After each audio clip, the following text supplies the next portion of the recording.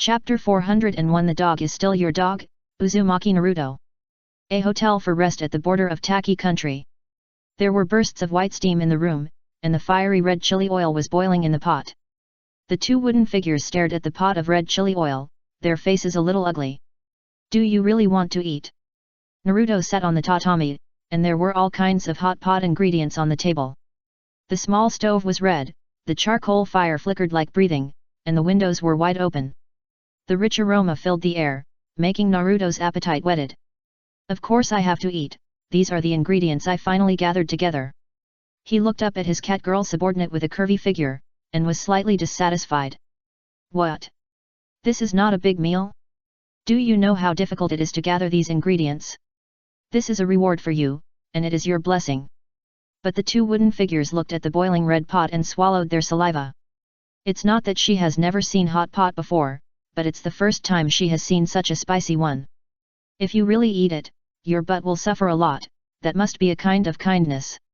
2 days ago, after Naruto succeeded in obtaining the sword Samehada, he suddenly proposed to speed up his pace. As long as the two Yukatos followed him and accelerated their journey, they would treat her to a big meal when they arrived at Taki country. The two Yukatos had no money on them, so all the expenses had to be paid by Naruto.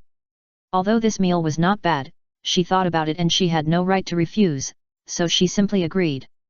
The non-stop journey was really hard, even if she was the tailed beast Jinchuriki, she almost couldn't bear it. On the contrary, Naruto was like nothing happened, and she endured 2 days before arriving at the border of Taki country. I thought she could have a good rest, and it was indeed the case, but what she didn't expect was that there was such a pre-promised big meal waiting for her. Is it too spicy? The two Yukatos sat down, put his hands on the edge of the table, and couldn't bear to look at the boiling red pot. I'll just eat a little. Whatever you want. Naruto just wanted to save money, and this was indeed the cheapest big meal, and he wanted to eat it by the way. As for the two Yukatos, as long as she had no objection, it was fine. Hot pot is a very common way of eating in the ninja world, but generally, the base of the hot pot is not too spicy. This red pot was made by Naruto himself and taken out from the sealed space. I'll just eat a little, that's enough. The two Yukato reluctantly stretched out their chopsticks to pick up some, and after eating the first bite, they were sweating all over their foreheads. Shaha shaha, the two didn't say a word and ate the hot pot silently. With the sound of gurgling, they ate the hot pot with big mouthfuls of hot pot while enduring the spiciness. Click, 2 pairs of chopsticks were inserted into a piece of tofu. Yukato looked at Naruto with a little reserve, and moved his eyes away without moving his chopsticks. Didn't you only eat a little? He was a little angry. I didn't eat much, it was just a little. The two Yukato were a little lacking in confidence, but she didn't expect the hot pot to be so delicious. The taste of the hidden cloud village is light, either highly sweet food or large pieces of barbecued meat. Hot pot is actually rare, even the light mushroom soup pot is relatively rare. Since she is already a lackey of the villain, she just lets herself go. Why not eat if you can? Being reserved does not bring pleasure, just eat, eat, eat. Forget it. Naruto was a little speechless and let go of his chopsticks.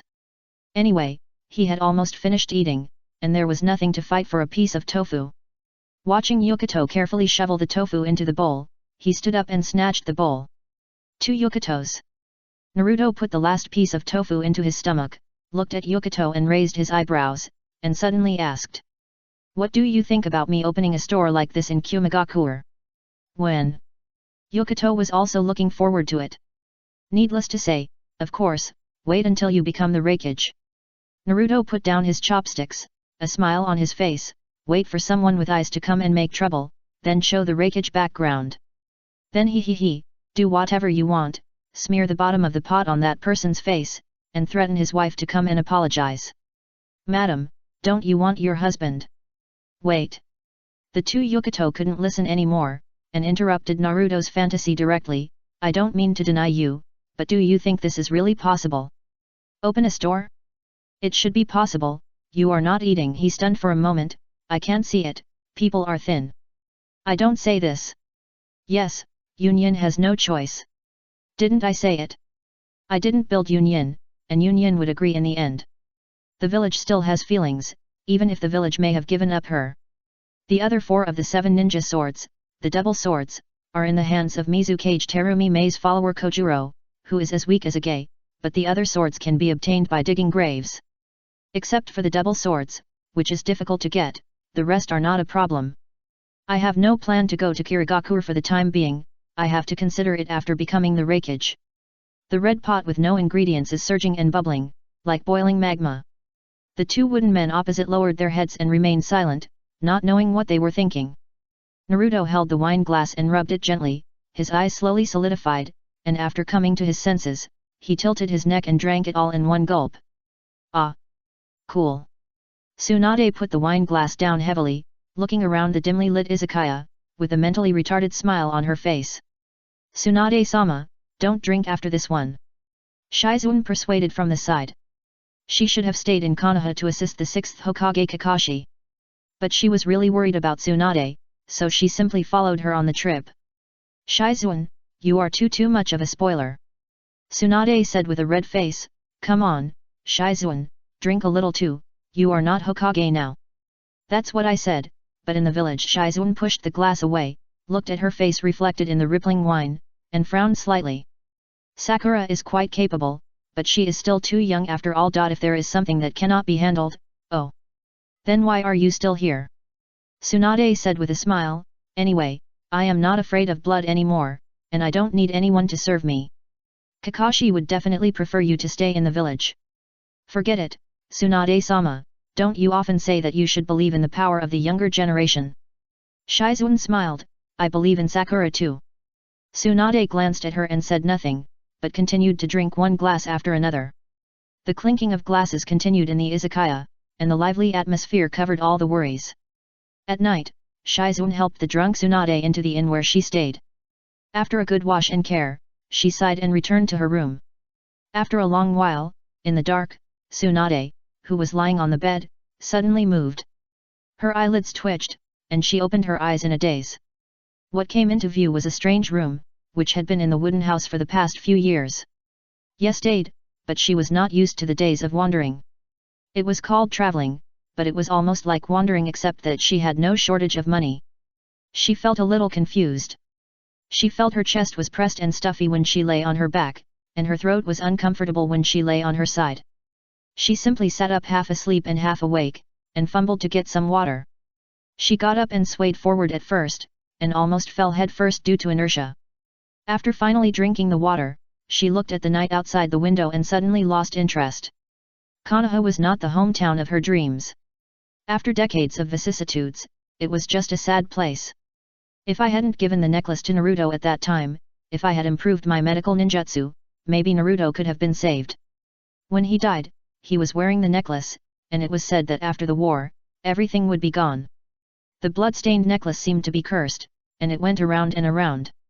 Perhaps the only one who survived was the yellow-haired man, but that day I clearly saw Naruto being pierced through the heart by Orochimaru, but he still survived.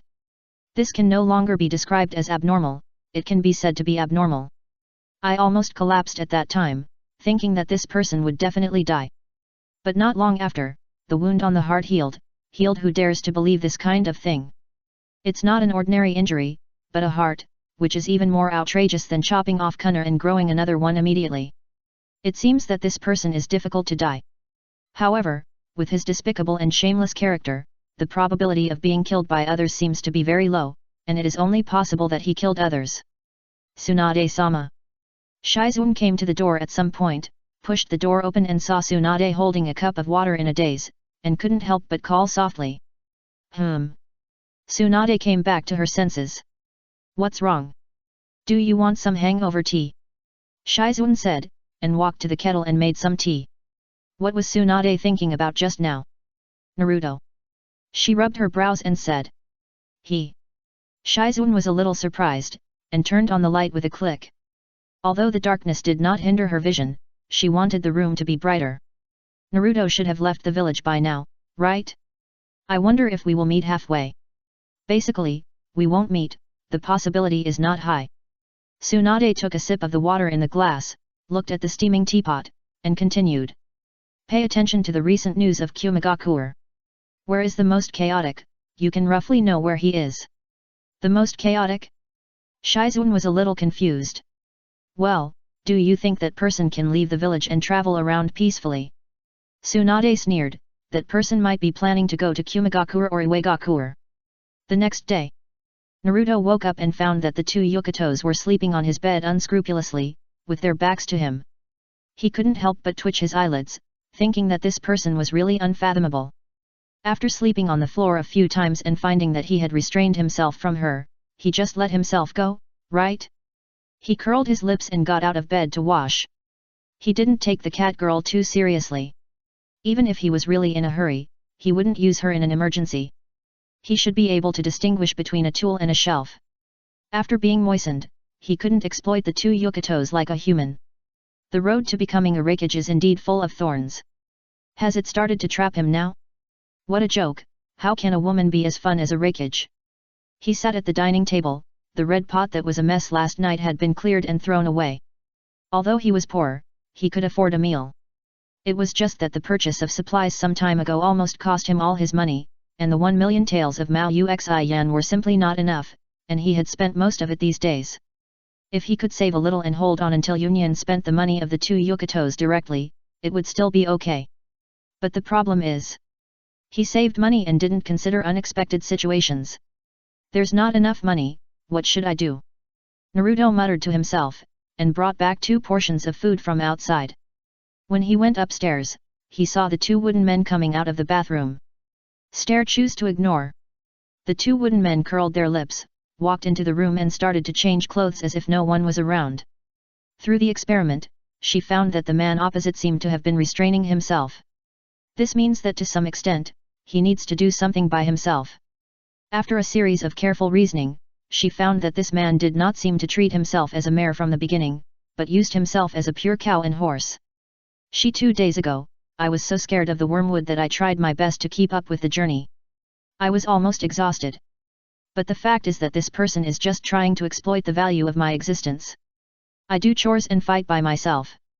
Except for not warming the bed, I do everything by myself. Damn it. Her rebellious psychology suddenly rose up, and she simply let herself go. Although she is a subordinate, she is not treated like a cow or a horse. Who can stand this?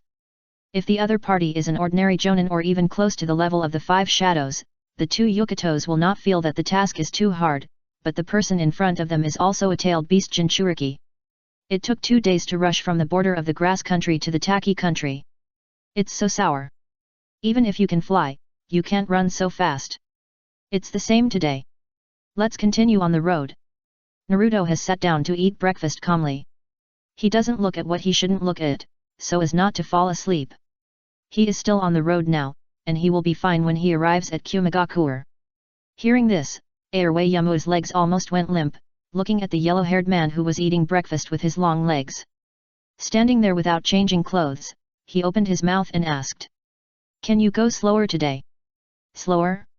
That's not possible." Naruto refused without even raising his head. How could he spend too much time on the road, get to Kumigakure earlier, get things done earlier? Okay. Airwayamu sighed, thinking what sin he had committed. Can't you take me back to that space? No. Is it because I can't go back after I got out? She asked with some curiosity, and the last bit of hope in her heart was extinguished, ready to accept this miserable torture. No, it's too tiring to travel alone, I don't want you to be idle. He said. Chapter 402 People in Kumigakure have become villager A, but the two-tailed beast. No way, that's it. Naruto stopped helplessly. Hurry up, don't dawdle like a woman. The 2 wooden people were soaked in sweat, as if they had just been fished out of the water. She looked up at Naruto, gritting her teeth and obviously very angry. I am a woman, damn it. Can you slow down? Slow down? Do you think you are playing tricks? Naruto said in a dissatisfied tone, we are in a hurry, slowing down is a waste of time, can't you hold on? I can't hold on, I won't run anymore, I can't run anymore. Miss Catgirl broke the jar and lay directly on the ground to let you pick and do whatever you want, beat me to death, I won't run anymore, you do it. Hearing this, Naruto walked to her side, looked down at her a few times and curled his lips. What's the point of bullying someone who won't resist? Of course, you still have to run. Why should I hit you? I just like to see you running out of breath. Naruto had no intention of showing any mercy to her and pulled her up. I have no strength left. I can't move. She was as soft as a puddle of mud. The high-load travel was simply a torture. Her spirit was on the verge of collapse. At worst, I'll give you one time. No need. I'm not interested in the fuel tank port. He refused directly and looked at the two wooden men. You can't move? What should I do? Naruto looked troubled and scratched his head. In fact, there are other ways. You don't have to rely on your feet to travel. What? The two wooden men's chest rose and fell violently. The sweat on her forehead flowed into her eyes and it was a little itchy, so she could only squint and look at him. Spend money. Naruto made a gesture of counting money and said disdainfully, there are still means of transportation in this world. If you pay this money, I will let you go. Where do I get the money? Youmuran was speechless, unless I return to Kumagakure. Ahem, this is not Kumagakure. Naruto reminded her, but there are ways. We don't have money but others do. Ah? How can that be possible? She was stunned and could not accept such an unscrupulous proposal at all. You got it wrong. I mean wandering ninjas. Naruto smiled. I'm a good person who abides by the law. How could I possibly attack civilians? Wandering ninjas have high combat power and often attack civilians for money. They usually commit crimes in gangs. I've met quite a few on the road. How about finding an opportunity to rob them? How can this be possible? The two Yokato's faces darkened instantly, staring at Naruto with cold eyes. Even if I've been taken by you I still have a bottom line. No matter what, I'm still a ninja. Ninja? Ah. It hurts. Please, spare me. A female wandering ninja knelt down in the dark night, covering her thighs and begging for mercy in pain. It was a dark and windy night, and she regretted it. She had heard from her predecessors that the wind was strong recently, and it was not recommended to commit crimes against the wind at this time. But he had lost too much these days, and he had no choice but to take risks. Originally, he was still lucky that he would not run into the yellow-haired duo who were specializing in robbing thieves recently. But who could have thought that he would fall before he could stand up again? You are narrow-minded, and you still want to be let off. Naruto stood aside with his hands folded and sneered. The woman begging for mercy on the ground had just killed the entire family of Jingshang, and was blocked by him and Yokoto. The composition of wandering ninjas is complex, and it is not a group that can be summarized in one word. There are rebellious ninjas, voluntary wanderers, and extremely vicious people, each with their own stories. If it wasn't by chance, who would believe that this weak airport woman on the ground was a wandering ninja who killed people without blinking an eye? People's hearts cannot be looked directly at, and judging people by appearance is even more naive. The two Yokoto's Muren had no patience to listen to a homosexual's nagging, so he took her life directly. He stared at the family that was wiped out and shook his head. Let's go, she said, and continued to look for the unlucky guy. Although the two were short of money, they still didn't touch some money. Even if the family had already, but this is the way the world is, order can't completely protect civilians. Some Asian teenagers whose parents have died, have sisters and houses, and have inherited a trace of blood. If they accidentally burst out with power, they will also hook up with wandering ninjas. After all, the growth of ninjas requires systematic teaching, even 3 axes need someone to lead. This also leads to chaos in this world, and the death of some civilians is not a big deal. Rich people will choose to live in ninja villages, or enter metropolitan cities in various countries, or settle down in large towns. If they have no money, they will live in seclusion directly, and those who are bolder will live in ordinary villages. If they encounter troubles or wandering ninjas, they usually cooperate and go to the ninja village to ask for help afterwards. After all, the unstable factors of wandering ninjas are also loved by the rich. At the same time, they are also the targets of prevention and crackdown by major ninja villages. As for complete elimination, that is completely impossible. Wandering ninjas are like weeds that will never stop growing. Unless one day the Otsutsuki exterminate the life on the planet, the chakra will completely disappear. After all, the blood of the Otsutsuki hybrids will not disappear, but will continue to become thinner. After a period of time, there is a small probability that a hybrid with higher purity will be produced. Recently, wandering ninjas in this area have not shown up. Let's change places, Naruto said nonchalantly, his eyes wandering around. This is a small tea house. The two people ordered a few plates of snacks and 2 cups of fragrant tea on the table. The curling white mist rose, lightly covering the frowning brows of the 2 wooden people. We have visited all the famous ones, and the rest dare not show up. The 2 wooden people nodded, agreeing to this suggestion. Naruto ate and observed Yukito. Seeing that she no longer resisted these things, he couldn't help but grin. This was also part of the training. Compared to Kurama Yakumo and Hydrangea, Yukito's ability was obviously stronger. But at the same time, she was also a Kumigakure ninja, and it was impossible for her to choose to be a traitor directly. Even if she made a decision, she would definitely hesitate and waver repeatedly. What he had to do now was to polish Yukito and influence her physically and mentally. The bottom line was like a girl's underwear, which was broken little by little. There was a first time and a second time, and the mouth of the stream would eventually become a leak. The journey could be slower, but it must be ensured that Yukito did not sit on the fence. There were not many guests in the tea house, and they were separated by a distance, so there was no possibility that the conversation was overheard by the other seat. After a while of silence, Yukito suddenly looked up and asked, "Why do you think those wandering ninjas can be so cruel and attack civilians? What's so strange about this? This is the real ninja world." Naruto looked like he was used to it. Ninjas are born killing machines. They are either at war or on the way to war. Wandering ninjas are not regular ninjas. They dare not attack the people protected by ninjas, so they can only swing their swords at civilians. Hearing this, the 2 Yukitos said nothing more. She was not a naive genin. She climbed all the way to the position of elite jonin and had seen a lot of bloody storms. What she said just now was just a temporary touch, and she didn't take it too seriously. A few days later, the 2 of them went to several places, changed several means of transportation, and finally arrived at the Land of Lightning. On the way, Naruto didn't make trouble, nor did he instill any strange things in the 2 Yukitos. He knew that too much is as bad as too little, and changing a person's mind is not something that can be done overnight. Besides, the 2 Yukitos are in a special situation. According to the system, Yukito and he have been bound to a subordinate relationship. There is no need to worry about being betrayed by the cat girl, but the same belief can ensure that things go more smoothly.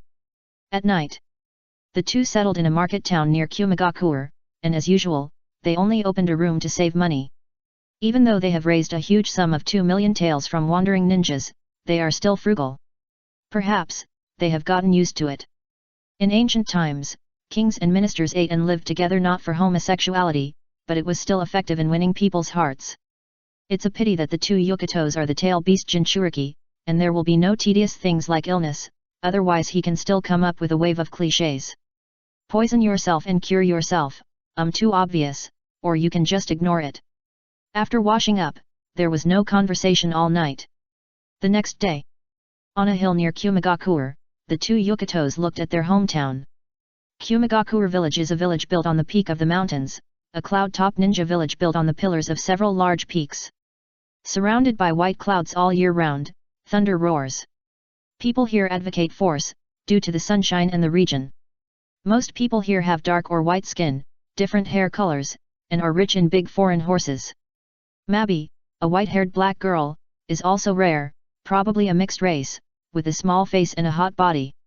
Men are big and strong, of course there are also small dogs, but those who are at the peak of ninjutsu are big guys like the 4th generation Reikage AI. While shouting about being big and hard, the muscular big guy moves with vigor. These are all the impressions Naruto has of the village of Kumigakure, advocating strength and being brave and fierce. Reikage is the strongest in the whole village. A man, good at lightning escape and ninjutsu.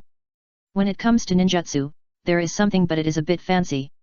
The successive generations of Reikage AI can combine lightning escape ninjutsu and taijutsu to play one trick after another. But compared with Might Guy's 8 gates of ninjutsu, he is still a younger brother. Even if Naruto is arrogant, he dare not say that he can take Kai's kick. It is precisely because of Kai's foundation that Naruto is not afraid of the 4th generation Reikage AI. Last time he was able to disrupt Kumigakure, he came back after 2 years and still did it. Thinking of Chendeizai back then. Hide for a while, the people of Kumigakure Enbu may find us. Airway Yamuran spoke up, interrupting his fantasy. Oh, okay. Naruto had to succumb to reality, but at the same time he couldn't help but sigh that it was convenient to have locals and familiar with the road. During this period of time, Airway Yamuran has let go of his resistance to Naruto. Now that she has seen her hometown again, she doesn't have the waves she expected. In just 2 years, she has completely changed. She can't go back. If she shows up again, she will probably face endless interrogation by the Kumigakure Enbu. Yu sighed. She turned around and found Naruto staring at her. She was shocked. What are you doing? Where are you hiding? He rolled his eyes. The mountain under his feet was lonely. You said you wanted to hide, but how can you hide in this situation? Go in. Ah, that's what you said.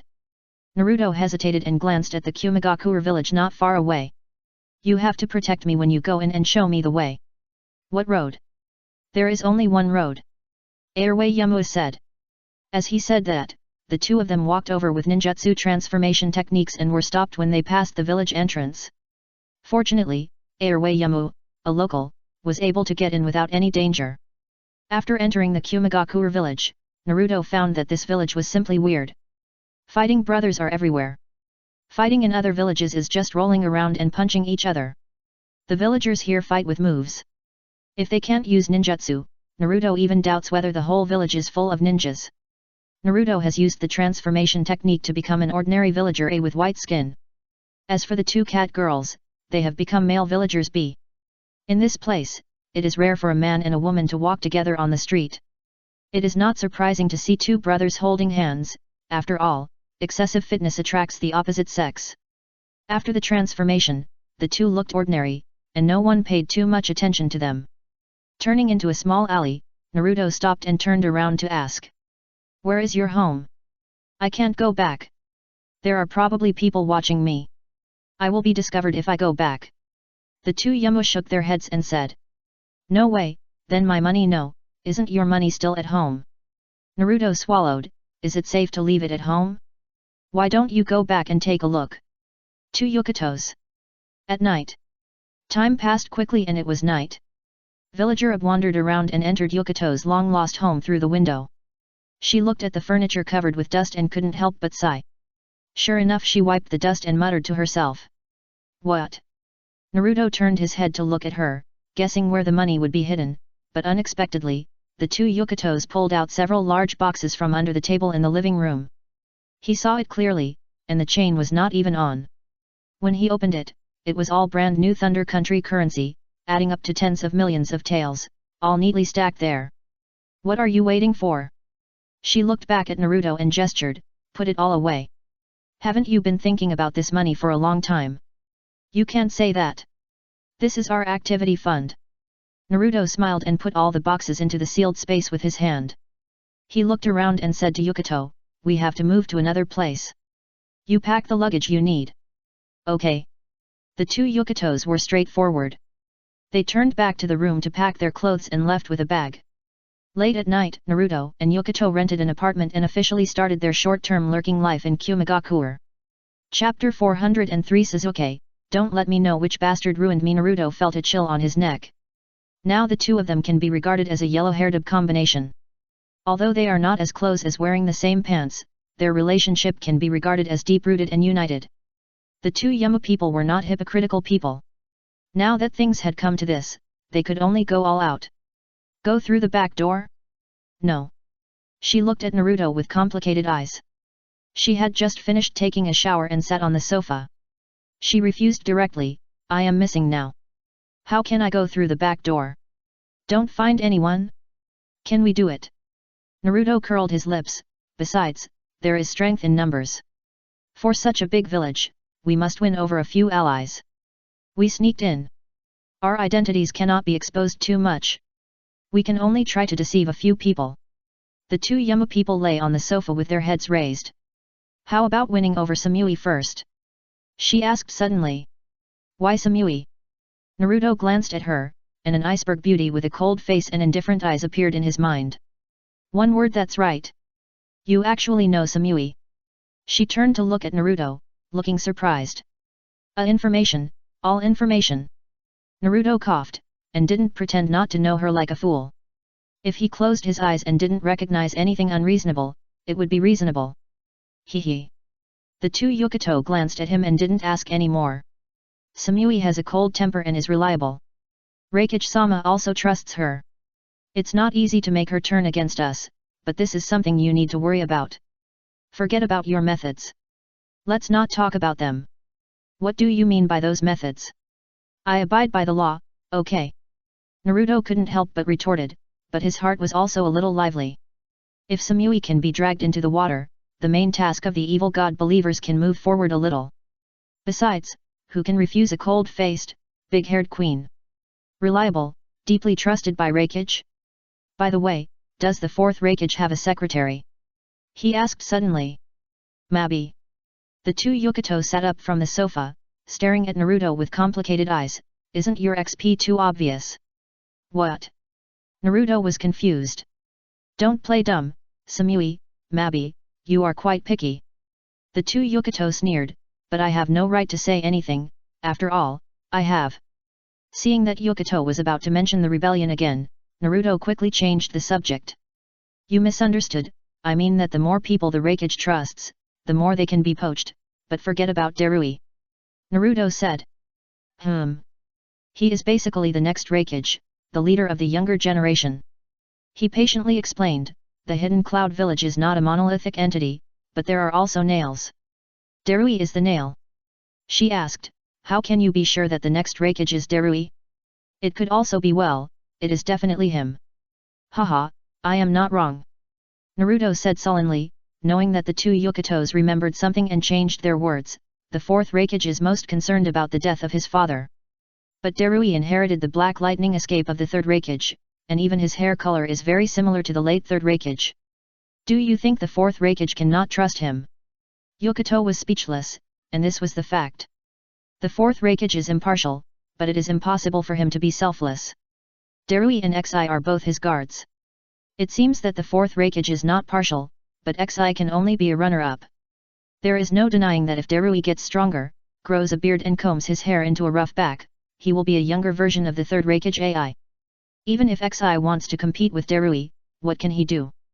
The Reikage invasion plan was initially planned during the two people's casual conversation. First, infiltrate the Reikage and pull the traitor to rebel. This is almost the same as NTR, only Naruto has more tricks. It is true that his innate talent has been opened, and the blood of the yellow-haired body has awakened. As for the plan after poaching, he did not mention it or ask the two Yukito. Obviously, poaching is just preparation, and the main event will come later. What will Naruto do? Try to assassinate the fourth Reikage? Or attack the village and cause riots like last time? Chaotic thoughts kept emerging, and the two Yukito closed their eyes. With a whoosh, the fire started to burn. A woman's face appeared, wearing old-fashioned red-framed glasses, the lenses slightly reflecting light. Red hair, ordinary appearance, capable eyes. Sasuke, why don't you bite me again? Xiang turned her head to look at the person who had already woken up and leaned on her shoulder, and asked with a worried face. Jago silently used branches to stir the fire to make it burn more vigorously. Suijutsu went to keep watch, and danger would follow at nightfall. After all, this is the country of thunder with a tough folk custom, so we still have to be cautious. Next to the fire, Uchiha Sasuke, who was resting his head on Xiang's shoulder, looked a little pale and his eyes were sunken. The whole person looked like he had just recovered from a serious illness, his eyelids slightly raised, stared at Xiang and said hoarsely. No need, just a minor injury. But... Xiang hesitated to speak, she knew that Sasuke's temper always kept his word, but how could it be just a minor injury? In order to kill Danzo, Sasuke almost overdrawn his life. Although in that situation, Sasuke probably had no choice but to use his life to consume Danzo's life. But even if he successfully killed Danzo in the end, Sasuke almost lost half his life. Such a fight, no matter how strong the recovery ability is, it is impossible to recover completely. This is likely to leave a root of disease, even if he bites her. Sasuke slowly stood up, his face looked better. It was as if the weak boy just now no longer existed, and the anger of revenge replaced his spine, supporting him to continue living. The remaining warmth on Xiang's shoulder was taken away by the night wind, and her eyes dimmed a bit. Thanks to Sasuke's serious injury, this was the closest she had ever been to Sasuke. Sasuke was not a person who would be sad about the passing of time. He pulled out the Kusanagi sword in the light of the fire, and the sharp blade set off his sharp eyes. His obsession became stronger, and his waist and back straightened instantly. The Kusanagi sword is not a specific sword, but a type of sword. He sheathed the sword, glanced at Jago and Kagura, and spoke. The purpose of going to Kumigakure this time has been made clear. In order to find that person we must speed up our journey from tomorrow. Speed up our journey? Zionki was startled and said hurriedly, No, Suzuki, your injury. Don't worry about me, I know my body well. Suzuki untied the bandages on his hands one by one and threw them into the fire with a cold look. I want to see who is impersonating me. If I find out that the person is arranged by Uchiha Madara, I will not let them off easily. The masked man? Although he claims to be Uchiha Madara, there are loopholes in what he said. Zionki frowned and said, he obviously just wants to use us, or use you. I know. Suzuki looked indifferent. If he has no purpose, I don't believe what he said, even if it is half true and half false, it is half true.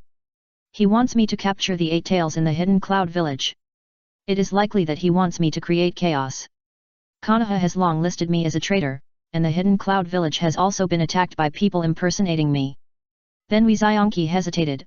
I heard that the more tails a tailed beast has, the stronger its power is. Can we really deal with the 8-tailed beast alone? Hearing this, Chugo looked up at Suzuki. Put aside the task of capturing the tailed beast and check who is impersonating me first. Suzuki gritted his teeth and said, that person must know something about me, otherwise could it be someone from Konoha? Zionki's mind turned quickly, looking at Suzuki and said, they are the only ones who know you well, or they are Orochimaru's people. Konoha. Suzuki thought about Naruto's reaction to him when he met him, so he shook his head and said, the memory of Konoha is very distant, they probably have forgotten me. Although he was happy that the people of Konoha had forgotten him, after all, there was a deep hatred between him and Konoha. He fled without looking back, but it was still a little unhappy.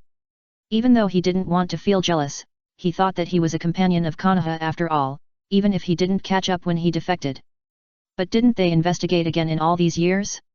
Those guys kept saying that they cherished their companions, but there seemed to be no waves when they met again. Naruto had changed a lot, but his attitude towards him was so casual.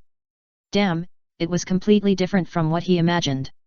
When you meet your former companions again, you find that you are in different camps. Shouldn't you feel jealous? But that day Naruto's behavior was like they met in the vegetable market, as if it was just an ordinary encounter. He even focused most of his energy on revenge against Suijutsu, and ran away after the fight. He should have brought the news back after he went back, right? Could it be that time really diluted everything, and even Sakura and Kakashi didn't care about his life or death? Forgot? Kaoru didn't know what was going on inside Konoha, but he didn't care too much. It's normal for people in the ninja village to be forgotten. What's more, Suzuki defected directly, so even if he was handsome, he wouldn't be popular for long. Could it be someone from Orochimaru's side? Although Orochimaru is dead, Kabuto Yakushi should still be active. Kaoru frowned. Besides, I always feel that Orochimaru is still alive recently. Although there is no evidence, my intuition is. Kaoru frowned even more when he was halfway through his speech. Orochimaru is dead, so there's no need to discuss this matter anymore. Suzuki interrupted forcefully, as for Kabuto Yakushi, he shouldn't have the energy to harass Kumigakure. Who could it be? The person who pretended to be Suzuki to deal with Kumigakure obviously wanted to hide his identity. Kaoru stared at the fire. Who would benefit from making you hated by Kumigakure and provoking conflicts? Uchiha Madara. Jago, who had been silent, suddenly raised his head and reported a name. Yeah, maybe it's Uchiha Madara. A light flashed in Xiang's eyes, and he said quickly, only Uchiha Madara has this motive, right? Uchiha Madara. Suzuki fell into deep thought, and after a long time, he held the handle of the knife and said, no matter who it is, don't let me catch him, otherwise I will chop him into meat sauce. Achoo! Achoo! Achoo! Naruto huddled on the sofa and sneezed several times for no reason. He had too many girlfriends, and he didn't know who was scolding him for being heartless. He sniffed and didn't care. If you want to support the 2 puppets to ascend to the throne of Raikage from wooden men, you must create chaos inside the hidden cloud village, preferably from the inside out. If you let your own people become Raikage, it will be convenient to use the back door in the future. The Hidden Cloud Village has developed lightning chakra heavy industry and a technological explosion. If you can control the Hidden Cloud Village, it will naturally be of great benefit to your plan to hunt the Otsutsuki. What's more, from a righteous point of view, you are saving the world. To put it another way, this is for the future of the Hidden Cloud Village, and humans will never be slaves. From a righteous point of view, he hopes that the authority of the Reikage can be in his own hands. It would be best if the cages of the 5 major countries would listen to him and stop fighting each other every day. Just stay quiet for 100 years, and fight as much as you want when you close your eyes. Coincidentally, the kowtow-loving Senju Hashirama also thought so, suppressing the ninja world with one person's strength. Naruto also thinks this is a good idea, but his waist is too hard to bend, so he can only make the 5 major cages of the ninja world kowtow to him. How great world peace is! Although the process is a bit cumbersome, he is doing it for the future of the human race. Standing on the moral high ground, he can only make the 4th Reikage suffer. If he has no intention of abdicating, then he can only trouble him to die. Anyway, Kumigakure also intends to start a war. Instead of waiting for them to provoke the 4th Ninja World War, it is better to nip the danger in the bud. What's wrong? The 2 Yukatos just came out of the room, wearing cool clothes, and did not mean to avoid suspicion at all. He took off his shoes and went into the kitchen to drink water, turning his head to look at him. Nothing, I guess someone is thinking about her. Naruto waved his hand and didn't care. He couldn't rest tonight, and he had a mission in the second half of the night. Are you sure you want to act tonight? The 2 Yukatos came out with a cup of water, and leaned against the kitchen door frame like his habit, staring at him lazily with his eyelids slightly raised. What? Samui is in danger. He was stunned for a moment. It's not too dangerous, but you tied her up, and someone will find it tomorrow. The 2 Yukatos pointed out the window and reminded. The Anbu of Kumigakure is not a pushover. Their intelligence network covers a wide range. It is basically impossible to conceal a senior ninja who has been missing for many days at home. It doesn't take many days. It can be done in 1 day at most. Naruto shook his head, but he didn't elaborate on what he could do. It's up to you. I'm just reminding you. After saying that, she shrugged casually, put down the glass and went back to her room to sleep. Looking at the backs of the 2 Yukatos returning to their rooms, Naruto's mouth twitched and his fists hardened. He knew that the 2 Yukatos were just trying their best to do things for themselves. He thought, wait, sooner or later you will be convinced. In the second half of the night, when it was about time, Naruto quietly went out of the window silently and headed straight for the central residential area of Kumigakure village. Chapter 404 Naruto, Uchiha Sasuke, never lie. The angry Samui could only compromise. This behavior of taking sex late at night is illegal, bad, and worthy of criticism. In order to avoid legal sanctions, Naruto knocked on the door, and then slipped in through the window when Samui opened the door. Anyway, it was an entrance, so it didn't matter where he entered. He had a signature yellow hair, and there was no sense of disobedience in the hometown of big yellow-haired horses like Kumigakure. Samui opened the door and found no one, frowned and turned back. While walking back vigilantly, he rubbed his sore shoulders. Being too big is not all good, just like hanging a thermos on the chest, either the waist or the shoulders will be sore. It will float up when taking a shower, which is not convenient at all. Walking to the corner of the sofa, she glanced casually and was suddenly stunned. A yellow-haired man was sitting on the sofa, looking at her with a faint look, as if he had been there from the beginning. This is Kumigakure village, the most heavily guarded central residential area in the Land of Lightning. There are patrols outside the Kumigakure Enbu, and it can't be said that the doors are not locked at night, but at least they don't have to wear so tight. Samui had never thought that someone would sneak into Kumigakure, and it looked like they were targeting her. This was even more outrageous, she was just an ordinary jonin. She didn't usually come into contact with confidential information, she just did missions occasionally. Even so, even if someone infiltrated Kumigakure, why would they find her? Who are you? Samui asked, pulling out the short knife tied to her thigh, shaking the sharp blade slightly, pointing it at Naruto, with a chilling aura. I'm just a Kamen rider passing by. Naruto smiled what he thought was a deep smile, and the next second, the sharp blade flew over and nailed his ear with a thud. This was a warning and also a test. Okay, I'll tell you. Naruto raised his hands in surrender without any backbone.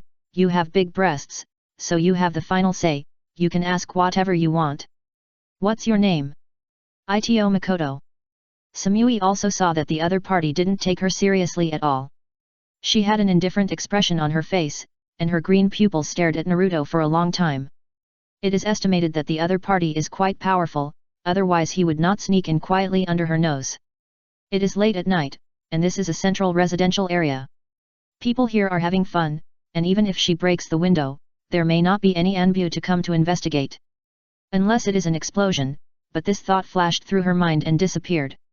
This is her house, explosion? What a joke, how much money will it cost to rebuild it? A momentary thought can decide many things. Samui chose to rely on her own strength and prepare to explore Naruto's background before making plans. What is your purpose? Haha, what do you think? Breaking into your house in the middle of the night, is it just to flirt with you? Naruto habitually talked about irrelevant things to distract Samui's attention. Flirting. Samui looked down at Yukiko with an indifferent expression, then come straight at it. Don't hesitate, tell me your purpose. Of course, this giant snow beauty, can I take up a little of your time? Naruto stood up with an indescribable smile, I want to tell you about our father and savior. Samui's brows were getting deeper and deeper. A strange person suddenly appeared in the middle of the night and said some strange words. She took out her short knife and decided to end it all. You will speak. Her voice was sharp, and her figure quickly moved closer. Naruto was at risk of being knocked unconscious by the giant snow, and he didn't want to make too much noise. He didn't draw his knife, but went straight up with his bare hands, dodged a knife and used the 4-symbol seal with his backhand. What? Samui saw several the obscure words flashed, and the whole person was sucked into a space uncontrollably. The sharp blade suddenly disappeared, and the living room became quiet instantly. The two wooden people stayed in the small apartment, tossing and turning, unable to sleep. This is a small apartment with 2 bedrooms and a living room. It doesn't have many advantages except that it is clean. She didn't care too much, knowing that she wouldn't stay here for long. That guy looked very patient, but in fact he wanted to take down Union in one day. That guy was mean and had no moral integrity at all. He really brought me to Union, but sneaked in without anyone noticing. With his shady methods, he might really be able to take down Samui. At that time, how should I deal with myself? After thinking about it, she sat up again. Looking at the dimly lit corner of the room, she muttered to herself. He's right. No matter what, he has set his sights on Kumagakure. Someone has to be the rebel. I can't stop him anyway, so let him get angry and look for someone else. It's better to be a traitor. Being in the position of Reikage can better protect Kumagakure. This is also a kind of loyalty to the village. If Naruto was present at this time, he would definitely applaud with tears in his eyes. Finally, someone understood his good intentions. It was not easy. However, at this time, Naruto was busy with the real Samui offline. Evil god believer? Haha, if you have the guts, kill me. Samui looked unconvinced in the sealed space, although she didn't know what had just happened. But she still drew out her short knife and prepared to fight Naruto. She would not believe a word of the enemy's words. Hearing this, Naruto looked up at the sky for a while and said. What era is it? There are still people who have such strange requests. Okay. Then I will fulfill your wish. Samui bravely rushed up, but soon turned around and ran away. She saw a bunch of red tentacles rushing towards her like lightning, and she was immediately panicked. Coward! If you are a man, fight me. The iceberg beauty was so angry that she originally planned to have a hand-to-hand fight with the man, and then a melee. But the man was too shameless. He didn't know where he got a bunch of red tentacles from. Upon closer inspection, it should be some kind of red tree, which can dance like branches. Isn't this what you asked for? I will kill you or be killed by you. Naruto was not angry at all, and controlled the redwood to chase Samui in the sealed space. It's amazing, your dribbling skills are first class. He kept saying sarcastic words to stimulate Samui, you run too slowly, affecting my enjoyment of the game. Damn it. Samui gritted his teeth in his heart, forcing himself to stay calm, running and dodging quickly, while thinking quickly. With a bang, the redwood branches directly pulled a big hole in the ground of the sealed space. Samui was secretly shocked, and was just feeling lucky that she had dodged. Suddenly, she felt her feet stagnate, her face turned pale, and she looked down. Sure enough, red branches were wrapped around her calves. Samui instinctively swung the short knife to cut off the branches, but more branches pulled up and locked her tightly.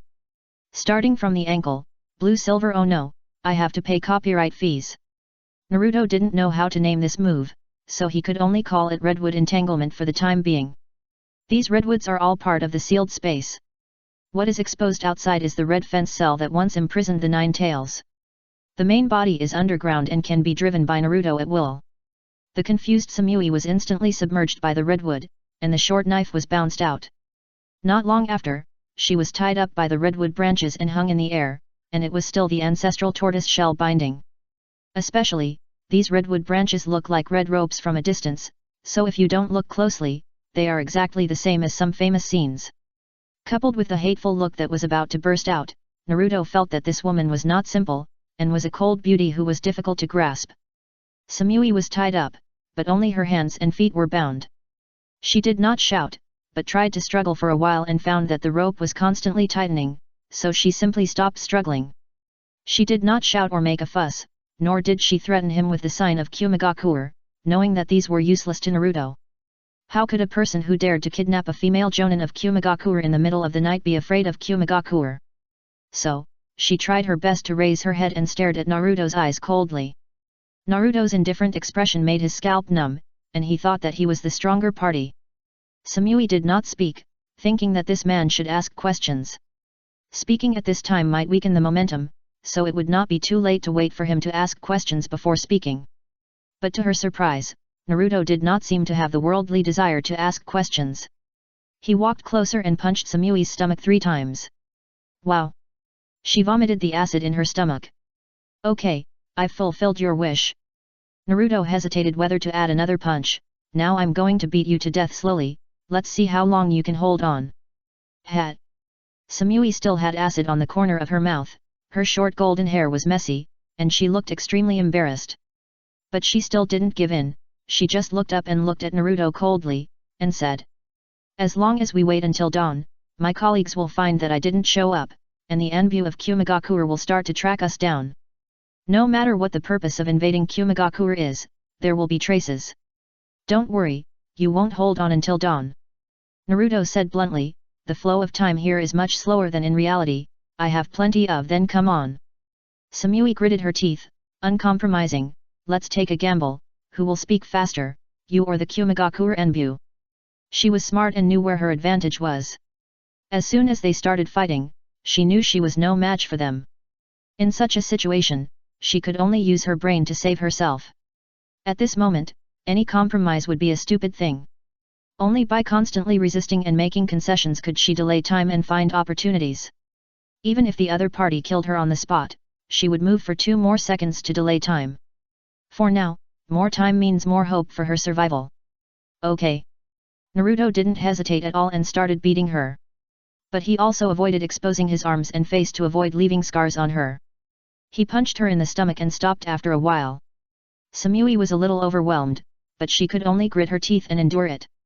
She thought to herself that this man didn't hold back when beating a woman.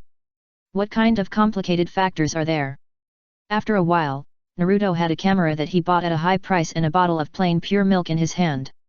He smiled and slowly approached Samui. What do you want to do? What? Naruto unscrewed the bottle cap and poured milk on Samui's head and body. Of course, take pictures of things that adults like to watch, what else can I do? No. Stop. Sam's pupils dilated slightly, and she finally realized what Naruto wanted to do, and she began to struggle hard. Even if she was treated like that now, it was better than the photo being spread out. If the photo was spread out, she would not be able to continue living in this place.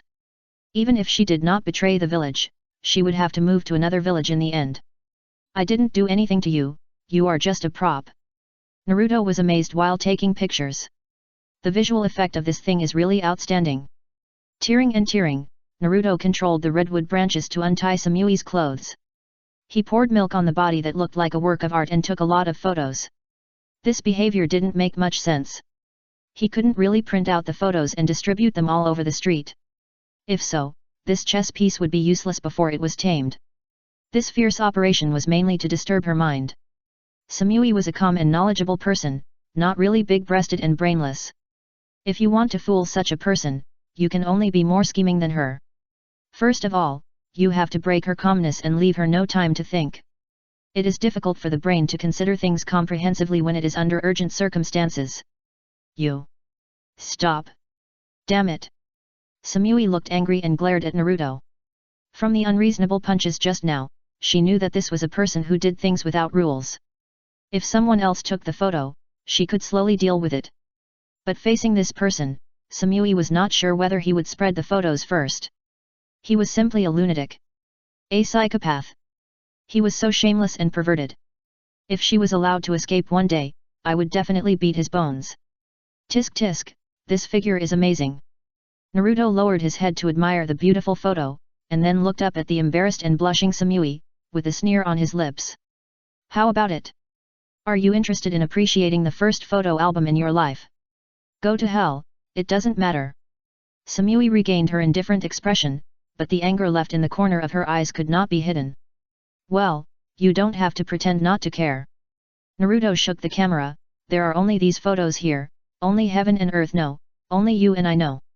I won't ask you any secret information about Kumagakure, and I guess you won't tell me even if you know it. Let's compromise. If you are willing to become a believer of the evil god, I will let you go. How about that? Hearing this, Samui's heart trembled. She had heard of the name of the evil god, an unknown god created by the kingdom of soup, and it was said that he always liked to do some large-scale evil rituals. But compared to the leakage of photos, verbally pretending to agree to become a believer of the evil god is not a big deal. Anyway, it's just a casual promise, and it won't come true. Where are the photos? She asked with gritted teeth. Return them in full. Really? Samui asked with a flicker in her eyes. Of course I'm serious, Sasuke, never lie. Naruto said with a solemn oath. Chapter 405 I'm not that kind of person, Mabi, Cloud Hidden Knowledge Area Big V. Samui knew the Uchiha clan, but didn't know who Sasuke was. After hearing Naruto say that, she thought it was his name and didn't think much about it. It's normal to have a name but no surname in the ninja world, not to mention how many wandering orphans there are. The 5 major countries can't be said to be in dire straits, but it's not an exaggeration to say that a large area is poor. Okay, I promise you. Samui nodded in agreement. Very good. Naruto snapped his fingers, and Hungmu let go of Samui. The next second, a thought suddenly popped up in her mind. Asking her if she was really willing to become a follower of the evil god, Samui hesitated at that moment. But she saw Naruto staring at the camera, and she gritted her teeth and chose yes. The thought flashed through her mind, and the next second, Samui felt that her body seemed something was wrong. But she couldn't tell what was wrong for a while, until she looked up and met Naruto's eyes, and then she suddenly understood. Hatred disappeared. I just wanted to cut him into pieces, but now it seems that I can't hate that person at all. It's over, something is wrong, was he tampered with? What did you do to me? Samui held the knife, and her face changed. No, don't frame me, I haven't had time to do it yet. Naruto also denied it directly. You can't say such things, I'll sue you for defamation. You bastard. Samui gritted his teeth. Even if he was cold-tempered, he realized that he was probably fooled and couldn't calm down at all. Naruto opened the panel, and sure enough, Task 3 moved forward by 1/10 and was close to the halfway point. At the same time, Samui's corresponding panel popped up. Samui. Hidden Cloud Village Jounin female 27 years old. Evil God Believer operable, options hidden. Talent, short knife assault. Evaluation, a beautiful lady with erudition and cold temperament. I didn't say anything, it was all your own will. Seeing that his goal was achieved, Naruto pouted and threw the camera directly to Samui. Samui's eyes were cold. She took the camera, looked at it, and crushed it. Hey, it's expensive. Naruto felt a little distressed. Now he is not a billionaire. Just destroy the film. Why is the camera so violent? When the sun rises, the Kumagakure Enbu will find out that I am missing, and the whole village will be under martial law. Samui looked at Naruto coldly with a slightly mocking expression. Are you Kumagakure Enbu very powerful? Naruto frowned. What do you think? No matter where you hide, the Enbu will find you out. Samui tilted her head and looked at Naruto. Naruto looked at her seriously, and then he controlled Hungmu to tie her up again with a thought, still using traditional craftsmanship. This time he didn't even bother to say anything, and just beat her up. It's not even dawn yet, I'll beat you up first. Ah! What are you talking about? I'll beat you up if you shout. Naruto didn't have any sympathy for women, he just wanted to beat them up. They were enemies anyway, the harder he hit them, the better. He was now beginning to worry about why the evil god's followers didn't have the effect of brainwashing, although as long as they were included in the task panel, there would be a bond between the two. But the effect of this bond came too slowly, it could only keep them from betraying or hating each other, but there was no buff that increased favorability, which was so heaven-defying and royal. After beating for a long time, Samui finally became honest, saying nothing and hanging his head. I'm not afraid to tell you, this time I'm here for Kumagakure. Naruto clapped his hands and said bluntly, don't worry, I'll let you out before dawn. Are you so kind? Samui raised his head. Of course, my greatest strength is honesty, followed by kindness. He said shamelessly, but don't waste your energy. You can't reveal information about me to outsiders. After saying that, he reached out and nodded Samui's head. Right here, I didn't do anything strange to you, I just added a layer of insurance. I think you shouldn't mind, this is good for both of us. Samui thought to herself, is it useful for her to mind? Naruto liked Samui's eyes that wanted to hate but couldn't. So before dawn, he let the ragged Samui out. It was dawn. The two Yukatos, who had been tossing and turning all night and didn't sleep much, heard the movement in the living room, and their hearts tightened subconsciously, and their bodies tumbled instantly. She opened the door and looked into the living room, and found that it was Naruto who came back, and she was relieved. Did the mission go smoothly? She simply pushed the door open and walked out, pretending to be nonchalant as she walked towards the bathroom to wash up. It went smoothly, I guess it went smoothly. Naruto stared at Yukito's chest with a strange look. The latter felt his gaze and frowned immediately. He looked dissatisfied and wanted to say something, but stopped halfway through his mouth. After a while, she asked. You didn't give Samui to. Give what? Naruto was a little confused. Seeing that the explanation was unclear, the two Yukatos clapped their hands. Hey? What do you mean? He rolled his eyes immediately, is this the image of me in your eyes? I advise you to be careful when you speak, because the mouth can cause trouble. Isn't it? Yukato leaned against the bathroom door, you look hungry every day these days, and I feel flustered when you look at me. After the two of them stayed together for a long time, they didn't care much about what they said. The two Yukatos would not always speak with a straight face, and occasionally they would be very direct and venomous. Hearing this, he was speechless, but the facts made him unable to refute. Anyway, judging by deeds rather than intentions, the most important thing is the most important thing. I can still think clearly about this. He argued, besides, I was just looking around, not at you. Don't you know that girls are very sensitive to the sight of certain parts? She sneered. Are you still a young girl? Naruto was surprised. Bang! The bathroom door was slammed shut. Psycho! He cursed angrily and turned into the room. I must be crazy. Samui knelt down. She held her head on the floor of the living room and howled in pain. Why can't I write it? There was a pen and a piece of paper in front of her. She tried to write the news of Naruto's invasion on the paper, but found that she couldn't do it at all. She had just tried to say it out loud, but failed quickly. So Samui decided to change a way and write it on paper and hand it over. It could be handed over to the Anbu or directly to the fourth Reikage, but after trying it, she found that it was impossible to do it at all. Even if she had thought of what to say in her mind, as long as it involved Naruto, she couldn't say it at all. She couldn't write it, and she couldn't even put objects to hint at it. It seemed that there was an invisible curse in her mind, and any act of betrayal would be prohibited by the brain. She could think about it, but she couldn't pass it on. This is really too sloppy. Ah! Damn it! Samui leaned over and hammered the floor, and something kept bouncing. After struggling in vain, she entered the second state, calm. Samui sat on the sofa and carefully sorted out the whole thing. Combined with what Naruto said about coming to Kumagakure, she couldn't help but guess Naruto's purpose. He was cruel to her, and he didn't look like a pure and innocent little boy. He knew to avoid the vital points and only hit the pain points. He was completely an expert, which made people feel painful and humiliated. After thinking it through, she decided to contact Naruto again, maybe she could get more useful information. On the other hand, Naruto had already set his sights on Mabi, the secretary of the 4th Raikage. Mabu should often work overtime in the Raikage building, right? He noticed that the bathroom door was open, and turned around to ask, "What do you think of my action tonight?" "Mabii? You want to attack Mabii, are you crazy?" The two Yukatos were a little overwhelmed. Mabii is not that easy to deal with, and the Raikage building is heavily guarded. "You don't need to worry about this. Oh, by the way, this is your money." Naruto suddenly picked up 2 boxes of money and handed them to Yukato. "It's agreed that we will split it equally. This is all my money." The two Yukatos' emotions, which had just calmed down, rose instantly, and they shouted angrily, "You are too shameless. Thank you for the compliment, this is not your money, it should be our money." He corrected bluntly, "This is our business, don't get yourself clean."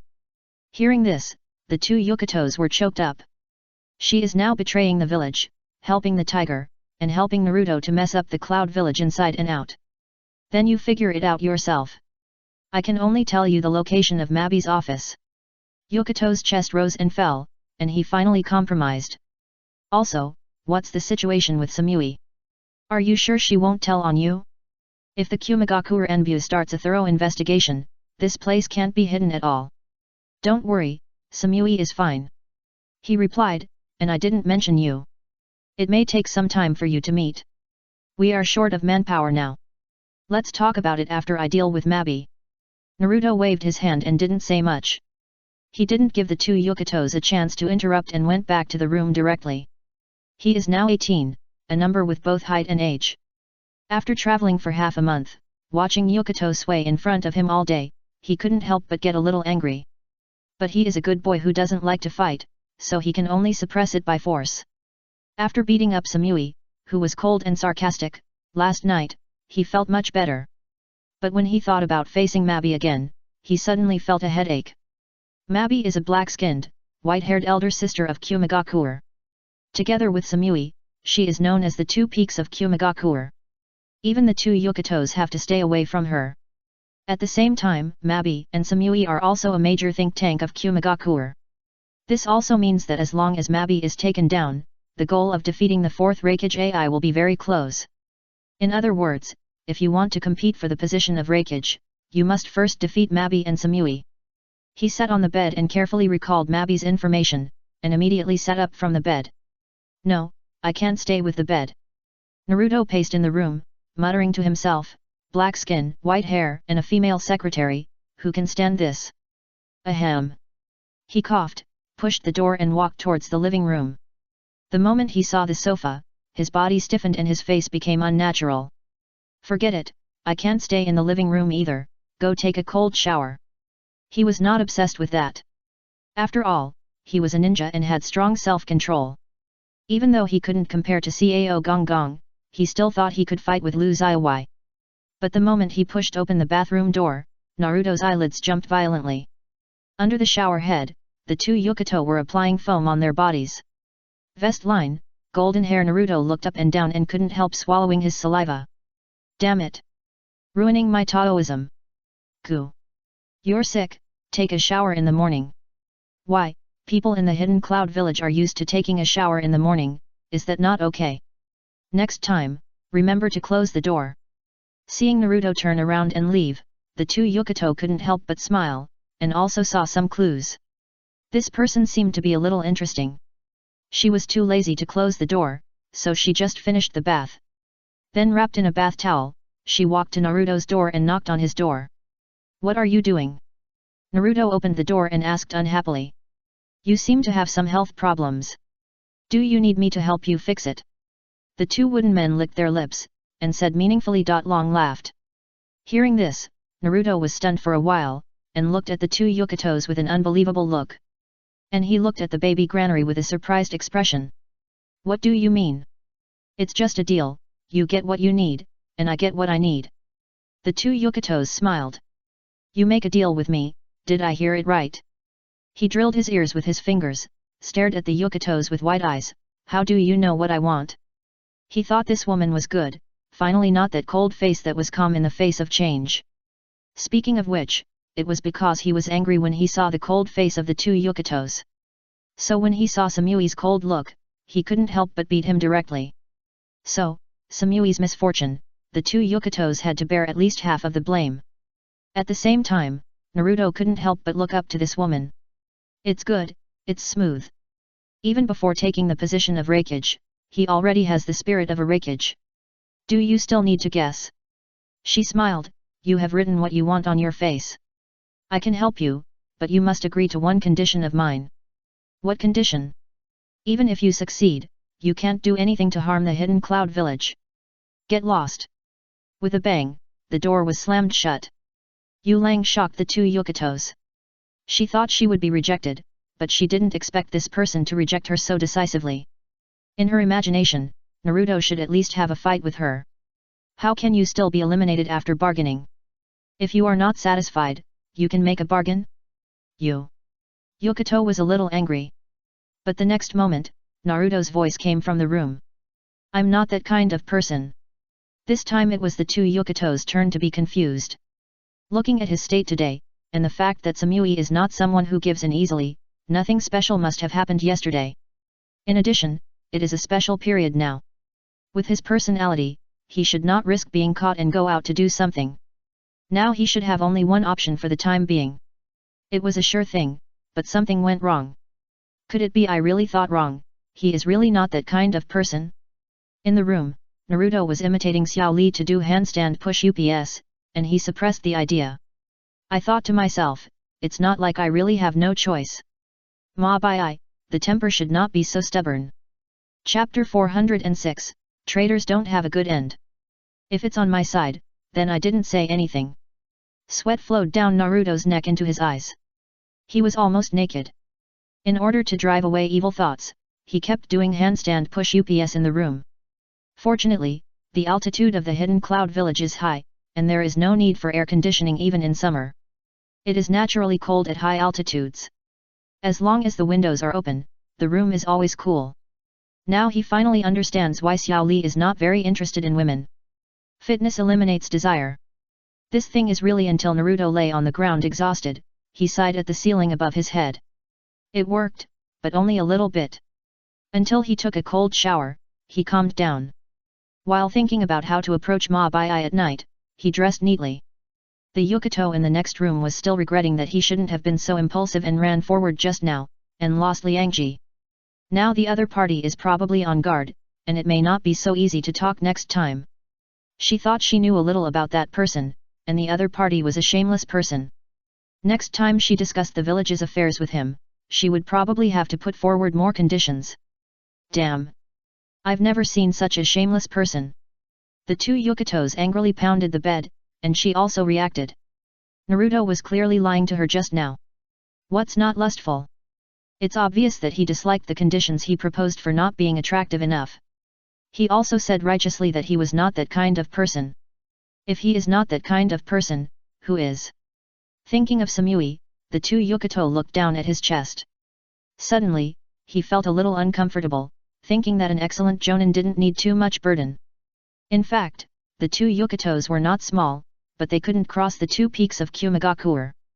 Although the size of Samui and Mabi should not be underestimated, what really excelled was their brain power. In comparison, the two Yukatos' advantages lie in their status, prestige, and the good fighting power of the tailed beast Jinchuriki. She is the best choice for the Raikage. As for Darui, Naruto didn't take it to heart. At night, Naruto followed the same method and sneaked out, avoiding the detection of the Kumagakure Enbu. Without much effort, he entered the Raikage building directly. From the outside, the Raikage building looks like a pagoda. There are guards at the entrance, but it is not strict, and you can get in with a little effort. Perhaps they didn't expect that anyone would dare to sneak into the Raikage building. Even for a jonin, it is not an easy thing to sneak into the Kumagakure village. Even if they can disguise their appearance and skin color, the Kumagakure Enbu has intensive surveillance and has always been a loose outside tight inside management model. If an uninformed spy sneaks in, he will soon be exposed. As for sneaking into the Raikage building, it is even more unrealistic. If you are not a core member who knows the place well, it is not that easy to sneak in without being discovered. As for internal traitors, they have never thought about it. Kumigakure may have anything, but not here may be a traitor, and all the members of Kumigakure who advocate gang spirit are as strong as a rock. In addition, the fate of traitors is extremely miserable, and the ninjas of Kumigakure would rather die than betray. It is precisely because of this that the two traitors, Yukito and Samui, are so miserable. The lights in the secretary's office of the Reikage are still on, and the tall Mabi is sitting at the desk processing documents. She has a high bun behind her head, a capable professional short skirt suit, and black stockings on her long legs. She has a head of white hair and her skin is slightly dark, as if covered with a layer of light chocolate sauce. But her appearance is different from most residents of the Land of Lightning. She is not a high nose, thin lips and full forehead, but rather a girl from the Land of Fire. The slightly dark skin has the attribute of white hair, and she is a professional secretary with a short skirt suit. She is a very gentle big sister with black stockings. Like Samui, they are all huge. When these factors were combined, some people had already clicked on the ignore the risk and insist on visiting option. With a rustle, Ma Bai opened a document. Suddenly, she felt a little uneasy, and she couldn't read the words on the document. The unexplained uneasiness made Ma Bai raise her head at that time, and her strong sixth sense warned her of danger. But after a glance, she felt that it was her own illusion. The office was brightly lit, and there was nothing unusual. "What are you looking for?" A voice suddenly sounded from above her head, and Ma Bai's pupils dilated instantly. "Ah!" Before she could make a sound, Naruto directly sucked her into the sealed space. This method is really tried and tested. He used this trick to catch Samui last time, and it works for Ma Bai now. Since he was standing on the Reikage building, Naruto didn't continue to do it. He quietly slipped along the wall and left the Reikage building very smoothly. Back at his residence, Naruto saw that Yukito's room was closed. Thinking that she was probably asleep, she didn't pay much attention and walked into the room lightly. However, when the door of his room was closed, the door of the next room suddenly opened a little. Yukito pressed her face against the door, struggling in her heart. Should she ask him if he succeeded? But she felt that she seemed to be more like an accomplice to the evil. She was afraid that he would be exposed if he failed, and then she would be implicated. It would be fine if she hid everywhere, but if she was found to be a traitor, not only would all her plans fail, but she would also lose her usefulness and might not be able to return to Kumigakure for the rest of her life. She might even have to turn against Kumigakure, and then she would be confirmed as a traitor. But she didn't want Naruto to succeed, as Samui had already suffered from his murderous hands. If Mabi also fell, wouldn't the fourth Reikage be surrounded by traitors? In the hearts of the two Yukitos, the village still occupies a certain position. She loves the village, but now she has to help Naruto to NTR herself. Rationally, she hopes that Naruto can take down Mabi. But emotionally, she always feels that there is a hurdle that cannot be overcome. Mabi is her companion after all. Ah! Damn it! Uzumaki Naruto, you are damned. The two Yukito felt that they were almost going crazy, and their fingers were deeply embedded in the door. This inner condemnation not only deeply troubled Yukito, but Samui was also curled up in the quilt and gnashing her teeth at this moment. Although her chastity was still there, she felt that she had lost something important. The yellow-haired man unscrupulously revealed his plan and was ready to muddy the waters of Kumigakure. And she was smart, and combined with the strange events that happened to her, she naturally knew what role she would play here. Damn it! Sasuke! I will never betray the village. Don't even think about it. Samui gritted her teeth, but she was stunned as soon as she said it. Something seems wrong. Why does the name Sasuke sound so familiar? She stuck her head out of the quilt and stared at the ceiling blankly. Sasuke, Sasuke? Uchiha Sasuke. Damn it! That bastard lied to me. You swear with someone else's name, you are such a dog. Tonight, at least 3 women in Kumigakure can't sleep because of him. The green Yamuren tossed and turned with hesitation. Samui, the lord of the highest peak of Kumigakure, was so angry that he hammered the bed and broke his defense. As the saying goes, if the water is too clear, there will be no fish, and if the people are too cheap, they will be invincible. As for the third person, Mabi was confused and found that his space ninjutsu was completely ineffective in the sealed space. Then he was tied up by Naruto with a grin on his face, still in the traditional tortoise-shell binding. Familiar place, familiar posture. Still the traditional formula, still the same person, looking at the black-skinned and white-haired Mabi with a sly smile. His eyes swept from the white hair on his head to the black silk stockings, and he even touched them. Who are you? Why are you in the Reikage building? Mabi's face was cold, but he was calm, staring at Naruto. Why do you like to ask this question?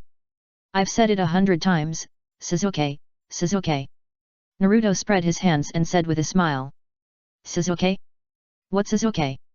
She thought about it, frowned slightly, and reacted suddenly, Uchiha Sasuke?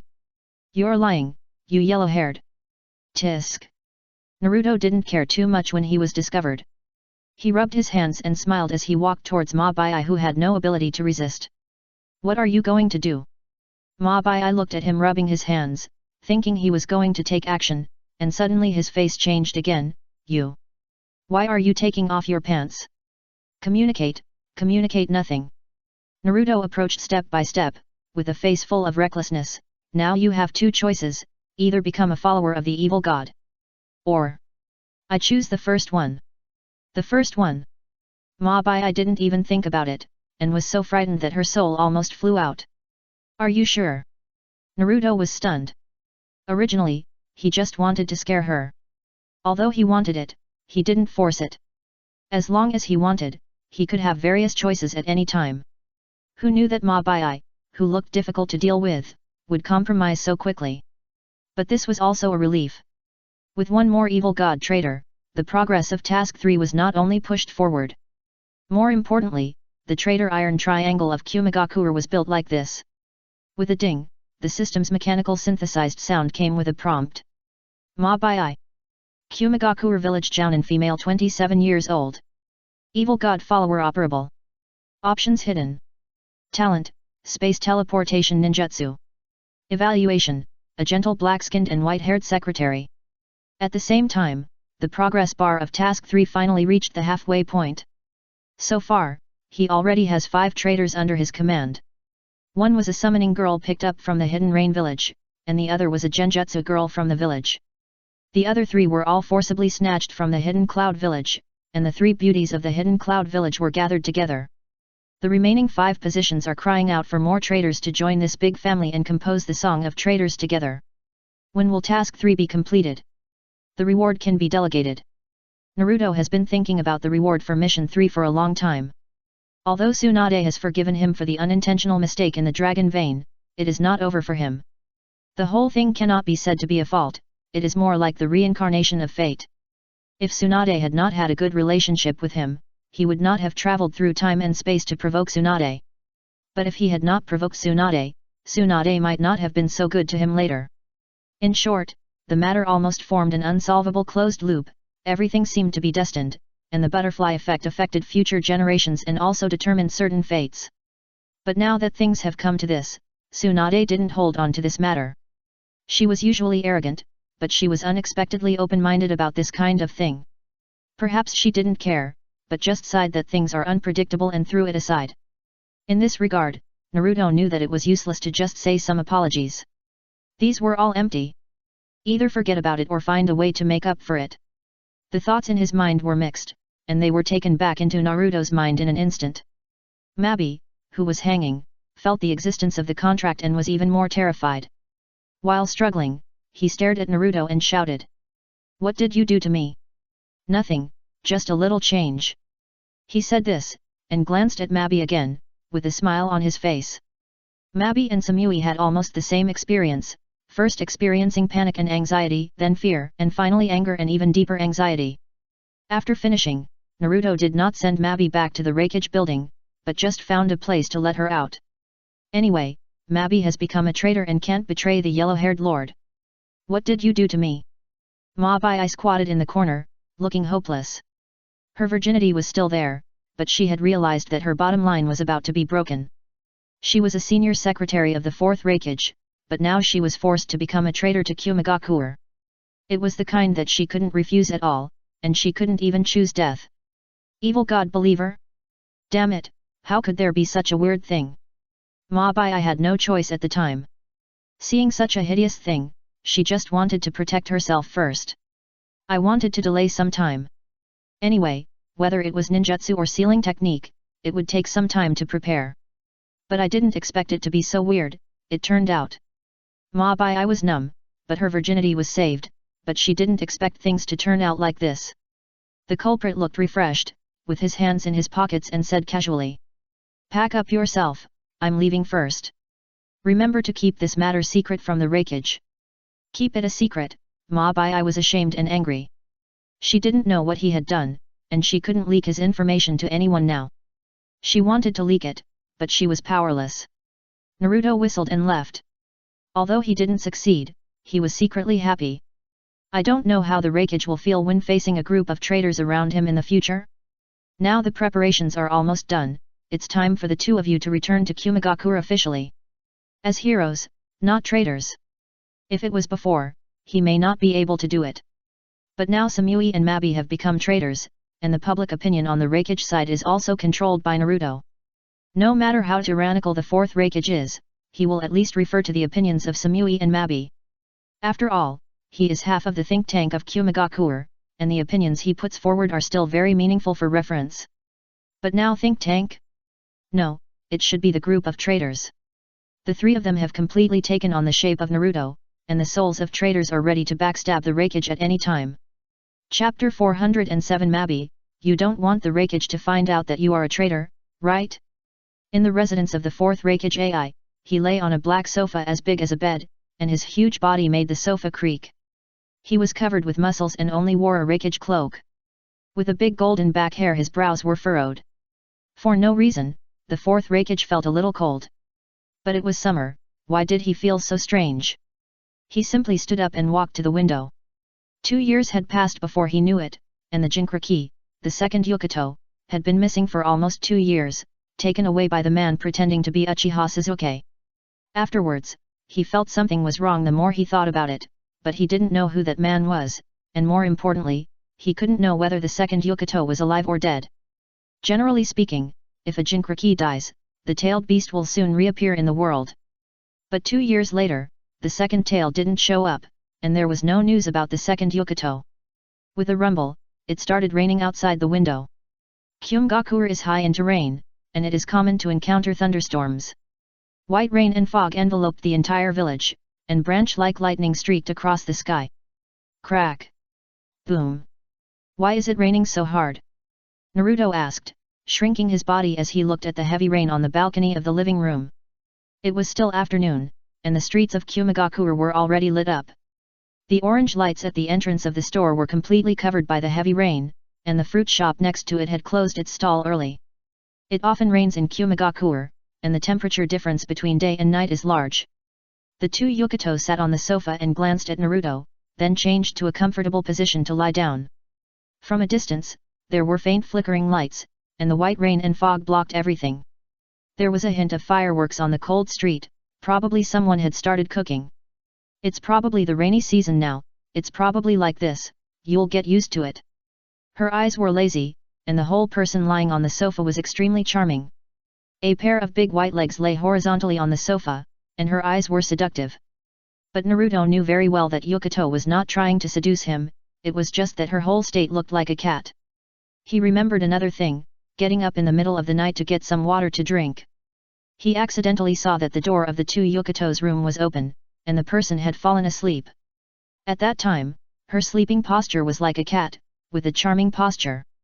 She woke up faintly when she noticed that Naruto's gaze was not right, and she was in a daze. Now I still have endless aftertastes when I think of it. The windows of the room were wide open, and the wind slowly blew the curtains. The moonlight like silver sand poured down, and her body lay on the bed. In fact, she was not exposed much, and even a figure could only be vaguely seen. Naruto's brain suddenly went blank with a bang, and his mouth was dry. But neither of them mentioned this matter much, just as a small episode. The impulse to pull the radish came and went quickly, and Naruto didn't take it seriously at the time. Now seeing her posture again, his eyelids couldn't help but jump. Well, can you pay a little attention to your image at ordinary times? Naruto couldn't help but remind her, there is a young man in front of you who is full of blood. Really? So you want to? The two Yukito didn't care at all, and asked directly with interest. Yes. Naruto didn't intend to hide it. He looked out the window at the grassy mountain and fell into deep thought at the grass wall. If he continued like this, he would become a living eunuch, but he could only see tools everywhere. He couldn't go on like this, he had to find a way to stand on the moral high ground and do it legally. Then come on, whatever you want. Airway Yamuren was sure that he wouldn't, and was happy to see him suffer. I can do anything, I will cooperate with you. No need, I like the type of slight resistance. He retorted. Airway Yamuren is very important to him at the moment, so naturally he can't lose the big picture for the small. Wait, lose the big picture for the small? The small one is Yamuren, and the big one is Samui? After deleting the royal waste in his mind, Naruto turned over and left the window in the heavy rain. Originally, he just wanted to take advantage of the heavy rain to walk out of Kumigakure to relax, but who knew that he would have an unexpected gain. At the edge of Kumigakure, he happened to see the Eagle Squad sneaking in during the heavy rain. Kumigakure is a large village built on the top of several mountains. It is like building a castle in the air with the top of several mountains as the foundation. The limited area and the explosive population growth caused by peace in recent years have made the buildings in Kumigakure village denser, and it is almost difficult to see the phenomenon of green trees. With no obstructions, the vision is naturally wide. Sasuke and his 4 friends thought they had sneaked into Kumigakure without anyone noticing, but they did not notice that there was a pair of eyes staring at them in the dark. Oh no, it was 2 pairs. Naruto, who was hiding in the dark, found White Zetsu, who was also peeping not far away, and White Zetsu also found him. The 2 looked at each other in the rainstorm, and there was surprise in each other's eyes. But soon they tacitly moved their eyes away and tacitly changed their positions to continue to follow. After all, the opportunity to stare at Sasuke's movements was hard to come by, and after weighing the pros and cons, neither of them made a sound. As long as you pretend not to see, the other party will not exist. Coincidentally, White Zetsu also thought so. Although he was a little surprised why the yellow-haired man from Konoha appeared here, he didn't think too much about it. The target he was staring at was Uchiha Sasuke. It didn't matter what happened to others, but he should stay out of things he didn't want to do. Especially the matter of this yellow-haired man, he couldn't afford to offend him. In order to avoid being exposed, there was only one White Zetsu staring at Sasuke's movements. Even if he was discovered and beaten to death, it wouldn't be a big loss, but he would lose track of Sasuke's movements. It's not worth it. It was raining heavily, and half of Baizetsu's body was exposed from the high wall, like a pot of cactus growing on the wall. He looked down at the trajectory of Sasuke and the other 4, with a smile on his face. Interesting, Konoha 9-tail Jinchuriki and Uchiha Sasuke both showed up in this remote Kumigakure. Sasuke was trying to capture the 8-tail Jinchuriki. What was the purpose of the yellow-haired man? Baizetsu couldn't figure it out, but his face still showed a pretentious expression that things were getting more and more interesting. On the other side, Naruto stood on a high place and dodged a thunderbolt that fell from the sky. He sucked in a breath of cold air while staring at the direction where Uchiha Sasuke left. The window was opened from the outside. The opportunity is here. Naruto closed the window and said before he could turn around. What opportunity? The 2 Yukatos on the sofa were confused. She looked at Naruto, who was soaked all over, and sat up directly from the sofa. Don't you want to change clothes? Change. I'll tell you later. Naruto ran back to the room, changed his wet clothes, and opened the door. Didn't you ask me last time when I could return to Kumigakure? Well, didn't you say it wasn't the right time and asked me to wait a little longer? Yes, but there's no need to wait now. It's in these 2 days. He went into the bathroom with wet clothes in his arms, and came out after a while to continue. There are many guests in Kumigakure this time. I guess the Kumigakure Enbu may have noticed something. Guests, who are coming? The 2 Yukato suddenly tensed up and asked worriedly. No one, just Uchiha Sasuke. He waved his hand and answered casually, and there's also a bitch who sneaked in. White Zetsu has heard many people talk about him, and there are all kinds of weird names. What white ghost, monster, but I have never heard anyone call him a bitch. Uchiha Sasuke? What is he doing in Kumigakure? Yukato felt dizzy after hearing this, and habitually ignored the nonsense behind it. What can he do? Of course he came for Killer Bee, otherwise what else can he do? Donate to the quiet. Yukato. She found that this man was really mean, and some willpower could stop the desire. But he found a way to divert attention, and made dirty jokes. And the frequency of dirty jokes became higher and higher, and every 3 or 2 sentences were inseparable. The two Yukatos had some complaints about this, but when they thought about living under someone else's roof and succumbing to the tyranny, they decided to swallow their anger. Anyway, this person has never been a man, and it is actually acceptable for him to say a few flowers or take action occasionally. Wait until she becomes the Raikage, everything will be fine. When this thought floated from the bottom of his heart, the two Yukatos were shocked. How could they take it for granted that this yellow-haired man would definitely push himself to the position of Raikage? Everything was too unbelievable. When she noticed the change in her inner thoughts, she felt a little complicated. But she didn't dwell on it for too long, comforting herself that there were plenty of people who would do it if she didn't. You wait at home. When the rain stops, I'll go out again. Naruto rubbed his half-dry, half-wet hair. Where to go? The two wooden people swallowed their saliva. She had waited for a long time, and finally got the news. Suddenly, she couldn't sit still and wanted to act together. But she was embarrassed to say it directly. If she was rejected, it would be very embarrassing. Besides, she wanted to be more reserved and didn't want to be so. Don't worry about it. I'll tell you when I come back. Naruto seemed to be lucky. He was refreshed and very proud. After Naruto left, the two wooden people curled up on the sofa and frowned to analyze carefully. Uchiha Sasuke? The yellow-haired man pretended to be Uchiha Sasuke to go to Kumigakure to make trouble. The Kumigakure probably hasn't found out who the real murderer is. But it's normal. No one would have thought that Konoha's Nine-Tails Jinchuriki would travel thousands of miles to Kumigakure just to cause trouble. It's really too weird. After thinking for a while, she still couldn't figure out what Naruto's purpose was. She simply fell on the sofa with a bang, staring at the ceiling in a daze. She is no longer at risk of wormwood, but she feels more and more confused. Because her identity is still at the stage of being kidnapped by Uchiha Sasuke, she can't show up now. She can only stay at home to kill time, quietly lurking and waiting for a good opportunity. Now the opportunity has come, even if she is itchy to hear it, she can only stay at home and wait for news. After a lot of random thoughts, the two Yukato suddenly discovered a terrifying thing. Naruto has already taken down Samui and Mabi, so doesn't that mean? If he said that he would whitewash himself and then place him next to the Raikage, then wouldn't the Raikage be surrounded by undercover agents? This seems a bit. She swallowed her saliva and felt guilty. After the rainstorm stopped, in the Raikage building. In the Raikage secretary's office, Ma Bai was working on documents with her head down, and suddenly looked up and glanced around. She frowned and said, "Come out. I can feel you coming. So magical."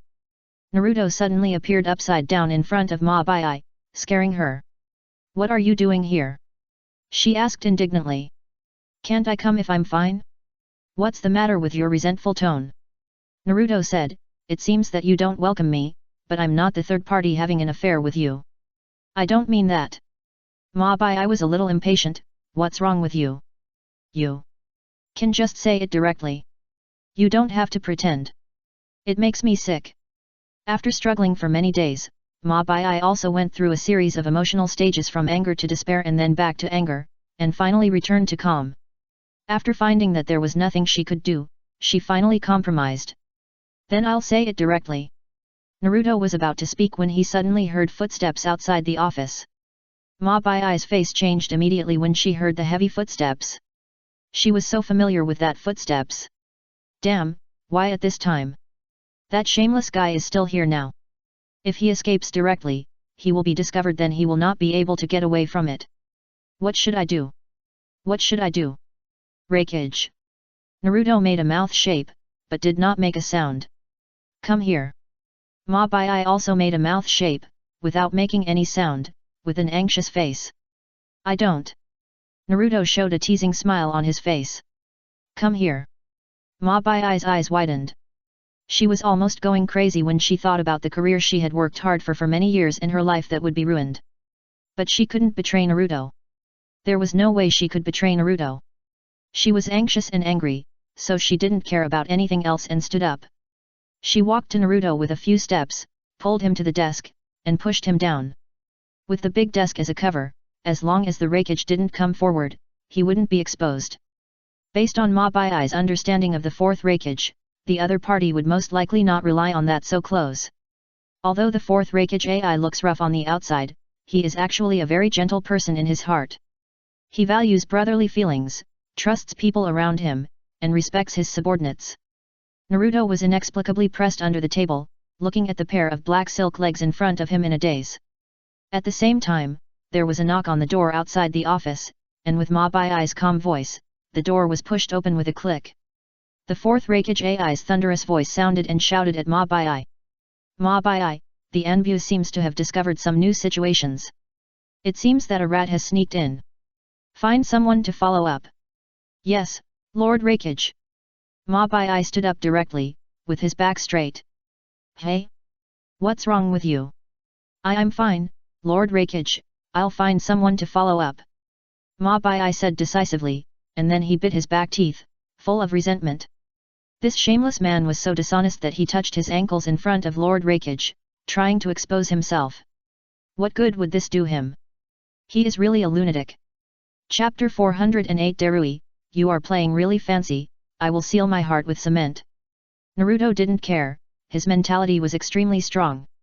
He knew what was going on and didn't do anything radical. He just teased Ma Bai on a whim as a punishment for her rude tone just now. Although he didn't take the trash talk to heart, he didn't plan to let Ma Bai go easily. A small tree won't be straight if it's not trimmed, and a person won't be trimmed. Ma Bai's heart was pounding, and she felt like she was walking on a tightrope. Her mind was 200% clear, and she looked at the fourth Raikage nervously. Are you sick? Why is your face so red? It won't affect work, Lord Raikage. Ma Bai is a professional secretary after all. She knows the fourth Raikage well enough and has a sharp mind. She knows that after she throws this sentence out, the Raikage will most likely say that a healthy body is as important as work, and maybe give her 2 days off. In any case, the Raikage will not continue to talk. Sure enough, the fourth Raikage was stunned for a while after hearing this, and said after a while. Health is more important than work, so I'll go there myself, and you go back and rest. As he said that, the fourth Raikage actually strode over. This scared Ma Bai and Naruto a lot. The table was not high, and the Raikage could find clues as long as he approached. The space under the table could just accommodate one person hiding underneath, but as long as you approached, you could find that Ma Bai's legs were not straight, and were even slightly open. This was obviously unreasonable. Why would she sit in such an awkward posture when there was space under the table? The Raikage had a rough temperament, but he was not a fool. After paying a little attention, a casual glance could find the abnormality. Ma Bai obviously noticed this and panicked. At this time, the Raikage had already walked over, and it was too late to dodge. At this moment, she had only one thought in her mind. It's over. Thinking of her innocence, Ma Bai almost shed tears. Fortunately, she was still calm and would never take the initiative to confess until the last moment. Where is the information? The fourth Raikage had come to the table, and he saw the document with a casual glance, and stretched out his hand to pinch it. Gudong, Ma Bai's eyes were dull for a moment, and she swallowed a mouthful of saliva in fear. Suddenly, she heard the Raikage's surprised cry, and when she looked up, she saw the Raikage's eyes fixed on the bottom of the table. Dong dong dong, her heartbeat was beating fast at this moment. At the same time, she almost closed her eyes in despair, and she was ready to be discovered. If she became the first traitor of Kumagakure, her life would be over. But unexpectedly, she did not hear the Raikage roar, but only heard the Raikage speak in a normal tone. Ma Bai, a document fell under the table. Ah! Ma Bai opened her eyes, looked under the table tremblingly, and her eyes widened immediately. Naruto, who was originally hidden under the table by herself, disappeared out of thin air, and there was only a fallen document on the ground. In addition to this outside, there was nothing. Disappeared? She was a little confused, but fortunately her IQ was online, so she didn't stay in a daze for too long. Ma Bai responded and bent down to pick up the document, and her face returned to a calm expression. As for that moment of daze, the Raikage didn't take it to heart, and turned away, thinking that it was just a slow reaction caused by Ma Bai's physical discomfort. Even if the Raikage noticed that something was wrong with Ma Bai, he wouldn't associate it with the bug that sneaked in. After all, how could a rookie who was discovered by the Kumagakure Enbu easily sneak into the Raikage building? As for betrayal? Ha ha ha ha, how could there be a traitor in Kumagakure? Don't use a person you doubt, and don't doubt a person you use. The fourth Raikage believed that he was surrounded by loyal subordinates. Where did you go? Ma Bai couldn't help but stand up and leaned over to search on the other side of the table. As soon as she bent down, she felt a slap on her buttocks. Ah! What are you looking for? Naruto's voice suddenly appeared behind her. Hearing this, Ma Bai turned around abruptly and stared at Naruto for a long time as if he had seen a ghost. His eyes were full of doubts, and he asked after a few seconds. You scared me to death, where did you hide just now? Little trick, I don't want to tell you. How could Naruto be tricked by Ma Bai, although even if he told her, she couldn't reveal Naruto's secret. But he really didn't bother to say it, and didn't give her any chance. Especially when facing a shrew like Ma Bai, he knew that he couldn't completely control her just by relying on the evil god-believer contract. Ma Bai cared about her reputation, so he used her reputation to threaten her crazily. He used both kindness and force, and gave her a sweet date after a stick, and couldn't give her a chance to make an inch. Oh, if you don't want to say it, then don't say it. I don't want to know. Ma Bai was not embarrassed when she saw that her purpose was discovered, and changed the subject again. What do you want to talk to me about? She asked. Uchiha Sasuke has brought people to sneak into your village. I hope you can help a little. Naruto sat on the chair that originally belonged to her, shaking slightly. He glanced at her black silk stockings, then glanced at her face. The more he looked at her, the more pleasing it was.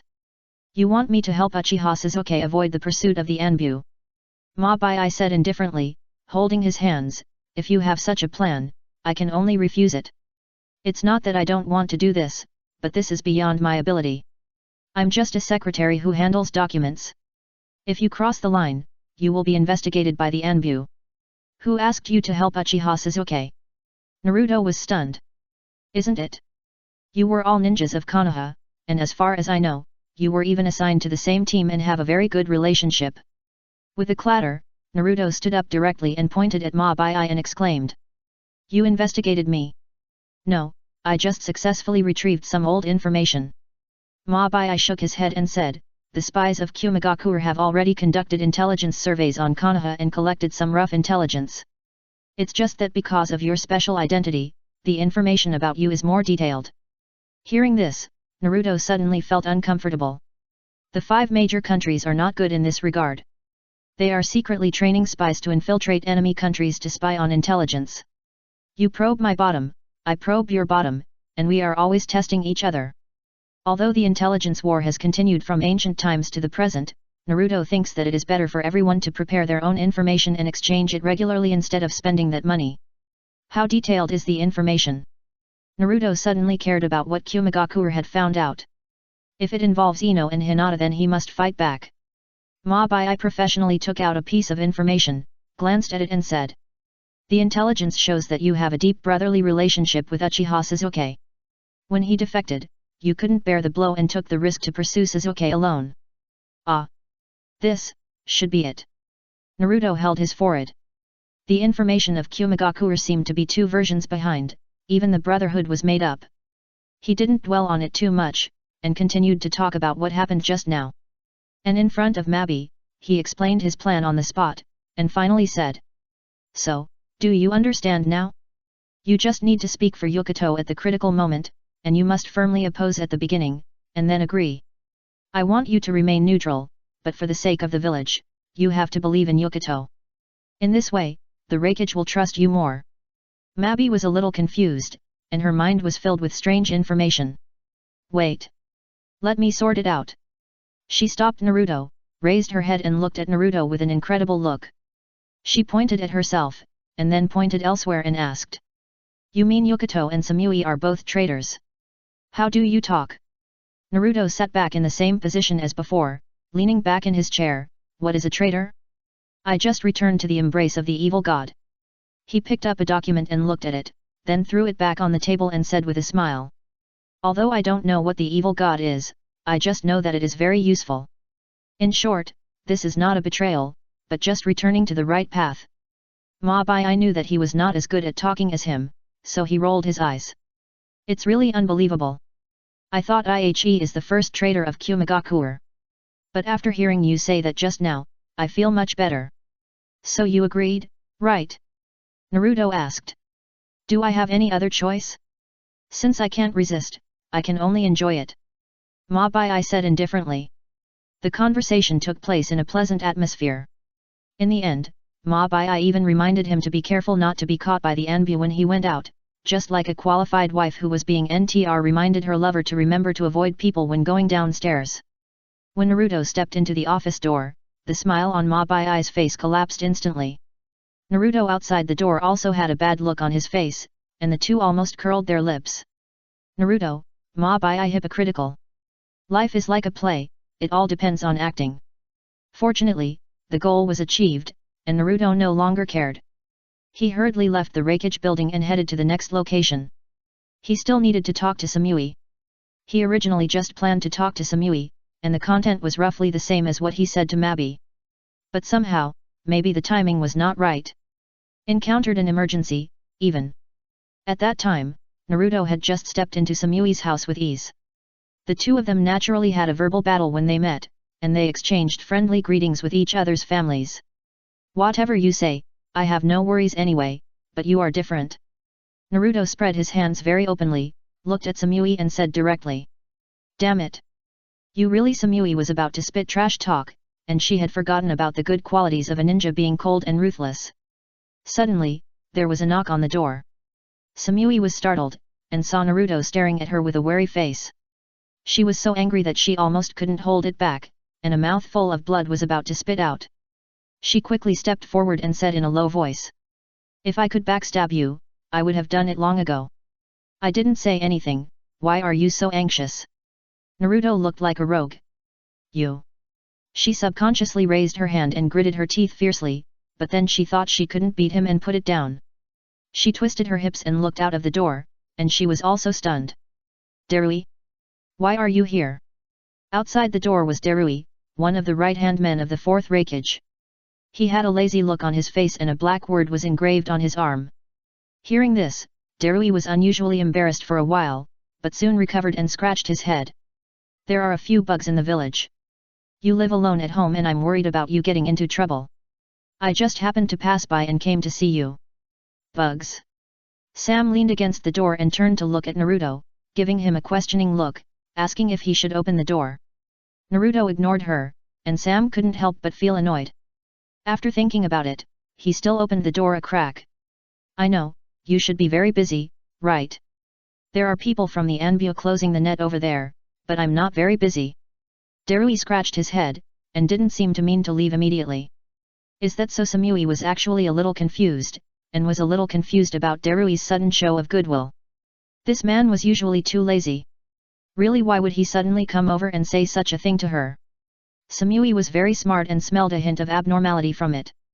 But she was a little unsure whether Darui had noticed her abnormal behavior during this period, or was simply showing goodwill and wanted to further develop the relationship. Whether it was the former or the latter, she felt it was very troublesome. With a cautious attitude, Samui decided to test it. She was about to ask a question, but suddenly she felt a pair of hands on her waist, and she shuddered all over. Ah! What's wrong with you? Darui, with a head of fluffy white hair and one eye covered by thick side bangs, saw that Samui's face was not right, and asked with concern. No, it's okay. Samui tried to maintain her calmness on the surface, gritting her teeth in her heart, wishing she could cut off the pair of hands on her waist. She knew that the man just wanted to tease her and embarrass her on purpose. Once discovered, she would not be able to hide her betrayal of Kumagakure. Damn it, that man is really a revenger. Can I go in and take a look? Darui frowned, subconsciously feeling that there should be someone behind Samui, but looking at her expression. He was not sure if that person was a bug who sneaked in. What if it was Samui's? If he barged in recklessly, wouldn't the scene be very embarrassing? Naruto was almost sticking to Samui, almost pressing her against the door. His hands were wandering unscrupulously, and he didn't show any intention of restraining himself when Samui slapped him. Not only did he not restrain himself, he was even more excessive. At this moment, Darui, whose purpose was unknown, was outside the door, and behind her was closely following one person. A door covers all the secrets like a fig leaf. But just like a cough cannot be concealed, her expression at the moment and her slightly panicked words all show that she is lying. The door can no longer serve as a fig leaf, Darui is just shocked. It can't be said to be a cement seal. It was just passing by and had a little good impression on weekdays. But now, all the messy thoughts are gone, because the more messy expression is in front of him. However, by this, Darui has also ruled out the possibility that there are bugs hiding in Samui's apartment that have infiltrated the village. Chapter 409 Naruto, if I am not born Uchiha, the ninja world will be like a long night forever. Looking at Samui's humiliated expression in the crack of the door, Darui did not persist, and felt it's time for me to leave. Ahem, I'm leaving first. Have a nice day. He said hello and left without looking back, without waiting for Samui to reply. The slightly cold summer breeze blew away the warmth that had just risen in my heart. It's all your fault. Samui turned back, gnashing with hatred. This man is really shameless. What did I do? Naruto withdrew his hand, wiped it on her clothes, and leaned against the door with a calm face, saying, otherwise, how could he leave? If he didn't find the second person in the house so close, he wouldn't be able to become the right-hand man of the Raikage. Hearing this, Samui was immediately angry and helpless. She couldn't find any fault with Naruto's words. After what he did just now, it was indeed reasonable to fool him. But my innocence is gone, where can I go to reason? Maybe in Darui's heart, I am a person who likes to play exciting games. I won't say more. Fortunately, according to her understanding, Darui is not a person who likes to gossip. Taking a deep breath, Samui regained her composure. Seeing that he still wanted to wipe his wet hands on his clothes, she was a little angry. Go to the bathroom to wash. Okay. Naruto said indifferently as he walked, since you know, then you should think about it carefully. If you have different opinions, you can also raise them. Raise them? Samui rolled his eyes. He was tired of hearing such lies. So have you thought about it? Naruto came out of the bathroom with his hands waving, looking at Samui standing there. The towering snow-capped mountains made people marvel. Fortunately, Naruto is a rule-abiding person and will not neglect the big things for the small things. Moreover, he knows that it is not easy to work, going up the mountain and down the field, pulling out radishes and mud. Do I still have a chance to refuse? Samui asked back. You can raise different opinions, but I may not accept them. He walked towards the window with a swagger, and glanced down at Samui. It is true that you cannot judge a person by his appearance, and you cannot measure the depth of the sea. She looks cold, but I didn't expect her to be a water-drinking girl. Hee. Samui did not comment, and laughed sarcastically. Then goodbye. Naruto saw that the conversation was not going well, so he did not continue to pester her and just climbed out the window and left. The time spent in Kumigakure passed in a flash. When he left, Naruto estimated that he could return to the village in half a year at most.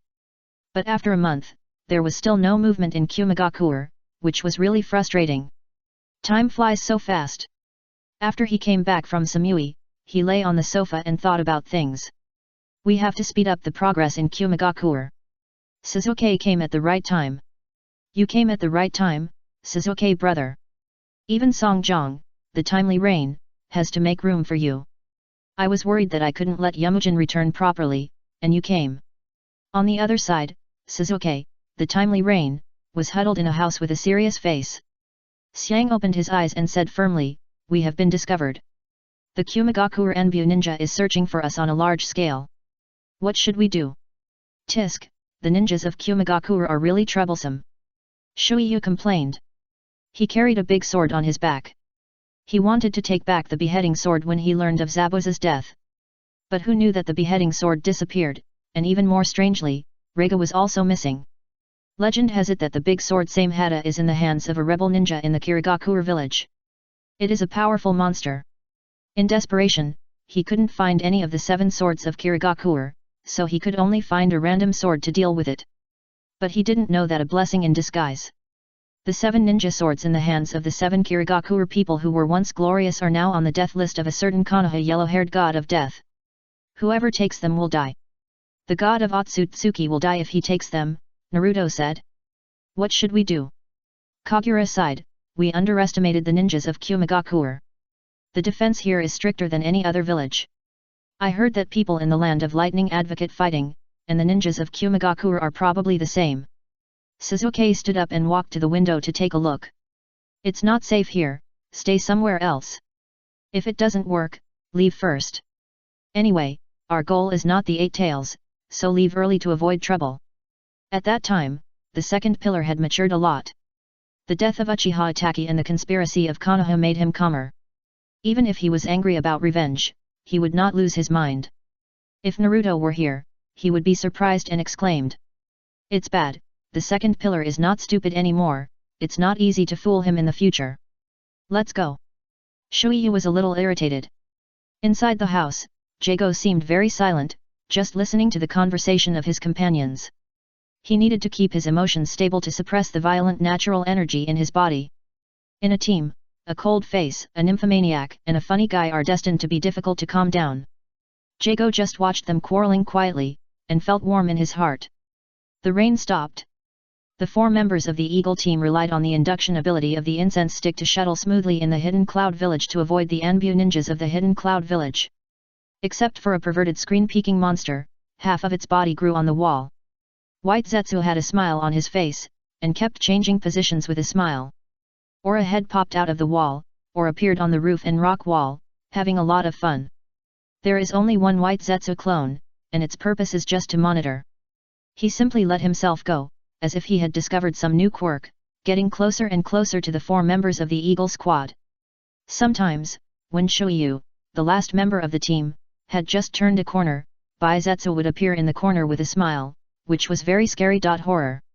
What is that? The 2 wooden figures stood on a high place and saw the pale face on the wall in the distance, and couldn't help swallowing their saliva. White Zetsu, a bastard created by alien creatures. Naruto explained in detail. Alien bastard? What does it mean? The wooden figure lifted his hair that was blown by the wind and looked away, which was the direction where the 4 members of the Eagle squad were moving. The rain stopped and the wind came. Most of the buildings in Union were short and fat cylindrical. Perhaps it was for aesthetic reasons, the more the Reikage building looked, the more it looked like a plant. It means literally. There are other races besides this planet, and they are powerful.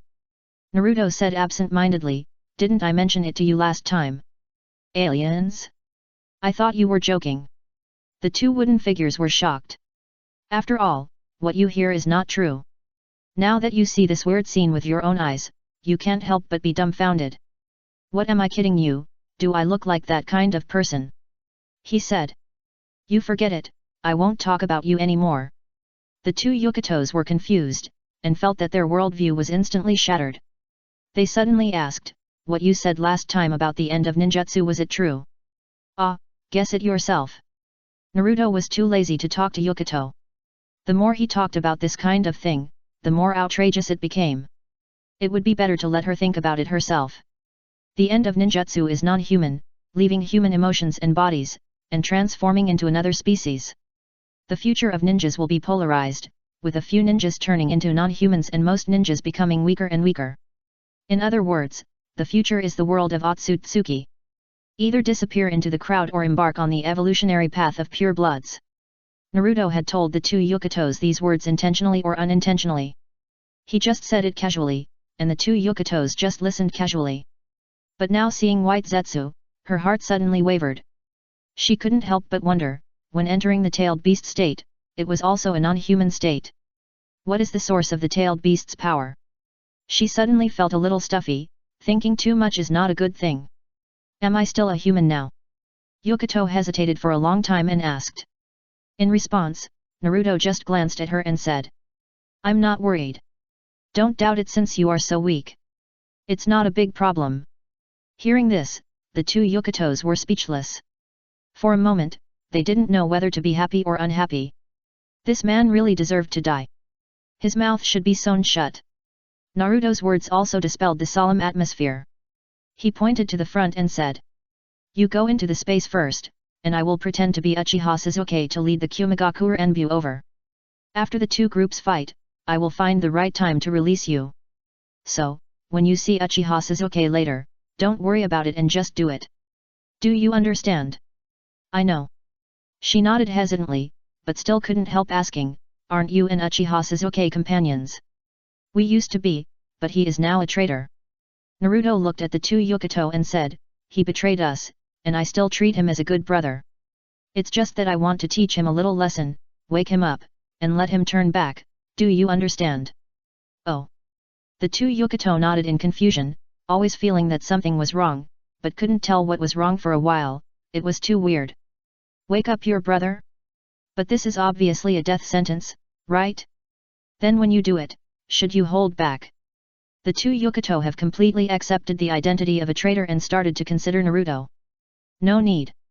Naruto waved his hand. Uchiha Sasuke is very strong, you have to use all your strength, if you are not careful you may be killed by him. Okay. She nodded. Rooftop. Naruto opened the 4-symbol seal and sucked the wooden man into the sealed space, while he himself was in high spirits. First he changed into Sasuke's appearance, and then went straight to the Reikage building. Looking for the Kumigakure Enbu? No, the Enbu is too weak, just look for the 4th generation Reikage AI. As for what will happen to Sasuke if he is targeted, he is not worried at all. Sasuke is the son of the plane, wearing the halo of the protagonist, and he can't be killed even if 100 or 80 Reikages get close to him. He wants the two to return from the wooden man. If he only finds a few scums of the Kumigakure Enbu to go through the motions, it will be too fake. Only when Sasuke is beaten to a point where gold coins burst, and then the two wooden men are released, it will seem real.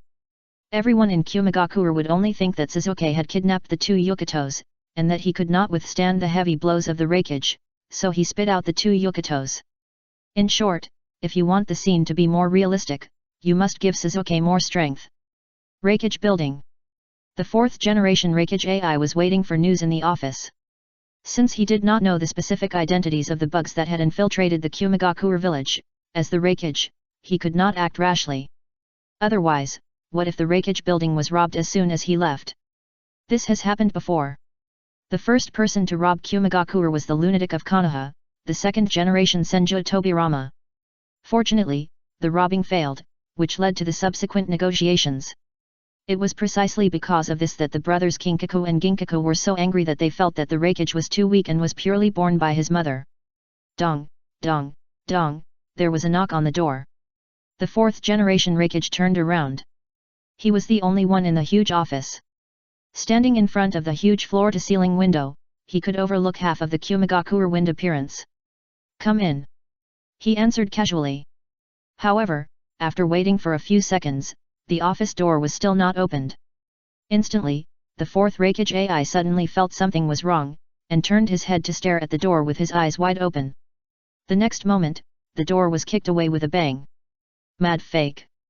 Naruto, who was dressed as Uchiha Sasuke, had the iconic laughter of the Uchiha clan on his face, and looked at the Reikage with his head raised and teasing. It's you. The 4th Reikage was furious, surrounded by lightning chakra. Looking at that smile, he wanted to tear off the face of that bastard on the spot. Looking at the crackling blue high-voltage electricity on the 4th Reikage's body, Naruto's scalp suddenly numbed. The hidden cloud village is full of crazy people who train their bodies and put everything on them. The 3rd and 4th generations are both burly men who train their bodies by tempering their bodies. The 4th generation Reikage AI has embarked on the path of letting lightning chakra stimulate muscles to achieve perfect speed and strength. In the fantasy or fairy world, he is a living demon leader. However, under the protection of the body of lightning escape, the defense and speed of the 4th generation Reikage are terrifying. He can even kick Susanoo with one kick when he exerts his full strength. You dare to show up? I will kill you now. The 4th generation Reikage roared and was about to take action. Hehe, Private Marseille, I am no longer the same person as before. Naruto curled his lips and stared at the 4th generation Reikage and shouted, come on, let's decide the winner in a manly way. Come on. The 4th generation Reikage gritted his teeth when he heard it. If the sky does not give birth to me Uchiha, the ninja world will be like a long night forever. The secret of ninjutsu, dad escape. Standing on the land of Kumigakure, Naruto, who was fighting away, did not dare to underestimate the 4th generation Reikage. So he directly reincarnated his father, the 3rd generation Reikage AI, known as the Black Lightning. With a bang, a coffin with a seal rune rose from the ground. This time it was no longer a sliding cover, but a flip cover, which was opened directly before the 4th Reikage pounced on him. The 3rd Reikage walked out with his eyes wide open, and his thick golden hair hanging down to his waist was like a golden lion king in the world. When he came out of the coffin, he saw his disappointing son, the 4th Reikage AI. In terms of being a bad person, Naruto has always been good. Last time he called the opponent's father to fight, and this time he did it again.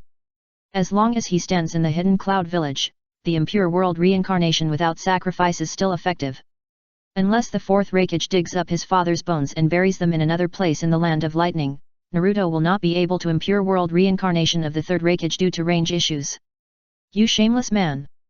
The fourth Raikage was almost angry and had a cerebral thrombosis. 2 years later, this man used the same trick again. The strength of the third Raikage after the impure world reincarnation is not strong, but every attack brings mental damage.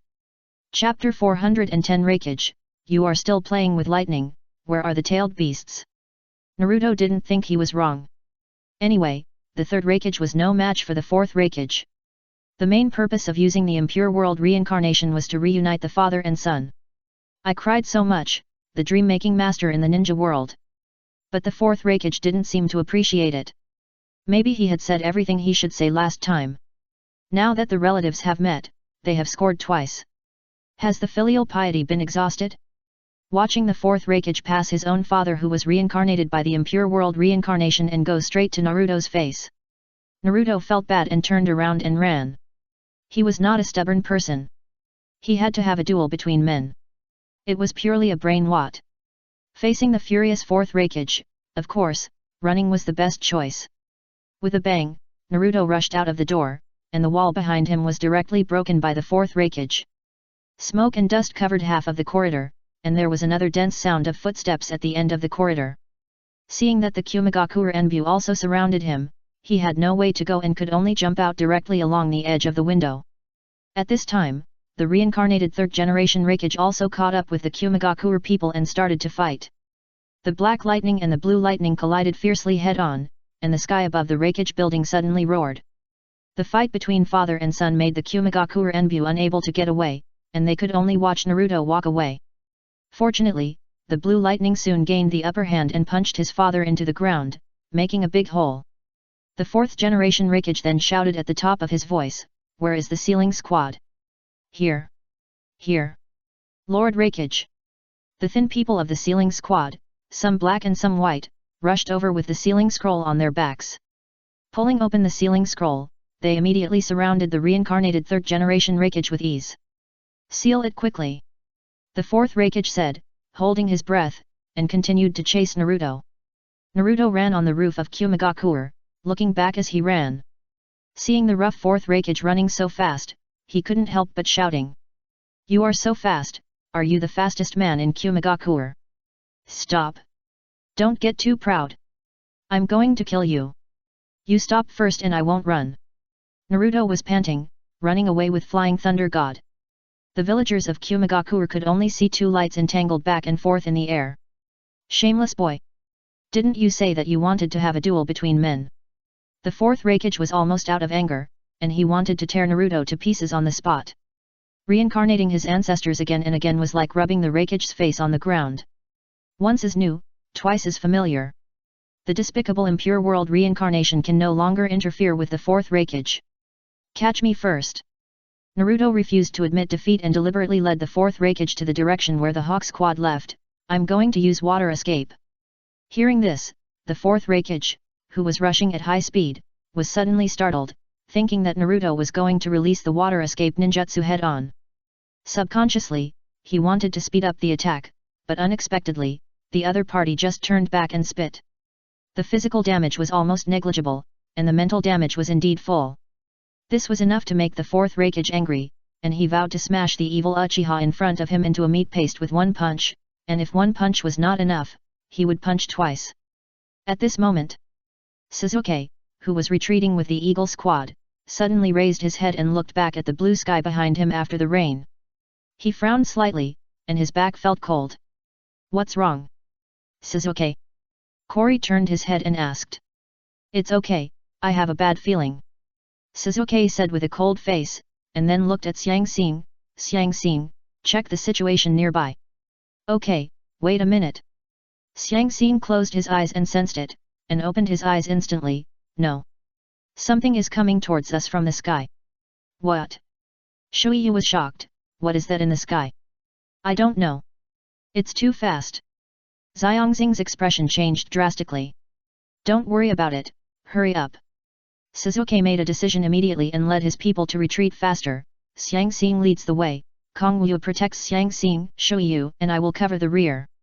It's so troublesome. Shui Yu complained, holding a knife and went up, which soul is flying in the sky, I will definitely catch it. With a bang, Shui Yu hadn't finished speaking, and a black man fell from the sky. He fell straight on the street, crashed into a wall and smoke and dust rose. Shui Yu was stunned. It's over, crow mouth. Suzuki had a complicated expression and drew out the Kusanagi sword. The fourth generation Reikage was also a little confused. He almost collided with him after accelerating, and was about to hit the boy with a punch. But he didn't feel the hit until he landed, which was really weird. The smoke and dust dissipated, and the fourth generation Reikage shook his head and vaguely saw the figure of Uchiha Suzuki. He was furious and instantly possessed by blue lightning. Uchiha Suzuki. Go to hell. Reikage teleported, and his tower-like figure instantly appeared in front of Suzuki, and suddenly punched down. With a sizzle, Suzuki had no way to avoid it, and drew his sword and injected the Kylin into the blade. The body used the waist as the axis, and wanted to use the force to retreat and dodge at the moment of collision. However, Reikage was faster. He directly passed through Sasuke's action of drawing the sword, and saw that a punch was about to hit him, and a capital red word of danger suddenly appeared in Sasuke's eyes. The sixth sense gave Suzuki a warning, and he did not dare to underestimate the enemy. The Manjiki Sharingan in his eyes turned wildly. Susanoo. The huge purple bone hand was just formed to block Suzuki, but was blown up by the Reikage's punch. The fist wind did not slow down, wrapped with blue lightning chakra, and rushed straight to Sasuke's face. With the momentary obstruction of Susanoo, Suzuki spat out a mouthful of blood and was able to withdraw. He couldn't help but MMP in his heart, wondering who this person was. Why did he seem to dig up his ancestral grave? When he looked closely, it was the Reikage, and he almost vomited blood again. It was obviously the first time they met. Why did it seem like he had killed his father? The battle happened in an instant, and it exploded with a bang, and the distance was also pulled away in an instant. Suzuki. Kaneka reacted and quickly supported Suzuki, rolled up his sleeves and put his arm to Sasuke's mouth. You are injured. Suzuki coughed, pushed Kaneka's hand away, stood up and frowned at the fourth Reikage. Reikage. Evil Uchiha. The fourth Reikage had no intention of stopping. If he was calmer, he would find that Sasuke's expression and tone were wrong. But the Reikage's eyesight was not good, and he was spit on before and was in a state of rage. He didn't call Uchiha anymore, but just called him Evil Uchiha. Suzuki was not a person who liked to explain, and he was aloof. As expected of the Reikage. Suzuki spat out a mouthful of blood foam, and the Manjiki Sharingan in his eyes turned ferociously, but that's all. After saying that, he ran up with a knife. Sparks and lightning all the way, lightning wrapped around the blade like a unicorn roaring, in the blink of an eye, a knife slashed at the Reikage. Stop talking nonsense here. I'll let you feel the power of anger. Reikage is also a rough man, and can't shout out anything that hits the heart. Too honest, crying to death. Naruto watched from the sidelines, restored his yellow-haired appearance, squatted on a high place and smiled at the Reikage and Suzuki who were fighting over a disagreement. One has a straightforward and cold personality, and the other has a hot temper. You're really cruel, you're worthy of it, Najira. Naruto murmured, watching Suzuki backhand open the purple Gundam to hit the fourth generation Reikage, and he was frightened. The half-body purple Susanoo is more than 10 meters tall, in the shape of a skeleton, and wrapped in rich purple chakra. This is the first form of Susanoo, which can completely wrap the body. The half-body Susanoo does enhance the defense, but it is not without weaknesses. First of all, the attack from the solace of the feet cannot be defended, and secondly, the attack of the Reikage can break the defense of the first form of Susanoo. Suzuki didn't care, and blocked the attack of the Reikage with a bang. As a price, half of Susanoo's bones were shattered. The Kumigakure Enbu seized the opportunity to rush up, but they didn't expect to be smashed to pieces by the complete Susanoo's punch. With a snap, it seemed to be smashed to pieces. A few tomatoes, and the scene was full of blood. Damn Uchiha! Reikage gritted his teeth again. He didn't expect Uchiha Suzuki to use such a trick. He deliberately took his heavy punch and used the half-broken appearance of Susanoo to attract the Kumigakure Enbu to take action. Pretending to be at the end of his strength, he fought back and hit hard at the last moment, directly hammering down a group of Kumigakure Enbu. Fortunately, there were many people in the Kumigakure Enbu, and only a small number of them died, so Reikage didn't get angry and vomit blood. At the same time, the state of Susanoo on Sasuke's body changed again. The purple half of the skeleton suddenly grew tendons, blood, and flesh, and also had weapons and bows and arrows. In this state, the balance of Susanoo was unexpectedly good. It did not become slow because of its huge size, but on the contrary, it was very agile. The battlefield was located on the edge of Kumigakure village, but it did not hurt the Kumigakure bones. The Reikage relied on the ninjutsu driven by blue lightning to infinitely increase the strength of his body and rushed directly towards the purple Gundam. A fierce collision occurred again, and with a loud bang, blue and purple chakras overflowed the sky. The two chakras, one blue and one purple, almost split the sky in two, evenly matched. After the Reikage failed to attack many times, Naruto, who had been waiting for a long time, immediately complained. Did the fourth Reikage not eat? He was so brave in chasing me just now, but now he is fighting like a weak shrimp.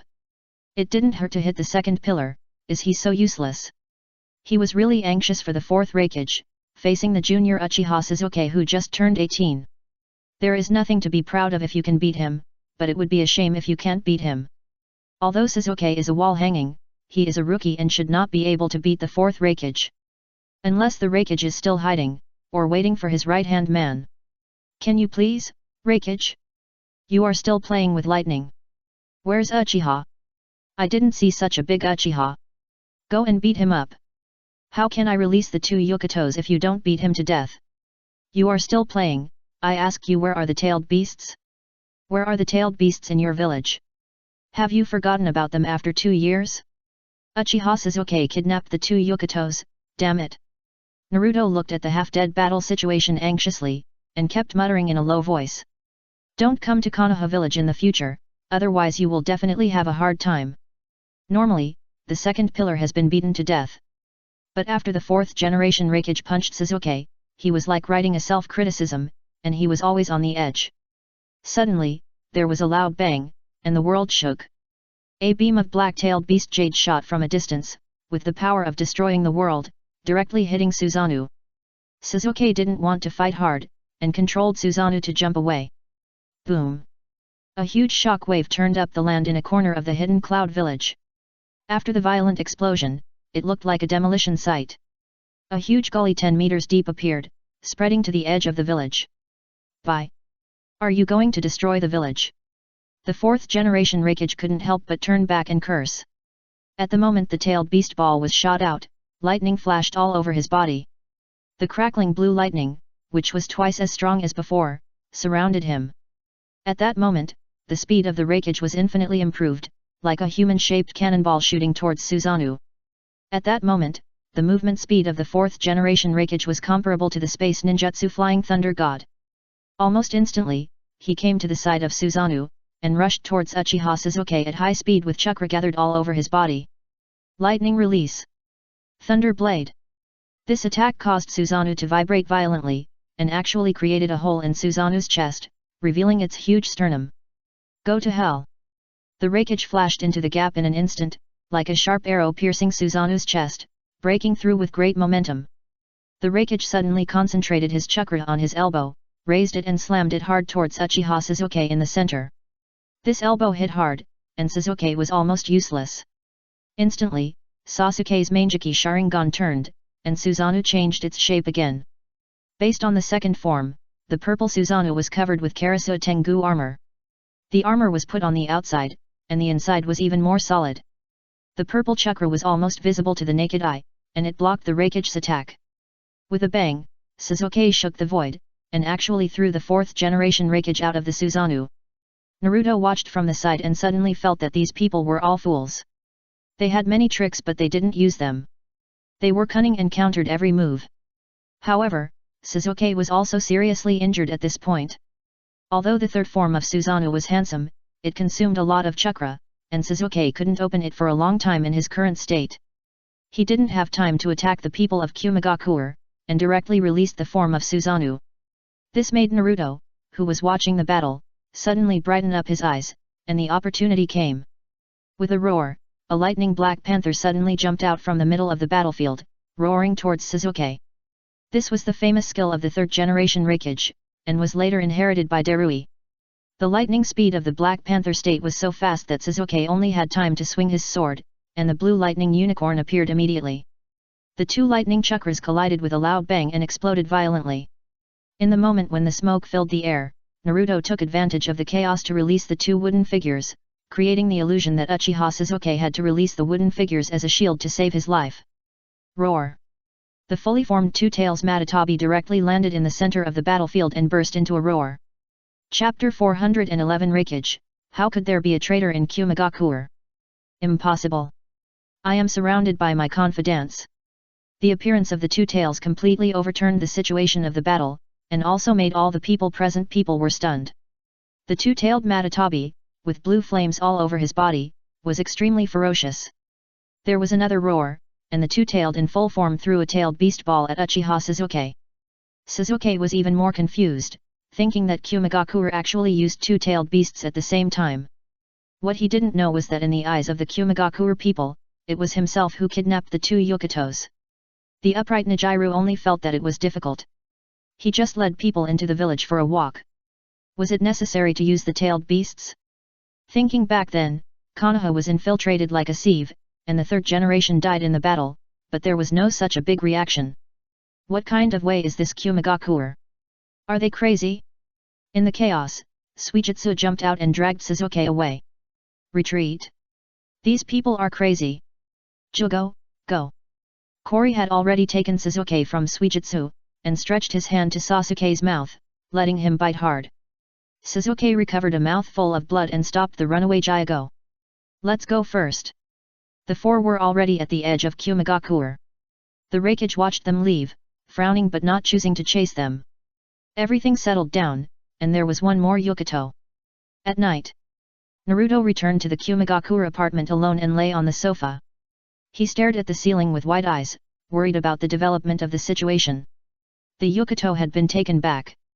With Samui and Mabi, she would not be in trouble. The rest just needed to wait, and the three idiots of Kumagakure would be formed immediately.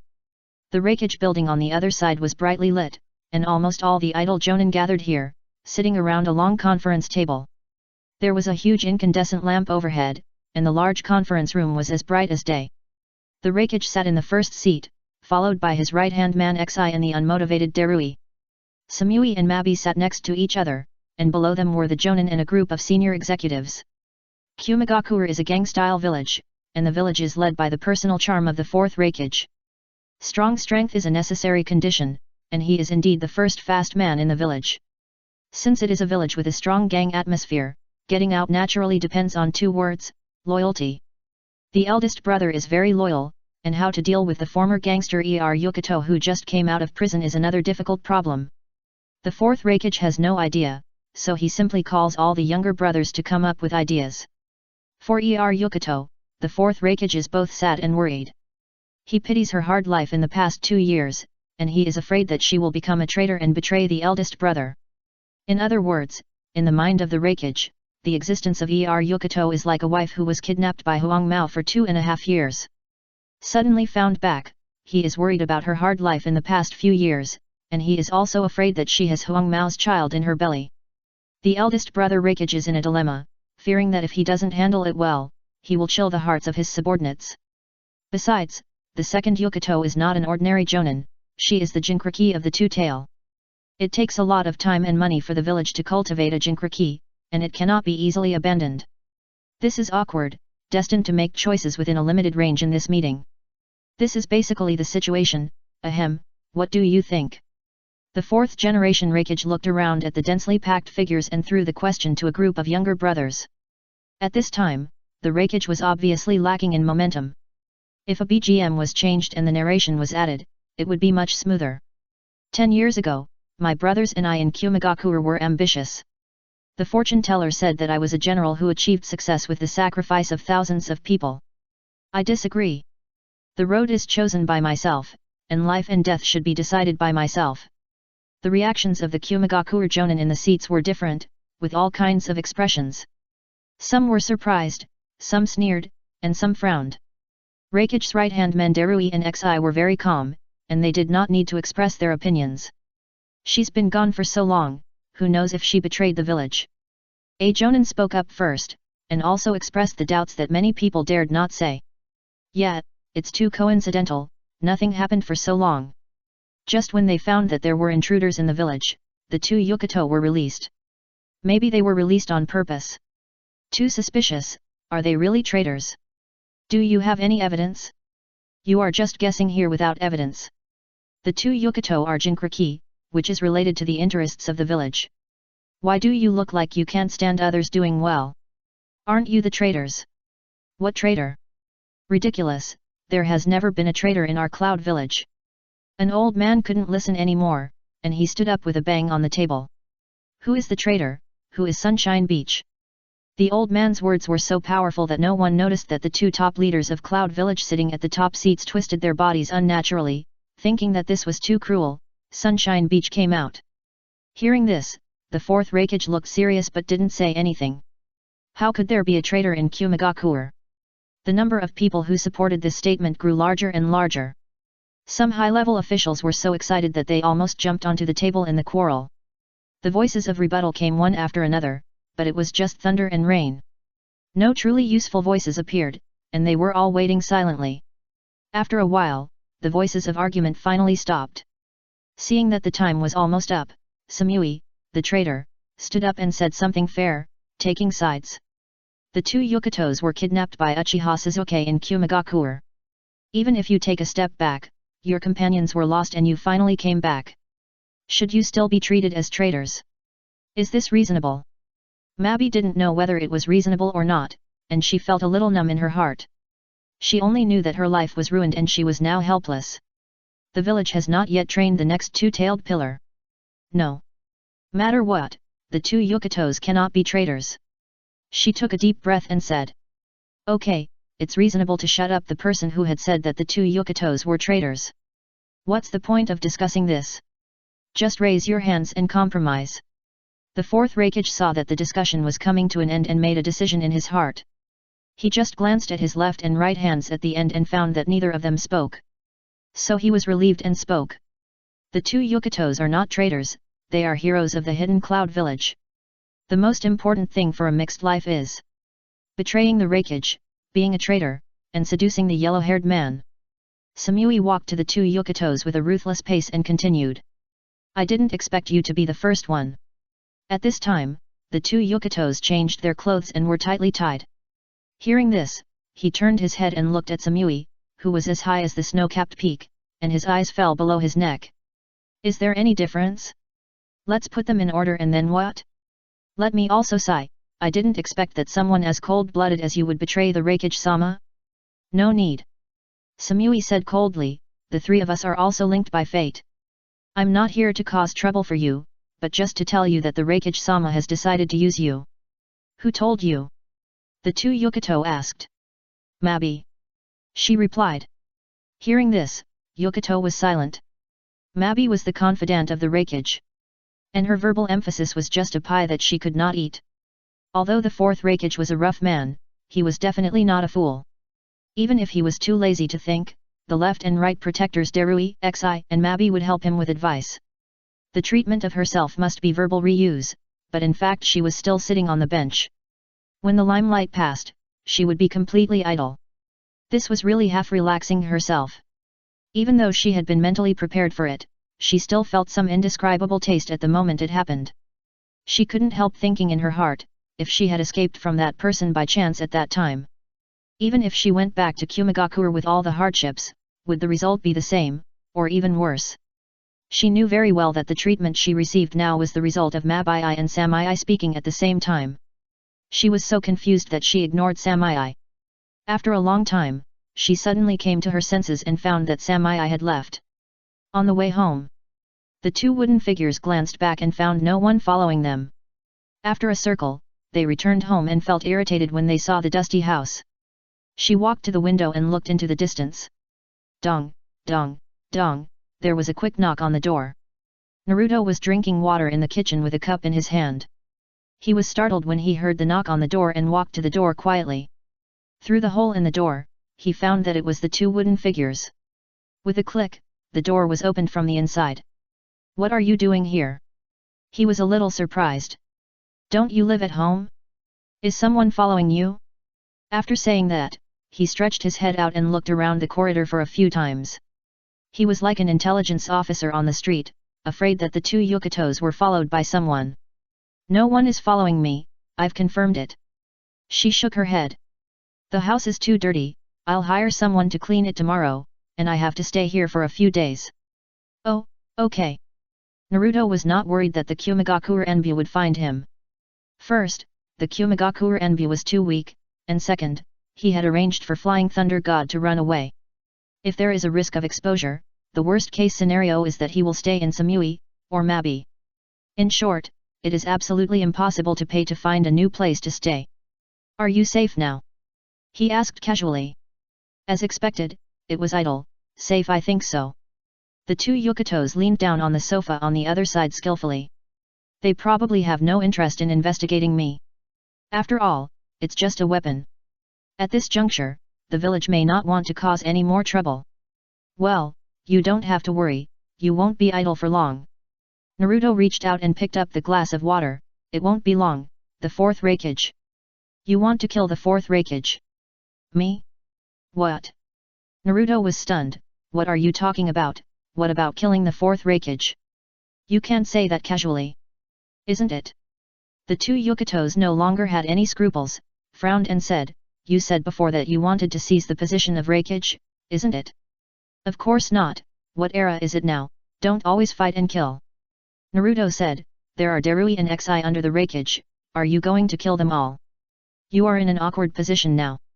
No matter how many people you kill, if it doesn't benefit your reputation, it will be useless. You don't have to worry about those things, I have my own arrangements." He thought to himself that he had set up such a big chess game. If he still relied on violence to seize the position of Raikage in the end, wouldn't that be a brainless move? He had already fought to the other side, and the yellow flag was stuck in his head, and he still wanted to seize it by force? Even Hashirama Senju never used his fists to make the other four shadows surrender. Besides, the Raikage is very useful. Naruto just targeted his position of Raikage, and he just needed to move him away. If he was so good at fighting, he might as well go for the naked choke of Otsutsuki. This matter involves it's too big, and it's not a one-way process. He rarely does things in a one-way process. Now that things have come to this, the situation in Kumigakure will have to settle for a while. He has to go to Uegakure and Kirigakure to get involved in all 5 major ninja villages. As long as he has his eyes on the position of Kage, he will get involved except Konoha. Sangakure, forget it, there's nothing interesting about Sandakure, it's too weak. The two Yukato didn't know what he was thinking, and didn't ask, just responded with AHMM. Just now, he just walked to the door out of habit on impulse, and now he calmed down and felt it was inappropriate. You can handle things in the future by yourself. If you are not sure, wait until I come back. He added. Come back? You want to leave? The two Yukato asked in surprise. What else? Stay here forever? Naruto asked back. He also planned to go back to the Land of Fire and take a trip to the Land of Wind when he had time. If he had time, he would probably go to the Land of Whirlpools on the way to the Land of Water. Go walk around the underground and see what secrets are hidden under the cracks. Maybe I will go to the Snow Country. If so, the journey will be long. In the past, he never thought that he would run around in the ninja world. Whether he was on the road or on a mission, he never felt that the ninja world was so big. But now he needs to run around everywhere, so he naturally feels that the long journey is a waste of time. It would be great if there were airplanes, and he could go anywhere directly. Or there would be a teleportation array. Mabi's Tiansong skill is good. It just looks a bit life-consuming, and the teleportation is still a damaged version. Even if Naruto thinks he is tough, he is not as good as Tsunade, a nurse who can heal himself. If he can't hold on, then his body will ascend directly. Oh, when are we leaving? She suddenly asked. What's wrong? You are not quite right. Why do you suddenly care about me? Naruto turned his head suddenly and looked at the two Yukatos. If he hadn't known that she couldn't betray him, he would have even suspected that Yukato wanted to feed him medicine. What concern? I'm just asking casually. The two Yukatos were a little confused. When she came, she had just thought about completely turning against Naruto, handing in her name, and welcoming him with a line of people. But he just wanted to leave at this time. How could it be such a coincidence? For a moment, the two Yukatos couldn't help but flash a little struggle in their eyes. Just when she looked up at Naruto, she didn't expect Naruto to yawn and go back to the room. He waved his hand casually, "This apartment is for you to live in. Remember to pay the rent." With a click, the door closed. Naruto was not sleepy, but he had to travel tomorrow, so he went to bed early. But at midnight, Naruto suddenly felt the door was pushed open, and he looked at the door in a daze. "The two Yukatos? You don't sleep? What are you doing in my room in the middle of the night? Are you going to take it?" Naruto never suffered a loss in his words. He rubbed his eyes and saw more clearly. Chapter 412, The Two Yukatos Pledge of Allegiance, the Nobles of the Capital of the Land of Fire. The room was dimly lit, and Naruto took a look and felt that something was wrong. "This dress is so big, oh no, it's so weird, take another look," he murmured, and then shook his head and looked at it again. He slowly came back to his senses, and the blurry figure in front of him became clearer and clearer. Naruto also recognized that the person was the two Yukatos. After all, there was no one else in the apartment except her. But as the Yukatos got closer and closer, Naruto's face became more and more strange, and he sat up directly from the bed. "What are you doing?" Hearing this, the two Yukatos paused slightly and looked down. Thinking that he was like this, isn't the purpose obvious? "I just don't look ahead and behind anymore, and I don't want to hesitate on both sides anymore," the two Yukatos said. "People always have to learn to accept reality, not self-deception." No words all night. The next day. It was already noon when he woke up. Naruto glanced at the two Yukatos, looked around, and then got up and went to the bathroom to wash up. She brushed her teeth in front of the mirror, and her face became more and more strange. No matter how he asked last night, he couldn't pry open her mouth. She refused to say anything. "What is this? Is it a token of surrender? You are so old, but you are still shy," he said unclearly while brushing his teeth. "Although being shy is unpleasant, it's okay." After washing up, he was about to make some food. Suddenly, the two Yukatos also came out of the room, looked at him, and hurried into the bathroom. For the first time in her life, she was a little embarrassed to face it. Although it was a token of surrender, it still made her feel a sense of loss. But she couldn't figure out what else she had lost besides her chastity. The two Yukatos were born to be trained as the two-tailed Jinchuriki. No matter how hard she worked and how much respect she won from the villagers of Kumagakure, her purpose was just for the tailed beast.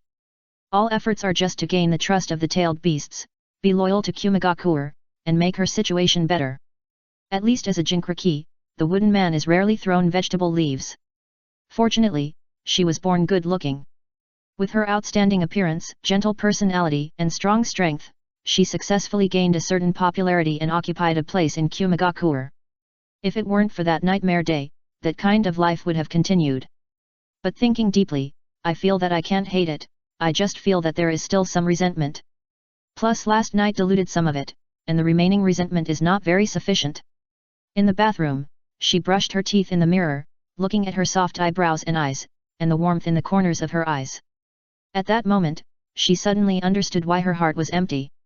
The Pledge of Allegiance was not enough to get along with her process. But she didn't care, she just wanted to find the answer. When the two Yukatos came out of the bathroom after taking a shower, Naruto had left her a breakfast on the dining table. She stared at it and sat down silently. The living room was silent, with only the sound of the spoon colliding with the plate. Her thoughts were a little messy, but she was barely calm. "You came out when it was cold." With a rustle, the door opened, and Naruto looked at her with a little doubt. "You didn't leave?" The two Yukatos looked even more surprised. Hearing this, Naruto casually pointed to the plate on the table and said, "How can I leave if I don't see you finish eating?" Yukato was speechless and didn't know what to say. He could only lower his head to eat the cold breakfast. Thinking about things silently in his heart, he suddenly realized that some of the sayings were not groundless. 10 minutes later. The two Yukatos put down their chopsticks properly, slowly raised their heads, looked at him and said, "I'm done eating." Naruto, who was waiting against the door frame, moved immediately, and walked towards the window while looking back at her and said, "Then I'll go first, remember to wash the dishes." The door closed with a click, and after Naruto left, the living room fell into silence again. Yokito paused for a moment, then picked up the chopsticks and continued to eat. After eating almost everything, he got up to wash the dishes. Noon. In the hidden cloud building, the two Yokitos stood on the roof, staring at the scenery in the distance. Suddenly there was a movement from behind. She turned her head and saw Samui walking over. The two had a general relationship before, and they rarely communicated. But now that they have become two traitors together, perhaps because of the same fate, their relationship has become much more familiar. In comparison, Mabi is too busy at work and can't be as leisurely as the two. Why do you always follow me? Yokito asked back. The top leaders of Union are worried about you, afraid that you are a traitor. Samui walked coldly to the side of Yamuren, looked at the blonde cat girl, squinted her eyes and said. Who do you think they sent to monitor you? Another traitor? She asked. You are right, but I don't like this statement. Samui put her hands on her waist naturally, her expression was indifferent, and her pupils reflected the lush trees in the distance. Not cool at all. After saying that, she added, by the way, I saw that your legs seemed unnatural when you went upstairs just now. Are you injured? No, I'm just hurt. Oh, so that's the case. I'm glad you're not injured. Samui said indifferently. After 2 or 3 seconds of silence, she turned her head suddenly and looked at the two Yamuren with incredible eyes. What did you just say? The two Yamuren glanced at her and didn't say anything. The road to happiness is always crooked. She didn't want to worry about it anymore, and had decided to join the villain camp. Even if she becomes a traitor, as long as she becomes the Raikage, Kumagakure can continue to exist peacefully. Even if she is not understood, she still has to protect the village. It's not that bad. Samui was shocked and scared, and immediately thought of herself, if you do this, then Mabi and I will also have to. I don't know about this, anyway, that kind of thing is not so uncomfortable. The two Yokito said, besides, the choice is in your hands, you don't have to do the same as me. A breeze blew, and the two Yokito looked at the clouds in the distance and murmured. I can't go back anymore. Leaving Kumagakure halfway, Naruto planned to go home first to take the Nine Tails with him. At present, he was running out of manpower. Previously, he had agreed with Ino and Hinata to return in half a year, and only about a month had passed, so it was not a breach of contract. This time, he returned to Konoha halfway to solve the problem of long-distance raids. Time is always wasted on the road, which is completely uneconomical. In addition, being alone in Kumagakure, it is inevitable that news is blocked. He wanted to know the activities of Uchiha Obito. He could go back to Konoha and ask Kakashi for some unusual clues, and let the Anbu investigate. He could also use the power of Sand Village. Even if Obito's whereabouts were unpredictable, Konoha and Sand Village were one of the 5 major ninja villages after all, so it was still possible to define a rough range of activities. As for why Naruto didn't go to meet Uchiha Obito in person, it was mainly because he felt it was not worthwhile. First, the two had different purposes. Fei Yanjiang. Mirongfu. Obito just wanted to create a world with Lin, which was completely an excuse. It was nothing more than resurrecting Uchiha Madara and taking revenge. In the final analysis, whether it was Uchiha Madara or Uchiha Obito, they were both catching the cicada while the Oriole was waiting behind. Under the operation of Black Zetsu, the only beneficiary was the old godmother Kagaya Otsutsuki. However, Naruto wanted to solve the Otsutsuki crisis once and for all, and he didn't take Kagaya Otsutsuki seriously at all. Secondly, Uchiha Obito controls space ninjutsu, and Black Zetsu helps in the dark. Chasing him is a thankless task, like using an anti-aircraft gun to kill a mosquito.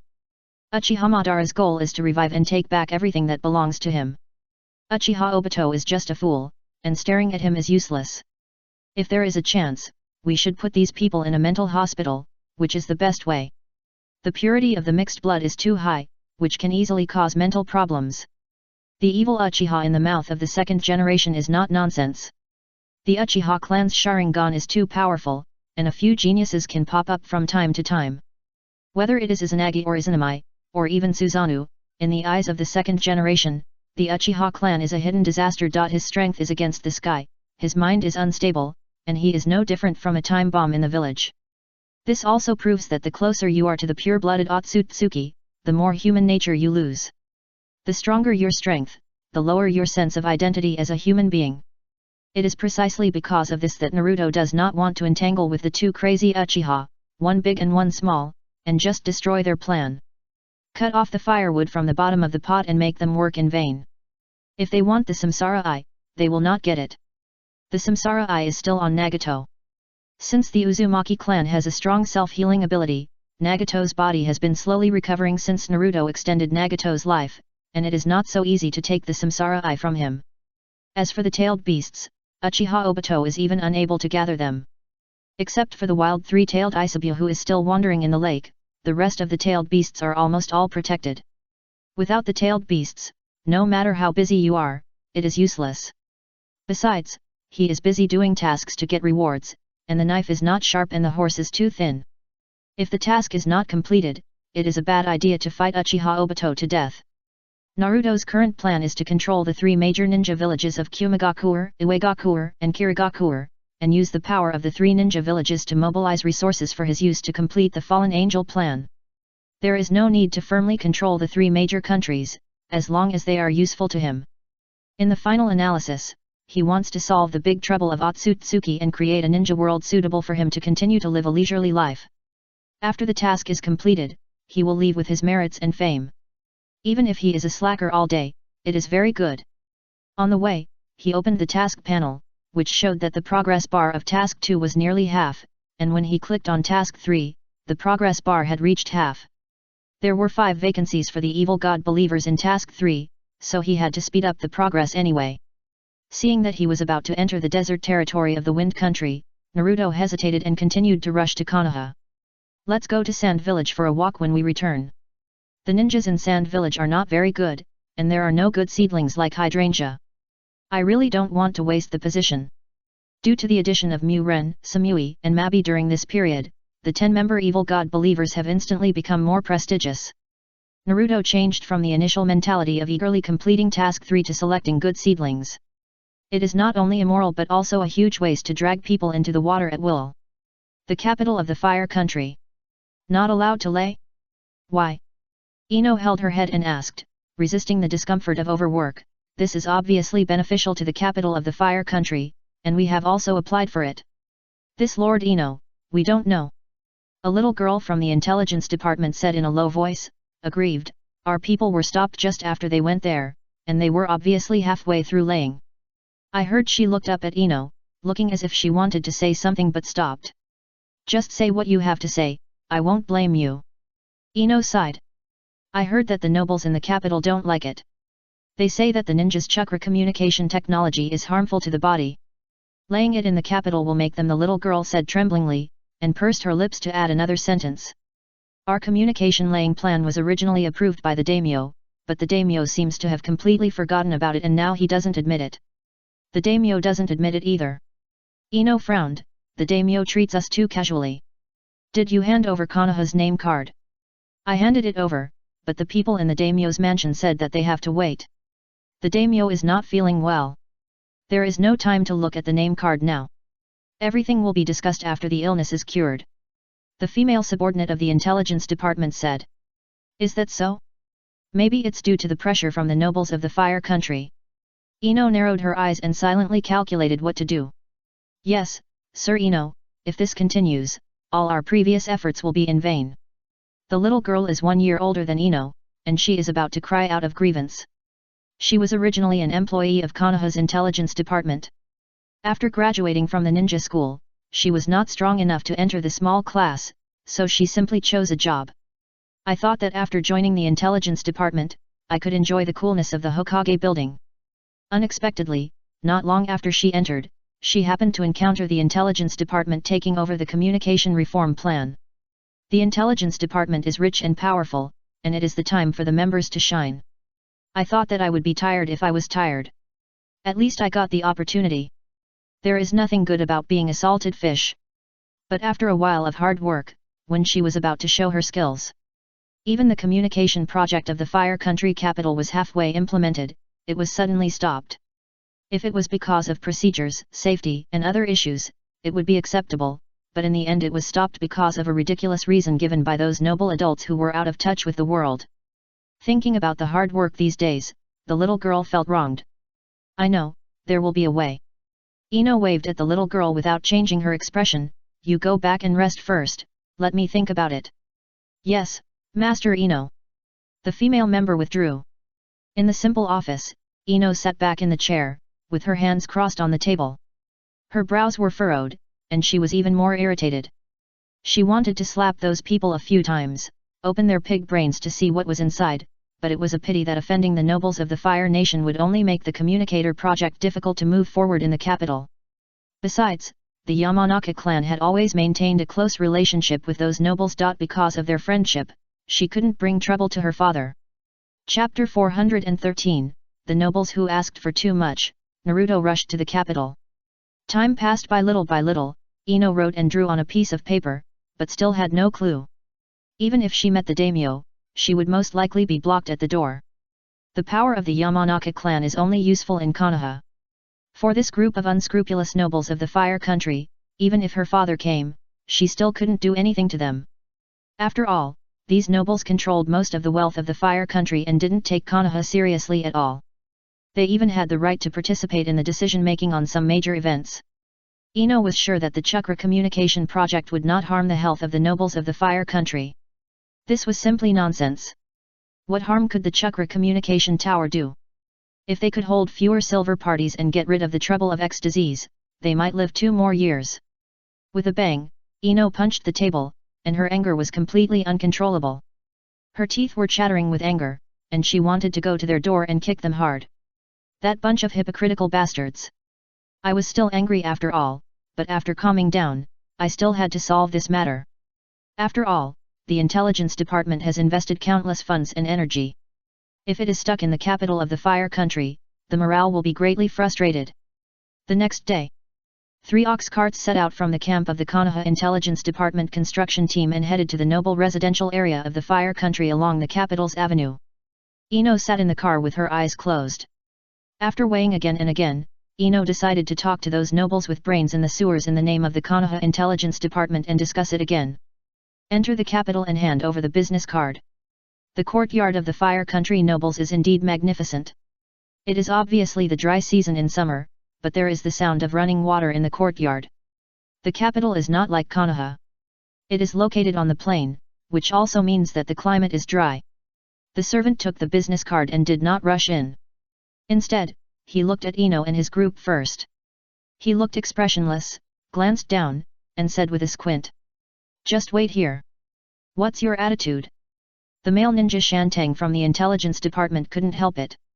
He was so angry that he almost wanted to fight, but was stopped by his colleagues.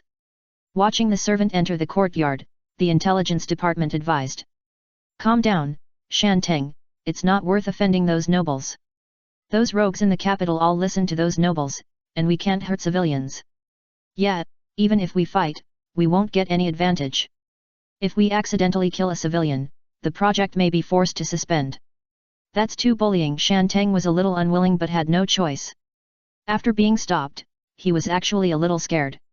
It's best for ninjas not to deal with nobles, and they are only suitable to live in ninja villages.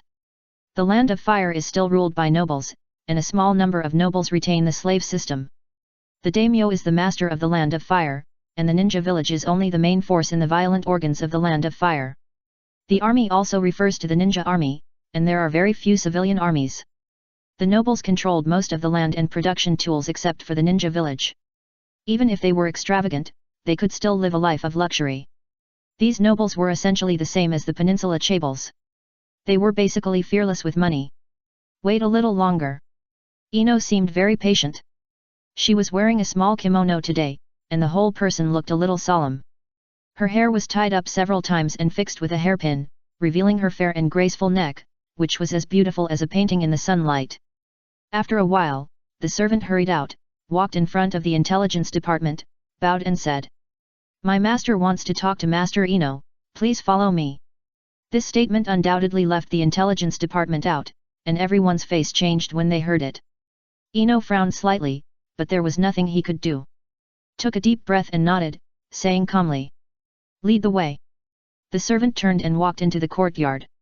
Ino turned her head to look at the intelligence department members she brought with her, gave a reassuring look, and followed.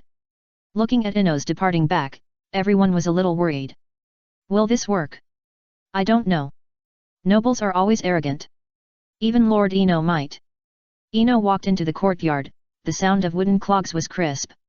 Passing by an arch bridge made of blue stone, water was gurgling under the bridge, and water vapor and cool breeze blew over.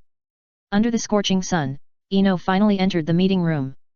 Several men in noble uniforms knelt in the upper seats, looking up at the successor of Konoha Intelligence Department. She looked young and was a gentle girl. Lord Sonika. Ino walked to the center and bowed, then turned around and saluted the remaining nobles.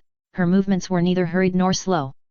Several nobles looked at Ino with interest, their faces pale and empty. The nobles were open-minded, and it was popular to put makeup on their faces to show solemnity. They had a lot of fun in private, not only giving mates to each other, but also doing collective radio gymnastics at any time. That scene was like a gene awakening.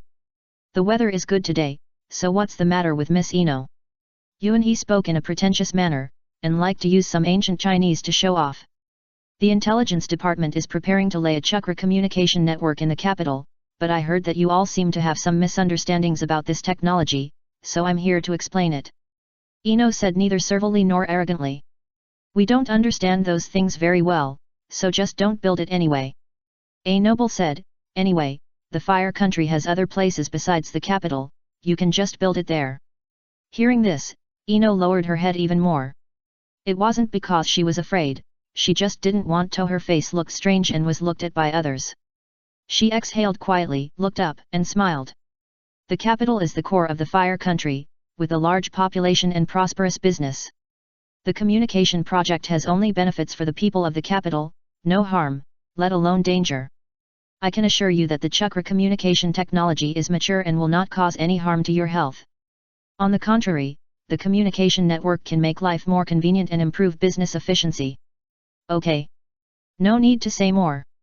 One of the nobles kneeling on both sides interrupted Ino's question impatiently. The man looked bloated, with a big face and a round waist. He had sweat on his forehead after kneeling for a long time. With 2 black bags under his eyes, he looked like he had a close friend position with the King of Hell. He looked at Ino sideways and asked in a bad tone. You said a lot, what good will this do us? Life will be more convenient. Ino lowered her head and answered. Our lives are convenient enough now, is there a need to change? The fat noble spread his hands and said, to be honest, it's still unclear whether this technology is safe or not. Little girl from the Yamanaka clan, your words don't count. I think you don't understand at all. How about this, you ask your father to come. If the intelligence department is willing to make concessions, we are still willing to talk. The previous words are nonsense and can be ignored directly. The last sentence is the key. The nobles of the Fire Country want benefits. Who cares about this matter without benefits? If it is a cooperative development, it can be discussed. But this group of nobles obviously want to get it for free, and maybe they are the kind who take the biggest share, which is no different from robbery. Besides, the funds of the intelligence department come from Tsunade. Even if the communication project is slow to make profits in the early stage, it still needs to be fed back to recover blood. No one is willing to be cut off by the Fire Country nobles out of thin air. Ino was mentally prepared before coming. After a moment of silence, she raised her head and said. The communication project in the capital can be developed together, as long as... Not just the capital. The fat noble interrupted again, pointing at Ino with a carrot-like finger, it's a project for the entire Fire Country, we all want a share. Hearing this, Ino's heart choked. How much? What about the investment? Investment? What kind of investment? The fat noble looked puzzled, as if he had heard a big joke. Our participation is the largest investment, and the project will definitely go very smoothly. We can talk about the share, we want 70%. Hearing this, Yuan-He, who was sitting in the upper seat, smiled. He didn't say anything, and it was all up to the people below to finish the words, leaving some room for maneuver, and not saying it in a final word. This is a project funded by Lady Tsunade, 70%. Ino bit her lower lip and looked at the nobles. If that's the case, this project can't make a profit at all. Didn't we say before that this project is to make people's lives more convenient? Another noble retorted, why, don't do it if it's not profitable. Crack, Ino clenched her fists and forced herself to stay calm. She knew that this group of nobles were not deliberately making things difficult for her, this was their usual style. The conversation did not go smoothly, but the nobles headed by Yuanhe looked like they could still talk. Even if they agreed, there would definitely be a lot of wrangling afterwards. 70%? Even if they gave a 1% concession, it would be a huge loss. This group of people still wanted to get something for nothing, and it was obvious that they deliberately made an impossible condition because they saw that Ino was young. They probably wanted to take the total amount and distribute it with the nobles of the other three factions, so that they would take the initiative. The nobles of the Fire Country did not form a faction. In addition to the nobles headed by Yuanhe, there were 3 other factions of Fire Country nobles. If we visit them one by one, we might even have to pay money. Even if the nobles of the 4 factions each ask for 10%, what is left for the intelligence department is a mess that is doomed to lose money. Even if they are rich, they can't stand such blood-sucking. Leaving the noble mansion, Ino looked at his subordinates and shook his head slowly. 70%? Are these nobles crazy? Shantang exclaimed, why don't they go and rob? The nobles are so hateful. Yes, Master Ino, we must not agree to this. That being said, the capital is a place that cannot be avoided for the project. Do we really have to give up the capital? It's better to give up than to lose everything, right? Even if the capital is controlled by those nobles, other places can't be controlled by them. That may be the case. Those nobles have too much land and their forces are so intertwined that we can't count them. In terms of power, we can't win anyway. Yes, after all, they have the support of the daimyo behind them. Although the 6th Hokage supports the communication project, there is such a great resistance. In the end, I'm afraid. The members of the intelligence department discussed one after another, but Ino remained silent. She sat silently in the chair in the office, frowning and thinking. It's impossible to give up. As the core city of the Land of Fire, the Konoha Intelligence Department must take it down. The cost of giving up is too high, it is impossible to give up. Those nobles will not allow the Intelligence Department to build communication systems in other cities of the Fire Country. They will definitely interfere and there is no way around it. Just when everyone was worried, Ino suddenly made a suggestion. Let's go to the dinner party. Everyone was stunned for a moment, looking at each other, wanting to say something but finding that this seemed to be the only option at the moment. Looking at Ino's clean smiling face, they could only nod in agreement. After all, not every boss is a rich woman who pays for dinner. This move is obviously intended to boost the morale of the intelligence department. Everyone tactfully changed the topic. Ino was the last one to leave the camp. She was locking the door of the office and turned to look for her lovely subordinates. Suddenly, someone blocked her view and she was stunned for a moment. Looking at the figure that suddenly appeared, she subconsciously raised her head to see his face, and then she was stunned for a moment. Naruto was dusty, his face was a little grey, and his clothes were a little dirty. Fortunately, his height of more than 1.8 meters made him look not embarrassed, like a poplar that had been destroyed by wind and sand. Why are you back? Ino's lips moved, her expression changed, she couldn't help but want to cry when she saw Naruto, the grievances of the past few days surged into her heart. She still held back, she would have shed tears in the past. But Ino is now one of the leaders of the intelligence department, shouldering the responsibility of leading a group of lovely members. Since the launch of the communicator project, the pressure has been endless, and she has carried it all. In just a few months, she is no longer the carefree girl, but the independent and admired Ino-sama. Thinking of this, she forced a smile on her face. I miss you, I'll come back when I have time. Naruto didn't say many truths. He went back to Konoha for something, and he habitually said something flowery. Really? Ino looked up at him and smiled innocently, as if she had become the bright girl in summer again, showing her coquettishness in front of her lover. Then can I still tell lies? Naruto didn't care about the dirt on his body and hugged Ino directly. By the way, I just heard someone say something about a department dinner. Yes, do you want to go? Ino laughed. I can't go? Of course I want to go, it's a waste not to eat. Naruto spoke quickly and quickly coughed to cover up. Ahem, what I mean is that I actually want to eat alone with you. Tisk, I don't believe you. Ino pouted and kissed him when no one was around. Let's go, we won't be able to find them if we're late. Okay, but your subordinates don't seem to be in a good mood. After he said that, he found that Ino was in a bad mood and couldn't help asking, "Ino, what's wrong with you? Is there something wrong?" "Yet." She nodded and forced a smile again. "Let's go first, things are a bit complicated, I'll tell you on the way." Hearing this, Naruto raised his eyebrows. Is it really that something happened? Chapter 414 I write notes, I stamp, the intelligence department is also a violent agency. After that, the two of them caught up with the intelligence department's Yamato and his group who had gone ahead. Everyone was surprised to see Naruto and came forward to greet him. "Naruto-kun, long time no see." This is an old man who is still familiar with him. He has been there since Ino joined the intelligence department and has had a brief intersection with Naruto. "Naruto-sama, I am Ji, the new employee of the intelligence department." The newcomer was a little reserved. In addition to the fact that the unkempt young man in front of him was the boyfriend of his boss Ino, he also knew some other news about a certain yellow-haired villain. Including but not limited to the dangerous former Nine Tails Jinchuriki, the one who separated the tailed beast with his bare hands, the one who confronted Konoha's high-level officials, Jiraiya's disciple, the disciple of the 6th Hokage, and the 5th Hokage's thing. This person has many labels, each one more annoying than the other. He is the crown prince of Konoha who can replace Kakashi as the face of Konoha and perform tasks, and the legitimate prince of Konoha. The only bad thing is I heard that he has a bad personality, a 100% mission completion rate, a complaint rate of nearly 70%, but a very low success rate of complaints. In the final analysis, it's still a strong relationship. But what makes them feel strange is that Konoha used to feel afraid of Naruto. But in this foreign land, seeing Naruto is actually a kind of intimacy.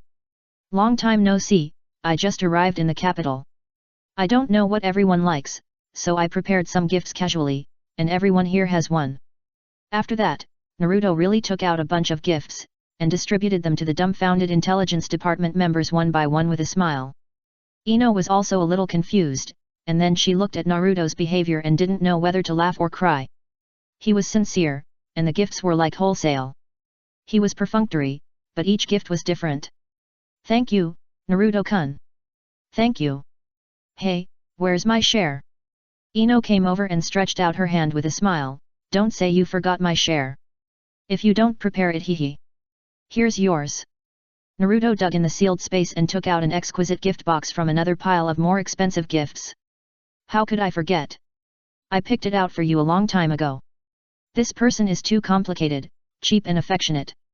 The gifts are expensive, carefully selected, but they are for multiple people.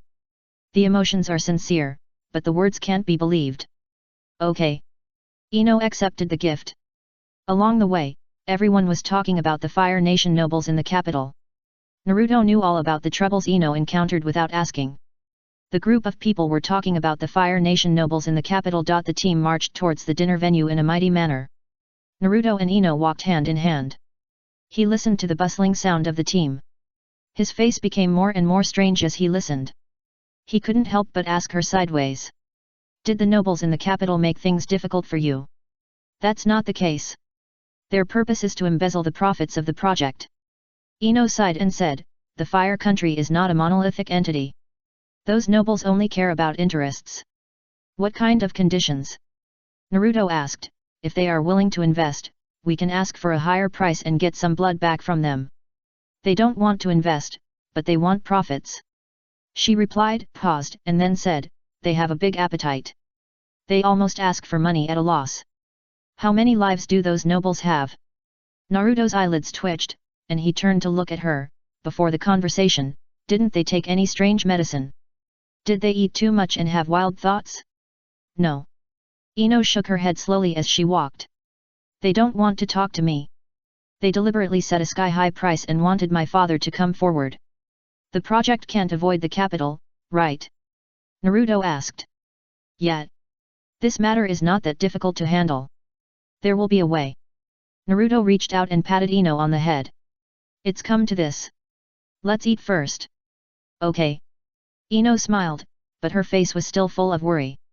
In fact, Naruto didn't care too much about this matter. He just wrote it down in his little notebook. After eating, drinking, washing and sleeping, he would think of a way to deal with the nobles. Compared to what he was doing, the nobles of the Fire Country were just some small characters. The nobles were rich and powerful, and they were always arrogant and domineering. In their minds, the Konoha ninja village was probably similar to the role of a servant. Relying on the fact that ninjas were not allowed to attack civilians at will, they were even more unscrupulous. Under normal circumstances, Konoha ninjas and these Fire Country celestial dragons would not have any intersection.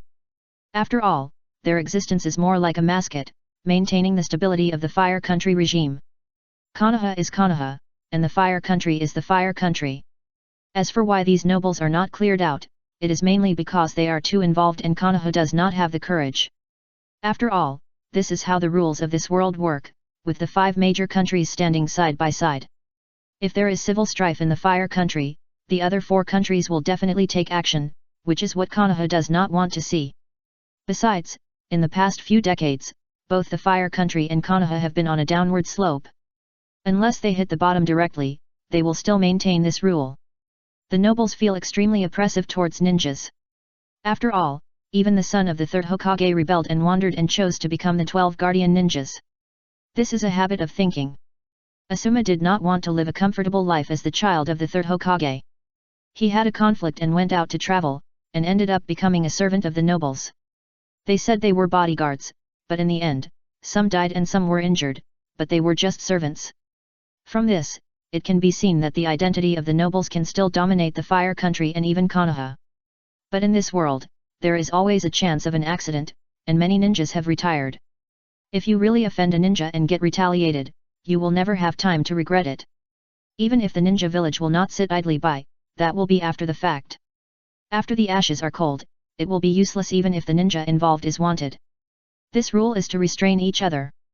It works but is not absolutely safe. How long have you not eaten? Ino said with some distress while putting the barbecue into Naruto's bowl. You don't have to work so hard on the road. It's not good for your health. 1 meal a day, save time. Naruto buried his head in eating. I'm mainly worried about you, so I came back directly when I was free. What can you save in this little time? She asked. Are you busy recently? If you are too busy, there is no need to rush back. I can actually handle this by myself. Can you really handle it by yourself? He stopped eating and drinking, raised his head and stared at Ino. Ino pursed her lips, then shook her head. No. Yes, so this is the meaning of my rushing back. He said, I don't know what happened to you.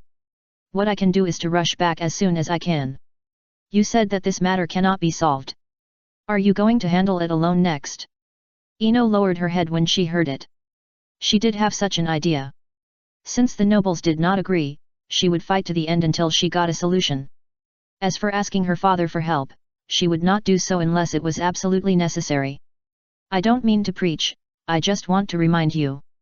If there is something that cannot be solved even if I'm not here, you can still consult with Lord Yamanaka, or ask Kakashi. They are all ninja seniors, and they naturally have more experience in dealing with people than you, and the advice they give must be the most appropriate and safest. Listening to Naruto's gentle words, Ino's face became redder and she didn't dare to look up at him. I know, this matter is I was too anxious. That's right, don't be too anxious, and don't be impulsive. Naruto took a piece of paper and wiped his mouth. Impulsiveness is the devil, there must be a more stable solution. The nobles don't have any rules in their eyes, they only see interests. But they are also civilians, and the ninjas' methods don't work on them. So. With a bang, a sudden noise sounded, interrupting Naruto's teaching time. He frowned slightly and turned his head unhappily.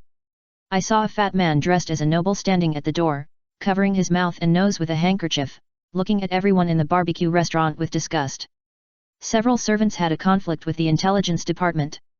The newcomer of the intelligence department, Yamato, was arguing with those people with his neck stiff. It seemed that those people were also ninjas. Just as the daimyo has 12 guardian ninjas under his command, the nobles of the Land of Fire also have some ninja thugs under their command under various names. As long as they don't use the means of ninjas openly, they are civilians. The nobles are unscrupulous, and their means are more dirty than one, and they are arguing afterwards. What's going on? Ino stood up, but Naruto was faster than her. The moment Ino stood up, he had already grabbed a pair of chopsticks and moved over. You don't have to go over, just sit still. Seeing this, Ino tensed up and subconsciously wanted to call Naruto to stop her. She was worried that he would mess around and get into trouble, but the words stopped as soon as they reached her throat. Anyway, things won't be worse than they are now, she thought. Besides, Naruto wouldn't be impulsive. After all, he was just teaching her not to be impulsive. It's impossible for him to rush up and beat someone up, right? It should be unlikely. The nobles are hateful, greedy, and selfish, and they bully others. But they are ninjas, and they can't retaliate privately. If they are caught, they will be judged.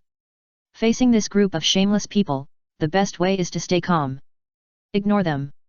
The more blatantly they target you, the more they care about the Capital Communication Project. Ino took a deep breath and kept analyzing the current situation in her mind. She looked up at Naruto and found that he had squeezed into the crowd and walked to the front of the conflict. Seeing this, she couldn't look away. Her worried eyes were always on Naruto. After thinking about it, she walked over and planned to rescue him. The other party was a noble who was as fierce as a wolf. Even if they were weak due to being hollowed out by alcohol and sex. But in this world, they were extremely powerful. If you attack a noble with ninja means in a moment of impulse, there will be very terrible consequences. Fortunately, Naruto was really calm and did not act impulsively, so she breathed a sigh of relief.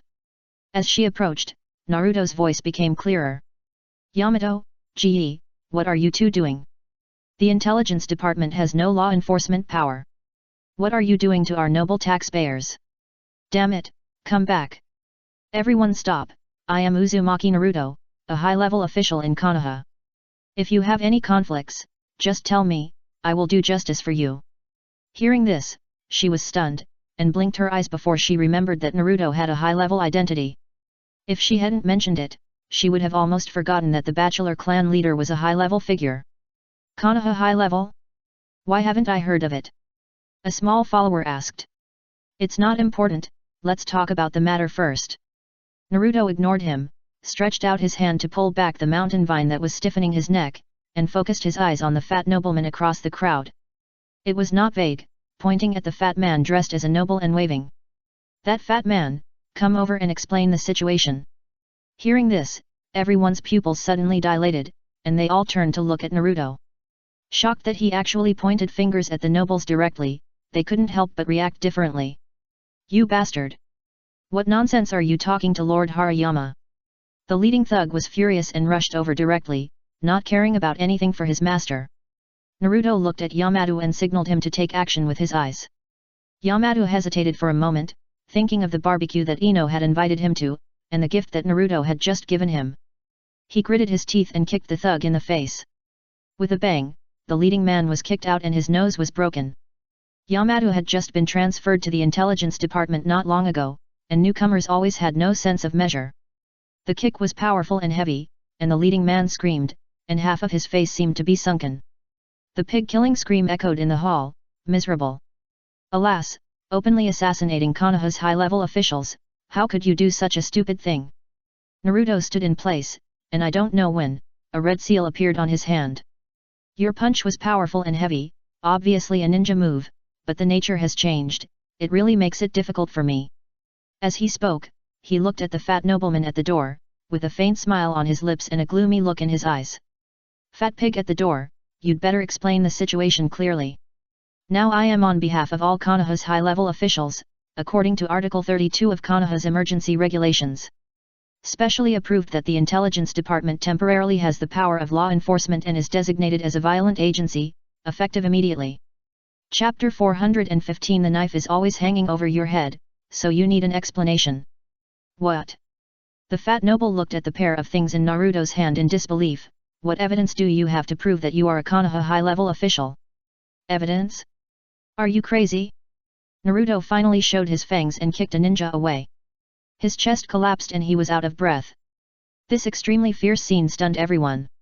Intelligence department ninjas basically do not carry out too dangerous tasks, nor do they take too heavy hands. Ino didn't react much. She was not a flower in a greenhouse. She had been through life and death with Shikamaru and Koji. What surprised her was Naruto's procedural justice. Although it was a bit reluctant, his words immediately reminded Ino that the ninja village was a violent agency. The nobles were powerful, but they were not fearless. The Hokage was on par with the daimyo, and the Hokage with a powerful family was also a powerful daimyo. The status of Kage is actually higher than that of daimyo. Konoha's law enforcement power is not limited to Konoha. Even in the Land of Fire, under special circumstances, with the approval of the top leaders, ninjas can attack anyone without restrictions. The conditions that trigger special circumstances are ninjas committing crimes, or hiring ninjas to commit crimes. In fact, this group of nobles are also quite afraid of Konoha Ninja Village. Watching Naruto casually knock down the people he brought with him, the fat noble suddenly came back to his senses. But before he could react, Naruto had already arrived in front of him. What are you going to do? The fat noble shrank back. Hearing this, Naruto turned to look for Yamato, but found that he was scared. Kicking a thug and kicking a noble are two completely different things. This is often the time to highlight how important a lackey who obeys orders is. In the past, Naruto didn't understand why villains like to bring a bunch of lackeys to the streets. Now he understands that although lackeys may not be very strong, they really do it when there is something. If you have to do rough work yourself, your status will drop by half instantly. In desperation, Naruto had to do it himself and kicked the fat man down. With a bang, the fat man's face suddenly bloomed. His nose was bleeding, his face was miserable, and he screamed and arched back on the ground like a fat pig. You actually attacked the nobles, lunatic, you rubbish. I want. Before he finished speaking, Naruto kicked him again, but with less force. It was just a physical kick, the more he cursed, the harder he kicked, blood flying everywhere. Naruto looked around and saw that everyone was in a daze, so he bent down and picked up the fat man who looked like a dead pig. A trace of hostility flashed in his eyes, and he said in a cold voice. Dead fat pig, don't talk nonsense, it's obviously you who wanted to assassinate me, a weak Konoha high-ranking official. How dare you turn the tables and slander the fair Konoha high-ranking officials? As he spoke, he slapped him in the face, slapping him several times until he couldn't speak at all. You still want evidence? I tell you, I am the evidence. With a clatter, he threw the fat noble to the ground, and wiped his hands with a napkin from the table. He stopped Ino from approaching with his eyes, and turned to the fat noble. You can't do such a complicated thing by yourself. There must be an accomplice behind the scenes. Do you want me to tell you or should I ask you? Damn it. Sono-sama will make the decision for me. Well, Sono-sama assigned you to manipulate the ninja to commit the crime, trying to kill the intelligence department ninja and wipe out the Konoha high-level officials. Naruto nodded, very good, I got the testimony. I didn't say it. The fat man yelled. Pa! The fat man was slapped hard, and his brain crashed instantly.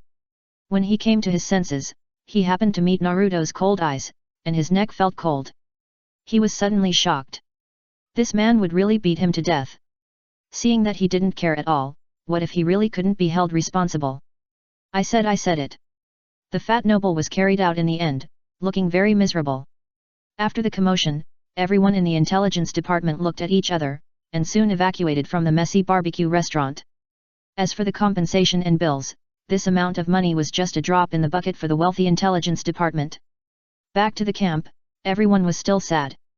Although Naruto's justice was quite rogue, after all, he beat a noble half to death, and only Naruto could not have any psychological fluctuations at all. Ino had a separate office in the intelligence department's camp. At this moment, Naruto was sitting in his seat honestly, watching Ino pacing back and forth in the office. You're in trouble, she said. Calm down, Ino, it's okay. Naruto comforted, the procedure is legal, it's completely just, I don't know what you're worried about. Worried about you? Really? Ino rolled her eyes at him and stopped. What if those nobles unite to put pressure on the village? Then Kakashi must be in a lot of trouble, and Lord Shikaku will be in a lot of trouble too. Lord Yamanaka will know that his daughter is in trouble and didn't tell him, and he will probably be very sad. Naruto spread his hands. You. Ino was simply convinced, and he was still in the mood to joke at this time. Do you know how arrogant those nobles are? What if? Oh, then let them come. Naruto said. Ino took a deep breath, looked at him with a helpless expression, opened her mouth but didn't know what to say. She didn't know what she was worried about, she just felt the unknown pressure coming. She didn't know how to deal with such a thing. Maybe she could use it to make the nobles give in, but it was more likely to usher in a crazy counterattack from those guys. Maybe she should tell her father about this and listen to his advice. The other party was a noble, not a ninja. In the secular power field, ordinary ninjas couldn't let go of their hands and feet here. This was a completely unfair war. Fight. Naruto can attack the nobles unscrupulously just because he has followed procedural justice. But this grudge will be held against the intelligence department, which will undoubtedly increase the difficulty of the project. But the problem is that even if we swallow our anger today, this project will not be done at all. The nobles are too greedy, and it is too troublesome to deal with them. So, what are you afraid of? The matter has already lost hope. Should we expect those damn nobles to have sympathy? She raised her head, looked at Naruto, took a deep breath and said. You are right, it's all the fault of those nobles. Yes, it's all the fault of those damn nobles. Naruto looked at Ino. If they hadn't intervened, the communication project in the capital would have been implemented. But the nobles are powerful and have countless people under their command. She sighed, what should we do? Go head on with them? Naruto put his hand on the edge of the table and knocked twice. If there is a rogue ninja causing trouble, then Konoha has the right to take care of it. The intelligence department is also part of the Konoha ninja village. The members under it are also ninjas. What do you mean? She asked. Ino was a little confused. It was obviously the nobles who hindered the implementation of the project. The lion opened his mouth and wanted to get something for nothing. But somehow, it became a problem of ninjas causing trouble. What I mean is, Naruto stood up, took a document from the table and began to write with his head down. The fat man who made trouble today should be just a small character. He instigated the ninjas to cause trouble. If the nobles bully others, then we can't do anything about it. The Fire Country has always been like this. But if they instigated ninjas to cause trouble, this is serious. I got his confession. He admitted that there was someone behind him. Those who can instigate nobles are naturally nobles. Who do you think is behind the scenes? The great noble Sunoa? Ino didn't even need to think. She had seen the fat noble in the courtyard. It was Sono and his people. The answer was obvious. But what's the use of this? She asked. Do we go to his house with a confession? If the other party doesn't admit it, it's useless. Yeah, just ask him directly. Naruto stood up, took out the seal of the patriarch of the Uzumaki clan and stamped it heavily on the document. This is a search warrant. Are you serious? Ino was stunned. Do I look like I'm kidding? Naruto took out another high-level seal and stamped it heavily. We are ninjas, and ninjas should solve problems in a ninja way. If you keep thinking about how to surpass the other party in power, you are completely obsessed with it. It's not that easy to defeat someone in the field where the other party is good at it. The best way is to pull them to the same level and solve the problem with our rules. Although that's what I said, the other party is a noble. Ino was shocked, his mind was a little confused. Didn't you tell me not to be impulsive? Ino, why do you think Konoha exists? He shook the document with two seals. War for the sake of peace. The first generation established a situation of family fighting, and then ended the war in the ninja world. Ino replied. This is the answer in the book. Do you know what Lady Tsunade said? He suddenly smiled and thought of a fat sheep who had traveled around the world. I don't know. The first generation established the village because no one could beat him. The Senju clan is the strongest clan in the ninja world.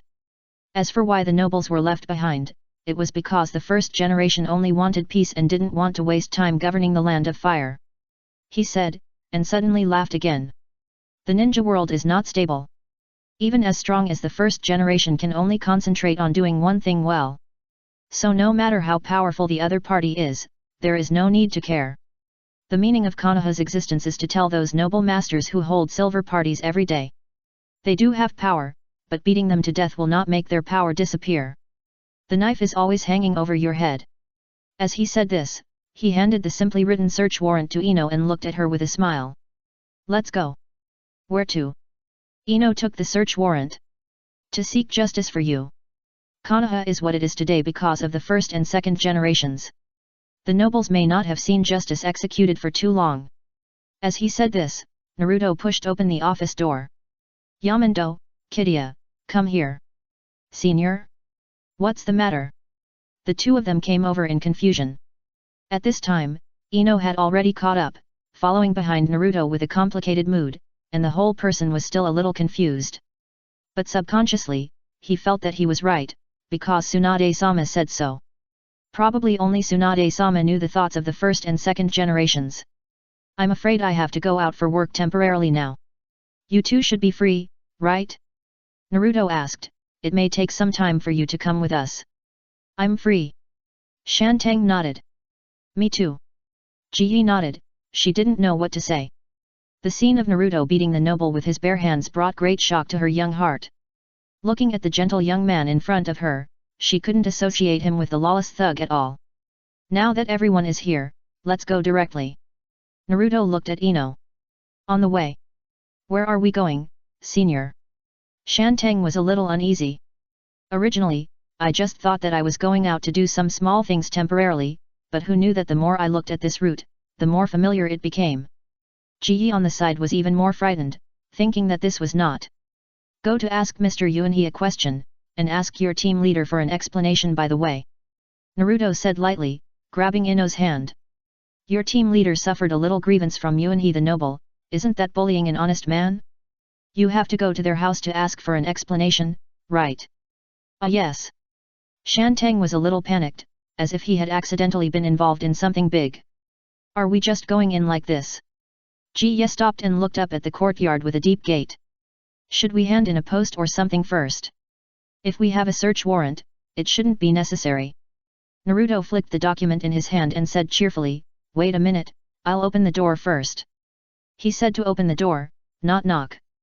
With a bang, on the central avenue of the capital of the Land of Fire, the gate of the courtyard of the great noble Yuanhe was kicked away.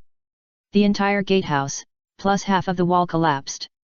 The deafening noise quickly alarmed the people inside, and many ninjas and samurai rushed out. Some were holding knives, and some came in an instant. What's going on? Who is so bold as to attack the residence of Lord Yuanhe? Damn it! Who is it? The smoke and dust dissipated, and looking at the crowd that surrounded him in a fan shape. Naruto took out the search warrant calmly, looked around and smiled, and read it aloud. According to the confession of the noble Hariyama, the noble Sono was accused of instigating the ninja to cause chaos. The intention was to surround and kill the ninjas of the Konoha Intelligence Department. The search warrant was approved by the Konoha high-level officials. The evidence is conclusive. Immediately. What nonsense are you reading? Kill him! A samurai shouted. Damn it! This man must be a lunatic. This time, Naruto did not do it himself. He snapped his fingers. With a rustle, more than a dozen coffins rose from the ground. With a few bangs, the bodies came out of the coffins. This is the noble courtyard of the capital of the Land of Fire. The corpses of the impure world reincarnation in this range were not very powerful when they were alive. They could barely stop the samurai and ninjas. The corpses of the impure world reincarnation fought with a group of ninja warriors. Instead, Naruto had time to fight. He turned around and looked at the three people behind him and waved. Don't be afraid, this is just an illusion. Let's go in and take a look. Chapter 416, Arrogant, one of the four nobles is missing. Yamato stared at the dozen corpses of the impure world reincarnation, and swallowed a mouthful of saliva. He thought, no, how can your illusion be so real? He turned around and found that the few people had gone far away, and hurriedly followed them. Is it really an illusion? Ino asked, frowning slightly, why does it look so familiar to me? Did Orochimaru use this ninjutsu? It's an improved version, free of charge, you don't have to worry. Naruto said. Have you been able to improve the ninjutsu? She leaned over and asked in a low voice. It wasn't me, someone else changed it. Naruto told the truth, the system changed it, I don't have that ability, that ninjutsu is sometimes effective and sometimes not. Oh. Ino breathed a sigh of relief. Ji watched his team leader whispering with the lawless yellow-haired man, and couldn't help but admire him. How could he be so calm when he entered someone else's house? Did he focus on the wrong thing? The focus is not on any ninjutsu, right? Damn it! The courtyard of the noble was broken through, aren't you worried at all? Yamato hurried up from the back, and the four of them crossed the courtyard. Servants in groups of 3 or 5 hid everywhere and didn't dare to come out at all, but the road was unobstructed. The servants in the courtyard were all paid workers, and naturally they would not sacrifice their lives for the nobles. The inner court was some loyal servants who stood up to stop them. With a snap of his fingers, death emerged from the ground, and the dead reappeared. Help! Monster! That has been dead for a long time. The corpse of the reincarnated corpse stopped the irrelevant personnel, and the four were able to go upstairs. There were not many people upstairs. Pushing open a few doors at random, the noble Yuan-he was found behind a shoji door somewhere. The tatami in the room was very wide, with only a low table in the middle. Seeing Ino and his group, he did not show any panic on his face, but was very calm. If he was facing an unknown wandering ninja, he might hide. But the people in front of him were from the Konoha intelligence department, so he didn't need to panic at all. It would be a terrible signal for Konoha's ninja to attack the nobles. He believed that these people in front of him should also understand that the anger of the nobles united was not something they could bear. So Yuan-he sat still, smiling at the four uninvited guests in front of him. There was a warm smile on his lips, and his whole face was as gentle as a Buddha. This boss temperament immediately made those who followed him Shanteng and Ji Yat, who came to make up the numbers, did not dare to look up at him, and even did not want to stay in this room, as if ants were crawling on their bodies. The aristocratic temperament is nothing more than the confidence developed over time by living in an environment where one can call the shots. A look makes people in awe, and a word makes people realize. If everything is lost, and resources are no longer at their disposal, the effect will naturally be greatly reduced. In contrast, Naruto and Ino did not react much. Ino herself is also an aristocrat among ninjas, and is considered to be in a position of little power, and she has no feelings for these aristocrats. Naruto simply does not care. He does not care what these aristocrats do or how much money they have. It would be fine if they were safe and sound, but since they are looking for trouble, they must be prepared to pay the price. Are you all adults from the intelligence department? Yuan-he asked with a smile. Didn't Lord Ino come here today? It's getting late, what's the point of coming here again? Yet. Ino nodded, and did not say much. Naruto had told her before coming that she didn't need to worry about anything, just stand aside and watch. He would take care of everything, and he would ask for a fair explanation for her. He stepped forward, took out the search warrant, and said slowly. We were attacked by ninjas during a group meal, and the mastermind behind the scenes, Harayama, was arrested on the spot. He intended to manipulate the ninjas to attack the Konoha intelligence department and subvert the Konoha ninja village military system. Harayama? How is it possible? Sanoa was a little surprised. Is there any misunderstanding? Maybe it's just some contradictions, not that serious. The crime has been determined. Naruto interrupted him. I have convicted him on behalf of all Konoha's high-level officials. According to Konoha's punishment law, he can be killed on the spot. Why can you represent Konoha's high-level officials? Sanoa looked up and stared at Naruto calmly. Oh, I forgot to introduce myself. Naruto took out a seal and waved it in front of him. I am one of Konoha's high-ranking officials, Uzumaki Naruto. As for the authenticity of the seal, you can find someone to verify it later. You have the right to go to the Konoha Hokage building to appeal. But before that, there is another accusation against you. Accuse me. Sonika smiled, his expression was still gentle, but Naruto could feel the flash of disdain when the other party lowered his eyebrows. Seeing this, Naruto's tone became impatient. Harayama accused you of manipulating ninjas to cause trouble and intending to attack Konoha Intelligence Department ninjas. The purpose is to swallow up the communication project and rob the Intelligence Department funds. The intention is sinister. Ino listened silently to the charges made by Naruto, and her eyelids kept jumping. She thought to herself that these words were too absurd, and there was no evidence at all. I don't understand what you are saying. As for the communication project, we have discussed it a long time ago. It's just an intention.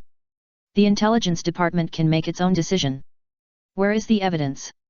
Sanoa asked. Harayama is your man, and he belongs to the same noble family as you. Naruto said, today you are asking for too much, intending to swallow up the communication project. These are the evidence, I said. In that case, why don't we ask Lord Hokage to come and preside over justice and let him hear whether these evidences are appropriate? Sanoa snorted heavily in dissatisfaction. I think you may have misunderstood. Why do you think I will be? Father. With a bang, a noble young man in gorgeous clothes strode in. Who are you? What do you want to do to my father? We are from the Konoha Intelligence Department, Yamato kindly wanted to explain. Get out! The young man roared, his excitement was obviously not normal, as if he had taken some medicine. You dirty bitches! Naruto glanced at Sanoa and said. You don't mind your son losing a few teeth, do you? Wait. He finally couldn't sit still, but it was too late before he stood up. Naruto suddenly moved in front of the young noble, lifted him up, and slapped him to knock out 3 teeth. With a wow, the young man vomited blood. The screams led to the second young man to come in. The man was well dressed, with a pair of gold-rimmed glasses on his nose, and stood at the door politely. My lord, please forgive my brother's rudeness. The young man saluted, but did not even look at the embarrassed young man. Who are you? Naruto threw the man away, without even looking at the gentle young man, and turned to look at Sanoa. This matter must have a result now, I don't care what you want to say. I don't believe that the 4 nobles are at peace. As long as you disappear, this line will be swallowed up immediately. Now I need an explanation, otherwise you will all die today. Lord Naruto, I think you should know the consequences of killing nobles. Sanoa was unwilling and asked again, Konoha has never had a precedent of punishing nobles. Do you want to make an exception? Besides, although Konoha has the authority to interfere in the affairs of the Land of Fire, we have no ill will towards the Intelligence Department. Therefore, you have no right to hold us accountable. If there is a misunderstanding, you can ask the City Defense Army to investigate. Or report to Konoha Ninja Village and ask the ninja to assist in the investigation. In addition, we have always maintained a good relationship with Konoha, and I also have a good personal relationship with the 6th generation Kakashi.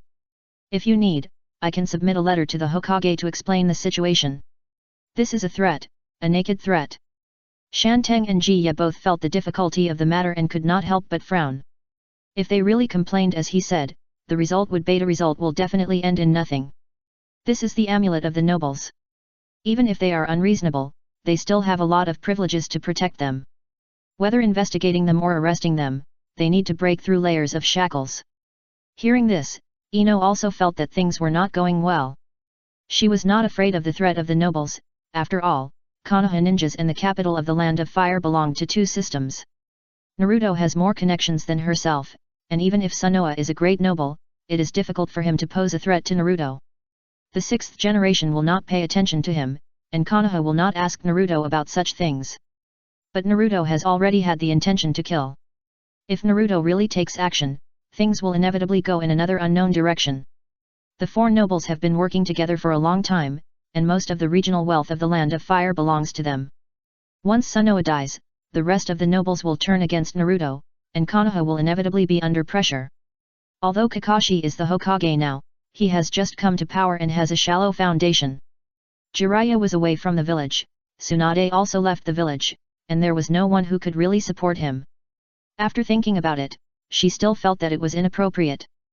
But Ino remembered what Naruto said after all, just stand aside and watch. She didn't need to worry too much. Rules are made by people, you don't have to threaten me here. Naruto's voice became colder and colder, say something useful, it's better not to talk nonsense.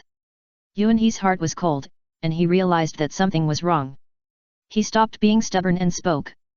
We will not intervene in the project of the Intelligence Department. We are deeply sorry for causing you trouble. Not intervene.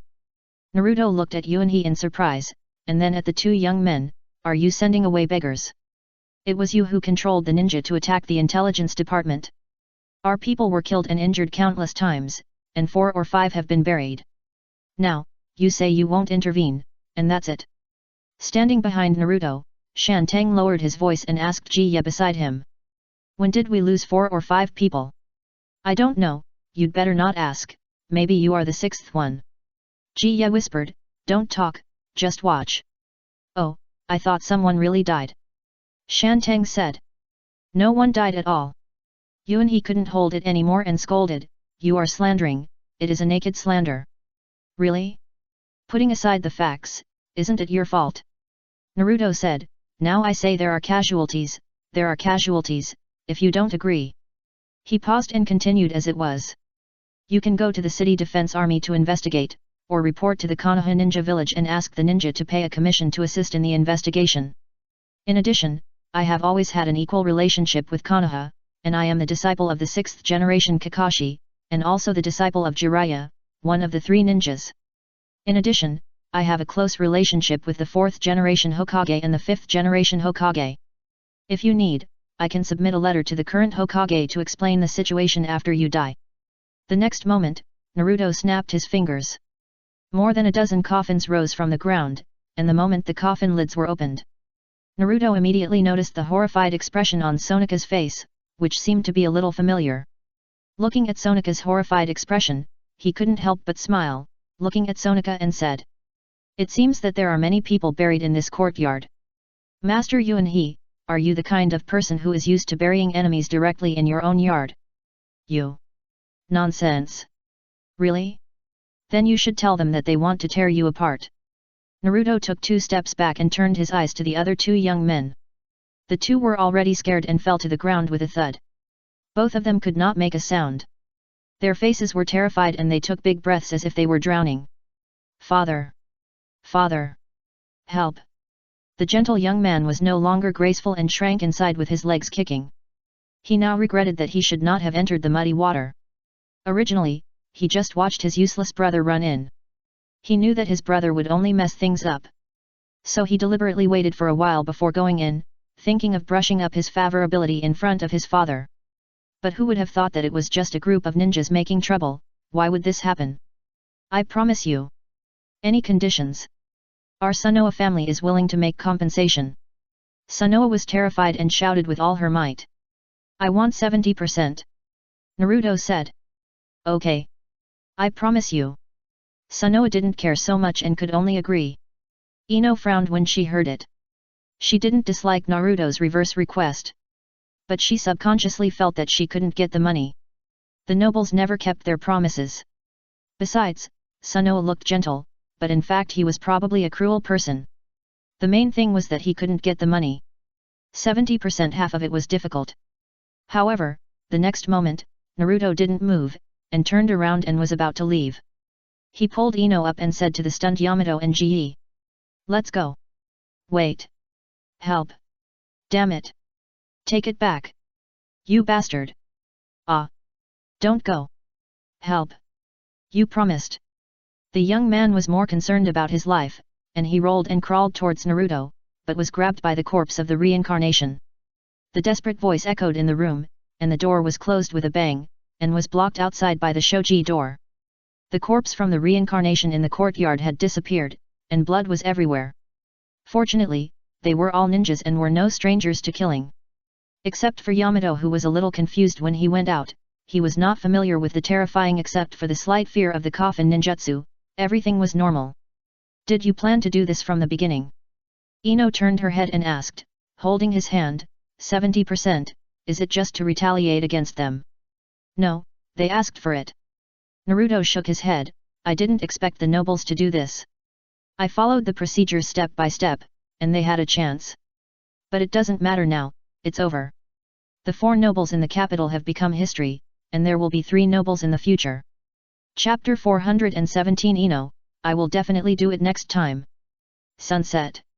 The capital of the Land of Fire, the camp of the Intelligence Department of Konoha. Watching Naruto and Ino enter the office, Yamato and Ji, who were requisitioned for the humanoid camera, were as if they had been pardoned, and quickly slipped away to the small cafeteria to find food. The 2 of them were eating, and as soon as they sat down, Yamato couldn't help but sigh. "It's incredible, isn't it? That noble is just gone. Who asked them to manipulate the ninja rebellion? This is a serious crime." Ji was relatively calm, but his face was still very red. Because he was too nervous, his heart couldn't help but pounding. It was too magical, too magical. "I thought it was magical that the nobles used such a ridiculous excuse to embarrass the intelligence department, but when I thought that the other party was a noble, the ridiculous means became less ridiculous. Even if they violated the regulations and looked down on others, the intelligence department couldn't do anything to them. It was nothing else, just because they were nobles and had the privilege of lawlessness. But I didn't expect that Naruto's procedural justice of free conviction would actually work. It was really absurd, but it was reasonable after thinking about it. After all, Naruto was a high-level official in Konoha, and the people who connected him were either Hokage or Konoha ninja nobles. Ninja nobles may not have much power, but they have armies. Perhaps in the eyes of those nobles, ninjas could not really punish them with those old-fashioned laws. After all, their status is not equal. They are great nobles, and most of the assets of the Land of Fire belong to them. They have money and people.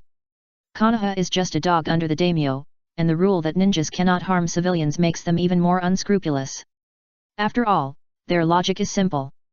If ninjas are disobedient, they can just put pressure on Konoha to take care of them. Use stronger dogs to tame weak dogs and let them be dogs for life.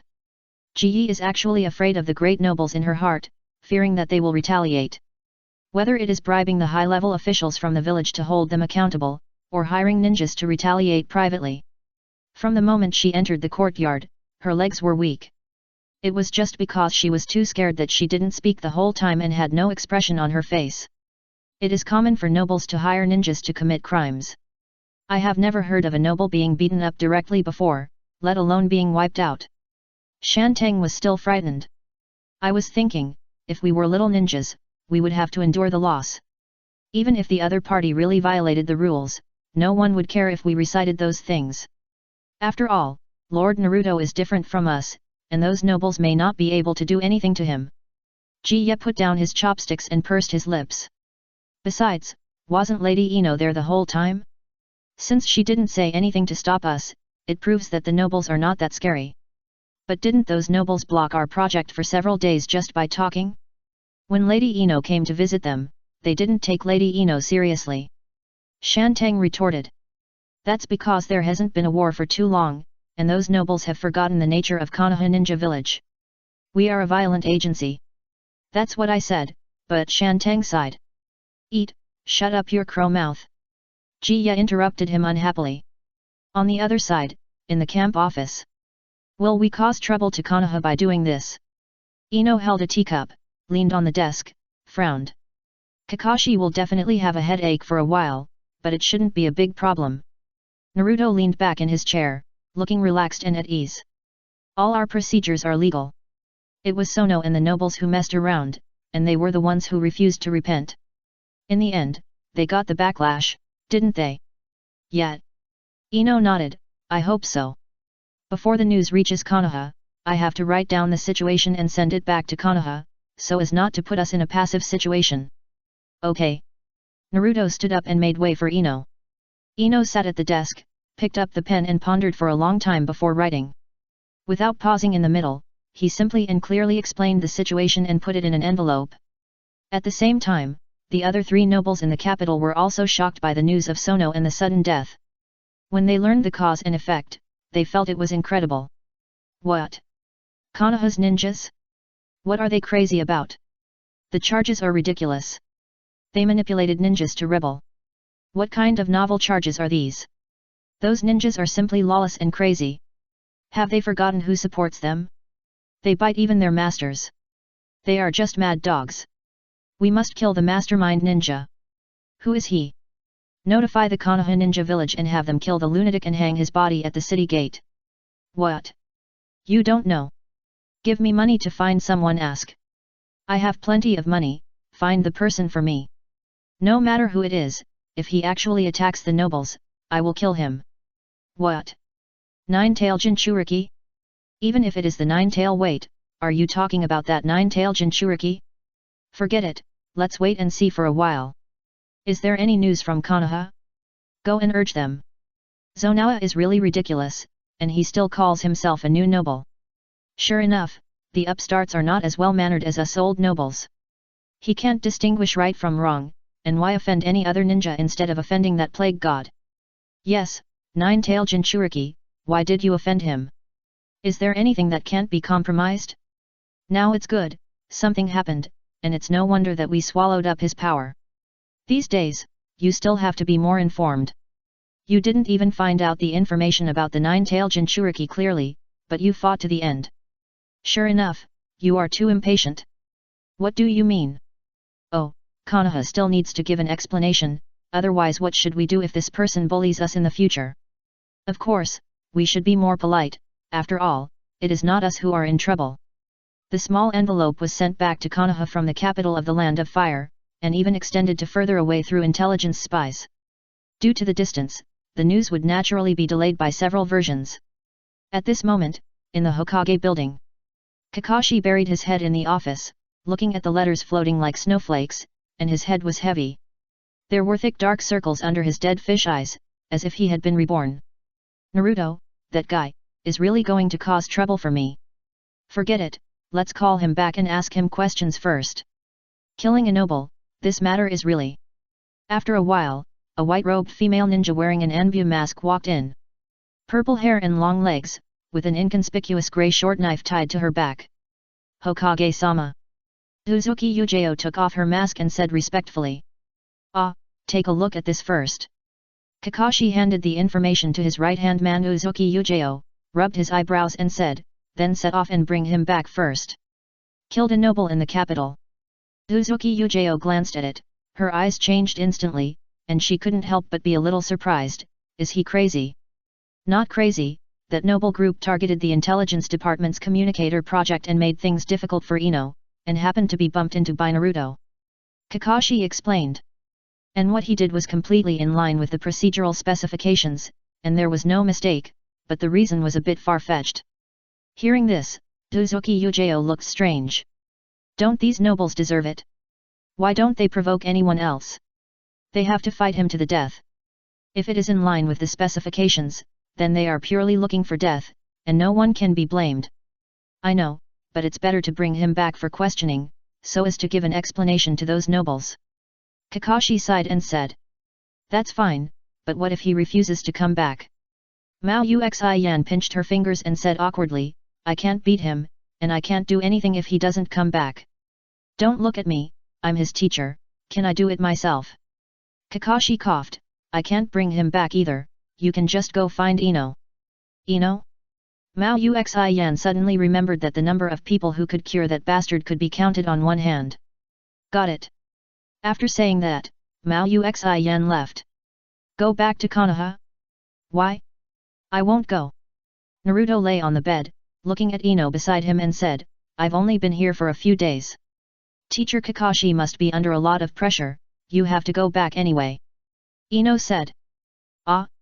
Did Kakashi write you a letter? Naruto asked. No, the letter from Konoha hasn't been delivered yet, I guess it will arrive soon. Ino changed her position, lying on her side and looking at him with her head propped up. I know you can't fault what you did, but you've been with me for 2 days, which is enough. The pressure in the village is also very high. If you don't go back, Kakashi teacher will probably have to stay up late and work overtime to deal with those nobles. Looking at Ino's golden hair pouring down, Naruto sighed. Okay. Looking at Naruto's eager look, Ino bit her lower lip, hesitated for several seconds, and then leaned close to Naruto's ear and whispered. I've been there a few times, I can't owe it to you again, I'll definitely do it next time. Listening to the familiar words, Naruto couldn't help but look at Ino with a complicated expression. What does next time for sure mean? Generally speaking, it means nothing. But thinking about Kakashi's situation, he still reluctantly felt guilty and nodded his head to agree. The next day. The Fire Country Forest. Uzuki Yujao met Naruto on the way, and the two stopped from a distance. Naruto took out his knife, and she also drew her short knife. Squinting his eyes, he looked around and found that it was an acquaintance and put his weapon back. Why are you here? Are you taking me back? Naruto asked carelessly. I want you to go back for questioning, Kakashi is too busy. Uzuki Yujao said in a businesslike manner, just go back and explain the situation. Kakashi suppressed the news, and only the top leaders know the news. Didn't Ino submit the mission instructions? I have to go back, it's really troublesome. He followed Uzuki Yujao's pace and rushed to Konoha with a big jump. The mission description is for Kakashi to see. You go back to explain the situation to the people sent by the nobles. Just be a little more restrained in your attitude and don't be too fierce. Okay, okay. He said impatiently. In Konoha village. The representatives sent by the 3 nobles sat in the meeting room, silently thinking about the master's instructions when they came, and they must have a better attitude to avoid offending Konoha. They said they would offend Konoha, but in fact they were afraid of offending the 9-tailed Jinchuriki. Although it seems that the man is no longer the 9-tailed Jinchuriki, it has nothing to do with them, so let's just count him as the 9-tailed Jinchuriki for the time being. It's not difficult to have a better attitude, but I heard that the nine-tailed Jinchuriki can eat a person alive in one bite. If we meet, wouldn't it be the messenger was uneasy? Chapter 418 Will you compromise? If I don't compromise, who will compromise? Bah, cheap. The Fire Country has a vast territory, most of which is forest, with many cities and a prosperous economy. But from the end of the war to now, there has only been peace for 20 to 30 years. The great nobles of the Fire Country devoured each other. Except for the tragic death of Sono and Sono, there are only 3 great nobles left in the capital of the Fire Country, namely Fukama, Terahara, and Igawa. The 3 noble families have deep roots with the Sarutobi clan, the Fire Temple, and the Hyuga clan respectively, and the old nobles did not rise out of thin air. Without the support of the ninja, how could they survive in the era of the Ninja World War, and successfully rise to power and annex other nobles to quickly grow themselves? They have been safe and sound until now, except for hugging thighs. They can bend and stretch, and if they can't kill, they will quickly slide down and apologize to avoid leaving trouble. In the eyes of these old nobles, kneeling down to apologize is not a shame but an honor. The world is not about fighting and killing, but about human relationships. The daily work of the 3 noble envoys these 2 days is to wait in the conference room, from 9 to 5. They eat when it's time, and go back to the residence arranged by Konoha to rest when it gets dark. The waiting time is always boring. At first, the 3 of them just drank tea and read books silently. When they looked up, they met the eyes of the other 2 people, and they just smiled. Finally, the envoy of the Fukama family couldn't help but break the silence. The man was a middle-aged fat man with a mustache on both sides of his face, and he spoke with a swaying voice. I think that although Lord Sonika died unfortunately, it is not a bad thing for our 3 families. But we still have to show the attitude we should have in order to show the noble style. That makes sense. The envoy of the Terahara family frowned and nodded. Nobles are not soft persimmons, how can they be squeezed by ninjas at will? Yes, we still need an explanation. The envoy of the Zhangchuan family agreed deeply. Konoha must give an explanation, and even compensation. The envoy of the Terahara family added, today it is Sonika, and tomorrow it may be the turn of the masters of the sitting people. This is not good, after all, the Sonika family was wrong first. The envoy of the Fukama family hesitated a little. I think it's enough to ask for an explanation. It's not very rational to confront the people of Konoha head-on. He remembered that when he came, the master repeatedly told him to have a better attitude and not to conflict with Konoha's 9 tails Jinchuriki. No matter how the other 2 families hold them accountable, don't follow them. How can you be so weak? The envoy of the Terahara family glanced at the middle-aged fat man. Shouldn't we be held accountable? Should we beg him humbly? Yes, where is your noble dignity? Have you abandoned your noble integrity? The envoy of the Zhangchuan family was also indignant and slammed the table. The fat man of the Fukama family was sweating on his forehead, thinking that the envoys of these 2 families were really crazy. Why are they competing with the people of Konoha at this time? After all, even he knew that the incident had happened and the people were dead. The end of the Sonika family was miserable, and they were almost divided up by the 3 major families in the capital. He regretted speaking now. Why couldn't he stay idle? The other 2 nobles looked even crazier. He still had to be careful when talking later. Stay away appropriately and draw a clear line when necessary to prevent blood from splashing on himself. But it's better this way. It's better for these 2 families to fight against the Jinchuriki and make a fight to the death. In this way, the Fukama family can benefit from it. After all, the Terahara family and the Igawa family are not shallow nobles like the Sonika family. Even if a piece of meat falls off, it will be enough for the Fukama family to be happy for a few years.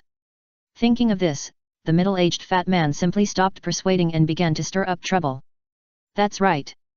Who are we? How can I compromise with a small ninja? I must be severely held accountable and not give him a chance to explain. Yes, will you compromise? Asked the envoy of the Terahara family. I won't compromise. The envoy of the Igawa family showed a mouthful of silver teeth, which was even good-looking. Who among the nobles would compromise for a ninja? The 2 smiled at each other and raised their teacups to touch each other from a distance. Bah, cheap. The middle-aged fat man of the Fukama family didn't know what they were laughing at, but felt that he couldn't let the atmosphere down, so he also picked up the teacup and took a sip. A silly smile appeared on his fat face, his eyes narrowed, and the corners of his mouth slightly raised with pride. On the other side, Naruto and Uzuki Yujao were on their way back to Konoha. After a day of running around, Uzuki Yujao, who was soaked all over, was exhausted. She was sweating and panting heavily, and she looked very short of breath. "Wait. I can't do it anymore. Slow down," she said, holding her waist. You always this fast? Is the gas at home not turned off? Is it okay? Do you need to rest again? Master Uzuki Yujao, we are on the road. Do you think we are playing house?" Naruto stopped, not even a drop of sweat on the tip of his nose. His physique is getting more and more abnormal. He can't keep up with Uzuki Yujao's overloaded training. A captain of the Anbu can't bear such a strong road. He is really too weak. What speed are you going at? Uzuki Yujao couldn't hold on any longer. She was so tired that she bent over and supported her knees with her hands. She barely looked up at him, and sweat immediately flowed into her eyes. "Normal speed, otherwise how do you think I survived until now?" Naruto was still joking. When you are in the rivers and lakes, you have to run fast, otherwise you would have been hacked to death. Speaking of running away, Naruto thought of Jiraiya again. I don't know how the old man is doing now. He said he was going to find the son of prophecy, but there has been no news for more than half a year. I don't know if the son of prophecy is just nonsense made up by the old toad because he is old. In any case, the fate of playing fatalism will not be too good. Okay, let's take a break first. Naruto finally agreed reluctantly. It's not that he has to travel quickly, but mainly because he has limited time. Traveling is boring and meaningless, so the shorter the time spent on it, the better. And I haven't figured out a way to travel yet, so I can only improve my leg strength. You're traveling too fast. Mao Uxi Yan fell to the ground, her eyes were dull, and her mouth murmured, I really can't do it anymore. Hearing this, he looked up and saw dense green shade and wind blowing through the treetops. It would be great if it could fly. Can fly? Mao Uxi Yan was amused, looking at the blue dome exposed between the dense treetops. How to fly? Fly with wings. It's not impossible. Now the times have changed. There are even trains and airships. Why don't we have anything that can fly? Naruto asked, puzzled. Who knows, haven't communicators been invented? But do you see that the disputes between countries have disappeared? Mao Uxi Yan said with a sigh. Ninjas are born for war. They are either fighting for resources or defending them. They don't have time to pay attention to those things. Didn't the ninja seniors travel on foot when there were no trains in the past? Besides, there is no train from the capital to Konoha. Even if you get off the train halfway, it is more troublesome than traveling directly. It's so awkward. Ninjas have become a stumbling block to a happy life. Can I die?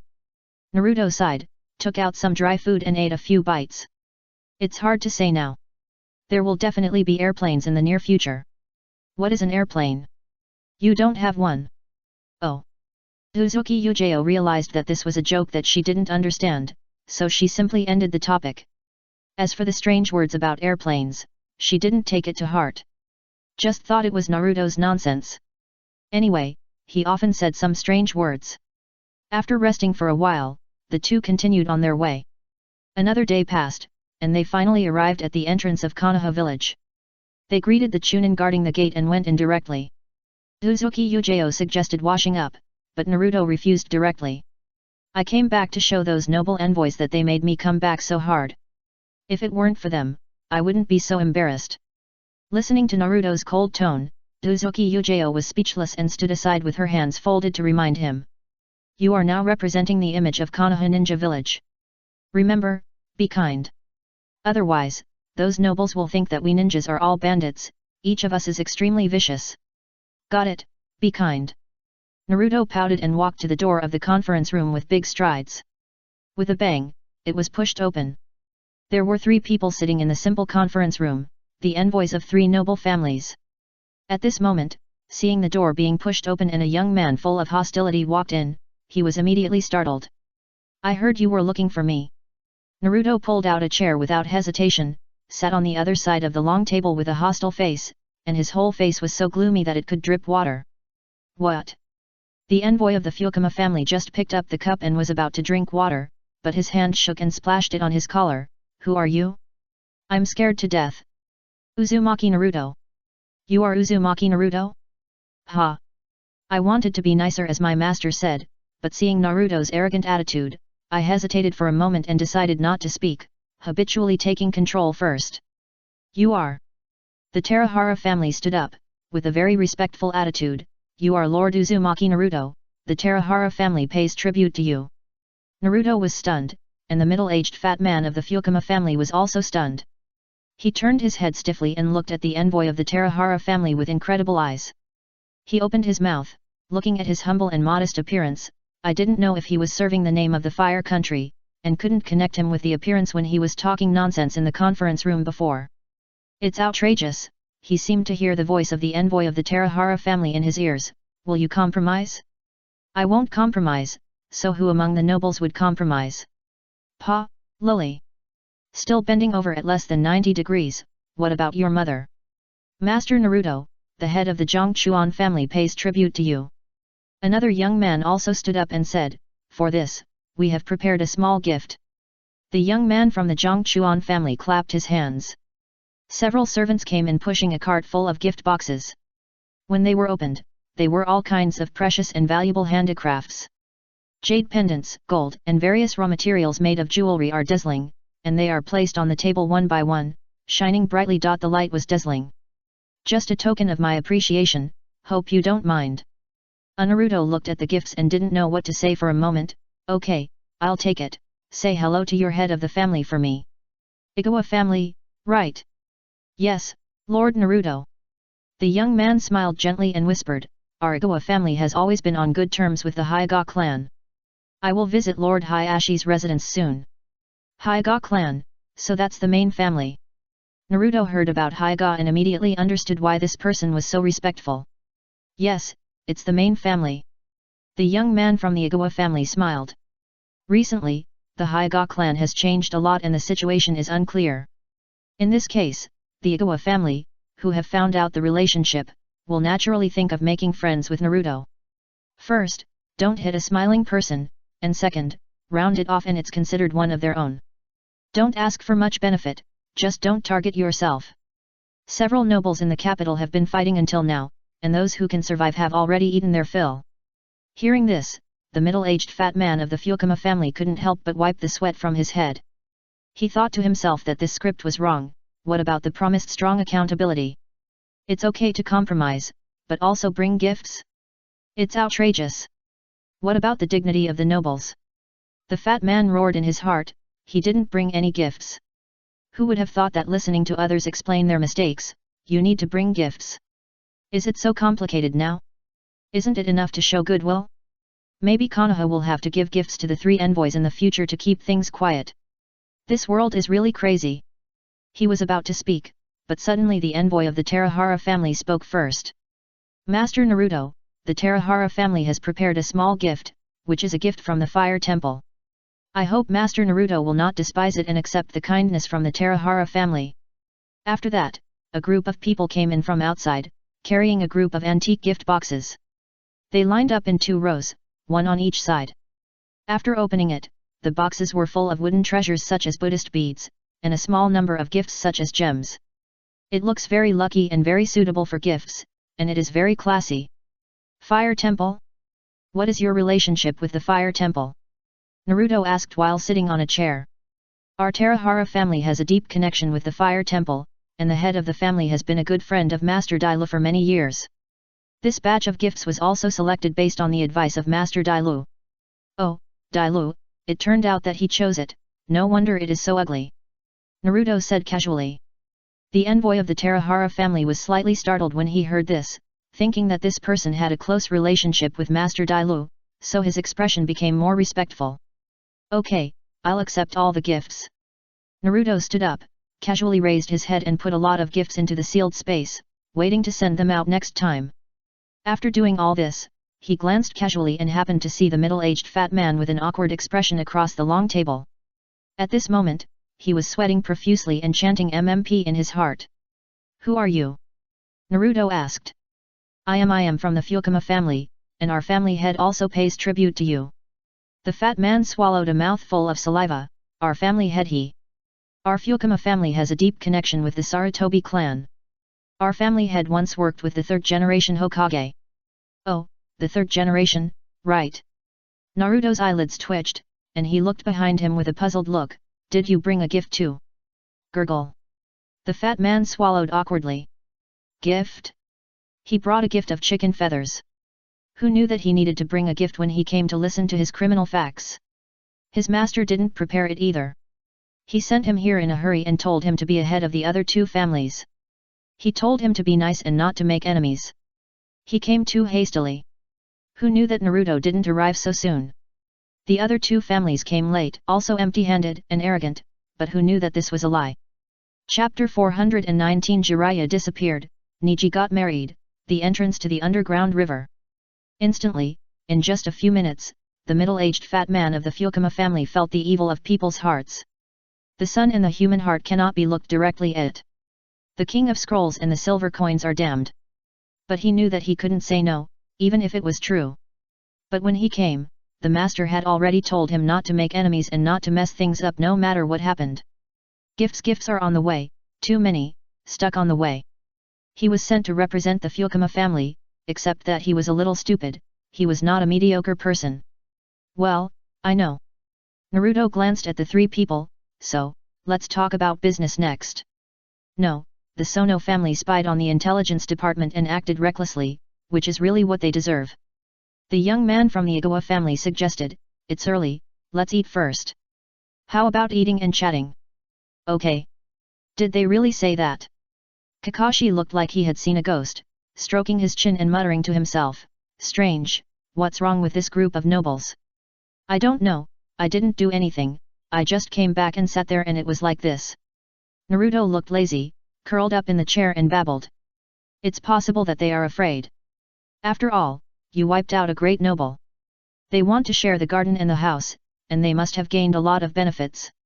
That great noble is really mean, but their attitude is quite good. Naruto said. Then don't worry about it. Anyway, since they showed goodwill first, just accept it.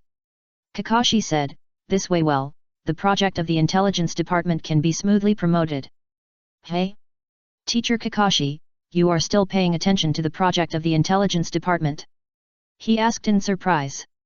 What are you talking about? I am the Hokage, how can I not pay attention to the major events of the intelligence department? Kakashi coughed, it's just that you know, there are too many things in the past few months.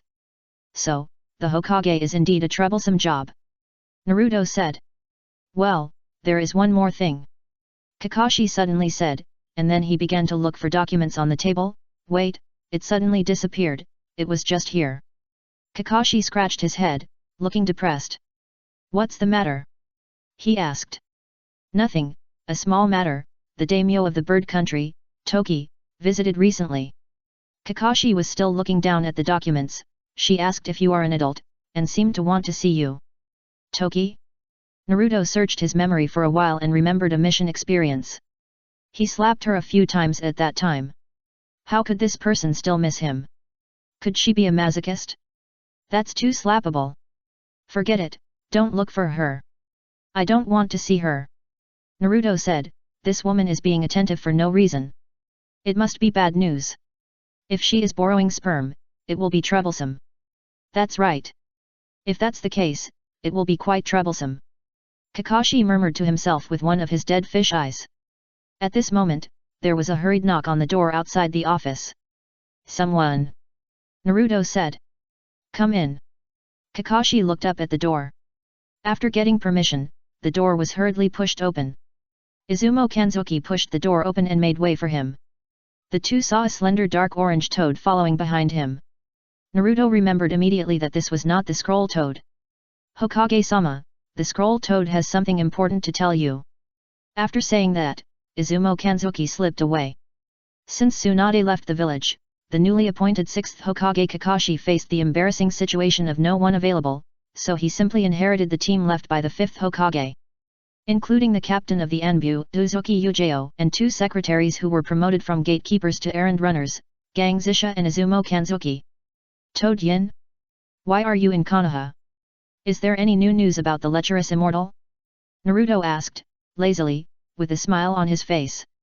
It's been too long since I heard from Jiraiya, and I don't know where he drifted to and lost contact. Now I feel a little familiar with Gamayin. Jiraiya often uses Gamayin to pass messages. Kakashi, Naruto. The scroll toad jumped over and said seriously, something happened to Jiraiya. He disappeared underground during a mission and seems to be missing. Missing. He looked at Gamayin in astonishment, sat up straight, and asked seriously, is the news reliable? Well, when I was summoned, Jiraiya seemed to be on the underground river, and the water was very fast. He was sucked into a whirlpool and sank, and his chakra disappeared instantly. Gamayin said. Did the chakra disappear directly? Kakashi noticed this. Logically speaking, it was only in a moment. Even if he was sucked into a whirlpool, it is impossible for the chakra to disappear together. Maybe there is a different space underneath? Or maybe there are other mysteries. Anyway, we have to go and see it in person. After all, Master Jiraiya summoned the scroll toad, maybe he also wanted to pass on some message to the outside world. Hearing this, Naruto couldn't help but frown, but he was not too anxious. He knew that Jiraiya was very capable and had a lot of ways to save his life. In addition to the scroll toad used specifically for passing messages, Jiraiya can also summon the gourd toad and drill into its body to survive underwater for a long time. Did Jiraiya say anything when he summoned you? He asked. No. Toad Yin shook his head. It was a steep stone wall, the light was very dim, and it seemed to be an underground river with a large height difference. When I appeared, Jiraiya only had one palm exposed above the water, and it was swallowed up in an instant. Underground whirlpool?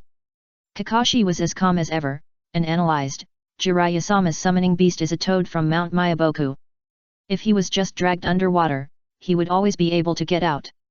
Besides, with Jiraiya-sama's means, it is absolutely no problem to save his life and find a chance to get out. Is there a possibility that Jiraiya-sama was just dragged into the underground river and went to a farther place? That's possible. Naruto nodded, but then said, but under normal circumstances, Jiraiya should not be in a hurry to summon Toad-in, maybe he is really in trouble. Toad-in, do you remember where Jiraiya-sama disappeared? Kakashi asked. I can only try my best. I walked a long way before I found the exit. The location maybe I can find it. If I set off now, maybe I can. Toad-in said. Hearing this, Naruto looked at Kakashi. Don't go alone. Neji, Tenten, and Rock Lee are still in the village. You should form a team and go together. Kakashi immediately gave the order. You have done missions together before, so you are in sync. Okay. Naruto agreed. About half an hour later, he received the fire. The shadow urgently summoned the third team to assemble immediately. Among the 12 little strong men, only the third team is still doing tasks in the village. Only Koji is left in the 10th team without a position, but he can't perform tasks alone. After getting married, he has been learning to handle family affairs. Most ninja families are involved with some nobles, and the interests are also complicated. It is not an easy task to handle it well, so you can only calm down and study hard. Team 7. All the members of Team 7 are villains, none of them are easy to deal with. Kakashi is depressed, and none of his disciples are easy to worry about.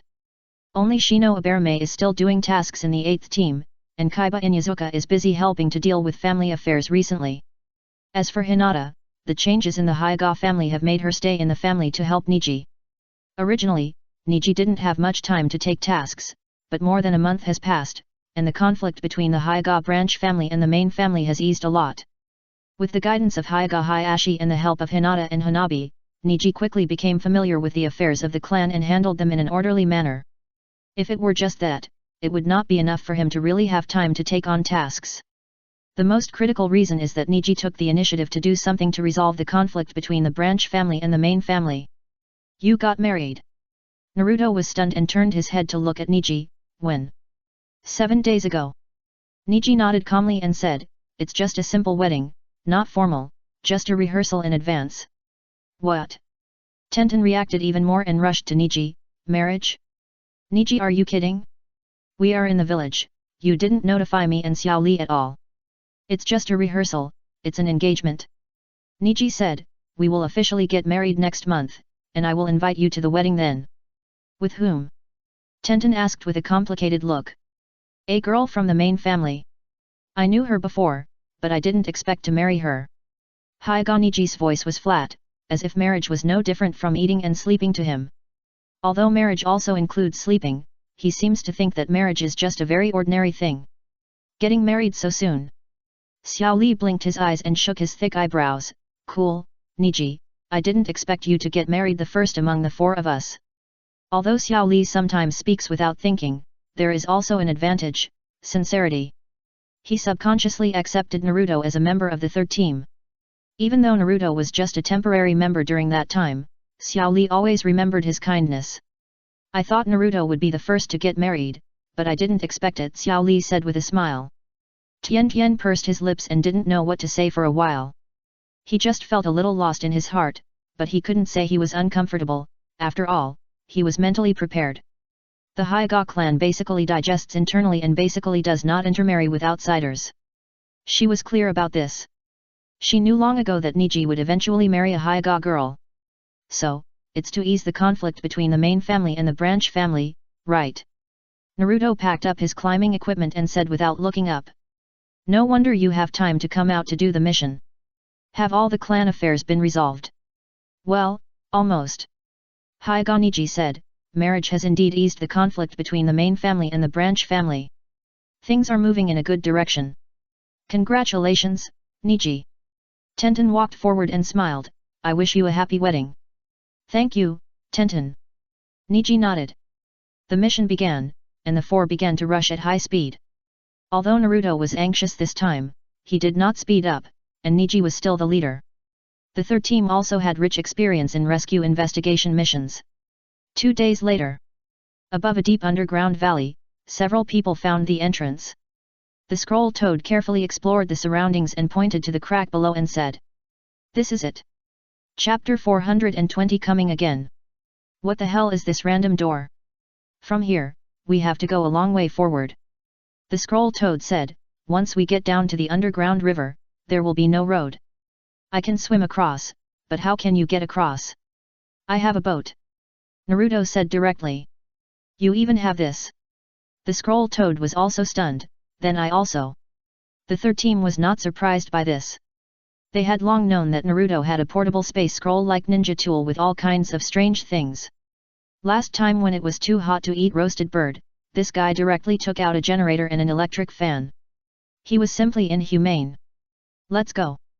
Naruto glanced at everyone and didn't say much. Jiraiya's life and death were uncertain, and he was not in the mood to laugh. His brows were always slightly frowned along the way, recalling the details and thinking about all the possibilities. He also knew that Jiraiya would not die so easily, but when he thought of Jiraiya's fate of returning to the sea in the original work, he couldn't help but worry. This world of Gaoba attaches the most importance to fatalism. However, when Naruto climbed down the ravine, he glanced at Niji, who was always calm, and felt relieved. Fatalism is not unchangeable. The ravine cracks were steep, and the group climbed carefully. Like little bugs, they moved down the cliff little by little under the sun. It's so high. Xiao Li looked down and couldn't help but sigh. Don't look down, it's easy to get dizzy. Tianation's palms were attached to the rock wall, and a trace of sweat oozed from his forehead. He still turned his head to remind Xiao Li. Got it. Xiao Li cheered up and continued to move down. Ninkai and Naruto were as steady as old dogs, but they had to slow down to match Tian Tian's physical strength. Team tasks often lead to slowness.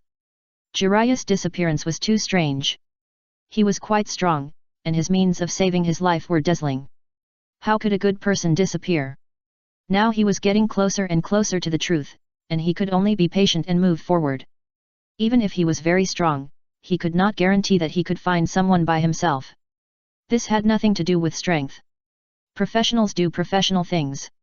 He now needs the cooperation of his teammates, and the chance of success is also greater. As time went by, the few people took some effort to reach the bottom of the deep valley without any danger. The light in the cave was dim, and the scroll toad had difficulty identifying the direction. Go a little further and you'll find the underground river. The scroll toad said, his voice sounding hollow. The road here is a little complicated, follow me closely. After walking for a while, I heard the sound of rushing water. A few steps further, I saw a huge pool of water, and there was a vague road in it. The air in the cave was a little humid, so I put the boat down and everyone got on it. Then they went back and forth in the complex river area, and sometimes the water was so narrow that only a small boat could pass through. The entrance was just like a large washing machine barrel, and the 4 people had to lie on the boat to pass through. Xiao Li was stacked at the bottom and asked, "Will we go back this way when we go back?" "Of course not, there are other exits." Tian Tian buried his whole body on the left side of the hull to prevent being scratched by the inner wall of the rock. "Hold on tight, the cave entrance below is very high." The scroll toad shouted, and the whole person simply hid under Naruto, holding Xiao Li's clothes tightly with a terrified face. "Ah! Who is strangling my pants?" Xiao Li cried out in pain. The vision fell into darkness, but he could feel the cold water vapor around him. The boat was almost gliding at high speed in a huge circular channel, like the waterway of a water park. But even so, the 4 people hardly made any sound. The water surface was quiet until there was a dull sound of the hull falling into the water. "It's safe." Tian Tian sat up from the cabin, stroking his chest and taking a long breath, while looking around. Why did Master Jiraiya come to such a ghost place? "Yet, how did you get in?" Xiao Li scratched his head, obviously still frightened by the experience just now. "You must have entered from somewhere else. This route was only found by Toad Yin."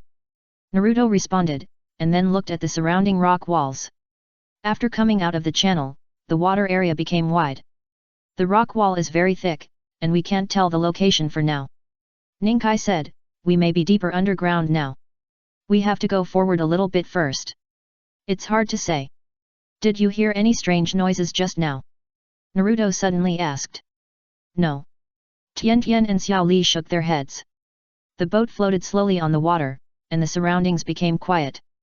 The eyes of several people were focused on Ninkai.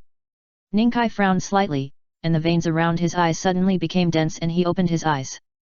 "Maybe he is underwater." He lowered his head and glanced, and his face suddenly changed. "What's wrong?" Tian Tian noticed that Ninkai's face was abnormal, and couldn't help asking. "There are corpses all over the bottom." Niji said, "It's sinking to the bottom, it's hard to see clearly, there are animal and human skeletons, and it seems there is a door." "Door? I'm not sure, it may be an illusion, anyway, don't look down." Niji's voice was not calm. "Everyone be careful, it seems this place is a bit weird. Why did the lecherous immortal come to this broken place for no reason?" Naruto didn't say much along the way, and finally couldn't hold it anymore, and cursed. "I told him not to be superstitious, what child of destiny. Now it's good, he goes to those weird places every day, it's sooner or later something will happen." After cursing, Naruto felt relieved. The ship continued to move forward, and the people still had to be found. He was afraid that Jiraiya would come into contact with the Otsutsuki, and he would capsize if he was not careful. In addition, the death gods and evil gods in this world seemed to exist. The Uzumaki clan seemed to be keeping some secrets, and they never revealed them until they died. There are too many gods worshipped in the land of whirlpools. The abandoned ancestral hall of the Uzumaki clan even worships 27 gods. Even taking off a mask casually still has its effect. What made Naruto angry was that he had opened the god's perspective, but Jiraiya didn't. What if he accidentally dug up some important information and died suddenly? The job of an investigator is high risk. If you are looking for the child of destiny, you should just look for someone honestly. Why go to such a place for no reason? Open a cave and silver party? Continue to float in along the water surface. No one continued to speak. Niji's words were too creepy. Things that can't be seen by the white eyes are either very deep or have other mysteries. Curiosity killed the cat, and several people felt physically uncomfortable. Anyway, let's leave here quickly. It's important to find Jiraiya-sama. Tenten said aloud, not wanting to cause any trouble. Yet, the boat floated quietly down the dark river and entered the narrow waters again. With Niji's Byakugan, the boat turned left and right in the dark, and it was unknown how long it had been going. Almost there. The scroll toad roared, waking up the sleepy people. Where? Where? Xiao Li wiped the saliva from the corner of his mouth and stood up and asked. It's just ahead. The scroll toad pointed to a relatively wide area of water ahead and said, there's something strange about the water there, it's best not to approach it casually. Look. There's a whirlpool. Tian Tian noticed the water flow around the hull and hurriedly reminded loudly, and then the boat began to spin violently without any warning. Hold on. Sit tight. Naruto released a large amount of Nine Tails chakra without any hesitation, and the blood-red chakra released and disappeared instantly, bursting out a lot of heat. No. Stop. Naruto, we will be steamed. Neji stopped loudly. Helpless, Naruto could only stop, and simply drove the Nine-Tails Gundam directly, surrounding everyone on the boat. The blood-red Nine-Tails spun in the whirlpool, and the river could not reach the bottom. Boom boom, the originally calm water surface almost instantly became agitated like a storm.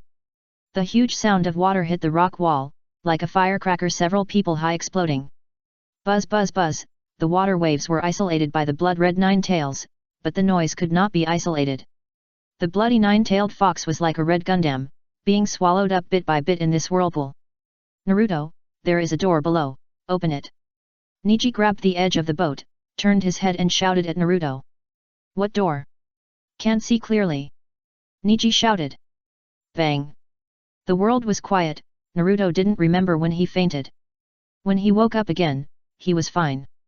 He sat up suddenly and touched his body, not even a scratch. Strange. Looking around, Naruto stood up directly, with a strange look on his face. In front of him was a deserted forest, with trees and vines covering the sky and growing wildly. The sound of waves came slowly from a distance. Looking up was the blue sky, and he could see the endless sea level from a high place. He was completely dumbfounded. What the hell is this door? He shouted, Tenten. Neji. Lee. After shouting for a few times but hearing nothing, Naruto could not help but remain silent for a moment, and quickly formed a seal with the summoning scroll toad in his hand. With a bang, the scroll toad was summoned. The scroll-like long body stood on the rock, and the scroll toad looked a little confused. He looked up at Naruto, covered his face and screamed. Where am I? Why is there the sound of waves? I was teleported from the land of whirlpools. Naruto looked at the scroll toad. Do you remember what happened before you disappeared? Why did I faint? Was I sucked into the ground? Where did the three of them go? I don't remember, I disappeared in a snap. The scroll toad shook his head, then I went back to Myaboka Mountain. Just when I was about to find the old man, I came here again in a snap. Hearing this, Naruto couldn't help but sigh. Originally, he did not expect the scroll toad to stay awake, after all, even he fainted. Because of Jiraiya, Naruto also signed a summoning beast contract with the toad of Myaboka Mountain, and also signed a summoning contract with the slug. However, neither of them can tolerate seawater, and they are species that sigh at the sea. Naruto could not count on them, and waved his hand. Got it, you go back first, I'll call you when I need you. Ah, okay. The scroll toad hesitated for a moment, not because he was unwilling to help, after all, it was little Jiraiya who was in trouble, and it was also very anxious. The problem is that it found one thing, even if it was Jiraiya, it might not be able to call any toad at any time. Although 96% of them are accurate, it is inevitable that there will be insufficient chakra. But the yellow-haired summons can't be rejected at all. In fact, the scroll toad was still running wildly in Myaboka Mountain a minute ago, and was pulled over the next second. It was confused and pulled forcefully. It was not like this before. It remembered that it signed a spiritual contract, not a slave contract. Damn it! It took a deep breath and silently said that the overall situation was important. With a bang, the scroll toad turned into white smoke and disappeared. Since Naruto was here, he decided to make the best of it. He stood there and thought for a while, and decided to go around the island first. See if there was anyone, and then make a decision. Anyway, there was no rush now. After calming down, he even thought about the door. After eliminating the illusion, Naruto embarked on a journey around the island of the Whirlpool country with mixed feelings. He started searching with the highest cliff in the northwest as the center. While walking, he opened the panel and found that there was no change in the system. It can't be a random door. Could it be that Neji and the others were also teleported here, but they were teleported to the other side of the island? He muttered to himself, broke a branch and walked forward. Maybe they fainted and haven't woken up yet. There doesn't seem to be any ferocious beasts on this island, so there's no need to worry too much about their safety. Fixed point teleportation? That's not quite right. If that's the case, there's a high probability that a wild Jiraiya can be caught. The island of Whirlpool country is only this big. If Jiraiya is really here, he would have come here first with his keen perception. Unless Jiraiya is in trouble and injured. Unconsciously, Naruto has walked through most of the island. He carefully checked almost every place with abnormal traces, but found no traces of falling. Time passed by minute, and finally, the orange-yellow sunset enveloped the entire island. It was getting dark, and Naruto still had nothing. He didn't worry about food and drink, nor did he worry about not being able to go back. There was everything in the sealed space, from large ships to small needles and threads for sewing clothes. Since the last time he drifted on the sea, Naruto has been hoarding more and more. Whatever he can and can't use, he stored it all in the sealed space. The sky slowly darkened, and Naruto wanted to sense chakra, but unfortunately he didn't learn the sage mode. He was destined to have no chance with natural energy and the child of destiny. Seeing the sky getting darker and darker, he walked to a high rock and shouted down. "Is there anyone?" After a while, there was silence, and only darkness responded to him. Just as Naruto was about to turn around and leave, he suddenly heard a subtle voice, which sounded slightly familiar, and his heart suddenly shuddered. "Tien Tien." His eyes lit up, and he jumped down from the exposed rock, not caring about the thorns and branches, and ran away. It can't be a fixed point teleportation. The others must be on this island. If there is such a good thing as a portal, I will definitely be the first to get it back. Chapter 421 Two Doors, a teleportation artifact thousands of miles apart. The sky was dark and dim. Tien Tien. Naruto ran down to the bottom of the valley and finally found the injured Tien Tien in a dense forest. He was stunned by the other party's weak appearance. "How are you?" "Cold." She trembled and barely spoke. "Don't talk first, I'll take you up." Naruto quickly groped Tianation's body, and after confirming that she had no fractures, he picked up Tien Tien very neatly. After a frantic run, he came to the top of the mountain and looked around. He gently put Tien Tien on the soft soil, and then took out the tent blanket with his backhand. First, Naruto settled Tien Tien in the tent. He then helped Tien Tien, who was not very conscious, to feed him some water and some nutrient solution. With a snap, he took out the split stove and lit it, and the tent instantly became warm. Fortunately, the tent was large enough. He stood up and opened a corner to vent the air to prevent carbon monoxide poisoning. He walked out when the temperature of the tent rose. It was pitch black outside. Naruto did not walk too far. He just picked up some dry firewood around, built it with stones in front of the tent, and lit it with a lighter with a bang. He burned a rough shape, and then he took out neat firewood from the sealed space and continued to burn. Tien Tien was still sleeping. Taking advantage of this gap, he sat by the fire and began to review what happened in the past 2 days. But he found that it was like a cloud and fog, and there was no clue at all. First, Jiraiya disappeared, and the scroll toad came back to report the news. Then he brought people to look for him, entered the deep valley and entered the underground river. The dark river has many branches, and there seem to be corpses and doors under the water. What exactly is a door? Was Jiraiya also sucked in by the door? If so, how many doors are there under the dark river? Only that one door opened, and he was sucked in when he approached it. I don't know when I lost consciousness, and I have no memory at all. Although the current situation is still confusing, one thing is certain.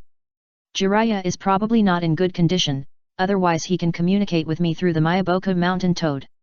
The flame danced in his pupils, and he waited until the second half of the night, when there was a movement in the tent. Tien Tien seemed to wake up. Naruto turned his head to look, got up and walked over. Naruto, is it you?" "Hiss." She took a breath and touched her back. "What's wrong with me?" "It hurts." "Maybe I fell from a height and got hurt, but I didn't hurt my bones." Naruto helped her up and took some water to feed Tien Tien. "Thank you." "Do you remember what happened?" Naruto asked. "It happened, I don't remember it clearly," hissed Tien Tien frowned. "The memory only stayed on the boat, and then I seemed to faint." "Fainted?" "Fainted," which made Naruto think of Mabi's heaven-sending technique for no reason. This skill that can only deliver express delivery claims that it cannot teleport ordinary humans, otherwise they will explode and die. The speed during transmission is overloaded, and the human body cannot withstand the pressure and will explode and die. Only people with super endurance can use this ninjutsu that can be called a cheat. Looking at the entire ninja world, except for the stupid and thick-skinned 4th generation Raikage, only Tsunade, the nurse, can bear it. But now this wild door that I don't know when seems to have the same teleportation function as the heaven-sending technique, but the teleportation point is unknown. The underwater door, the bronze door? It's broken, and I will be sued by the Grave Robbers Chronicles. He shook his head quickly and shook off his divergent thoughts. Focus on Tian Tian, and the progress of the stamp collecting partner task +1. Very good, not a waste of time. How are you now? Naruto asked. Tian Tian, can you still walk? Yes. Tian Tian struggled to stand up, but was pushed down by Naruto. Before she could ask, Naruto spoke first. Wait until dawn, otherwise it's hard to say if there will be any omissions if we just look for it like this. Hearing this, Tian Tian thought for a while, and although she was anxious, she could only suppress her temper and sit down. She watched Naruto open the gas tank stove, and the tent became warm again. Naruto, have you seen anyone else? Tian Tian huddled by the stove, her eyes downcast. No, I don't know where Niji and Xiao Li went. Naruto was also by the stove sitting down next to him. He looked at the orange-yellow light of the gas stove and shook his head slightly. The tent was unusually quiet, and Tian Tian stared at the gas stove in a trance. Naruto took out a small pot and placed it on top, pouring some drinking water into it. Both of them knew how important time was at this moment, but now they could only wait. Whether it was Jiraiya, Niji, or Xiao Li, they were all excellent ninjas. No matter what happened, they at least had the ability to protect themselves. More importantly, Naruto didn't roll his eyes, and it was impossible for him to leave Tian Tian here alone. You don't have to worry too much. Before I found you, I had already searched most of the island of Whirlpool Country carefully. Naruto comforted, it's dark and we can't do anything. Let's wait until tomorrow morning. If we are lucky, we can search the entire island before sunset tomorrow. If they are not on the island, we have to find another way. Is this an island? Tian Tian was stunned for a long time, looking at Naruto and asked, Island of Whirlpool Country? Yes. We are obviously in the territory of Tian Country, right? How can we go to an island thousands of miles away? Tian Tian was a little excited, and the water in the small pot kept boiling. For a mentally normal ninja, even believing that he was under an illusion is better than facing reality. Who can believe that he was dragged under the water and then instantly went thousands of miles away? We are indeed on the island of Whirlpool Country now. If you listen carefully, you can hear the sound of the waves. He said, staring at the light of the gas stove, his face calm. If you don't believe it, you can go to the top after dawn to see. Naruto, could it be that we are under an illusion? Her voice was trembling. In fact, we are still under the dark river, but we can't find it. Are you hungry? He suddenly asked. What? Tian Tian was obviously a little confused. She didn't know why Naruto suddenly asked her if she was hungry. She lowered her head and touched her stomach. It's okay, a little hungry. Then it's not an illusion. It doesn't feel that complicated when you are under an illusion. Naruto said slowly, raised his hand to take down the small pot, and took out 2 clean glasses. A small pot of boiling water just filled the 2 glasses. Then, Naruto took out a larger pot, poured water, and put 2 pancakes in it. Illusion can also be done. Tian Tian was a little unconfident, especially when she saw the 2 pancakes in the pot. Her stomach suddenly growled. Ah! She blushed a little and turned her head away quickly. It shouldn't be possible. Do you remember there is a door under the water? He asked, taking out a pair of chopsticks and stirring the pot. The sound of water was clear. The tent was very spacious, and it could sleep 5 or 6 people. It was more than enough for 2 people to cook noodles in the tent. Naruto hadn't eaten for almost a day, and he had been on guard for most of the night. It was just because he was busy with things, he forgot about hunger. Now he was finally waiting for Tian Tian to wake up, so he naturally had to fill his stomach first. Door. Tian Tian paused for a while, and then he remembered the door under the water that Niji found. We were. Yes, it's probably the effect of space teleportation. Naruto said, watching the water in the small pot slowly bubbling, and suddenly bubbling up from the bottom. If you still don't believe it, you can do something that goes against your normal behavior logic. If you are under an illusion, your brain will become dull. Things that go against your normal behavior logic. Tian Tian frowned, stared at Naruto, but didn't say anything else. Eat a little. Naruto took out 2 bowls very neatly, scooped up the noodles and added seasoning to stir, so that you won't be unable to walk tomorrow. Thank you. Tian Tian took the bowl and chopsticks, took the first bite, and suddenly said, I wonder if Ningkai and Xiao Li are still hungry. They should be able to find food by themselves, at most it's not as convenient as us. Naruto ate noodles with a big mouthful, looking indifferent. If they can survive, they will definitely be full. At most, they will eat raw meat and drink blood, but it's good to be alive. Wait until we find them and take them back together. Of course, it's limited to this island. If they are somewhere else, there's nothing we can do. Then we can only return to Konoha first and make plans, or go somewhere else to look for them. Listening to Naruto's sincere and sinister words, Tian Tian was a little speechless. She immediately realized that the other party should have an idea. After all, Naruto had a tense face the whole time when he came. Naruto, have you thought of something? She took another mouthful of noodles and found that it tasted pretty good, and she was more determined in her heart. The taste of general dishes changes with people's moods. Even with the same ingredients, if the chef is in a bad mood, it is possible to make the dishes taste unpalatable. Tian Tian objectively evaluated that even if she used all her life's knowledge, she could not make it so delicious with these simple seasonings, but now this simple mixed noodles made by Naruto is delicious. It just shows that Naruto is very relaxed at the moment, and he probably has a new idea.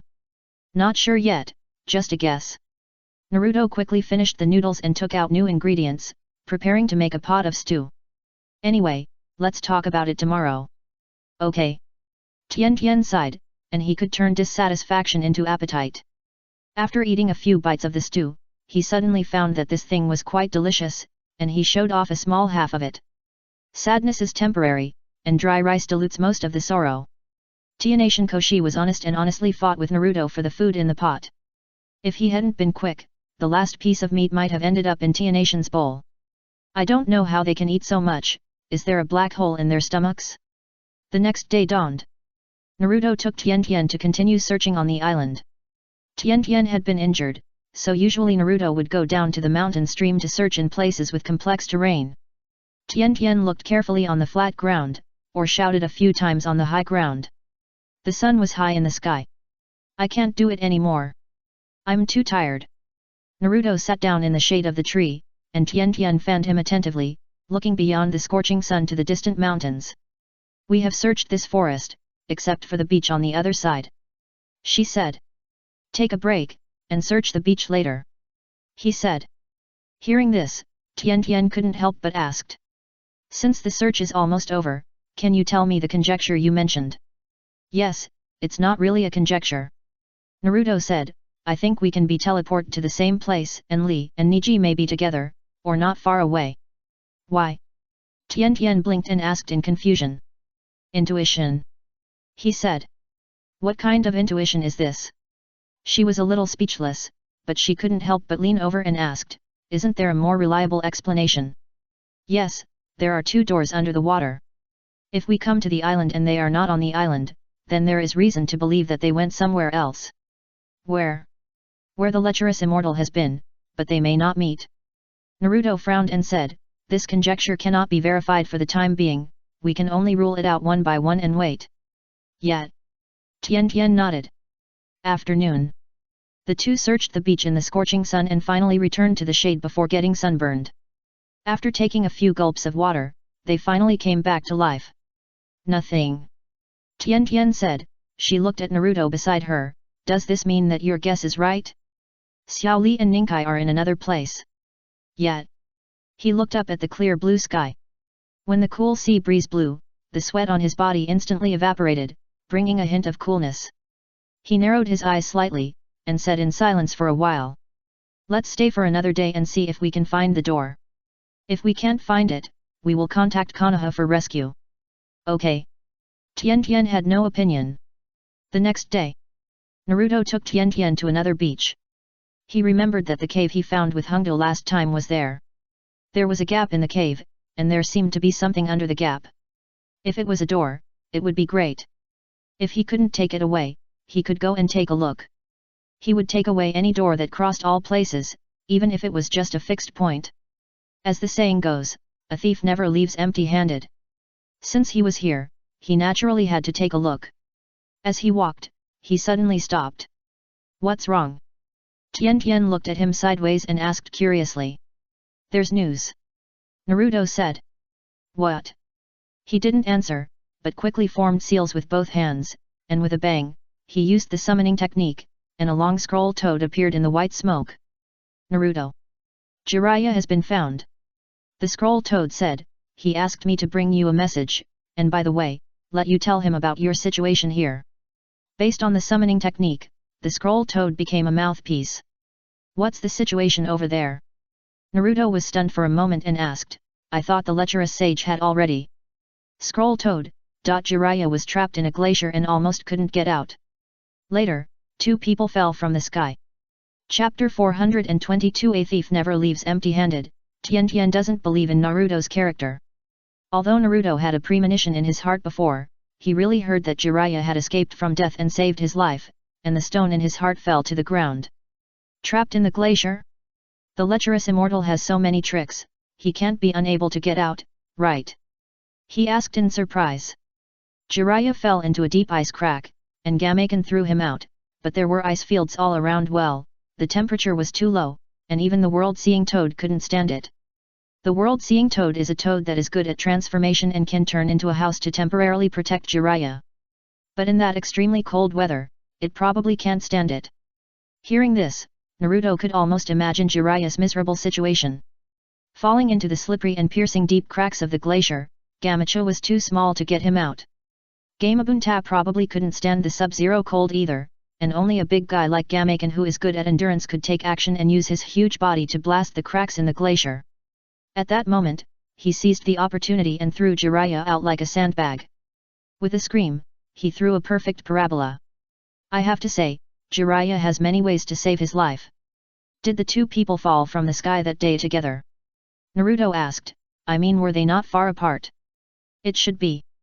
I didn't ask for the specific details. Jiraiya told me all these. The scroll toad was embarrassed and almost diverted from the topic. How are they now? Tian asked first. They are not in big trouble. Jiraiya stored a few thick clothes in Toad Zhong's stomach and gave them to the 2 people. Scroll toad said. But what they lack most now should be food. It's too cold and there are no mosquitoes. They are very hungry. Hungry. In the far north, the cold wind is howling. It's so cold. Why is there nothing in this damn place? Xiao Li shrank his body, complained with snot hanging from his nose, and looked up at the vastness in front. There is an ice surface further ahead, and there are fish under it. Niji's voice was also trembling, hold on a little longer, we'll be there soon. You 2 little bastards, wait for me. Jiraiya shouted angrily from behind. H.U. In this icy and snowy place, Jiraiya was also helpless. He was inexplicably sucked into the bottom of the water, and then came here, the far north where it is difficult to see even a living thing. If it weren't for his strong vitality and high skills, an ordinary person might have died in the crack of the glacier. Jiraiya, who had saved his life, was weak and his chakra was almost exhausted. He wanted to rest for a day or 2 before trying to contact Naruto. 2 people fell from the sky, almost in the same way as himself. Damn, is the door in the sky? After saving the 2 people, Jiraiya's life became more difficult. Fortunately, one of them was from the Hyuga family, and a pair of white eyes was a great tool for finding food in the ice and snow. The moment the 3 of them finally got a few fish as food after all their efforts, they almost had tears in their eyes for the hard-earned food. In order to avoid the blizzard, the 3 of them hid in a cave dug in the thick snow. Without an open fire, they could only make do with raw fish fillets. At this time, the 3 of them didn't care about the fishy smell, and it was good to have something to eat. Master Jiraiya, were you also swept under the water there and came here? Hyuga Niji ate some raw fish and regained some strength, and then thought about the mission. Although it was a coincidence, it was fortunate that Jiraiya was successfully found in the end, and the mission was barely successful. The main task now is to figure out how to go back. Yes, just like you. Jiraiya's old face turned red, and he coughed awkwardly, without mentioning that he was trapped in the glacier crevice for 2 or 3 days. How do we get back? Xiao Li didn't have much aversion to eating raw fish. After regaining some strength, he asked, from underwater. You fell from the sky, not underwater. Jiraiya reminded, don't worry about this. I have asked the scroll toad to contact Naruto. Don't you have a companion? Maybe she and Naruto were teleported together. This underwater door in the land of rice fields may be a space teleportation device. Tenten. Xiao Li burst into tears. If Tenten came with us, we wouldn't have to starve. Tenten has everything. If Tenten is with Naruto, it should be safe. Niji said, Jiraiya-sama, what is the space teleportation device you are talking about? This is not a secret. Konoha has done something similar before. It is the legacy left by the second generation. Speaking of this, Jiraiya looked a little unnatural. Well, it's some ninjutsu devices that can distort space for transmission, and transmit some things to the battlefield in a directional manner, which bought Konoha some breathing time at that time. Hearing the word second generation, Hyuga Niji's eyelids jumped fiercely. He naturally understood the reason why Jiraiya was vague. Perhaps this device might be similar to the not-so-glorious village that can be called a battlefield meat grinder. After all, the second generation is a ruthless person who needs to constantly compress sentences even when teaching textbooks. His achievements are even more censored, and the part that can be released is barely a few sentences. That door. Niji was hesitant to speak. Don't worry about that door. After getting in touch with them, find a way to leave. This is the most important thing. Jiraiya waved his hand. Don't even think about going back the same way, it's very dangerous. That's probably all.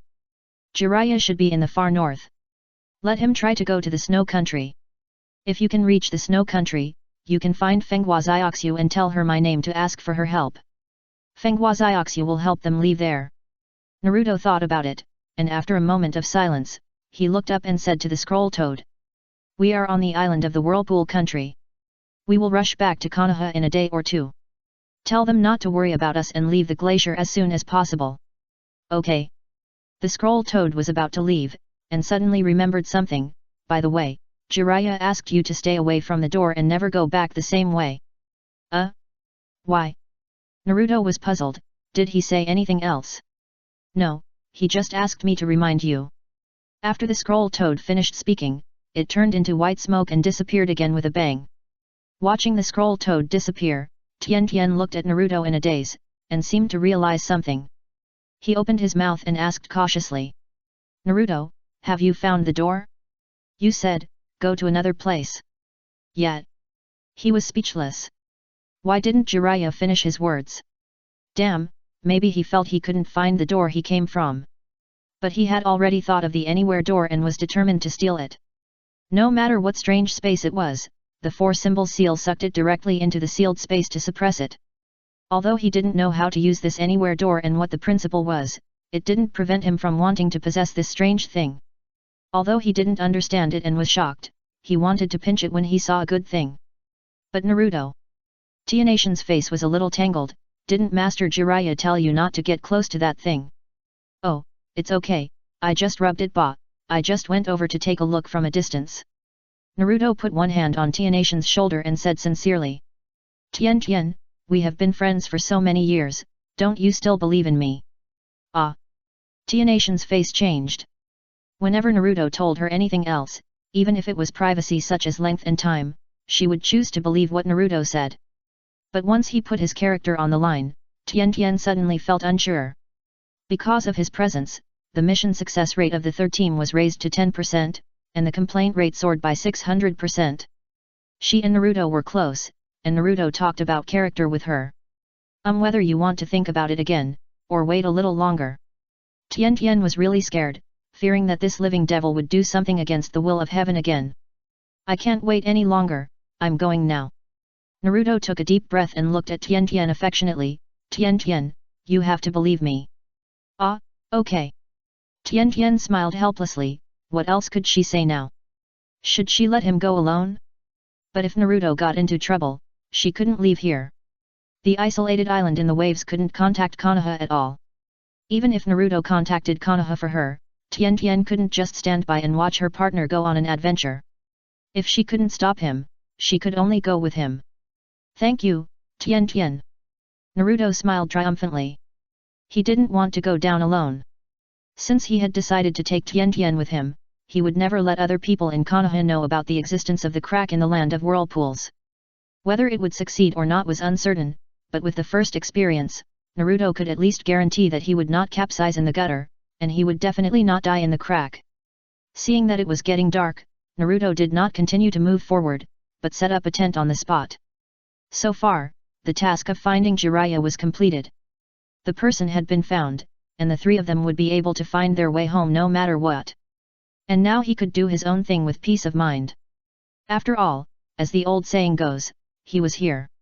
At night, Tian took a bath in the inflatable bathtub built by Naruto, and then wrapped himself in the quilt very devoutly, as if performing some kind of ritual.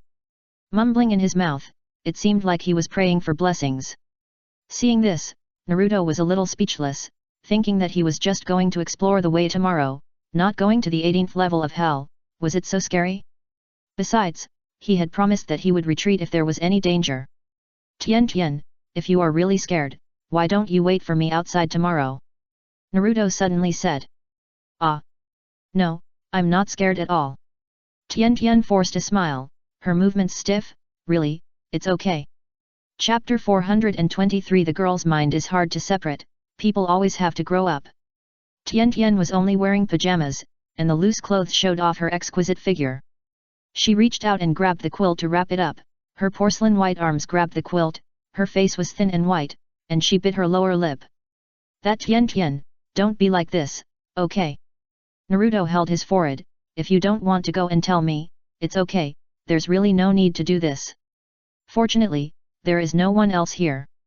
You look like this, I don't know if I have done something to you. She lay on her side, curled up in a thick quilt. The temperature on the island after nightfall was abnormally low. A basin of water was placed outside the tent, and thin ice chips could be seen in the middle of the night. Tianation's face was small, his eyes were rolling around, and he was wrapped in a quilt like a fat silkworm. He giggled at Naruto's words and said, "What can you do to me? Anyway, no matter what, I can't let you take risks alone." Yes, I know. Naruto sighed. He naturally knew that Tian was reluctant to take risks, and wanted to dissuade him from taking risks. But the same thing, since you are here, why don't you do anything? There are twists and turns under the whirlpool country, but he couldn't tell Tian clearly. It's unlikely to sneak down and see, and it's not worth it to come next time. Who knows when the next time will be, and it will definitely be the next time. 2 years ago, the Snow Country mission required going out to sea. Hongdu took Naruto and Sakura to form a temporary team to accept the commission, which was to lead Fenghua Xiaoxia back to the Snow Country to film, and the ship crashed at sea. The four of them drifted on the sea for nearly a month relying on Naruto's raft, and finally crossed a third of the ocean and drifted to the Whirlpool Country Island. During the days when they were waiting for rescue after contacting Konoha, Naruto and Red Bean accidentally discovered a cave. Inside were statues of gods, exactly 27. At that time, he found a gap inside the cave, but due to the tight time and heavy task. In addition, at that time, Naruto was not sure that he could escape from the unknown danger unscathed, so he gave up after thinking it over again and again. But 2 years later, Naruto already had the capital to explore. First, to find out the secrets buried under the island of Whirlpool Country, this was one of his goals. Second, there might be a random door he wanted underneath. It is better to do it today than tomorrow, and it was just a coincidence that after learning that Jiraiya and his friends were safe, Naruto simply took this opportunity to finish the unfinished business. Because of the special relationship between the two, Hongdu naturally kept the island's affairs a secret for him. But now Naruto looked at Tian and fell into deep thought. What's wrong with you? Tian saw that he didn't speak, but just stared at himself. Can you keep it a secret for me? Naruto asked. Keep it a secret? Well, I don't want anyone to know about the place I'm going to tomorrow. Naruto nodded. The original inhabitants of the Whirlpool Country were the Uzumaki clan, so the Whirlpool Country was once feared by all parties. Although it has become a thing of the past, there are some things I still don't want too many people to know. Oh, I see. Tian nodded, expressing her understanding. Perhaps she felt touched that Naruto could tell her the truth about such a thing, so she immediately promised that she would never tell anyone what she saw. Hearing this, Naruto was relieved. Tian was simple and kind. Since she had promised, she would not break her promise. So in a good mood, he simply took a bath. As soon as he stepped into the tent, the atmosphere suddenly became strange. Tian stared at him, and he couldn't help but look down at himself. The look in his eyes made him lose confidence. If he hadn't seen that he had all his clothes on, Naruto almost thought he came out naked. Why are you staring at me? I have something to ask you, Naruto, come here.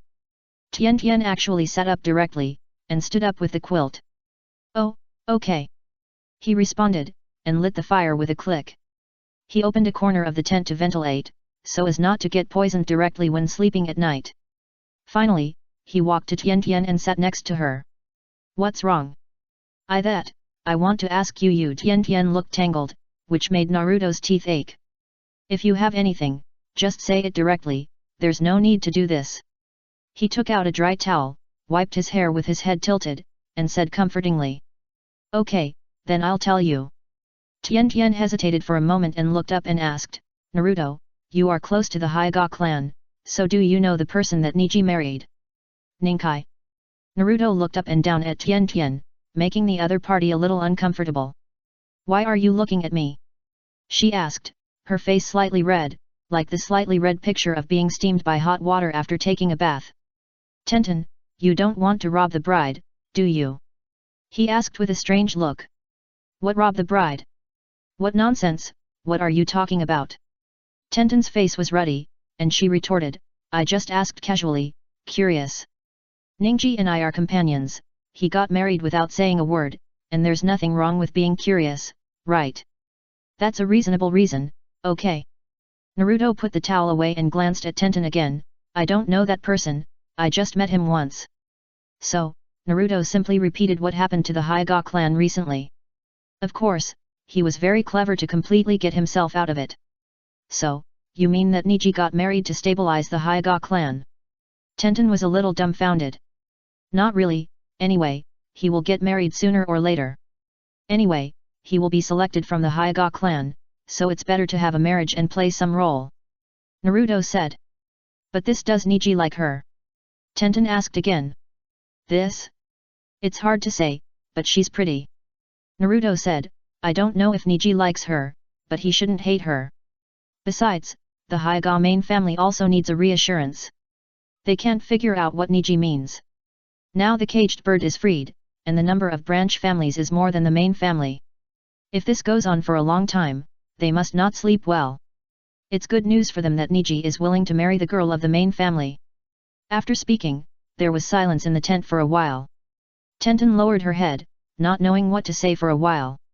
All kinds of emotions surged up, and she looked up at Naruto, tears in her eyes. Naruto, I feel so bad. Alas, this kind of thing it's better to think it through. Although Naruto was not a man, he was still very sincere to his friends. He patted Tenten's quilt. In the ninja world, feelings are something you can't help. Nonsense. You obviously don't have feelings.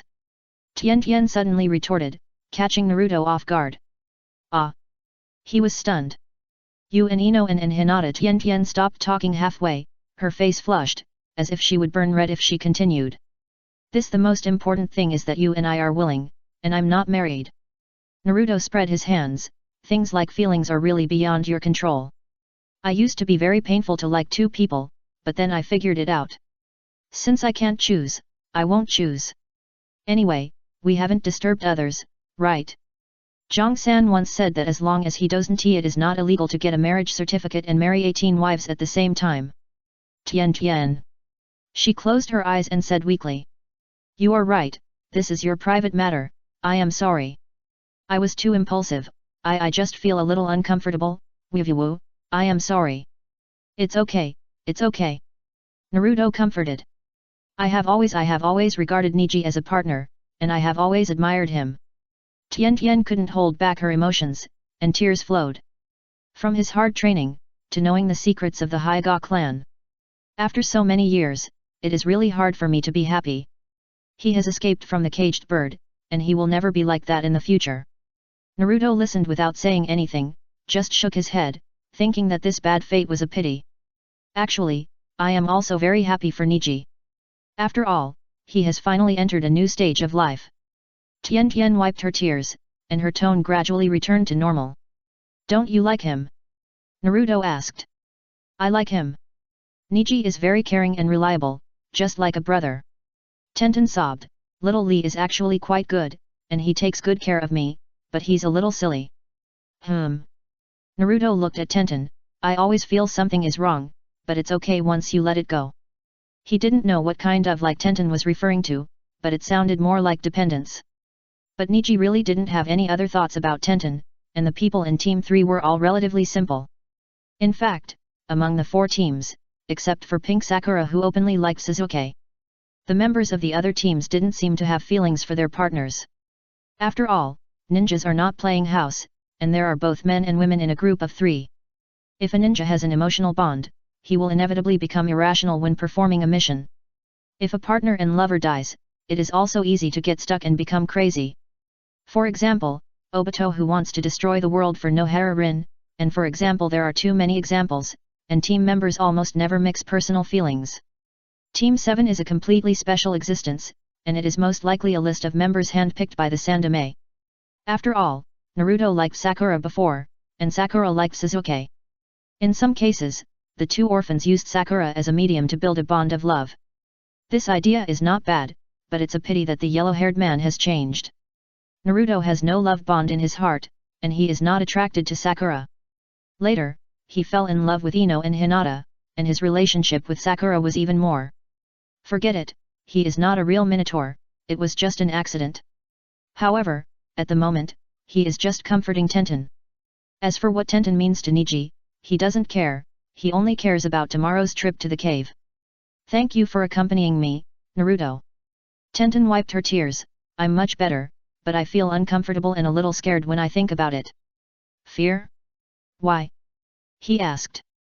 People will change after marriage, and there will be no topics to talk about after growing up. Tian said with a choked voice, I just feel that I will lose another friend who I can talk to about everything in the future. I don't know how I will grow up. I always feel that I may become more and more lonely in the future. I probably can't get married, and I don't know what to do. I feel very uncomfortable thinking about it. Is that so? Naruto didn't know what to say for a while. It's okay, anyway, Xiao Li will. He suddenly remembered that Xiao Li would also get married. He was obsessed with physical skills not because he didn't like women. He could only scratch his head to hide his embarrassment and frowned for a long time. You don't have to comfort me, I have figured it out now. She said. That's good. Naruto was sad. As the fire burned slowly, the temperature in the tent rose significantly, and Tian couldn't wrap herself in the quilt. Throwing the quilt aside, the whole person sat there fanning himself with his hands. With a slightly red cheek and pajamas covering her body, Naruto looked away. Go to bed early, there's still work to do tomorrow. Okay. Tian replied. No words were spoken all night. The next day. It seemed that because of the catharsis last night, Tian was more energetic, with a faint smile on her face. Naruto's scalp was numb because of her stare, and he swallowed his saliva and said. Tian, what are you laughing at? Nothing, I'm just in a good mood. She replied. Oh, I'm in a good mood. Naruto pulled the corner of his mouth, packed up the tent and went ahead, let's go, follow me. Okay. A woman's heart is like a needle in the sea, and Naruto has never tried to guess what a girl is thinking. Although he didn't know what Tian had figured out last night, it was good that nothing happened. Looking at Tian's happy expression, his eyelids twitched and he muttered softly. Inexplicable. In the morning, the 2 of them entered the hinterland of the island of Whirlpool Country from the beach one after the other. It took some time to finally find the cave that Naruto mentioned. This hole is so deep. Tian leaned over to take a look and couldn't help but sigh. Slide down along the side wall, I'll go down first and meet you below. Naruto said, and jumped down skillfully, using the power of chakra absorption to break. It was smooth all the way. Naruto arrived at the bottom of the pit, and looked around and didn't find anything unusual. Come down. Okay. Tian also jumped down, and there was no danger all the way. The moment she landed, she looked around curiously, but was attracted by the 27 statues in the stone cave. I was shocked. Pointing at the ferocious statues, I asked tremblingly. Naruto, what are those? I don't know what they are, but it must be unusual to be carved here. Naruto looked up. It was already noon, but there was no sunlight.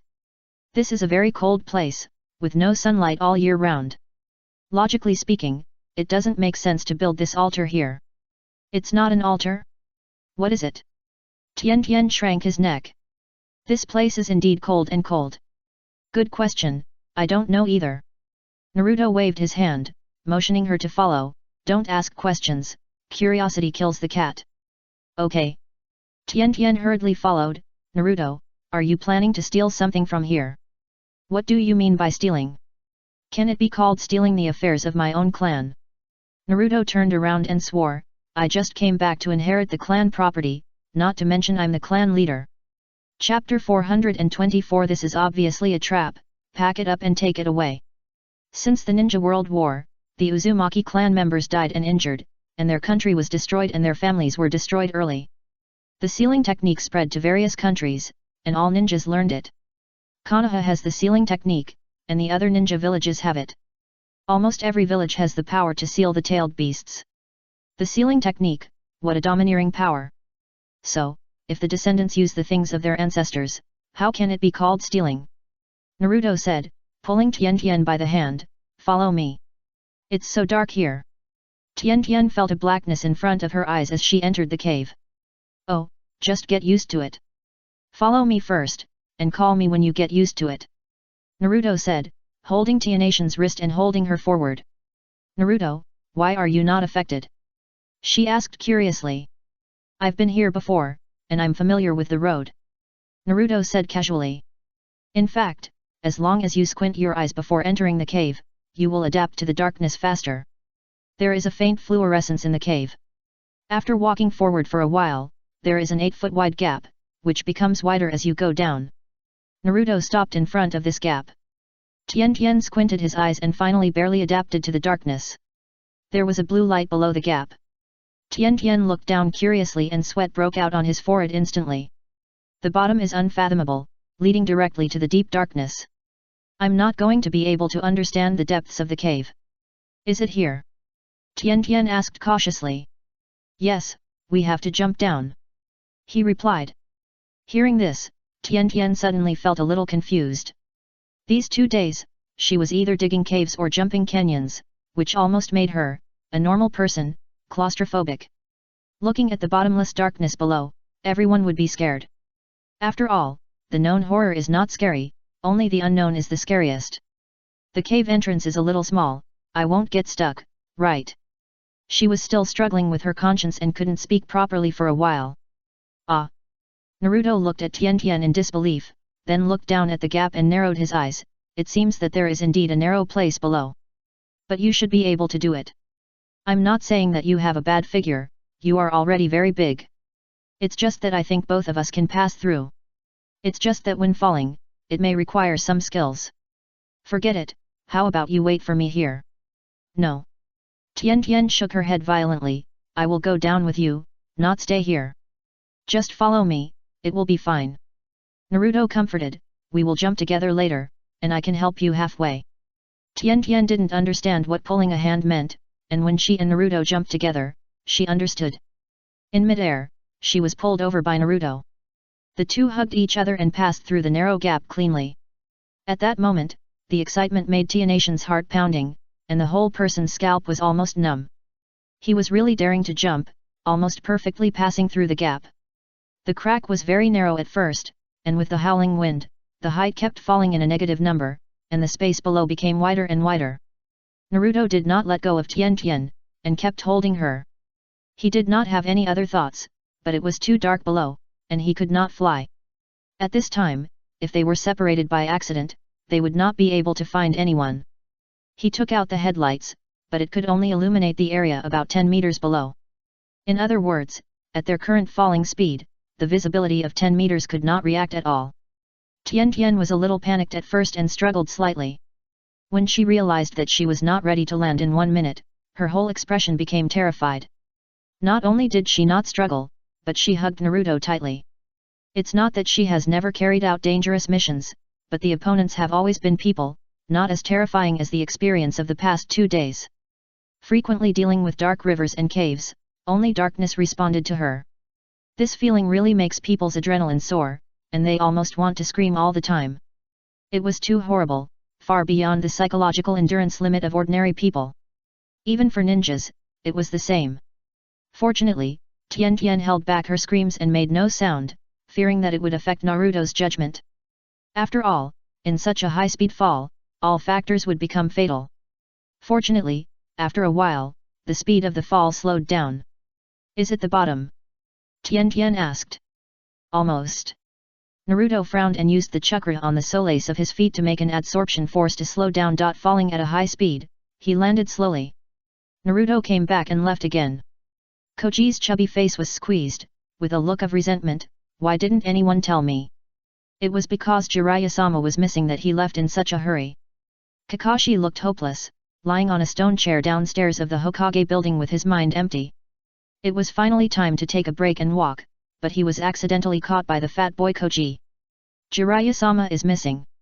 Has he been found now? Koji was slightly stunned, and asked in succession, do we need to search now? We have found him, and Jiraiya-sama has already informed us with the summoning beast. As for Naruto and the others, they are now encountering some problems, and I believe they can be solved soon. Situation. It seems that they have encountered space teleportation. Naruto and Tenten were teleported to the island of Whirlpool Country. As for Jiraiya-sama, Niji, and Rock Lee, they seem to be in the far north. What should we do? Koji asked hurriedly. The rescue ship to the island of Whirlpool Country has already set off. Kai led the people there. Kakashi said lazily, on the other hand, thanks to the diplomatic relations between us and the Snow Country, we have contacted the rescue. The matter was resolved, and Koji was relieved. He scratched his head and said goodbye. Kakashi continued to lie on the stone chair, with the dead fish eye exposed, staring at the lush treetops in a trance. There are too many things in the village, and he can't be busy at all. Salted fish oil page. At the Nara clan's residence, Shikamaru looked at Koji, who was talking about the past, and couldn't help but pick up the teacup to drink water tactically to calm down. Space transmission. He frowned. Maybe it's because of the change in the external magnetic field.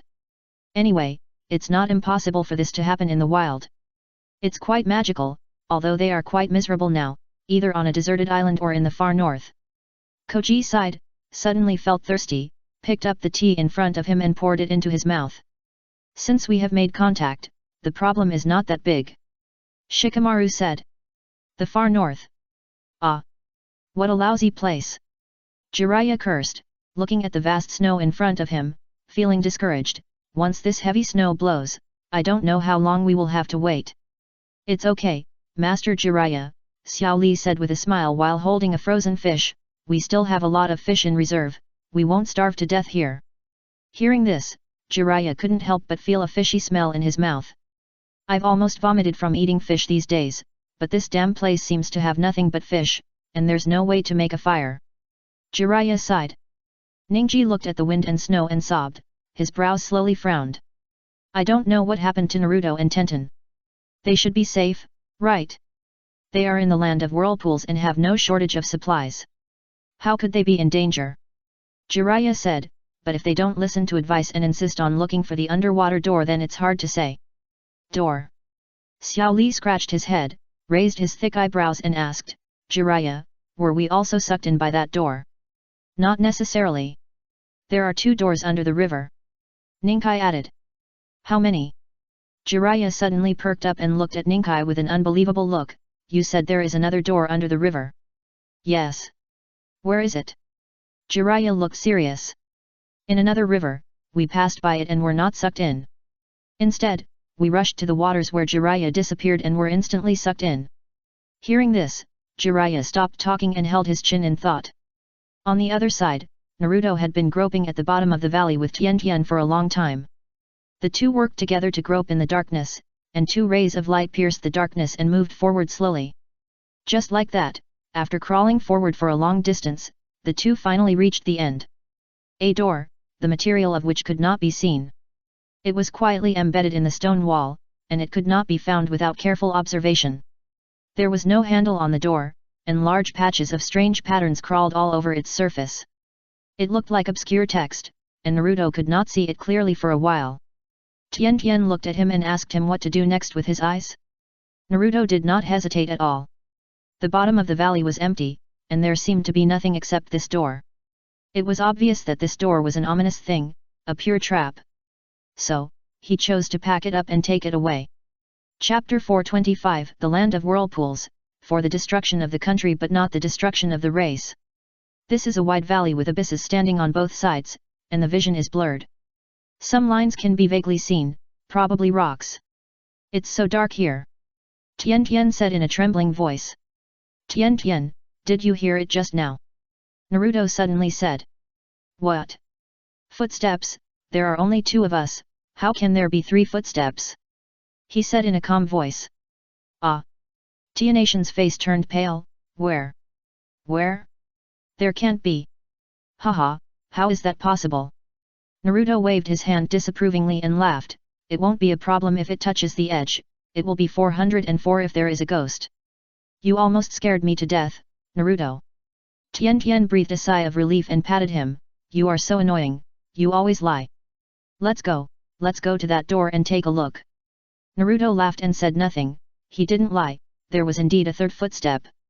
But he didn't care, no one was more than him. I understand Death God better. Besides, this is the land of whirlpools, a country that has played with sealing techniques. It seems reasonable to seal several consciousnesses in this sacrifice valley. After all, the Nine Tails prison sealed the consciousness of Minato and Kuna. If it was in the land of whirlpools, even if the war destroyed this place, there would not be nothing left. The bottom of the valley was dark, and the 2 walked forward, aiming at the door embedded in the stone wall in front. The dazzling flashlight illuminated an open space in a cone, and the 2 footsteps rustled. Naruto, is the land of whirlpools abandoned because of the war? Tian Tian suddenly asked. Why do you ask this? Naruto was a little surprised. Because it's a little strange, we searched a long circle on the island and didn't see any weapons. Tian Tian followed Naruto closely, not leaving him. She had seen that kind of movie, and knew that if the 2 of them kept their distance because of shyness at this time, they might have changed people while walking. Tian Tian felt that the scenes of splitting up and even quarreling and alienating were simply stupid. If it were me, I would definitely want to stick to my teammates. In this environment, the spiritual support that partners can provide is not a little bit. Maybe they don't use weapons to fight. I heard that the Uzumaki clan is famous for sealing techniques. Maybe everyone has a sealing technique. Naruto said perfunctorily. Ah, no way, but the ninjas who attacked them didn't carry weapons either. Tian Tian was puzzled, and the more she thought about it, the weirder it felt. Is this really the Whirlpool country? 100% authentic, it's the ruins of the Whirlpool country. Naruto was still dragging Tian Tian forward. You don't trust others, don't you trust me as the clan leader? But it's really strange, there's no trace at all. Tian Tian lowered her voice. Naruto, I think this island is not right. It's not dead, Tian Tian, it's safe here. Naruto is now determined to get the anywhere door, and doesn't care so much. This feels like home to me. Home. A gust of cold wind blew by, and Tian Tian couldn't help but shrink her neck. She glanced at a place inadvertently, but she almost screamed, and she swallowed hard. Naruto. Someone just passed by. You are dazzled, there are only 2 of us here, where did others come from? Naruto didn't care, and still stubbornly pulled Tianation's hand and walked forward. I really saw it, really. Tian Tian was about to cry. Okay, you're right. Naruto stopped, put his hands on Tianation's shoulders, and said earnestly, Tian Tian, they can hear us talking. Ah. Is it really okay for you to plot loudly and blatantly like this? He asked. Tian Tian was trembling all over, thinking how could she know, these things were simply just subconscious reactions. But she also quickly realized her mistake and immediately pursed her lips and didn't say anything. It's okay, keep talking, you're too quiet and I'm not used to it. Naruto suddenly interrupted, leaving Tian Tian speechless. But anyway, we have to talk, let them hear it. He said. Naruto, who are they? Tian Tian asked anxiously. I don't know, why don't you shout for them to come out? Naruto pulled Tian Tian closer to the door and said without looking back. Tian Tian, dot. Luckily, Naruto didn't let Tian Tian worry for too long. He began to reason with Tian Tian bit by bit as they walked. This is indeed the land of whirlpools. Many years ago, a war broke out here. Probably to compete for the sealing technique that can control the tailed beasts, at least 2 countries sent troops to attack the land of whirlpools. It was probably not long after the death of the first Hokage. Konoha became the target of public criticism, and the tailed beasts turned from natural disasters into large-scale war weapons that can be controlled. Hearing this, Tian Tian quietly swallowed a mouthful of saliva. What happened later? Later, the country was destroyed. Naruto said casually, the first generation was on good terms with the Uzumaki clan, but times have changed and things are unpredictable. There were many crazy people in that era. I heard that the Kagaya clan in the Land of Water was a group of perverts. As far as I know, there were quite a few of them before the Second Ninja World War, and they didn't use weapons. Because their weapons are themselves, the members of the Kagaya clan all have blood inheritance diseases, their mental state is not normal, and their bones can be transformed into sharp weapons. Naruto, do you mean they were thrown into the Land of Whirlpools? Tian Tian was a little surprised. Looking around, she was more inclined to believe that those hiding in the dark belonged to the Land of Whirlpools. So she subconsciously became more cautious, fearing that she would say something wrong and anger the other party, and rush out of the darkness. Do you remember the participating countries that I mentioned in the war against the Land of Whirlpools? Naruto suddenly asked back. Remember, you said there were at least 2 countries. Tian Tian had a good memory, and even though she was nervous, she still repeated what he said. Which 2 countries? There is no record of this in the Konoha archives. She said. Well, it is likely that the Land of Water and the Land of Lightning will participate in the war. It may be a surprise attack, beyond everyone's expectation, and the Whirlpool country was quickly defeated. Naruto was already very close to the stone wall, and he only needed to walk a little further to reach it, so his speech speed naturally slowed down. Why? From a geographical point of view, Kirigakure and Kumigakure have natural advantages. In addition, the 3rd generation Mizukage Yagura is known as the perfect Jinchuriki, and Kumigakure developed the tailed beasts a long time ago. Sand Village's tailed beast Shikaku only obeys the old monk Banfuku. After Banfuku's death, Sand Village didn't even have the ability to completely suppress Shikaku. Once the Jinchuriki falls asleep, Shikaku can regain his freedom.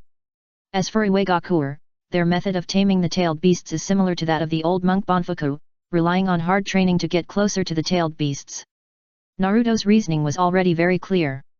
Tian Tian could almost imagine the cruelty of the Whirlpool Kingdom War decades ago, when the 2 superpowers joined forces to launch an attack.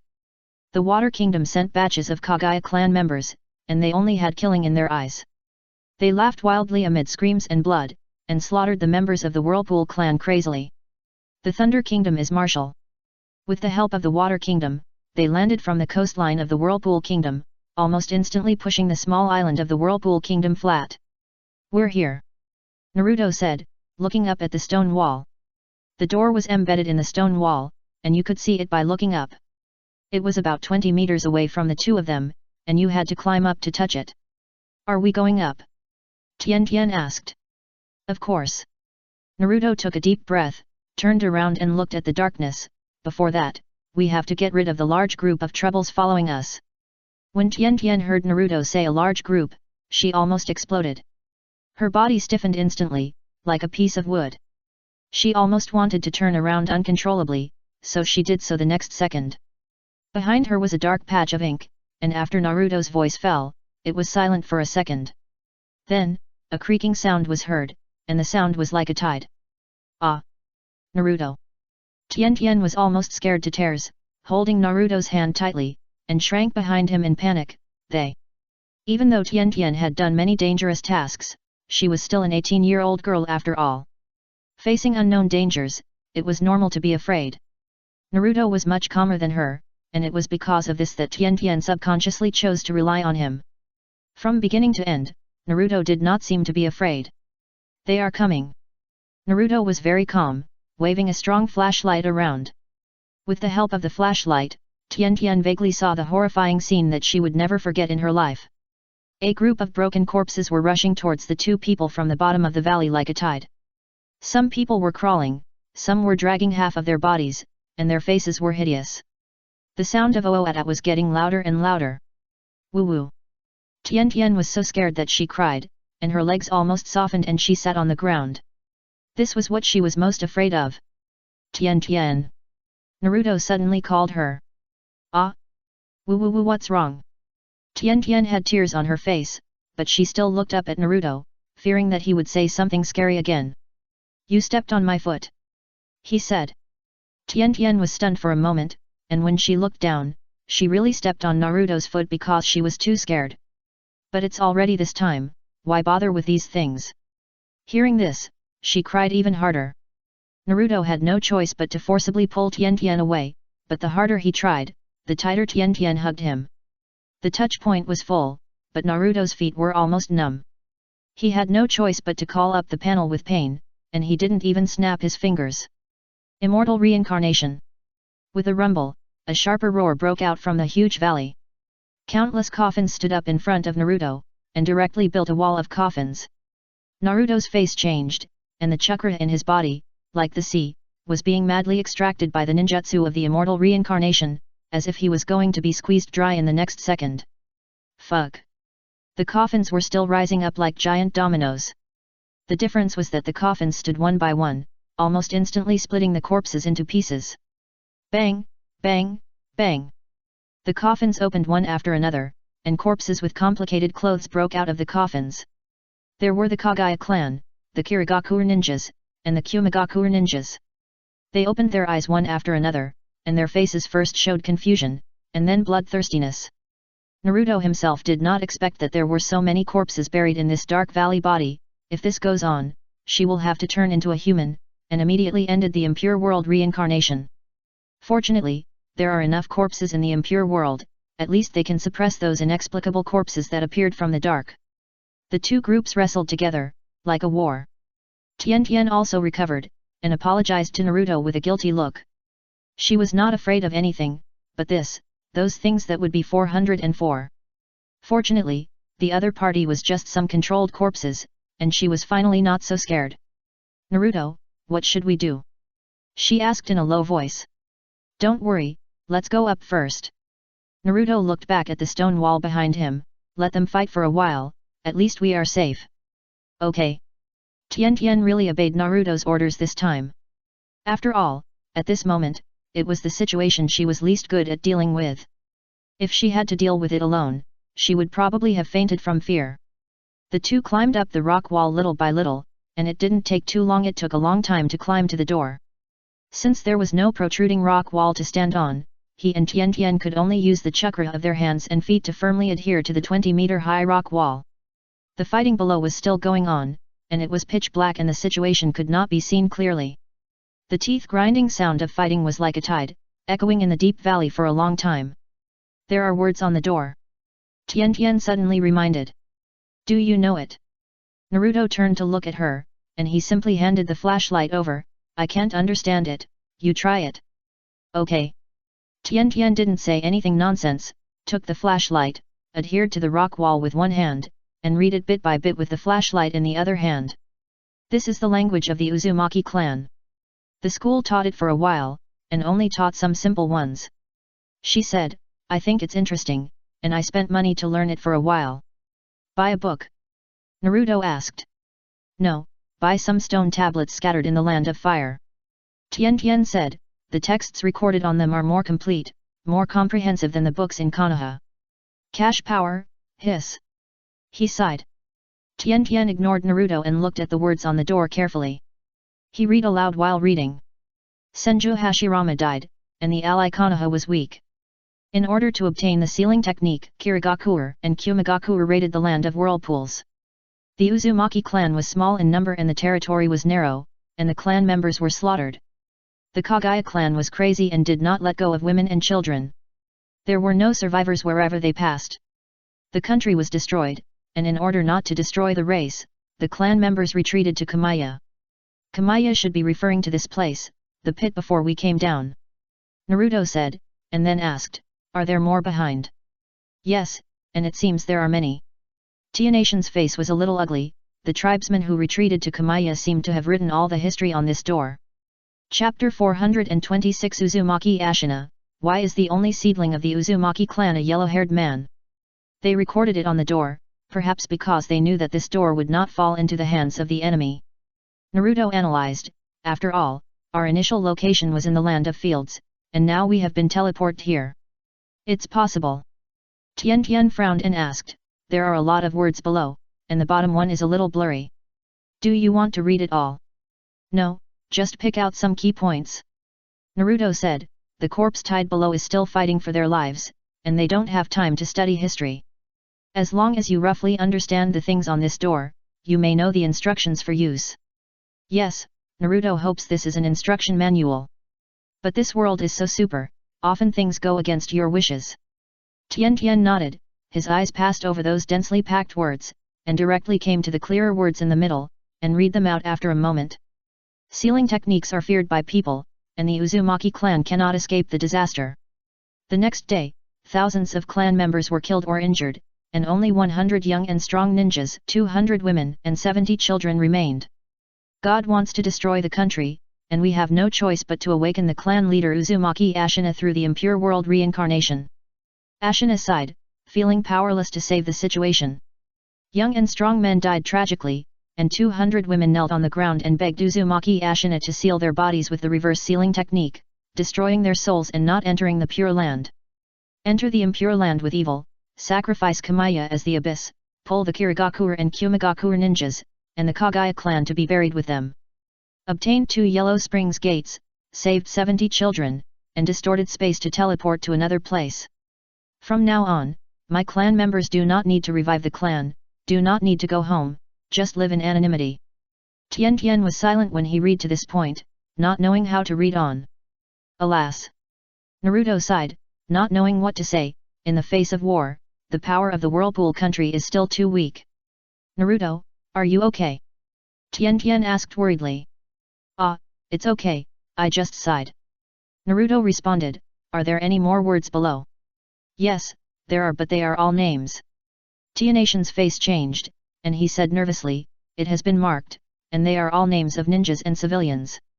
Then don't read it, what else is there below? Naruto asked. Although he sighed about the twists and turns of the fate of the Whirlpool country, it has become history after all. Those bloody and tearful histories left in the past are just a speck of dust on the shoulders of future generations. After mourning silently in his heart for a while, he regained his sanity. Below there is also a string of instructions, which seems to be how to use this Huangchuan gate. Tian said hesitantly, but the handwriting seems to have been erased. Hearing this, Naruto almost spit out a mouthful of old blood. I wish I could pick up a knife and chop that clumsy guy to death. Anywhere door, what a good thing. How come? Nothing else? He asked. Nothing else. Tian shook his head, completely cutting off Naruto's thoughts. The battle in the deep valley was still going on. Naruto was a little tired. He gritted his teeth and was about to steal the door directly when something unexpected happened. A pure white figure floated over, very abruptly. Tian and Naruto's hands and feet were attached to the stone wall, and the figure appeared inexplicably, and the whole person floated in the air. Ah! Tian was startled, but fortunately, after experiencing the scene just now, his psychological quality was good, and he just screamed and was not frightened to the point of weakness. Old clan leader! Naruto was stunned for a moment and recognized the white-haired old man.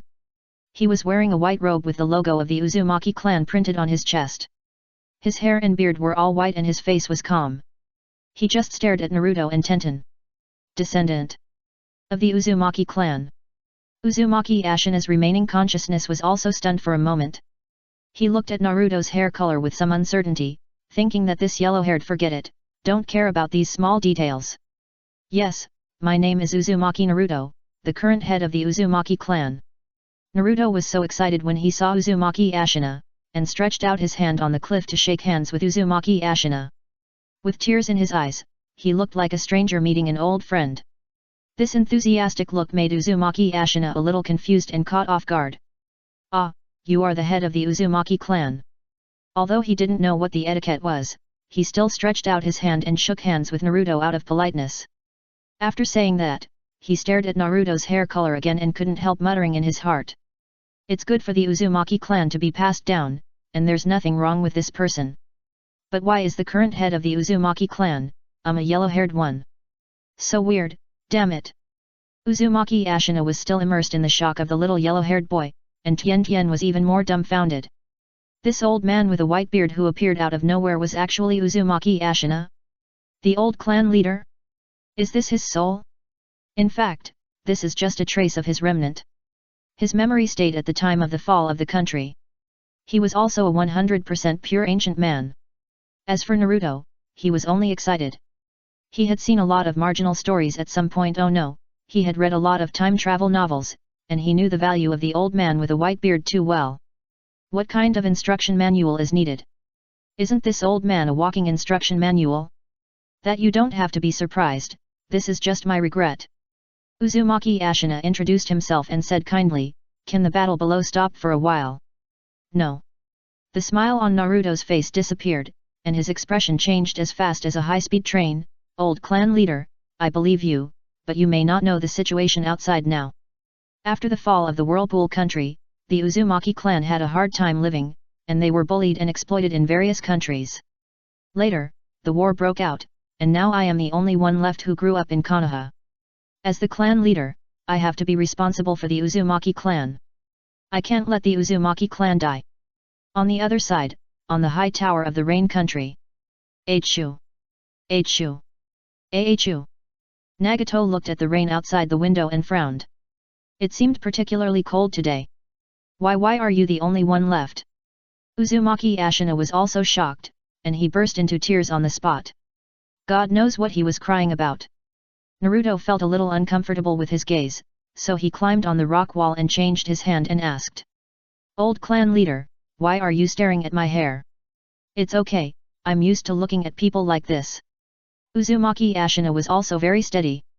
After all, he was the old clan leader of the Uzumaki clan and would not lose his composure at will. "Well, I'll show you something, and you'll believe me." Naruto was not stupid either, and immediately took out the clan leader's handprint from the sealed space with one hand. Seeing this, Uzumaki Ashina closed his eyes as if he had accepted his fate and sighed faintly. "Well, this may be fate. Old clan leader, the corpses below should listen to you, so why not let them stop first?" Naruto said cautiously. "And I am just a junior, and I have the responsibility to expand the Uzumaki clan. I hope the old clan leader will forgive me. For the sake of my life, I can only be cautious." Uzumaki Ashina raised his eyebrows, thinking that this little yellow-haired boy might really be the last one. "Well, it's right for you to be cautious." Tian watched Naruto's coquettish operation from the side, and couldn't help but pursed his lips, not daring to speak. This guy is really cute, as always. A dog. After a while, the battlefield below was quiet. Naruto's eyelids twitched slightly, and he also snapped his fingers, stopping the attack of the corpses of the impure world reincarnation. The valley was quiet in an instant, and the atmosphere between the two was awkward for a moment. Uzumaki Ashina asked Naruto some more about Konoha's situation and the clan members. Naruto answered truthfully, but he had already expelled Nagato and Kaoru from the clan. Who made him the clan leader? Besides, if so, he has a higher chance of getting the method of using the Yellow Spring Gate. How could Konoha fall to this point? Uzumaki Ashina shook his head. Since the Senju Tobirama, Konoha has been getting worse year by year. I guess so. By the way, old clan leader, how to use the Yellow Spring Gate? He asked casually. What do you want to use the Yellow Spring Gate for? Uzumaki Ashina frowned slightly, his eyes sharp. The Yellow Spring Gate is not something from this world, you'd better not touch it. I was sent here by that thing, I have to go back. Naruto made an excuse. This place is 108,000 miles away from the Land of Fire, separated by a sea. If I don't use the Yellow Spring Gate to go back, then won't I have to die here? Old clan leader, my death is a small matter, but what if the Uzumaki clan is extinct? How old are you? The old clan leader suddenly asked. A little over 18, almost 19. Naruto replied. Are you married? Do you have children?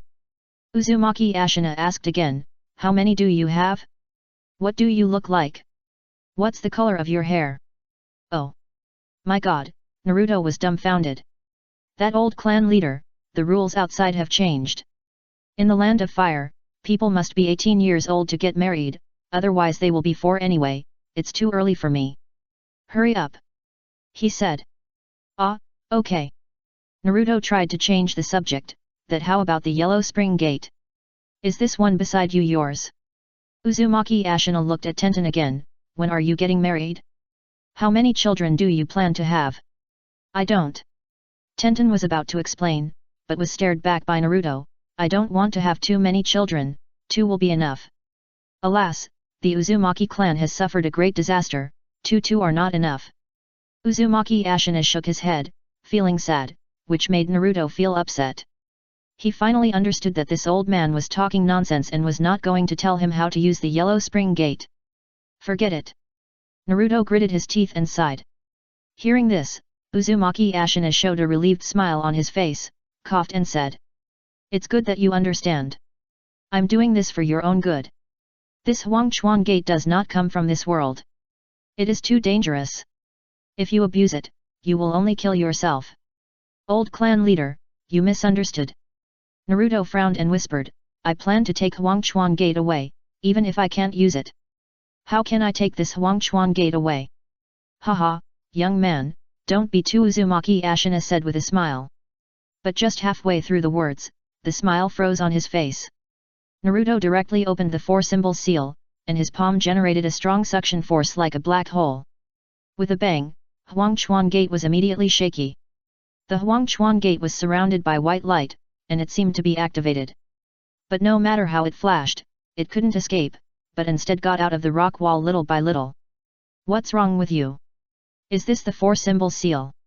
Uzumaki Ashina's eyes almost popped out. He has been studying the seal technique all his life, and he disdains to play with the 4-symbol seal, a rubbish seal technique. To put it in an appropriate way, it lowers his status. The old clan leader has been playing for half his life, and has never seen such a strange 4-symbol seal.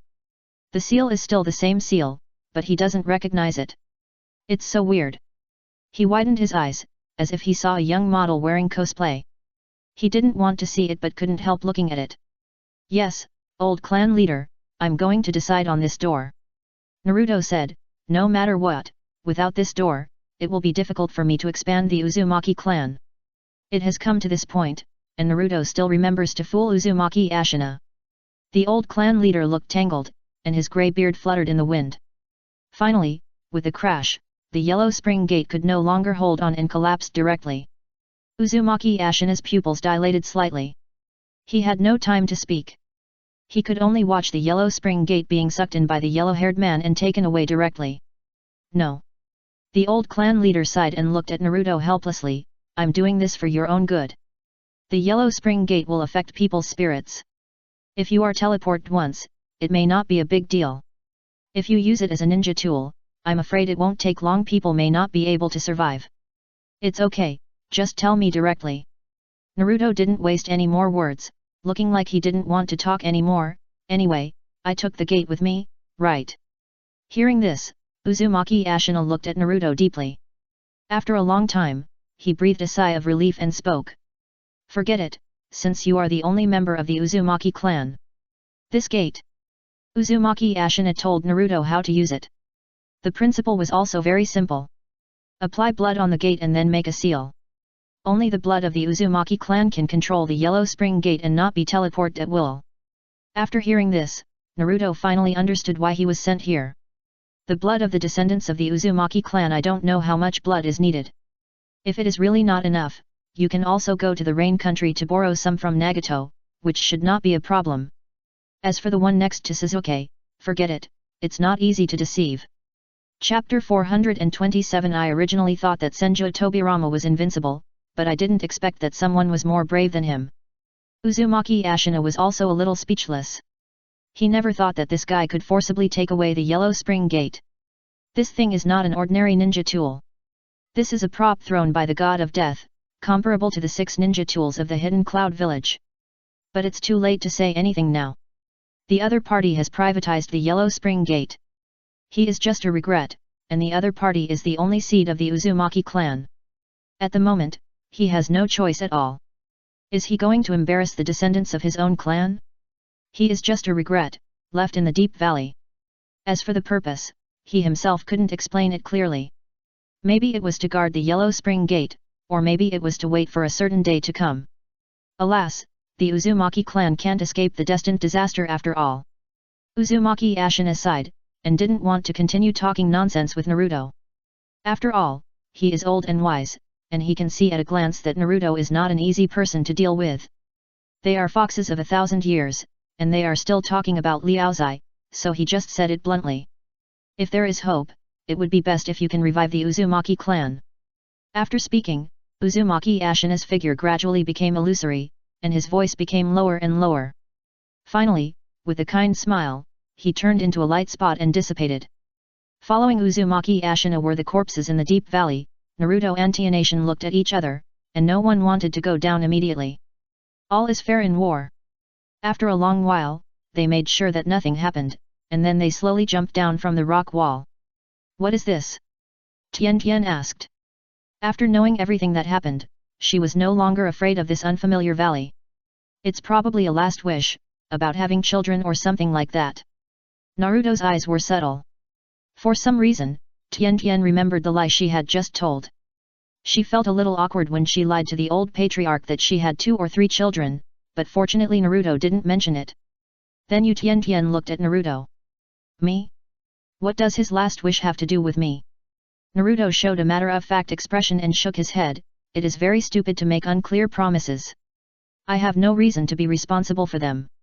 But, Naruto, aren't you a member of the Uzumaki clan? She looked surprised. Yeah, I'm also a law-abiding villager of Konoha. Naruto curled his lips. Tian, you're too young. It's not that easy to revive a clan. Mirongfu has been abstinent for so many years, but he hasn't restored his country. Who is Mirongfu? Tian was confused. Amon. He said vaguely, those are not important. The most urgent thing is that we have to go out now. We can't stay here forever. Yet. Tian is very smart and knows that she should listen to Naruto at this time. He withdrew the group of corpses resurrected by the impure world reincarnation and stood in the open space in the deep valley for a while. Then he looked at Tian, who was a little scared by his gaze. What's wrong? She asked. Tian, we can't go back. He suddenly asked. What? Tian exclaimed, but soon realized that this deep valley couldn't be climbed up at all. Even if Konoha sent people to rescue them, they couldn't find them at all. Because once they came down, they couldn't go up. Looking up at the darkness above her head, Tian suddenly broke out in a cold sweat. If Naruto hadn't taken the Yellow Spring Gate by force just now, they would have no hope of leaving here. This deep valley itself is a sealing technique, sealing the armies of the Land of Water and the Land of Lightning in. She thought Naruto was crazy before, even though Master Jiraiya had warned him not to get close to the door, and even the old man showed up to stop him. But Naruto still stubbornly took the door away, and then the old man had to tell the truth. Isn't that old man your clan leader? Tian asked in surprise, why didn't he remove the seal, or even find a way for you? Clan leader? Naruto raised his eyebrows. Does the clan leader have the obligation to help me at the risk of his life? But Tian had nothing to say. Indeed, the clan leader is dead. He even died before the demise of the Whirlpool country. This is just a regret left by him, not him. Now you know my good intentions, right? Tenten. Naruto patted Tenten's shoulder and said earnestly. I know, sorry. Tenten blushed a little. Just after he finished speaking, Naruto added another sentence. I knew that old man had bad intentions. Everyone can say nice things, but he just thunders without raining. He keeps talking about strengthening the Uzumaki clan, but he won't even give them a door. How can you strengthen them? Do you rely on fishing? Tenten. She now feels that she still doesn't understand the man in front of her. Over the years, her former friends have become more or less mature and stable. For example, the rebellious young man Niji has become gentle as jade now. Shikamaru, who likes freedom, has plunged into the heavy desk, and Koji has got married. But this person seems to have never changed much, and his original intention has not changed. Some things are really hard to evaluate. Only orphans can do such things. What's wrong? Tenten. Naruto smiled at her. It's okay, that clan leader is really hateful. Tian forced a smile, which was considered cute, so what should we do now? Since falling to the island of the Whirlpool country, Tian often said, Naruto, what should we do? The deep valley seemed to have vitality, silently watching the two. Like a dormant monster, waiting for the next hunting opportunity, it made people shudder. There is no other way now, we can only open the door first. He said. Open the door. Tian subconsciously raised his head, and the door that was originally embedded in the rock wall had disappeared, leaving an ugly scar. Jiraiya warned them not to approach the door without permission.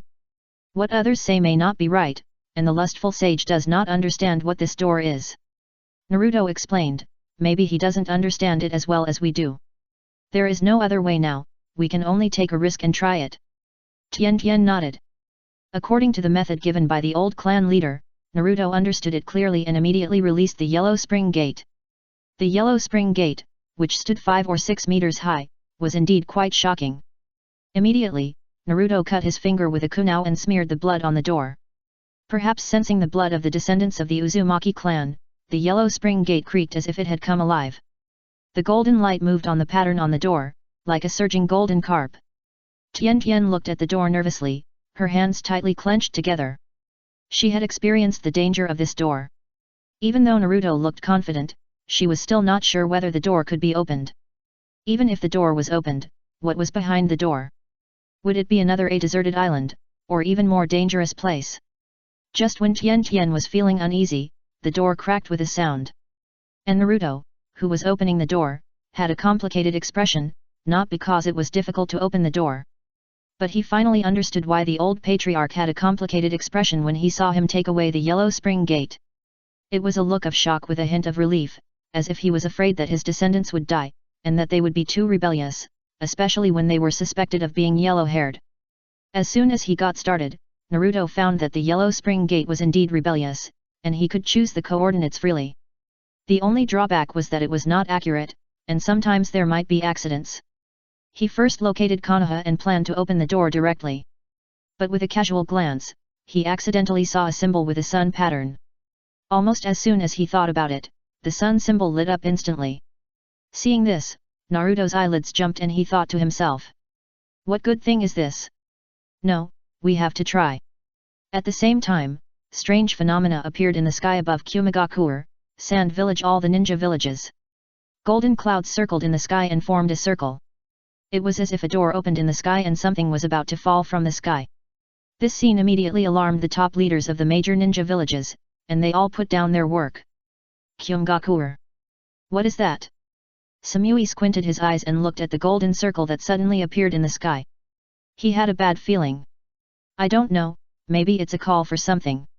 The two wooden men leaned against the window and said indifferently, let's take a look first. Why are you in a hurry? I'm not in a hurry. The one who should be in a hurry should be Reikage-sama. My shoulders are sore. Samui pressed his shoulders and said lazily. Really? If your shoulders are sore, wear a lightweight underwear, stop complaining here. Yokito glanced at her, after all we are all traitors. That kind of thing is none of your business, just take care of yourself. Samui's face changed, and she turned and left. Tsunagakure. Master Temari. There seems to be a golden ring in the sky outside. A girl was lying on the window of the office, turned her head and looked at Temari in surprise. In the sky. Temari put down the documents in her hand, rubbed her eyes, and thought it was another prank of the girl, so she didn't care, and turned her head to look at the window. The windows of the Kingdom of Wind are covered by wind and sand all year round, and only the window where the girl's eyes are is bright, obviously specially brushed for viewing the scenery. This is a kind of glass that can be brushed from the inside to the outside, and it is only equipped in the Wind Shadow building. Temari glanced over and couldn't see the strange phenomenon outside, so she smiled and said. I saw it, it's so spectacular. It's true. I didn't lie to you, Lord Kazekage. Lord Kazekage is out. The girl turned around and shouted anxiously. Gaara. Temari frowned upon hearing this, stood up immediately, and walked quickly to the window. What happened outside? Outside the Kazekage building, Gaara stepped on the sand base and rose directly into the air. He carried a gourd on his back, hugged his arms and looked at the golden halo with a serious face. There were a few scattered sand village ninjas below, and it was the limit to gather these few people in a short time. The shrill alarm sounded over the sand village. Damn, what the hell is that? Kankuro sat on the roof, carrying the scrap puppet he picked up from Scorpion, and gritted his teeth. After Scorpion died, those puppets were immediately bought back by the Sand Village. After all, the ninja world is not all about fighting and killing, there are also human relationships. These Gundam figurines are useless if they are left in other people's hands. It is better to exchange them for money and let Sand Village recycle them, so as to maximize the benefits. Iwagakur. Future leg Shadow Kuratsuka stood high above Iwagakur village with his hands on his hips, with a confident smile on his face. Looking at the golden halo appearing in the sky in the distance, his mouth curled slightly. Is it finally coming? Kirigakur bastards! Hey! What are you doing? The old man Onoki was very angry with his granddaughter. Looking at the red flying in the wind, he said, "Come down quickly." "Allah, old man, you are too nervous." Kuratsuka looked back confidently with his hands on his hips. "Even if there are enemies, I can deal with them all." "Crazy. Someone come and get her down." "Ha ha ha, old man, you are too timid." "Hey, why not just abdicate?" Kirigakur. What is that?" Kojuro looked at the golden ring-shaped cloud that appeared in the grey sky, and the whole person suddenly stuttered, "Quick! Quickly notify the Mizu cage." "Kojuro, don't panic." A charming voice appeared, and Terumi Mei suddenly appeared at the window with a smile on her face. "Mizu cage? That? I saw it, it's just a small problem, Kojuro, you have to be brave." Terumi Mei stared at Kojuro, making him blush and lower his head. Terumi Mei narrowed her eyes, wearing a sleeveless blue dress, and smiled happily. It's no longer the era of the fourth Mizu cage, and Kirigakur is not as weak as before. Even if there is an enemy invasion, as a commander, you need to stay calm. Konoha. In the sky. Kakashi glanced outside lazily, and his pupils suddenly dilated slightly. What is that thing, west? Why does it look like a door? Kakashi immediately thought of the door that Jiraiya mentioned, but then he thought it was ridiculous. This might just be a strange sight. On the roof, the Anbu ninjas all looked up at the slowly rotating golden ring clouds in the sky. On the other side, in the darkness under the deep valley. Naruto. What's wrong? Tian saw that Naruto hadn't moved for a long time and couldn't help asking. It's okay. I almost forgot how to use this thing just now, but now I remember it. Naruto replied, with a wonderful expression on his face. He thought, MMP, this is how the Golden Sun is used, to locate all ninja villages. Damn, this is the rhythm of dropping a nuclear bomb. The Whirlpool country intends to drag all ninja villages to be buried with it. Naruto kept saying WTF in his heart. He thought the second-generation Senju Tobirama was already invincible, but he didn't expect someone to be more brave than him. Whose general is this? He finally understood why the old patriarch was so shy and embarrassed. At that time, Naruto thought that Uzumaki Ashina suspected him. S bloodline, now I understand. Emotional Vortex Ashina has this trick hidden in the Yellow Spring Gate. No wonder his face changed after hearing that he was from Konoha, as if his wife ran to someone else's bed. Damn, the old patriarch's strategic vision is exactly the same as the second-generation Senju Tobirama's idea of locating Kumagakure with the teleporter. Naruto felt strange in his heart, and now he finally knew where the inspiration of Senju Tobirama's teleporter came from. Fuck a bunch of war maniacs, each one is braver than the other. Chapter 428 Coordinates of the Snow Country. Rapidly developing technology, the three lustful immortals were saved. After the matter was over, Naruto honestly located Konoha and opened the Yellow Spring Gate. The golden lines surged, as if they were about to come alive. An obscure hum sounded, and the door suddenly opened after a burst of white light. Tianation's eyes went dark and he fainted directly. Naruto was fine, probably because his blood was still smeared on the door. He picked up Tian and walked directly into the door. Behind the door was a small path, and on both sides of the path were abysses. At the end was a bell tower, emitting dark golden light like a firefly. The sound of the bell rang, echoing in the space inside the door. He just glanced at it, his expression did not change. He continued to walk forward with Tian in his arms, walking along the path towards the golden clock tower. Not long after, the dark golden clock began to rotate, and the world began to turn upside down. The next moment, in the Fire Country forest, the two fell to the ground with a bang. Tian in Naruto's arms woke up, still a little confused, and only after looking around did he realize that this was the Fire Country forest. The trees here are unique to the Fire Country, with tall and thick branches, and the patterns on the leaves are also very peculiar, and they are highly recognizable. For Tian, who grew up in Konoha since childhood, it is easy to recognize it. Are we back?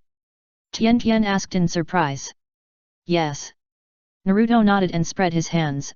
I originally wanted to locate it at Koji's house, but I was afraid of something going wrong, and I didn't want others to know that I had this door. Hearing this, Tian Tian was stunned for a moment, then reacted and nodded. I will keep it a secret for you.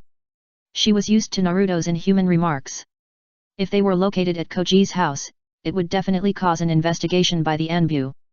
At that time, it would be a complete commitment, which was exactly what Naruto was unwilling to do. Tian Tian clearly remembered that Naruto told her that he didn't want others to know the secret of the ruins of the Whirlpool country. The others here naturally included Konoha.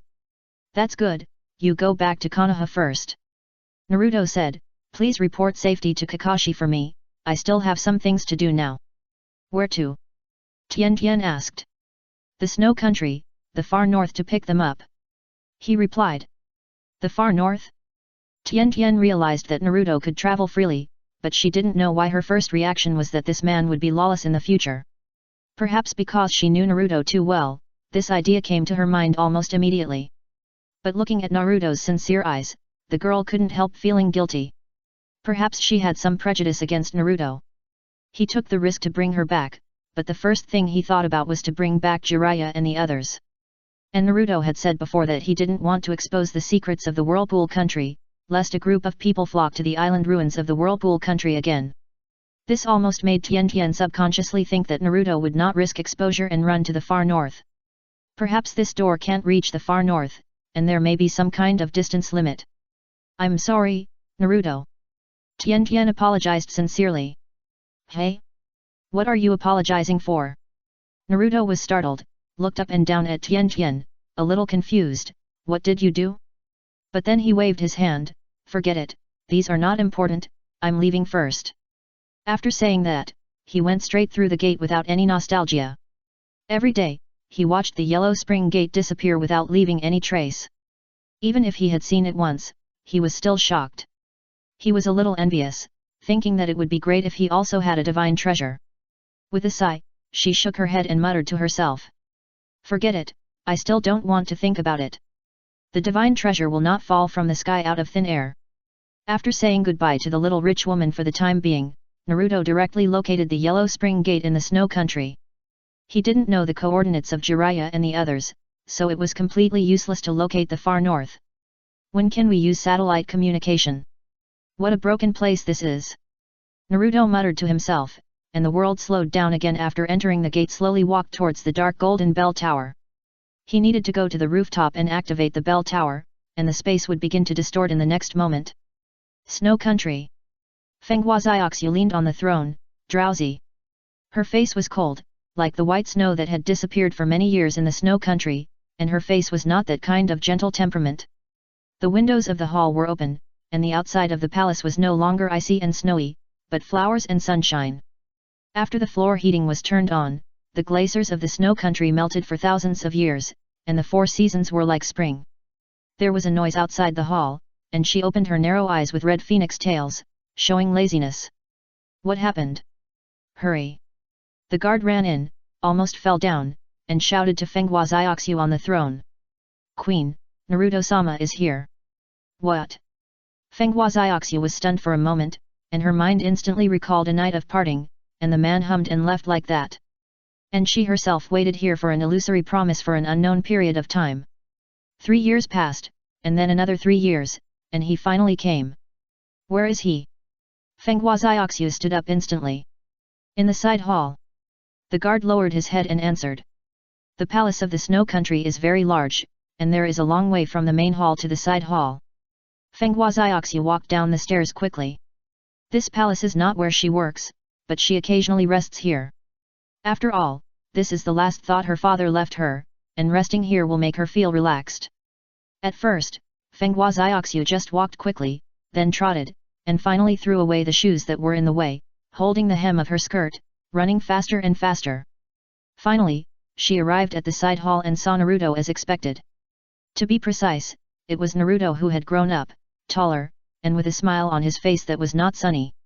With just one glance, she was sure that Naruto had not changed. 6 years did not seem to change him too much. Even when he saw her running over, he did not move. Naruto just sat there, as if he was the owner here, and she was more like a guest. You're back. Fenghua Xiaoxiu pinched the hem of her skirt and walked barefoot to Naruto. She looked down at him, her eyes narrowed like a crescent moon, and she smiled happily. The last time he said he was leaving was 6 years ago. Well, it shouldn't have exceeded the agreed time, right? Naruto asked, looking at Fenghua Xiaoxiu. I remember it was 6 years. No, Fenghua Xiaoxiu didn't know what to say, but soon realized something and her face turned red. I want to find a few people, they should still be in the far north. Naruto didn't notice Fenghua Xiaoxiu's abnormality and put forward his purpose. Looking for someone. She was stunned for a moment, in the far north. Yes. How can you survive in that place with ice and snow? Fenghua Xiaoxiu exclaimed and covered her mouth. Is it really in the far north? Don't worry about that, the person must be alive. Naruto crossed his feet, rubbed his chin and grinned, it's just that the food may not be very good. You go to prepare the staff, as for the rest, you don't have to worry about it. Okay. Fenghua Xiaoxiu nodded obediently, then pursed her lips and hesitated, can I go with you? What are you going to do? Naruto was surprised and looked up at her. I just want to stay with you for a while. You will leave after completing the task, right? Fenghua Xiaoxiu understood the cruelty of the man in front of her. Almost half of this snow country is his property, but he still won't even look at it. Maybe after finding someone, he will just run away ruthlessly. Stay a little longer?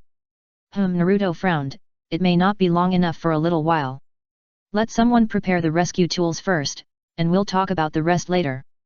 Fenghua Xiaoxiu came out of the bathroom to rinse her mouth and saw that Naruto was ready to leave. Will you come back after completing the mission? Yes. He said confidently. Fenghua Xiaoxiu was relieved to see that he did not hesitate, but she did not know that this man never needed to draft a lie. She pursed her lips and said. Time is in a hurry, and the manpower should be ready. Then I'll go. Naruto turned around and was about to jump out of the window, but he stopped again after thinking about it, and then walked out slowly from the door again. The snow country is now a scene of spring with flowers blooming all year round. Several ninjas wearing chakra armor and advanced snowmobiles stopped in front of the palace. 6 years ago, he brought Fenghua Xiaoxiu to the door for revenge and killed the new king Fenghua Nudao. However, the change of royal power did not seem to affect the development of technology in the snow country. On the contrary, Fenghua Xiaoxiu turned on the floor heating after taking office, and fully supported the development of technology according to Naruto's wishes. Even if many people in the snow country have never seen Naruto, they have heard of his name and know that the prosperity of the snow country today is inseparable from that person. After Naruto went out, he glanced at them. The leader was a young man who ran to Naruto first and said, Sir, everything is ready. What's your name? He asked. Sir, my name is Hasakawa, a senior ninja of the snow country. The young man said with respect, bowed his head, the queen has ordered, let us follow your arrangement, sir. Well, let's set out to the edge of the far north first. Naruto ordered. Yes. Sir. This team, including Naruto, has a total of 10 people. There is a small amount of food and rescue tools on the snowmobile. With an order, they slowly headed towards the iceberg in the distance. On the snowmobile, Naruto summoned the scroll toad. He briefly told it that he had arrived in the snow country and was approaching them, and asked it to convey it. The far north is too big, and it is almost impossible to get coordinates. Even if Jiraiya has great magical powers, it is difficult to figure out his position. It is good enough to be able to get a rough correct direction. The snow-capped mountains in the distance are like sitting ice and snow monsters under the sunlight, surrounded by golden tops. The snowmobile is speeding, silently moving towards the ice and snow country. The cold wind is howling, and Jiraiya summoned the scroll toad. He couldn't help but be stunned when he heard it finish speaking. Blinked, and looked at Niji and Rock Lee again. Naruto is in the snow country? Isn't he still trapped in the whirlpool country? I don't know about this, he told me. Scroll Toad scratched his head and said in confusion, ask them when you meet, this place is freezing. The snow country is far away from the island of the whirlpool country, almost across, Niji said. Let's not worry about those things for now, let's leave this damn place first, there's not much food left. Jiraiya said, looking at the snow outside. Find a rough location and meet up with them, I can't wait to have a drink. Ningkai and Xiao Li agreed that they had indeed stayed in this broken place long enough. They could not find a way out by themselves. Even if they had ice fish to survive, it would not be a long-term solution. Pa, who wants to eat fishy fish? The two groups of people sent the scroll toad to pass messages continuously. They matched their positions with difficulty but smoothly. The scroll toad was really tired. The snowmobile team was repairing, and Hosokawa was checking the equipment. Suddenly, a senior ninja came over and bumped into him. Hosokawa looked up and saw a face with trembling eyebrows. "What's the matter?" he asked. "Why does Lord Naruto look so young? Younger than us?" The senior ninja grinned and asked in a low voice, "How do you think he did it? What did he do?" Hosokawa was puzzled and lowered his voice at the same time, "Don't talk about things that have nothing to do with the mission. If you want to die, don't drag me into it." "Okay."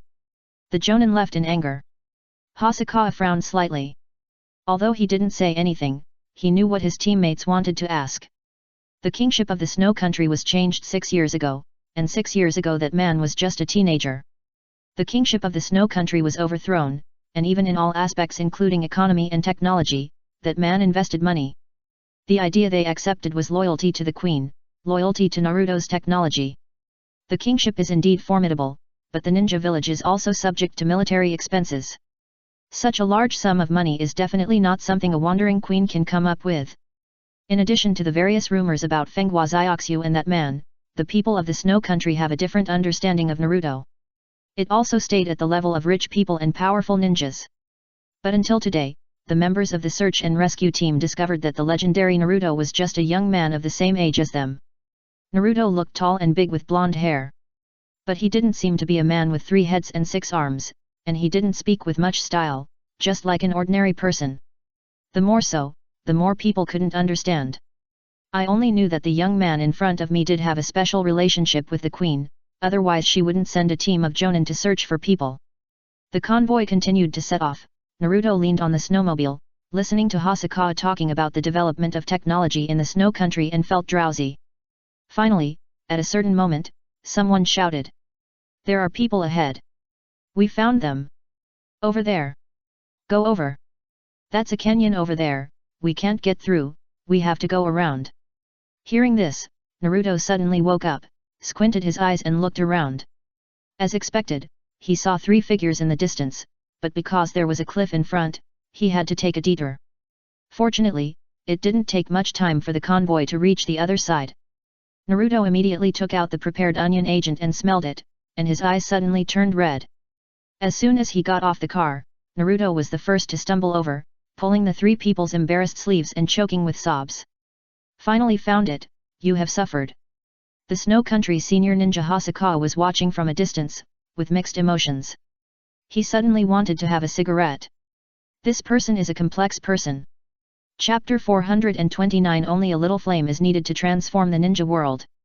He clearly remembered that Naruto was still sleeping soundly on the snowmobile half an hour ago, but when he got off the car, his eyes were red, and he even fell while running. Silk. This silky performance made him gasp. He thought that there is indeed a gap between people, and he can't surpass it, and he can't surpass it at all. Li the lecherous immortal. Xiao Li. Ningji. You have suffered. Jiraiya and the other 2 also had red eyes. They were not moved by Naruto's friendship, but when they saw the food he took out, they all looked up to the sky and burst into tears. Eating raw fish every day, people are almost dying. Jiraiya sighed, and without picking, he took the food from Naruto's hand and started to eat it. Seeing this, Naruto was not in a hurry to leave, and directly took out the food and pressure cooker from the sealed space. He cooked the food and soup on the spot, and made a simple hot dish and hot rice. "Naruto, you are really a millionaires." Xiao Li ate like crazy, and said, "Nonsense, it's better than Tian Tian, he can cook in such a place." "It's okay." He smiled. The Jonin of Snow Country waited on the side. They only ate dry food along the way. Because it's impossible to cook rice at such a high altitude, and they were on a search and rescue mission, so they couldn't waste time. "Is Tian Tian safe?" Ningkai asked. "He returned to the village safely and should rest at home now." Naruto said, "I have been to the Whirlpool country, and it's not too difficult to return to Konoha." "You returned to Konoha from the Whirlpool country by yourself?" Jiraiya was a little dumbfounded, staring at Naruto again and again. You shouldn't have touched the door, right? No, the news was delayed, and I went back that day. Naruto waved his hand and said nonchalantly. That's good, the door is too dangerous, you'd better not touch it. Jiraiya raised his chopsticks, gave a vague instruction, and then continued to eat. Eat slowly, no one will snatch it from you. Naruto looked at the three people eating, sweating. You can't eat too much after being hungry for too long, take it easy. Obviously, the three did not take Naruto's words to heart, and they ate until their bellies were full. Ordinary people who ate like this would have been in the ICU for 5,000 days a day. Who let these people be ninjas? The way back was still long, and Jiraiya and the other two felt strange lying on the snowmobile. As if they had never seen the world, they touched the interior of the snowmobile again and again. This is a snowmobile, how is it? Naruto turned his head and looked at the three people. Is it convenient? You can travel in the snow, which greatly saves time. How is this thing made? Even the land of fire doesn't seem to have it. Jiraiya looked at it and couldn't help muttering to himself, but it doesn't seem to be very good. The Fire Nation is either busy with war or busy hosting a party for the nobles. How can it invest money to cultivate talents and develop technology? Naruto was quite disdainful. Jiraiya didn't say anything about this. He knew what the Fire Nation nobles were like in recent years. The money supplied to Konoha has been declining year after year, and they always use the excuse of poor economy. Although the nobles of the Fire Nation are a group of silver bugs, Konoha is not much better. When the third generation was in power, the village had been preparing for war, and the villagers' lives were still at the level of farming. The village's expenditure can only rely on the Fire Nation, and the cycle repeats. Even the communicator, which is a good thing that benefits the country and the people, was instinctively rejected by those old guys. First, their thinking is still stuck in the past, and they are afraid that the uncontrollable communicator will leak information. Second, in the past, Konoha had no money to research communication equipment dedicated to confidentiality. In short, it is much easier to cut off all new things with one size fits all. In the field of chakra technology, the Lightning Country is the leader and stronger than the Snow Country. But in terms of livelihood technology, the Snow Country has also been catching up in recent years. In other words, when Naruto completely and firmly controls the Cloud Village, the two core technologies of the ninja world will be in his hands, and he can create a ninja Stark at any time. He even outlined the blueprint for the future, but Naruto was only responsible for drawing the template. As for how to do it, that was not his concern. What are they wearing? Xiao Li suddenly pointed at the armor on the group of Snow Country ninjas and asked curiously. Chakra armor, if you are interested, I will let you get you a set later. Naruto replied, it assists ninjas in fighting and can improve ninja combat effectiveness. Improve the limit of ninjas? Xiao Li, you'd better not touch this armor. Jiraiya took a look. You are not suitable for this armor, wearing it will be harmful to you. Why? Xiao Li was puzzled. Did you learn that set of physical skills from that kid Kai? Jiraiya looked at Xiao Li with a serious expression. The limit of your body is far more than this, and you can only stop moving forward with that set of armor. Hearing this, Xiao Li was shocked, but he no longer had the idea of wearing armor in his heart. The lecherous sage is right, you'd better not use it.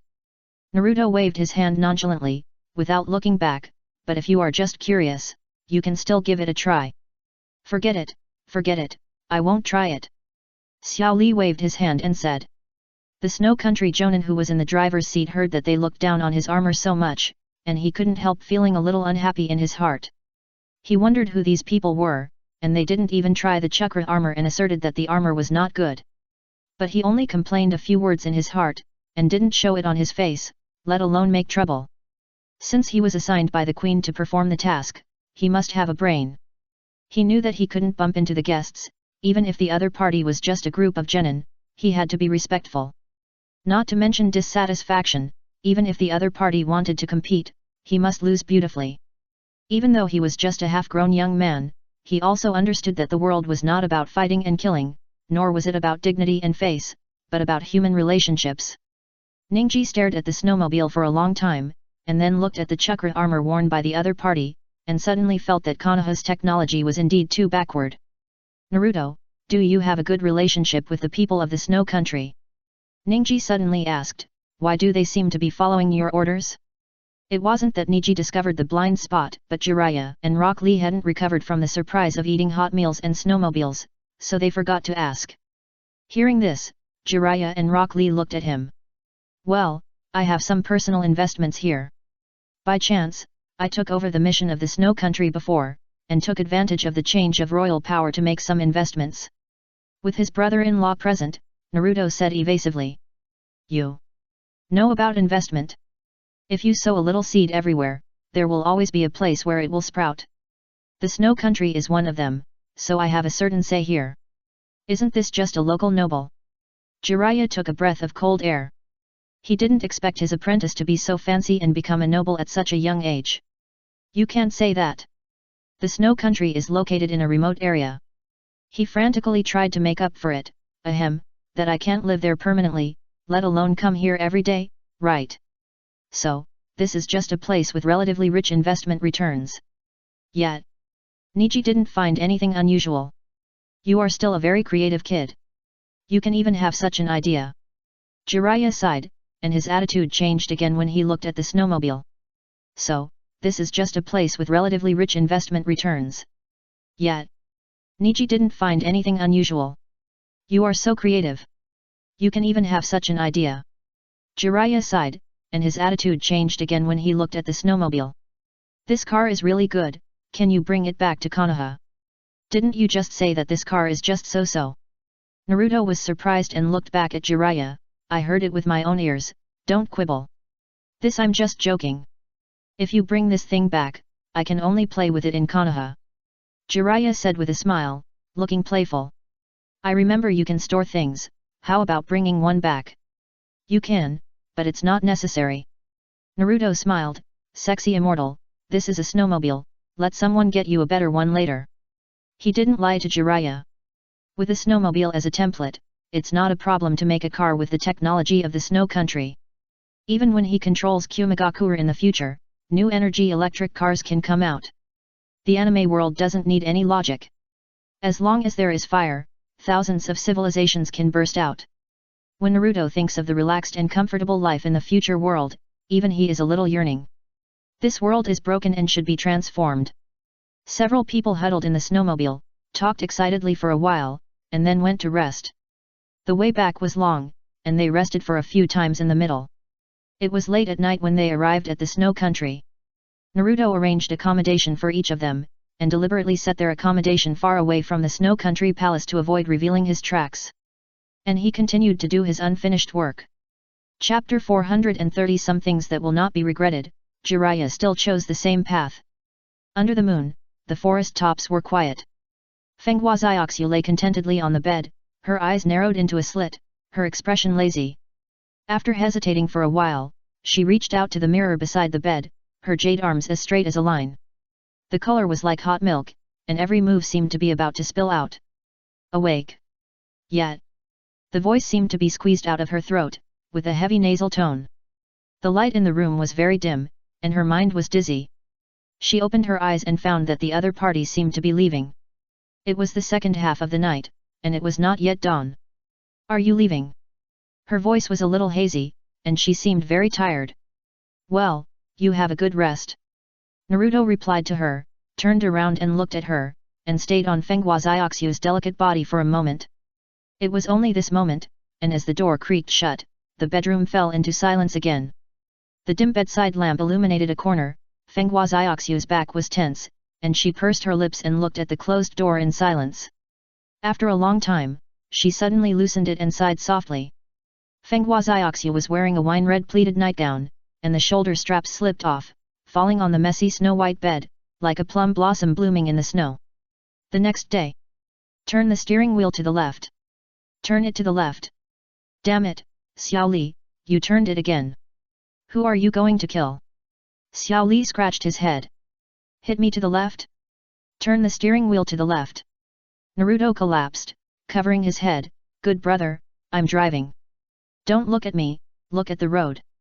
Jiraiya squatted in the snow, squinting his eyes and watching Xiao Li and Naruto driving two snowmobiles slowly reversing in the open space in front of him, and couldn't help but smile. The cold wind was howling, and Niji was sitting aside with his arms folded, wearing a thick white cotton jacket, watching Naruto and Xiao Li playing. His eyes slowly moved to another empty car parked on the snow. He suddenly turned his head and found that Jiraiya seemed to have his eyes on this car, so he closed his eyes directly. The moment he closed his eyes, he heard a rustling sound beside him, as if Jiraiya had stood up. "I'll try it too." Jiraiya laughed and walked towards the snowmobile lying there. Niji naturally had no objection. Although he also wanted to play, he couldn't compete with a senior like Jiraiya.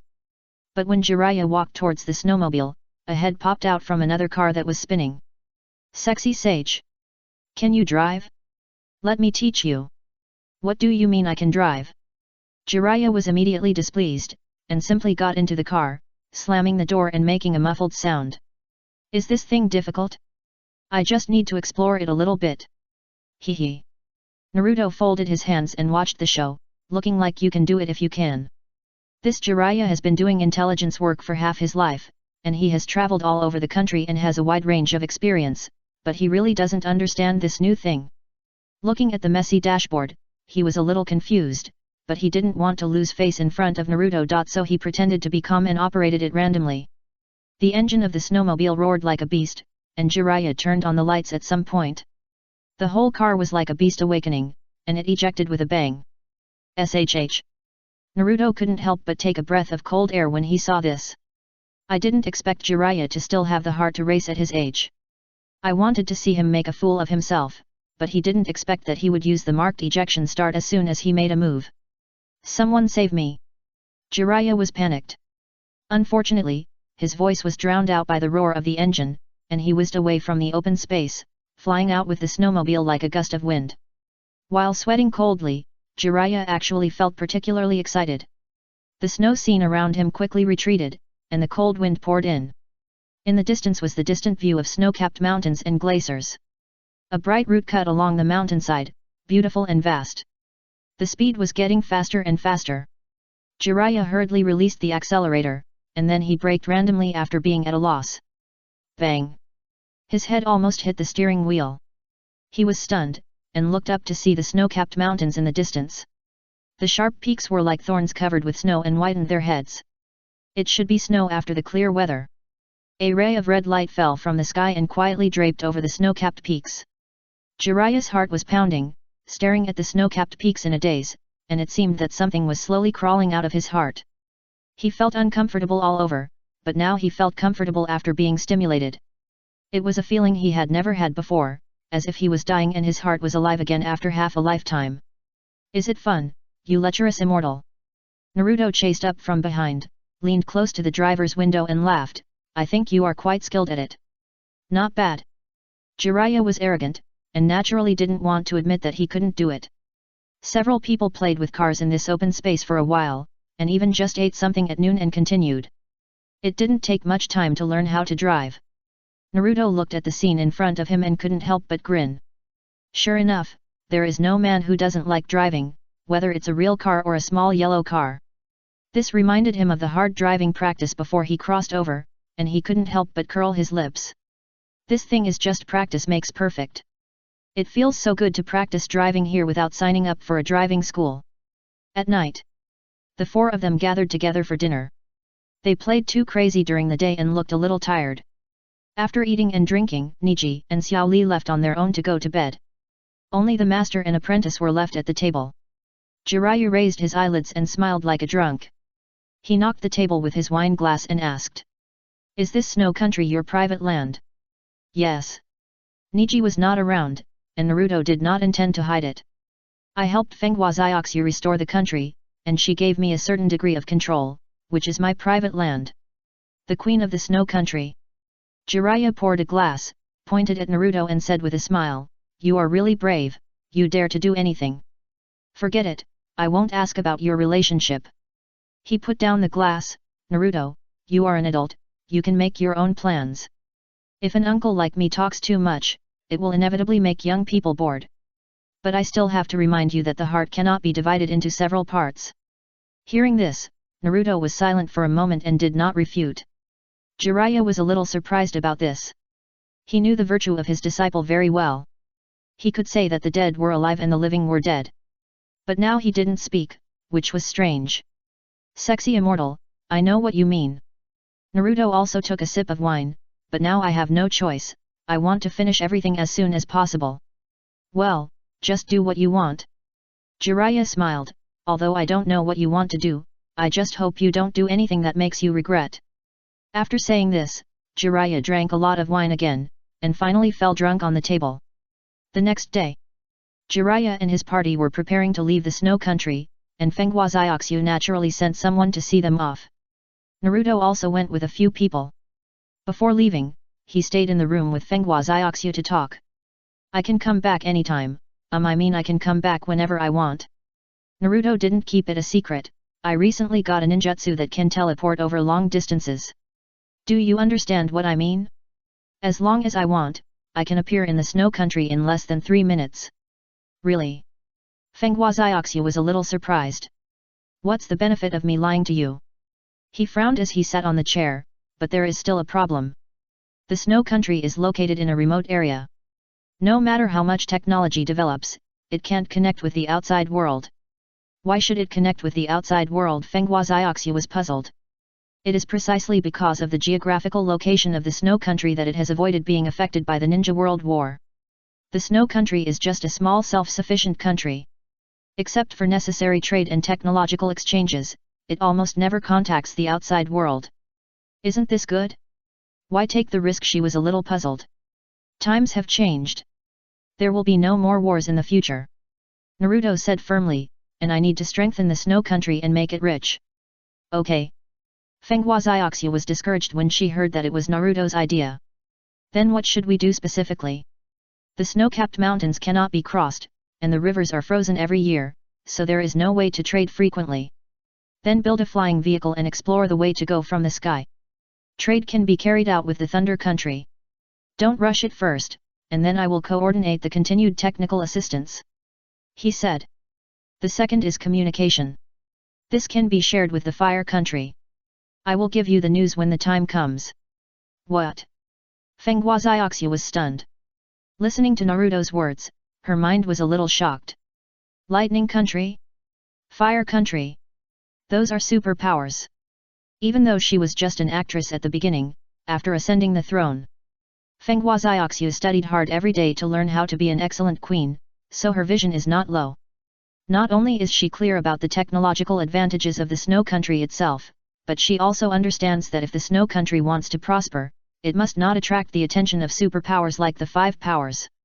Fortunately, the Five Powers will hardly send the envoy to inquire about the news. Even if they do, they only need to spend some money to manage it and barely fool them. So, when she heard Naruto advocate that the snow country should take the initiative to expose itself to the Five Powers, Fenghua Xiaoxiu was so embarrassed. I don't know how to refuse. But when she heard him say that the land of lightning and the land of snow should start a war of trade, and that the land of fire and the land of snow should share technology, she even wondered if her ears were broken. These are all superpowers, how could they all listen to Naruto? And even if Naruto has some power in the land of fire, he can have an impact on Konoha and even the land of fire. But he can't ask the land of lightning to cooperate, right? If Fenghua Xiaoxiu remembered correctly, Konoha and Kumigakure were not on good terms. In terms of strength, one is the boss and the other is the second, and it is impossible for them to coexist peacefully. Yes, it's the land of lightning and the land of fire. Naruto nodded, you don't have to be so surprised. Since I said that, I naturally have some confidence. I have a way in Kumigakure, there is no risk. I will notify you after a while when things are clear. Well, it won't be too long. Kurigakure? Fenghua Xiaoxiu opened her eyes wide, wondering how a Konoha ninja could be related to Kumigakure. She could almost imagine the hardships Naruto had gone through. Naruto didn't know that Fenghua Xiaoxiu had such a rich inner drama. In fact, it didn't take him much time to mess up Kumigakure. It was all thanks to the evil god believer mission. Well, that's probably the situation. I have to go because time is tight. Naruto stood up. Wait. She suddenly called Naruto. What's wrong? When is the next time? Fenghua Xiaoxiu pursed her red lips and said shyly, next time if possible, I want a child. Ah, okay. Naruto left and stood on the deck of the ship, looking at the slowly retreating glacier, and frowned. He couldn't help but look back at the direction of the cabin and frowned slightly. After a long time, he sighed and said to himself. Want a child? If a child is born, it will really catch him off guard. Naruto has never thought about things like children, but thinking about Fenghua Xiaoxiu, he couldn't help but pursed his lips. Let's talk about it later, let it go. The next day. After sailing for a day, several people have become accustomed to life on the sea. At dusk, Jiraiya and Naruto stood on the deck and chatted in the sea breeze. He looked at the glacier and couldn't help but sigh. My life is unclear. Looking back, it seems to be full of failures. I always can't grasp anything and haven't accomplished anything. Sexy immortal, don't hold on to the child of prophecy. Naruto advised. The sea breeze blew up his robe. If one person can change the world, how terrible it would be. What do you mean? Jiraiya asked, leaning against the railing, blowing the sea breeze comfortably, his eyes almost narrowed into a slit. If one person can save the world, then there must be one person who can easily destroy the world. Isn't that scary? How many times does this world have to be destroyed? Naruto leaned on the railing and said half-jokingly. Sexy immortal, the son of prophecy may also be the son of the devil. If a wrong idea ends the world, then you will start a disaster. Jiraiya was smiling at first, but then his smile slowly disappeared. He stared at the sea level in the distance that almost merged with the sky, and couldn't help but pursed his lips, and his expression became serious. That being said, finding the son of prophecy is my life's mission. Jiraiya said, this is a mission I once believed in, but half of my life has passed. Even so, it is definitely not an easy thing to give up. After landing, the group parted ways. Ningji and Lee were going back to Konoha, while Jiraiya continued his journey. In the end, he chose to continue looking for the child of prophecy. Perhaps life is like this. After hesitating for a long time, he chose to try again. As for Naruto, he originally chose to return to Konoha to rest for a while after the Kumigakure plan was shelved. Jiraiya kept interfering with everything, so he had to leave first in order not to expose the matter of Huang Kunmin. As for returning to Konoha, it is estimated that he will have to wait for half a month. So he naturally turned his attention to the water country where the ninja swords were hidden. It seemed that the task too could be finished. Chapter 431 The Last Ninja Sword, The Unbelieving Second Pillar, welcomed the gift of fate. Water country. In an unknown forest, a door exuding an ancient atmosphere appeared out of thin air. Then a yellow-haired man stepped out skillfully, paused for a moment, and even looked around. He looked and then walked out. Damn, the coordinates are crooked again. Naruto complained. In front of him was a dense rain forest, the sky was raining, and the distance was wrapped in white fog. The jasper was ethereal, as if covered by an airtight green awning. It was impossible to walk through such a rain forest with an umbrella. Naruto quickly changed into a warm raincoat to prevent accidental hypothermia. Walking into the rain forest, he spent some time looking for the direction, and he didn't get anything after a whole day. Seeing that it was about to get dark, Naruto couldn't help but frown. The information I got is not accurate. There is no tomb of the 7 ninja swordsmen here. That's right, he came to dig ninja swords. Among the existing 7 ninja swordsmen, only Kojuro is still breathing. Zabuza is dead, Hoshigaki Kisame is dead, and Kuroki Rega is also dead.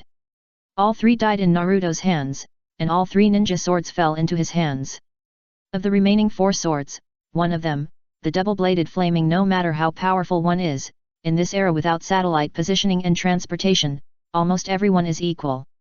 Even Jiraiya has to travel on foot. It is extremely miserable for a cage-level warrior to stay in a tent in the wind and rain. I slept in a daze, and when I woke up the next morning, the weather outside had changed. The scorching sun leaked out from the treetops and shone directly on the tent. With a rustle, Naruto climbed out. He put the tent into the sealed space casually, squatted in a cool place, took out a bucket and started to wash. After washing, he made a coquettish breakfast. Let's look for it again. Naruto sighed. So, after 5 days of searching in the rainforest, he finally found the burial place of Mangetsu Kizuki. On a relatively wide plain nearby, Naruto reincarnated Mangetsu Kizuki. The coffin flipped over, and with a bang, Mangetsu Kizuki, who looked confused, walked out. He looked down at his palm, then looked up at Naruto, and the whole person seemed a little dazed. Immortality. No need to ask, it's impure world reincarnation, summon the 3 ninja swords. Naruto finished speaking, and then added, it's useless for you to resist. Yet, Hojiki Mangetsu didn't care, obviously he knew about impure world reincarnation. This is thanks to the brave and invincible second generation, who greatly expanded the magical use of ninjutsu and added a floor tile to the lower limit of war ninjutsu. Hojiki Mangetsu cooperated with the summoning of 3 ninja swords, directly contributing nearly half of the progress bar of the task to Naruto. Ding! Achievements achieved: Broken Sword, Beheading Sword, Thunder Sword, Fang, Sword Samehada, Long Sword Sewing Needle, Explosive Sword Flying Foam, Blunt Sword Dao Biku. Reward, Izanagi, issued when all achievements are achieved. He slid the panel up and down, looking at the progress bar of Task 2 which was almost full, and couldn't help muttering to himself. There is only one sword left, the one in Kojiro's hand. Now there are 2 choices in front of him, either to put the old dish in a new jar, sneak into the hidden mist village and act according to the situation, or play it safe and return to Konoha first and talk about it later. After thinking for a moment, he chose to charge. On the other side, at the other end of the rainforest, across an island, a team of 4 people were walking slowly along the sea. All 4 of them were wearing black hoods and wide robes. The sea breeze blew up one person's hood, revealing that person's fiery red short hair. Xiang stroked the fluttering short hair with his hand, turned his head and glanced at Sasuke behind him. Are we going to the land of water this time? Yes. Sasuke frowned, his face still pale from the wound he had just recovered from.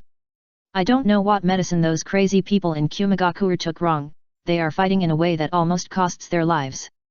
Remember that account first, don't provoke Kumigakure for the time being.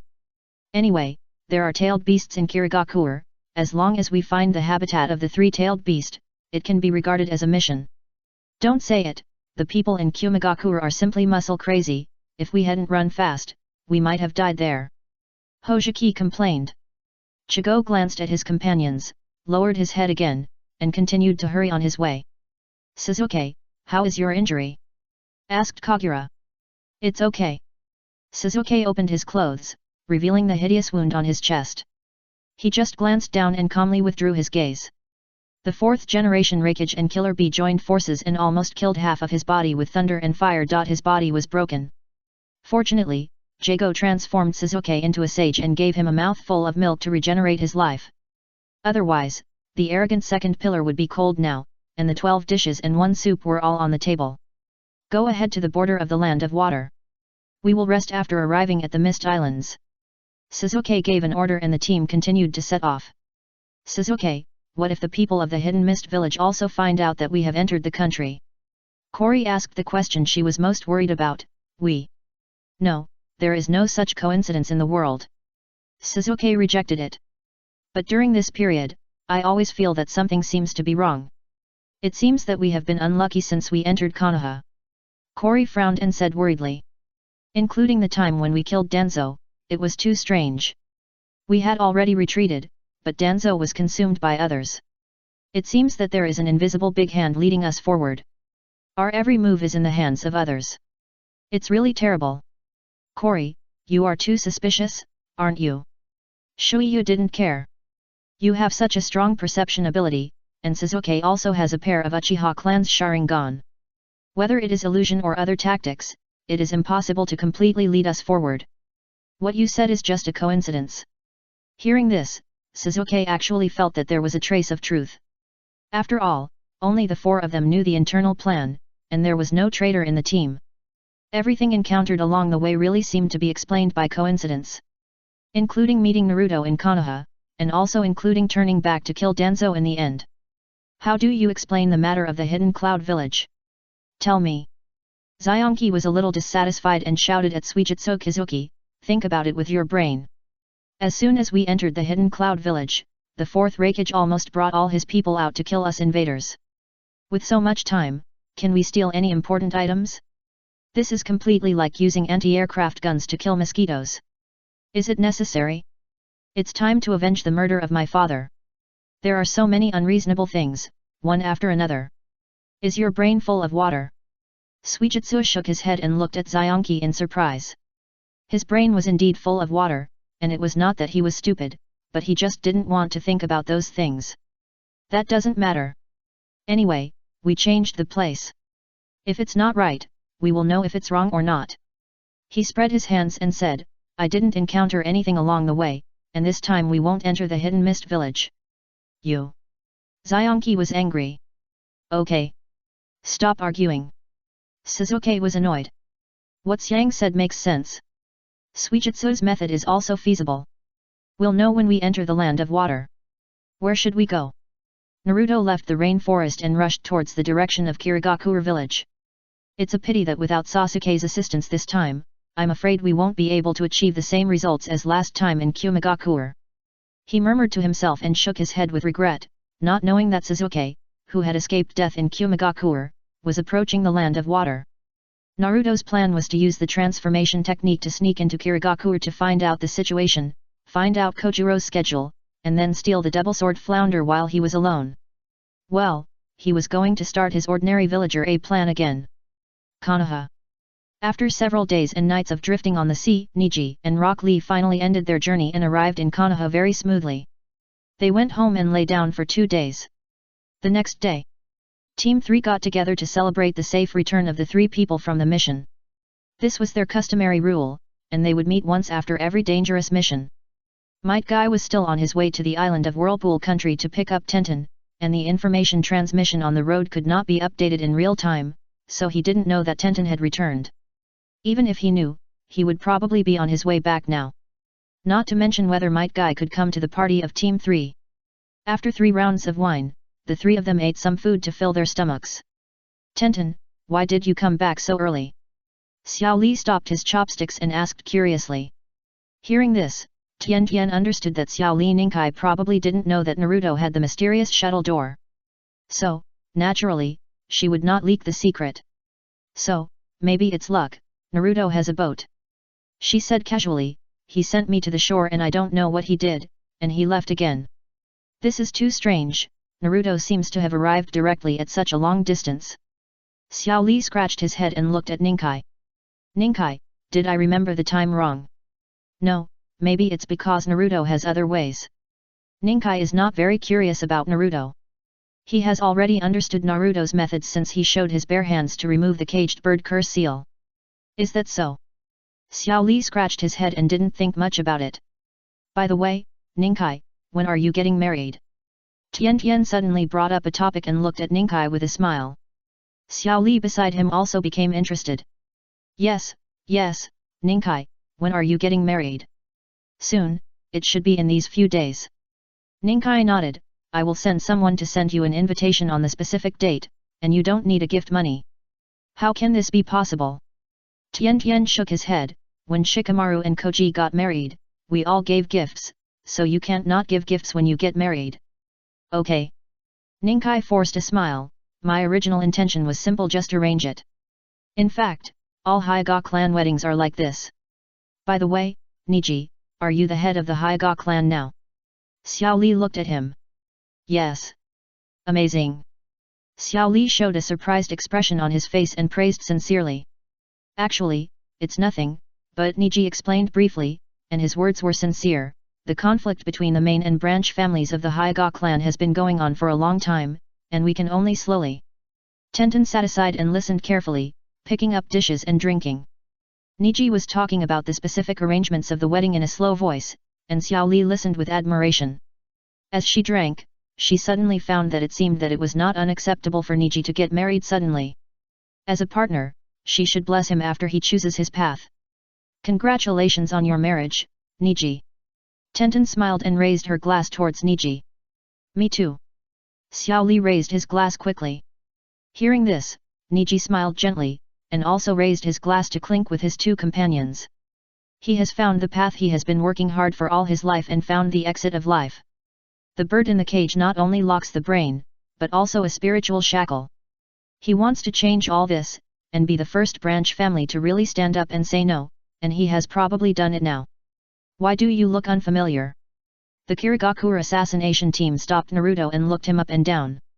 Naruto immediately broke out in a cold sweat on his back, and was horrified. He wondered why the Kirigakure village was so perverted. He clearly used the transformation technique, but how could he still be recognized? I have always been like this," he said with a stiff face. "Still quibbling? I can see at a glance that you are not from the Kirigakure village." The man frowned, pointed his finger at Naruto, and scolded him righteously. "Who are you? I'm talking about you. Don't look. It's you. How dare you ignore me? Are you looking for death?" The man's voice was far away. Naruto looked at the madman in the assassination team's clothes chasing another villager, and his face was complicated. Is Mei Terumi capable? How can she manage her subordinates? Even a madman ran out. He wiped the cold sweat from his forehead. He almost thought that his villager Plan A had died. It didn't make sense that his transformation technique was recognized by an unknown person. It was too ridiculous. Just as he walked forward, he didn't notice a pair of eyes on him. The end of that gaze was a window on the third floor along the street. Mei Terumi. Chapter 432 The Square Root of Fate. Indiana. The Bath. Mei Terumi personally led people to capture. The Hidden Mist Village is very large, twice as large as Konoha. With a built-in swamp training ground and a small forest, the entire village is distributed in an elliptical belt. There are 3 main streets and n intricate paths. Naruto is on one of the 3 main streets. Mei Terumi, who is in her early 30s, is still the 5th generation Mizukage. She is sitting in the tea house upstairs and drinking tea. She happened to see the scene. She was wearing a blue tube dress, her right eye was covered by her hair, and she looked lazy and cute. Originally, such a word is difficult to use on a 30-year-old woman, but she seems to be different. In addition to taking the lead in saving fabric for the land of water, this woman is single but wants to retired and married, and was called the 2 peaks of the ninja world together with Tsunade. She has a strange personality, satisfying all the otaku's imagination of a queen. As one of the few mature women in Naruto, even though she doesn't have many roles. But every time she appears, she can add YY materials to the fanfiction authors, and it also adds endless inspiration to some students who love to draw. Even a good kid like Naruto who loves to study has seen a lot of fanfiction before crossing. It's really like a knife cutting his butt, which is eye-opening. That person is a bit strange, Ching. Mei Terumi leaned against the window, looking at Naruto's back as he left and said. Ching is an old uncle in his 40s. When he was young, he was lucky enough to pick up a white eye, so he couldn't wait to remove the eye and replace it. The ordinary ninja of the water country has not died after the baptism of the Blood Mist village, and fortunately became a confidant of the water shadow. Strange? He was a little puzzled. The steps are a little strange. Villagers shouldn't have such steady steps. Terumi Mei's eyes were sharp, and she pointed out the key point directly, with her chin slightly raised. Go find someone to keep an eye on it, and tell me when there is news. Yes. Ching retreated, leaving Terumi Mei alone leaning against the window. Naruto had already walked away, his back almost becoming a black dot, and Terumi Mei narrowed her eyes. It's not peaceful recently. More and more mosquitoes are approaching the edge of the village, and now they dare to enter the village. Achoo! Naruto could not walk a few steps when he suddenly sneezed for no reason, wondering who was scolding him. After a string of names flashed through his mind, he frowned, but could not identify the culprit for a while. He could only shake his head and slowly left. He didn't know someone was staring at him, because the person was too far away, just hanging there. In addition, Naruto was relaxed, so he didn't think about it for a while. The roads in the Hidden Mist village were complicated, and Naruto followed the ninja behind him couldn't help but want to curse. Looking at the person who was going around, he frowned slightly. Could he be discovered? The ninja said to himself. Fuck, I'm lost. Naruto scratched his head and looked up at the intricate alleys. He was a little confused. Why is this village built like a maze? I can't find the direction at all. In fact, as long as he jumped lightly and ran up to a tall building to look down, he could quickly figure out the general terrain of the Hidden Mist village. There was no need to worry at all. But at this moment, Naruto had already put himself in the role of ordinary Hidden Mist villager A. He was too deep into the role and couldn't get out for a while. There was really no way, so he found a restaurant and went in. The ninja behind him was ashamed when he saw him stop and enter a store. He was even more convinced that this person was not a villager. His physical strength was too amazing. The Kirigakure Enbu ninja secretly wiped the sweat from his head, moved up quietly, and first jumped up to the second floor silently, locking Naruto's position. Finding that the private room next to it was empty, he simply flipped in and pressed against the screen to see what Naruto was doing. In fact, doing so would have alerted the enemy long ago. If such a thing happened in Konoha, this young Anbu ninja would probably be used as a negative example by the captain for 3 days and be hung up and whipped with a small whip for 5 days. Although it is unreasonable in Konoha, it is forgivable if it happens in Kirigakure. After all, after the training in the Blood Mist village, Kirigakure's talents are almost gone. If it weren't for Mei Terumi's strong rise to power and turning the tide, Kirigakure would have been extinct. Fortunately, Kirigakure survived, and the centipede was still alive. After all, it is one of the 5 major ninja villages, and even if there are many young people, it is still slowly recovering. Although that's what they said, the fact that Kirigakure village is short of young people is irrefutable. There are not enough people, so they can only pick the tallest one among the short ones. In addition, Naruto did not show too many dangerous characteristics at the beginning, so Terumi Mei and Ao just regarded him as a crappy Anbu infiltrated from a certain country. They just casually ordered someone to follow, but they didn't take it too seriously. So, the crappy Kirigakure Anbu ninja sneered next door, thinking that they had run into a crappy element. However, Naruto didn't even notice the Anbu next door, just because he was too green. What to eat? Naruto looked at the menu and was a little entangled. He came too hurriedly and had no money on him, or to be more precise, he didn't have the common currency of the water country. This is not a peaceful matter.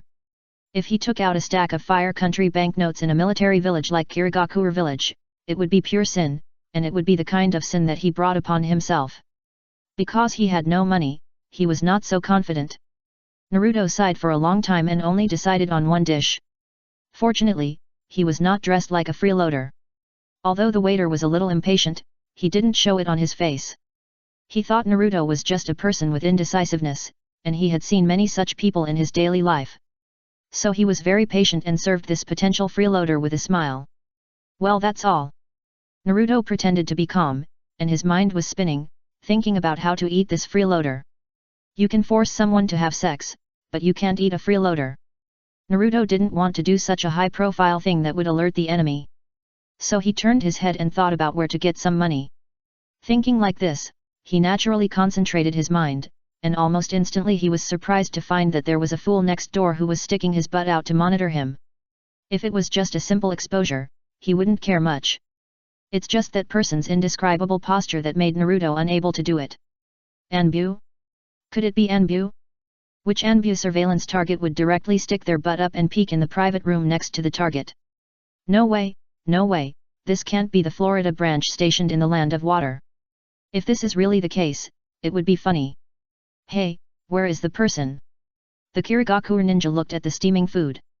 He saw the person sitting there eating the last second, and disappeared the next second.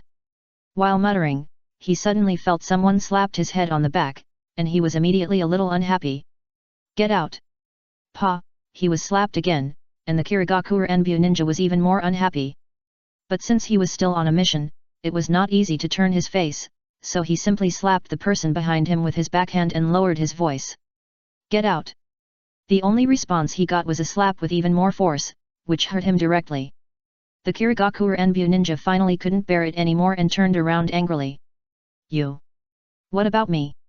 Naruto stared at him with his hands folded. He looked ordinary at the moment, and was no different from any villager walking on the street of Kirigakure village. He was the kind of person who couldn't be found in a crowd. Even if he was discovered, he didn't worry. He could just use the transformation technique to change his appearance. Nothing. The man turned around and wanted to leave in his ordinary clothes. You just peeped at me?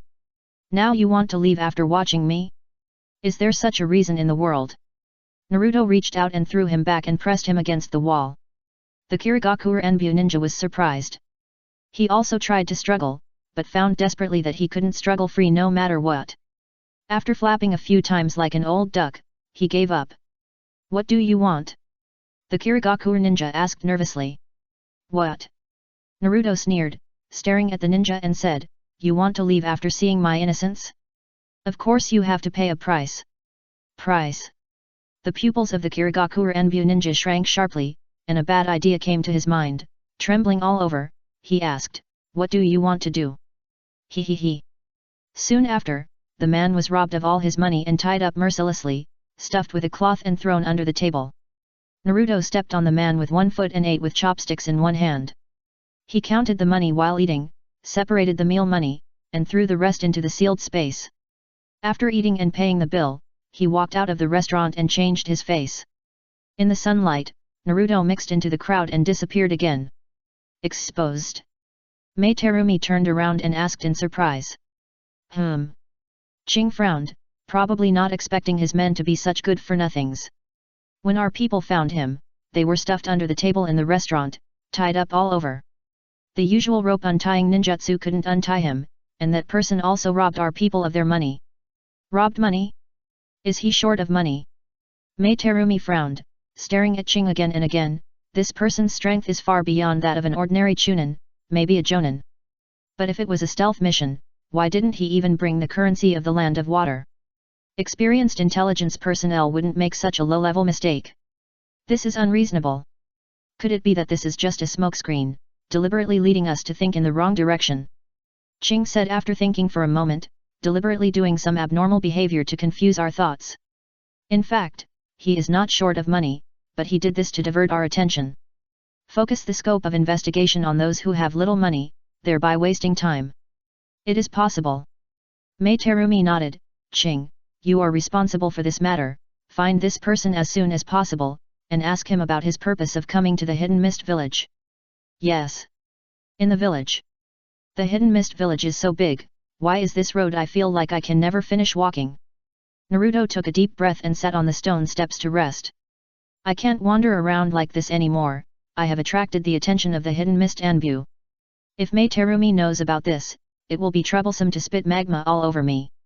What he said came true. Naruto was about to get up, and suddenly found that there were several figures not far away, who seemed to be approaching him quickly in a pocket-like encirclement. Are you serious? Damn it! Naruto ran away. He robbed someone of their money, now it's over, the younger one is beaten and the older one is beaten. This is not the end, he can only run quickly to avoid being caught. He still wanted to get close to Kojuro. If he was caught, what would happen? Forget it, let's run first. Naruto ran all the way and left a group of senior ninjas behind. Rushing to a corner, Naruto flew up the wall with a big stride, rolled on the spot, changed his appearance with a transformation technique, and mixed into the crowd again. Hurry up! He's right there! The old man Ching took the lead and jumped directly onto the wall. The other senior ninjas followed, rustling, standing on the wall with Ching like a row of sparrows. The other side of the wall was one of the three main roads, and the crowd was dense. Lost. Ching gritted his teeth and felt the pain of being humiliated for the first time. The Mizukage building. Mei Terumi sat at her desk, looking at Ching with a look of frustration. She blinked in disbelief and stood up with her chest puffed out. The high-top shoes stepped on the floor, startling Ching, who was looking down. Lost? She asked. Yes. Ching felt ashamed. If someone else had lost him, he would have taken it seriously, but even he, who had white eyes, had lost him, so things were not that simple. It seems we underestimated him. That person is at least an elite jonin. Mei Terumi was wearing a suit at the moment, and she looked mature and capable. Her round legs were wrapped in black silk stockings, and the shirt on her chest was almost bulging out. In the hands of some students who love painting, this temperament is like a white-collar worker, or a strict female teacher. How to describe it? It is the kind of beauty that saves fabric. Or the kind of teacher who is angry on the surface, but secretly slips a small note with the measurements. That man looks ordinary. He probably used a transformation technique. He seems to prefer hiding himself. Mei Terumi, that man is very dangerous. I suggest organizing people immediately, Ching said, but was interrupted by Mei Terumi halfway through. No, the young ninjas in the village are still relatively immature. If a large-scale tragedy occurs, we can't afford it. She pursed her lips and said. I'll take Kojuro to find him. Ching, you stay here to handle official business. This. Ching was a little confused. Mizukage, this is not appropriate. He didn't want to stay here to handle tedious official business, and would rather go outside to hunt down the difficult invaders. Okay, no need to say. It's settled. Mei Terumi left directly with a slithering waist, leaving Ching with a confused face. Naruto was taking a bath in the bathhouse at the moment. In order to prevent being tracked, he simply turned into Uchiha Sasuke. Anyway, no one knows him in this place. If he changes his hairstyle to a fashionable one, he will be a handsome guy who will stand out even when walking on the street. No one should recognize me now that I have become like this. Naruto grinned and stood up from the bathtub with a splash. The big brother next door was about to curse, but he turned around and looked at his square root of 3, his eyes widened. He was about to change the word to curse, but he looked up and saw that face and fell silent again. Chapter 433. So Naruto and Mai Terumi both ordered food delivery service tacitly in the smoky big bath. The shirtless big brother looked fierce, but he was silent at the moment, looking at Naruto, the handsome guy, and he was hesitant to speak. This guy is pure slut, with a face like Sasuke, and he stirred the water in the bath before going ashore. The big brother was desperate when he heard it, and simply closed his eyes. It turns out that the creator really has preferences.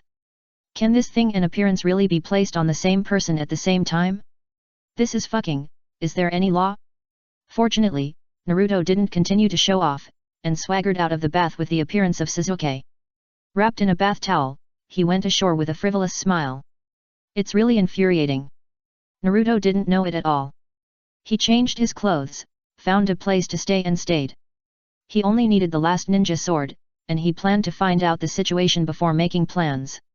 On the 3rd floor of the inn, he leaned against the window and quietly watched the pedestrians on the street. The sunlight slowly moved on the curtains, drawing a yin-yang line. He didn't care at all about being tracked by the Kirigakure Enbyu.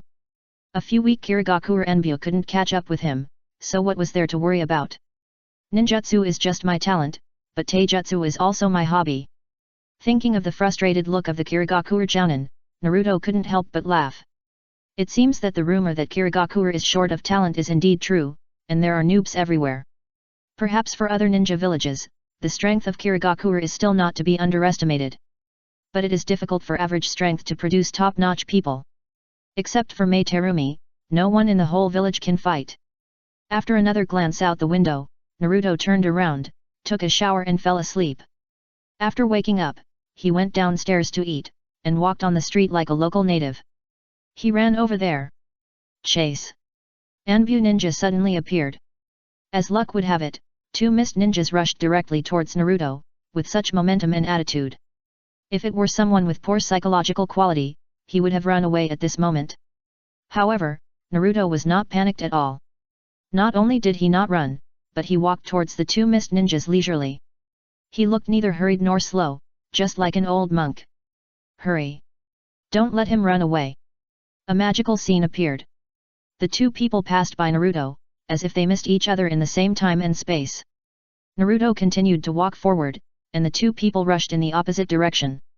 Naruto, who had changed into Sasuke's appearance, scratched the back of his head, looking at the eager eyes cast by the young girls and young women on the street from all directions, and couldn't help but secretly raise the corners of his mouth. This damn appearance, oh no, Sasuke's damn appearance. What is the difference between him and Sasuke?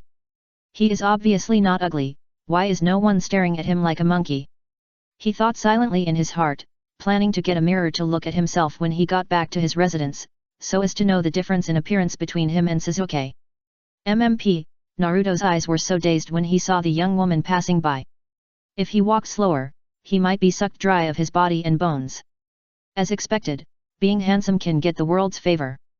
With Sasuke's face, the original thrilling infiltration mission now seems to have changed the style of painting. Mist hidden heat? Taking a deep breath, Naruto quickened his pace. After walking a few steps, he subconsciously turned his head to look behind him, and suddenly caught a glimpse of a girl staring at him. Seeing that, he suddenly turned around and met her eyes. The girl was stunned at first, and then her whole face turned red in an instant, and her mouth opened wide to scream. Suddenly, she held back again, swallowed it hard, quickly covered her mouth, and then suddenly bent down and squatted.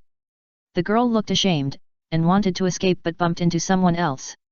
There is a kind of pain that can be felt even from a distance of more than 10 meters. Naruto heard a dull sound of teeth aching.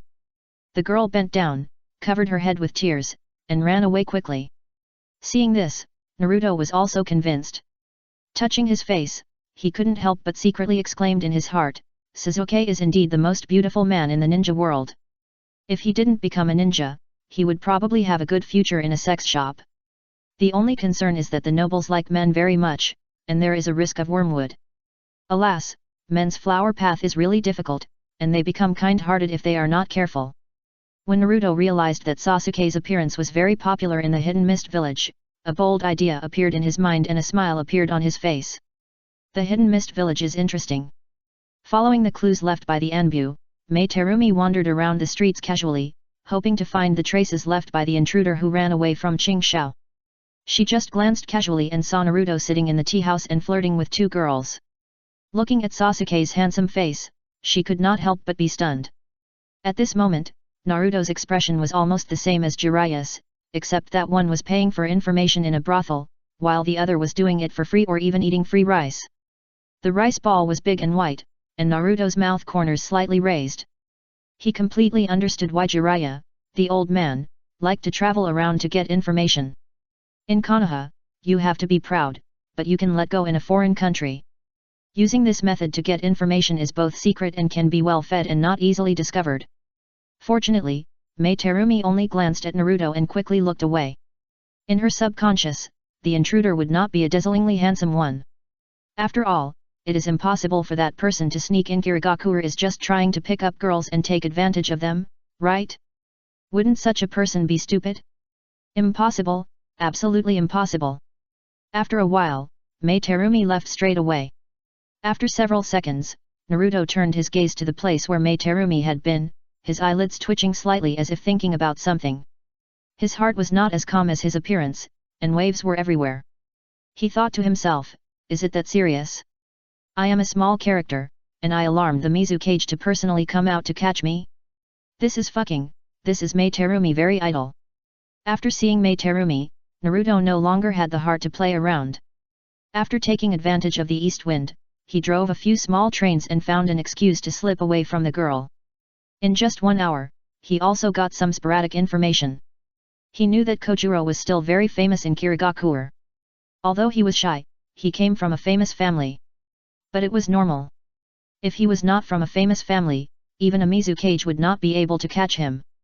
The abilities of the 7 ninja swordsmen are relatively weak, which may be difficult for ordinary jonin. But they are not good enough when they meet a ruthless person. They are just looking for trouble. Naruto's plan is also very simple. Find the trace of Kojuro. Find an opportunity to do something dirty and snatch the last ninja sword from him. He has collected 5 ninja swords. Using some special means to get the last ninja sword back, in a sense, it can be regarded as returning the property to its original owner. Back to his residence, Naruto hurriedly took a shower, counted the few remaining water country currencies on his body, and frowned. He couldn't stay in the inn all the time, he had to upgrade his residence. He had no money, and he couldn't bring himself to sell it in front of Sasuke. After all, although he attracted young women with monitors, the one who worked in the end was still the square root of 3. This kind of work that relies on physical labor to exchange for money should not be done by ninjas who have learned exquisite skills. After thinking about it for a long time, Naruto finally decided that it was more practical to make money in the old way. So in the middle of the night, he climbed out of the window. In the second half of the night, a man sneaked out of the window of an apartment carefully. His hands and feet were so light that it was amazing, as if every move was an art. The man landed silently without staying for long. He secretly warned himself that many predecessors were complacent after their success, and often got caught because they did not leave the scene in time. He left in a hurry, but still alarmed others. A bang of light hit him, and the man was scared and ran away. He did not dare to look back or stop for a moment, listening to the footsteps getting closer and closer behind him. He couldn't help but feel desperate, and thought it was over. The alley blocked the moonlight. The next moment, with a bang, he was thrown against the wall by a huge force. It was like a giant opening a can of fish with his bare hands, violent, rude and shocking. With a bang, the man's head came into close contact with the wall. His brain was blank under the violent impact, leaving only a silent blank music. Patience is the key to life. After a violent concussion, the man woke up in a daze, not sure if his head was fractured. Seeing that the man who caught him was dressed in the clothes of the Kirigakure Enbu, he couldn't help but take a breath. At the moment when he was about to scream, the owner of the handsome face frowned, and a big slap like an iron fan fell directly on his face without any explanation. Pa pa pa, after a few big slaps, the man was completely confused. "Where are the stolen goods you stole?"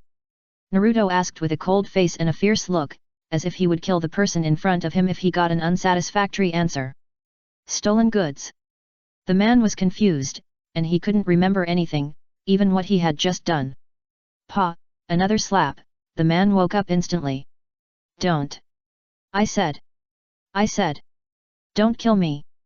The man cried and begged for mercy, and the fear of death drove him to kneel down and obey subconsciously. "What did you just steal?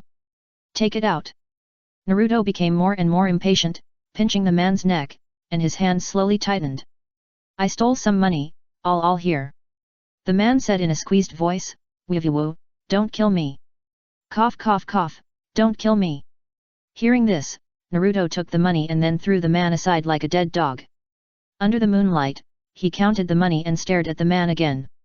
The man shuddered when he heard the sound of banknotes and shrank under the wall. "Woo, please. Don't kill me. I really didn't do anything, I just stole some money. I won't dare to do it again." "Woo. Just stealing money? You are so arrogant. Are you going to kill people and rob?" Naruto threw the money into the sealed space without leaving a trace, threatening. "Keep your mouth shut, don't let me run into you next time, or..." "Yes. Yes." Seeing this, Naruto whistled and left happily. After a long time, the man on the ground slowly got up. He covered his neck with his face flushed red, looked around to see that there was no one, and then fled in a hurry like a dead dog. The road out of the alley was only 10 meters, and the thief fell 7 or 8 times. His legs were so weak that he was shaking, and he rolled and crawled to get out of the alley. After running for an unknown period of time, he stopped in front of a puddle. With the help of the dim street lights, he saw the handprints on his neck clearly, and he shuddered violently. Madman! He really wanted to strangle me to death. Madman! He just stole money. That ninja is simply a devil.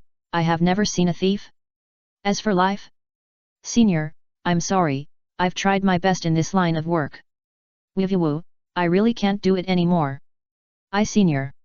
At the same time, many famous scenes of justice execution appeared in many places in the Hidden Mist village. Those petty thieves changed their careers because of a man's tacit decision on the same night. With the money, Naruto moved to a more luxurious residence overnight. Mei Terumi leaned against an alley and sighed faintly. She originally thought that no matter how smart the intruder was, he would definitely leave clues. But in the end, the clues were left, but too many. She followed those unusual clues and traces for a whole night, and turned around the Hidden Mist village, which was extremely familiar with the terrain, for more than 10 times. Looking at the dawn, she felt that the opponent this time was particularly cunning. She couldn't help but yawn. Staying up late to chase the murderer was too exhausting. Forget it, let's go back to sleep first, and then... Halfway through her words, Mei Terumi suddenly turned her head and looked around vigilantly. It appeared again. That damn sense appeared again. The man should be nearby. Maybe at this moment, he is staring at her. If she left, maybe he could hide again. No, I can't leave. But Mei Terumi was really sleepy, and it was impossible for her to continue looking for people. Her subordinates were unreliable, and she was not at ease leaving it to them. She was hesitating, and turned her head to catch a glimpse of the tallest hotel in Kirigakure. One room. Okay. Mizukage-sama. The girl at the front desk woke up instantly, looking at the enchanting Mizukage in front of her. She almost thought she was dazzled. Well, one room, please hurry up. Yes, okay, Mizukage-sama. The girl trembled as she operated, and the pen dropped several times. She then looked up at Terumi Mei nervously. That Lord Mizukage, there is only one luxury room left. Open. Terumi Mei didn't even blink. She was not short of money, and now she couldn't leave easily, so she could only rest here for a while. If that person left, she would feel it and wake up immediately. If that person continued to stare at her, she would rest here to paralyze that person, and wait until she woke up and then. While she was thinking, the girl had handed over the room card. It's done, Lord Mizukage. It was dawn now, and there were few people in the hallway. After receiving the room card, Mei Terumi went directly to the elevator, walked to the top floor, stepped on the thick plush carpet and opened the door. After waking up from a nap, Naruto stared at the ceiling decorated with golden patterns, and felt relieved. It really feels good to have money, and the quality of sleep has improved a lot. Looking at the sunset outside the window, he touched his stomach and confirmed that he had only slept for one day. He used to fall asleep without caring about anything after completing a mission. The physique of a ninja is somewhat special, sometimes he could sleep until the next day, so he would try this method every time to know how long he had slept. Feeling hungry, Naruto remembered the room service and ordered a meal. Room opposite. Mei Terumi woke up slowly and wiped the saliva from the corner of her mouth. Looking at the undrawn curtains, the setting sun shone through the glass window onto the soft big bed, making her stunned for a few seconds. I seem to have overslept? Gurgle, so hungry, never mind. Anyway, I have overslept, so I'll order a meal first, I can't starve to death. Chapter 434 Controlling everything will only hurt you. There was a knock on the door, and Naruto slowly got up from the bed. When he opened the door, the waiter had already left. There was a small dining cart outside the door, with a portion of food on each layer. At the same time, he noticed that the person opposite seemed to have ordered food service. A small dining cart was quietly placed at the door, and the door handle was turned, and the other party seemed to be coming out. Naruto suddenly felt embarrassed and hurriedly thought about shrinking back to avoid seeing him. But it was too late. The door opposite opened and a face he didn't expect appeared. According to Mei stared at Naruto who was standing opposite her, and suddenly remembered that she seemed to have seen that person before, and it seemed that he was in a tea house. The person was hugging two girls and laughing. Pa, it was a good-looking scumbag. Looking at the way Mei Terumi was staring at him, Naruto suddenly realized, and suddenly remembered that he was still in the appearance of Sasuke. His heart was at ease, and he stared at the other party. His eyes scanned over Mei Terumi's body like a scanner, but his unscrupulous eyes did not cause Mei Terumi's dissatisfaction. Who are you? Mei Terumi asked. Hearing this, Naruto looked at her a few more times, and the doubts in his heart gradually melted away. Although he turned into Sasuke's appearance, he changed his clothes and hairstyle. The 5 Kage didn't care what the rebel ninja of the other village looked like, they only knew a name roughly. As long as Naruto didn't report the name of Uchiha, it would be easy to get away with it. Koji. Koji? Mei Terumi subconsciously cast a scrutinizing look at him. You don't look like someone without a surname, an outsider? Just a name. Konoha. H-shu. H-shu. Ah-H-shu. Koji sneezed several times in a row, his whole mind was a little confused, thinking it was really strange. Koji, what's wrong with you? Shikamaru glanced at him while holding the tea. The two were sitting around a table drinking tea, with 3 cups on the table, and the other person hadn't arrived yet. Koji was about to speak when the shoji door was opened by a pull away. Sorry, I'm late. Ino walked in, and didn't feel too restrained in front of the two of them. She found a seat and sat down. While reaching out to hold the teacup, she turned her head to look at Koji. I heard your voice in the corridor, Koji. Strange, I rarely sneeze. Koji scratched the back of his head, feeling a little depressed, unless someone is thinking about it, but I have never offended anyone. But if someone wants to backstab me, the scope of suspicion is not large, there should be only one person left. After saying that, Koji squinted his eyes and turned to look at Ino, just staring at her. Don't talk nonsense, how could I think of cheating you? We have been friends for so many years, it's impossible. Ino waved her hands repeatedly. I didn't say you won't cheat me, but your family, that's hard to say. Koji looked determined. Ino immediately understood what he meant, and was somewhat speechless but could not find a reason to refute. Based on her understanding of Naruto, he was indeed someone who would do such a thing. Well, there is nothing to say, it was all my choice. By the way, why didn't Naruto come back with little Lee Ninkai and the others? Shikamaru raised his teacup and took a sip, and suddenly asked again. I don't know, since Kakashi-sensei became Hokage, he has rarely come back. Ino sighed, and her eyes became increasingly complicated. He didn't like the village before, but now the situation in the village is stable. Once Danzo's matter was resolved and Tsunade-sama left, Naruto also found an excuse to leave directly. Shikamaru frowned when he heard this. Tsunade-sama doesn't dislike the village, but doesn't like staying in the current village. The village in their memory only exists in the past. They lost so many people they cared about in the Ninja World War, and staying in the village would be more sad. He didn't mention Naruto, but Koji and Ino who were present knew it well. Naruto doesn't like the village at all. After going through so many things, he has never said that he wants to protect the village. He doesn't seem to have any good feelings for the villagers, but he cares about his friends. But after all, the living environment is different, and not everyone can agree with Konoha's will of fire. Now Naruto simply hides, just like Jiraiya, and doesn't go back to the village unless necessary. He doesn't even have a house in Konoha, even though he is rich. Ino sighed. When I asked him where he wanted to live before, he always changed the subject. Naruto, isn't he planning to go back to the village? Koji narrowed his small eyes as big as green beans, looking a little lonely. It's hard to say what will happen in the future. Shikamaru put down the teacup. Mist Village, Hotel Corridor. Mei Terumi stared at him for more than 10 seconds, and Naruto was almost sweating. He thought he was exposed. When he was thinking about whether to run away, the other party spoke. You are so good looking, it's rare to have no surname. Hearing this, Naruto secretly breathed a sigh of relief. But he didn't try to make up for it. After all, if you talk too much, you will make mistakes. Mei Terumi is not a fool. If he accidentally said something wrong, or someone found a loophole, it would be a loss. Yet. He nodded. The two of them stopped talking, each pulled the dining cart, closed the door and started to eat. Outrageous. Naruto ate while silently complaining in his heart, I didn't find Kojuro, but I met Mei Terumi. It would be great if the ninja sword was in her hand. But since he met her and got away with it, he didn't think much about it. Even if Mei Terumi saw through his disguise and wanted to bring people to catch him, he couldn't catch him. Long before staying in the hotel, he had set up the Flying Thunder God Kunaore around him in advance. It would be difficult for the Kirigakure gang to catch him, let alone catch him, even if they could catch him with physical skills alone. After dinner, it was already dark. He looked at the hazy night and didn't plan to go out tonight.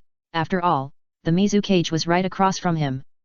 To be safe, just take a shower and stay in this suite.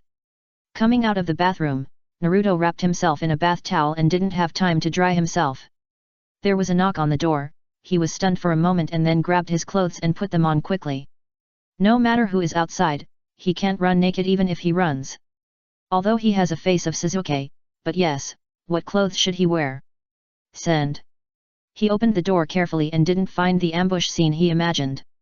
Instead, Mei Terumi seemed to have just finished taking a shower and looked at him with a smile. Can we chat? Gudong. Naruto saw the other party's slightly wet brown long hair, and saw the sincere grand slam. For a moment, he couldn't figure out Mei Terumi's purpose, so he could only nod. Okay, please come in. He stepped aside to make way, his heart beating slightly. Thank you. Mei Terumi had a soft waist. She looked at him, smiled, and walked in. After entering, she looked around first, and then sat down on the sofa. Drink some water. Naruto adhered to the principle of not saying anything, so he spoke less when facing Mei Terumi. Okay. Mei Terumi picked up the water cup, pressed her right leg against her left leg in front of Naruto, and directly hooked his eyes over, which made him startled. Mei Terumi's capital was outstanding, which made Naruto a little difficult to look at. He was afraid that something would happen. What went wrong, so he simply looked down at the ground. Fortunately, there was no reflective floor on the ground. From the entrance, every inch of the suite was covered with expensive and soft carpets. It is not an exaggeration to say that they were directly used as quilts. It is probably to provide guests with a more intimate experience and to communicate anytime and anywhere. To be honest, the two of them sitting on the sofa on the left and right were a bit like some amateur shows. The first 3 minutes were all polite, drinking water and covering their mouths and laughing. At this moment, Mei Terumi was staring at him tenderly. That look made Naruto's scalp numb. If it was someone else, he might, but now it was Mei Terumi, and he didn't think she was a stupid woman. Until Mei Terumi got up and took a bottle of wine from the wine rack in the living room, Naruto believed that this woman didn't seem to notice that he was wrong. That I can't drink. Naruto waved his hand to refuse. God knows if there would be drugs in it. At this moment, he was extremely anxious and wanted to know what this woman, Mei Terumi, was thinking. What is her purpose, damn it? It's okay, drink a little. Mei Terumi held the bottle and prepared to bend down to sit down. When he stared at the abyss, the abyss was also looking at him. After coughing awkwardly for a second, Naruto looked away and frowned even deeper. "I'll explain in advance that I can only take a sip," he said. "Okay." Mei Terumi agreed generously. With a pop, in Naruto's surprised eyes, she pulled out the cork of the red wine with her bare hands.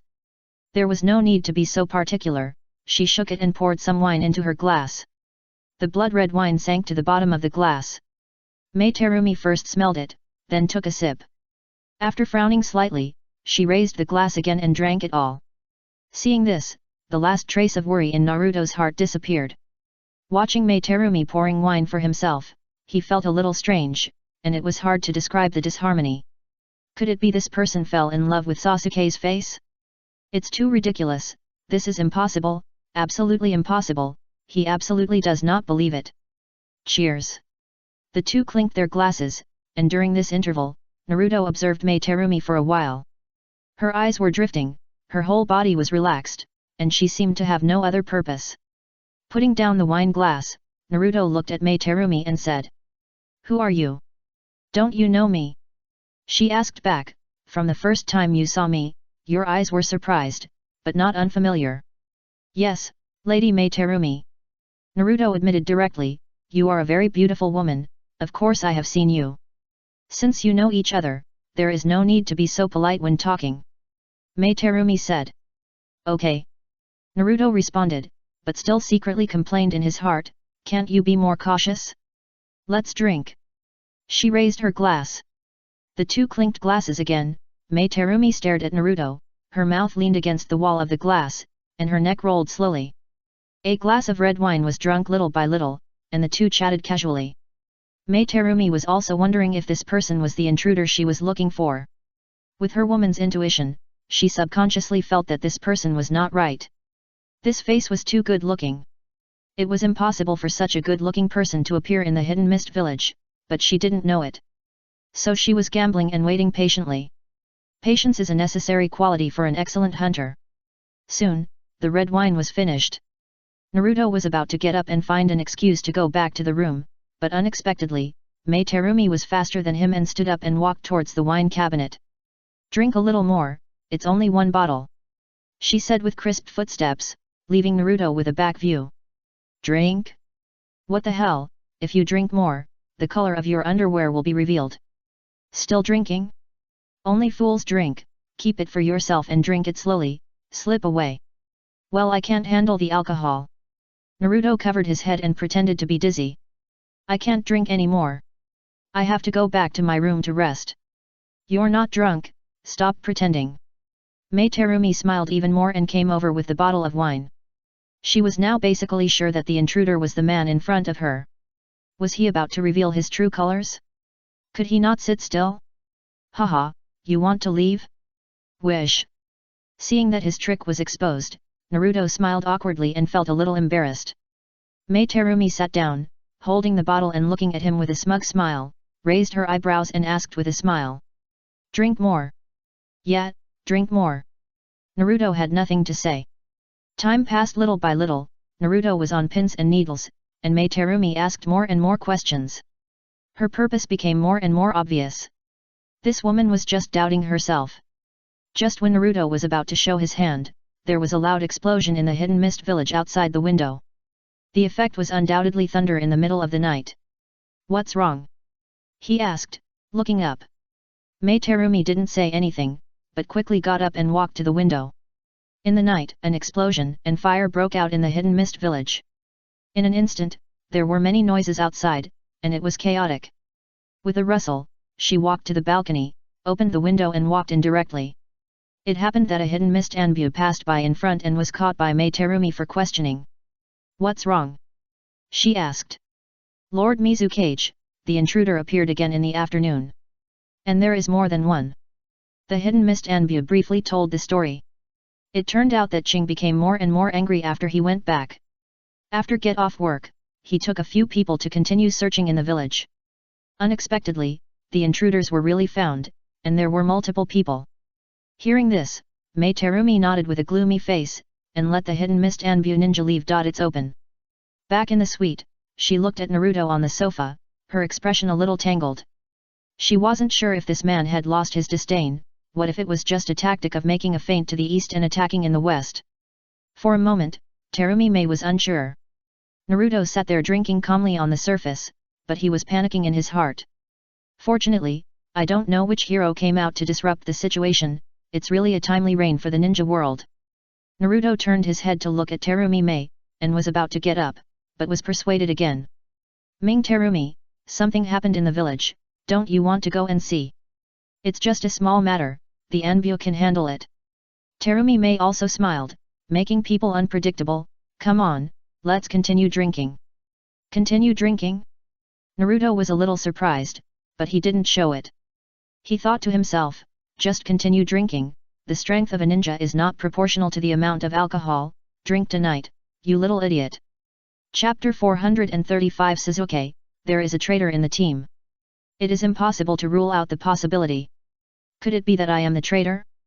Sasuke. How come those people in Kirigakure seem to have known that we were going to enter the village? Xiang asked while running, looking back. Where is Suijutsu? I'm here.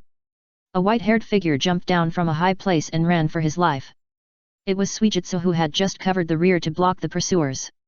I was scared to death. I was almost surrounded. Too many people. Get out of here. While Sasuke was moving quickly, he was also observing the surroundings calmly, looking for the key exit to break out. Is it that serious? There are only 4 of us, just coming in to take a look. Suijutsu ran and complained wildly. As soon as we came in, a group of people chased us, as if they knew in advance. Could it be there is a traitor among us? Xiang breathed heavily, but still did not dare to stop. The shadows around them appeared in an endless stream, almost surging from all directions to surround them. It's not that they can't beat them, but they will be entangled if they are slower. Their purpose was not to wrestle with the hidden mist village, but they just happened to pass by here and came in to take a look. The 4 people's target was the wild 3-tailed beast, which was not in the village. But who would have thought that they would fall into someone's trap as soon as they came in? This speed was too outrageous. Was it exposed from the beginning? Hearing what Kagura said, Sasuke couldn't help but murmur. He thought that among the 4 people, no one could betray the Eagle team. Chogo was loyal to him, and Kagura had a strange feeling for him, so there was no reason to betray him. As for Suijutsu, he was the one who usually led the charge in the team, so there was no reason for him to attack him. Excluding all possibilities, Sasuke was confused. Could it be that I was the traitor? Fortunately, the confusion was short-lived. The few people relied on their flexible body movements and Kagura's excellent perception ability. They ran around in the maze-like road of Hidden Mist and found a passage. The Hidden Mist village was in chaos. In the luxurious suite, Naruto was chatting and laughing with Mei Terumi in front of Sasuke's face. At least on the surface, it was like this. In fact, the 2 of them were suspicious of each other. After drinking bottle after bottle of red wine, the 2 of them tried hard not to turn sideways. In the end, Mei Terumi couldn't stand it anymore and leaned over to go to the bathroom. Until the door clicked shut, Naruto's face changed drastically. I'm dying. He ran into Mei Terumi's room opposite and flushed. While Mei Terumi hadn't come out yet, Naruto slipped back into the room again. He took out a stronger wine and filled the table with it. Ming Terumi came out of the bathroom and was stunned for a moment when she saw the wine on the table. She looked out the window and it was much quieter outside. Is it over? Or did they escape? She didn't know that, and the only thing she could grasp now was the man in front of her, to find out if he had any problems. Intuitively, Mei Terumi instinctively felt that he was wrong. Naruto was being watched by Mei Terumi and it was difficult for him to get away, so he just stayed there. The 2 looked at the wine on the table at the same time, and different thoughts appeared in their hearts. Master Mei Terumi, what happened outside? Naruto asked calmly. Nothing, just a little trouble. Mei Terumi smiled like a flower, her plump red lips almost pursed into a line, looking at him and said. It seems that the trouble has been resolved. He asked. Of course, don't you continue drinking now? Mei Terumi was wearing a blue skirt and sitting on the sofa coquettishly. Drink some more. Yet. Naruto nodded, secretly complaining in his heart whether he had the right to refuse. It's not that he couldn't run if he wanted to, but there were not many opportunities for such a game. If he ran away, it would mean that the people outside had nothing to do with him, and they were 2 groups of people. This would undoubtedly increase the difficulty of approaching Kojuro, but wealth and honor are sought in danger. Even though Naruto was not sure of Mai Terumi's thoughts, he wanted to take a small gamble. If he lost, he would not lose, but if he won, he would make a lot of money. The sound of clinking glasses rang out, and Naruto looked at Mai Terumi. His heart was in turmoil. The other party had a look of I know what you are thinking, and the two of them were so cunning that they could leak sand. After a while, Naruto's eyelids drooped slightly, and he looked like he was about to get drunk. Are you drunk? Mai Terumi looked at him and asked. No. Just let me relax for a while. Naruto said with a big tongue, and his whole reaction was a little slow. He closed his eyes and just put Terumi Ming's micro-expression was captured in his eyes. Proud? Successful? He glanced at Mai Terumi, then at the strongest bottles of wine on the table, and quietly opened another bottle. Pretending to be clumsy, he almost slipped. Mai Terumi didn't think too much, and when she saw him drink a glass, she also drank slowly. Little did she know that from this moment on, there was an extra splash of wine in the sealed space. Naruto knew that Mai Terumi was not an easy person to deal with. If he pretended to drink from the beginning, he would definitely not escape her eyes. So, he drank for real from the beginning. But from the beginning, when he showed signs of drunkenness, things were different. He didn't not drink, but drank half and poured half. After staring at him for a few times, Mai Terumi felt that the time was almost right, so she simply accelerated the pace of the drinking contest. Time passed bit by bit, and it was the second half of the night. With a bang, the wine glass fell to the ground. Mai Terumi looked at him, her face was hazy with drunkenness. Naruto was also a little drunk, staggering, not much better than Mai Terumi. The living room was full of alcohol, the two were drunk, their eyes were red. At this time, Naruto himself was a little dazed, as if he had returned to the days of drinking and hangovers with Tsunade. There were even hallucinations in front of him, and Mai Terumi's figure was replaced by Tsunade from time to time. The two had similar figures, and it was easy to make mistakes if the mind was not clear. Mai Terumi was not very sober either, everything happening in front of her was like a dream, and her feet were light. The two spoke with slurred tongues. The action of raising the cup was even more trembling, and they had to stop before they could say half a sentence. Drink. Keep drinking, drink. Wawa, inaudible, meaning Tsunade, sir, whoever falls first is the grandson. Naruto put a hand on Mai Terumi's shoulder. Marriage? Don't talk to me about marriage. Mai Terumi passed Naruto with one hand, and the two sat on the same sofa with their arms around each other. In her mind, she was talking about marriage with her friends. In fact, her friends had been killed by the demon Zabuza in the Chunin exam. This also directly led to her having only subordinates around her, and there was no man of the right age to marry. Either an old man like Ching who was in his 40s or 50s, or a boy like Kojuro who hadn't even grown all his hair. Marriage? Dream on, who would she marry? Can the first generation of Mizukage find someone from outside? That's simply unrealistic. It's impossible for him to marry an ordinary person. His physical fitness is not good, and he can be shaken apart by a shock. Men. Where are all the damn men? It's all Zabuza's fault. That guy deserves to die. Mai Terumi burped, her face close to Naruto, and said drunkenly, he deserves to die. Zabuza? He's dead, a good death. Naruto was also confused, and subconsciously hooked Mai Terumi's waist. Let's gamble again. Eat? Eat what to eat? Drink ah. Ugh. I don't know what they said, but the two people who were communicating completely across channels vomited in the bathroom, each holding the sink. Fortunately, the bathroom was big enough and there were two sinks. While vomiting, the two people with mysophobia each touched a shower head to take a shower. The bathroom was filled with mist, and no one could be seen wherever they looked. Holding each other, they returned to the living room to continue drinking. The lights in the suite were on, and the two couldn't remember what they said, but they only remembered that the world was spinning, and they even felt a little comfortable in the end. That night, Naruto dreamed of many strange scenes. First, it seemed like I was soaking in warm water, and then I didn't know how I got to the sky again. The whole person seemed to have eaten mushrooms and fell into an eternal kaleidoscope. Various psychedelic fragments flashed back in my mind. I lifted Doraemon's coffin board in the last second, and fell into the peach blossom spring in the next second. In the dream, I was eating in the martial arts world, and suddenly a fight broke out. A beautiful woman fell into his arms, and the next second she turned into a fox and rushed towards him. He hurriedly raised his knife to block it, but found that the touch was wrong. Looking down, a maid with a peach blossom face looked up at him and shouted that Dallin had taken medicine. The fox, the maid, and the swordsman rushed towards him at the same time. He was sweating profusely and hadn't made any move.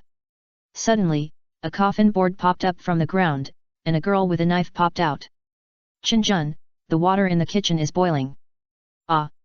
Naruto opened his eyes suddenly and sat up directly. Looking around, he found himself on a snow-white and soft big bed. He was stunned for a few seconds, turned around and saw that there was another person next to him, and immediately took a breath of cold air. He hurriedly got out of bed and rushed to the bathroom without bothering to put on his clothes.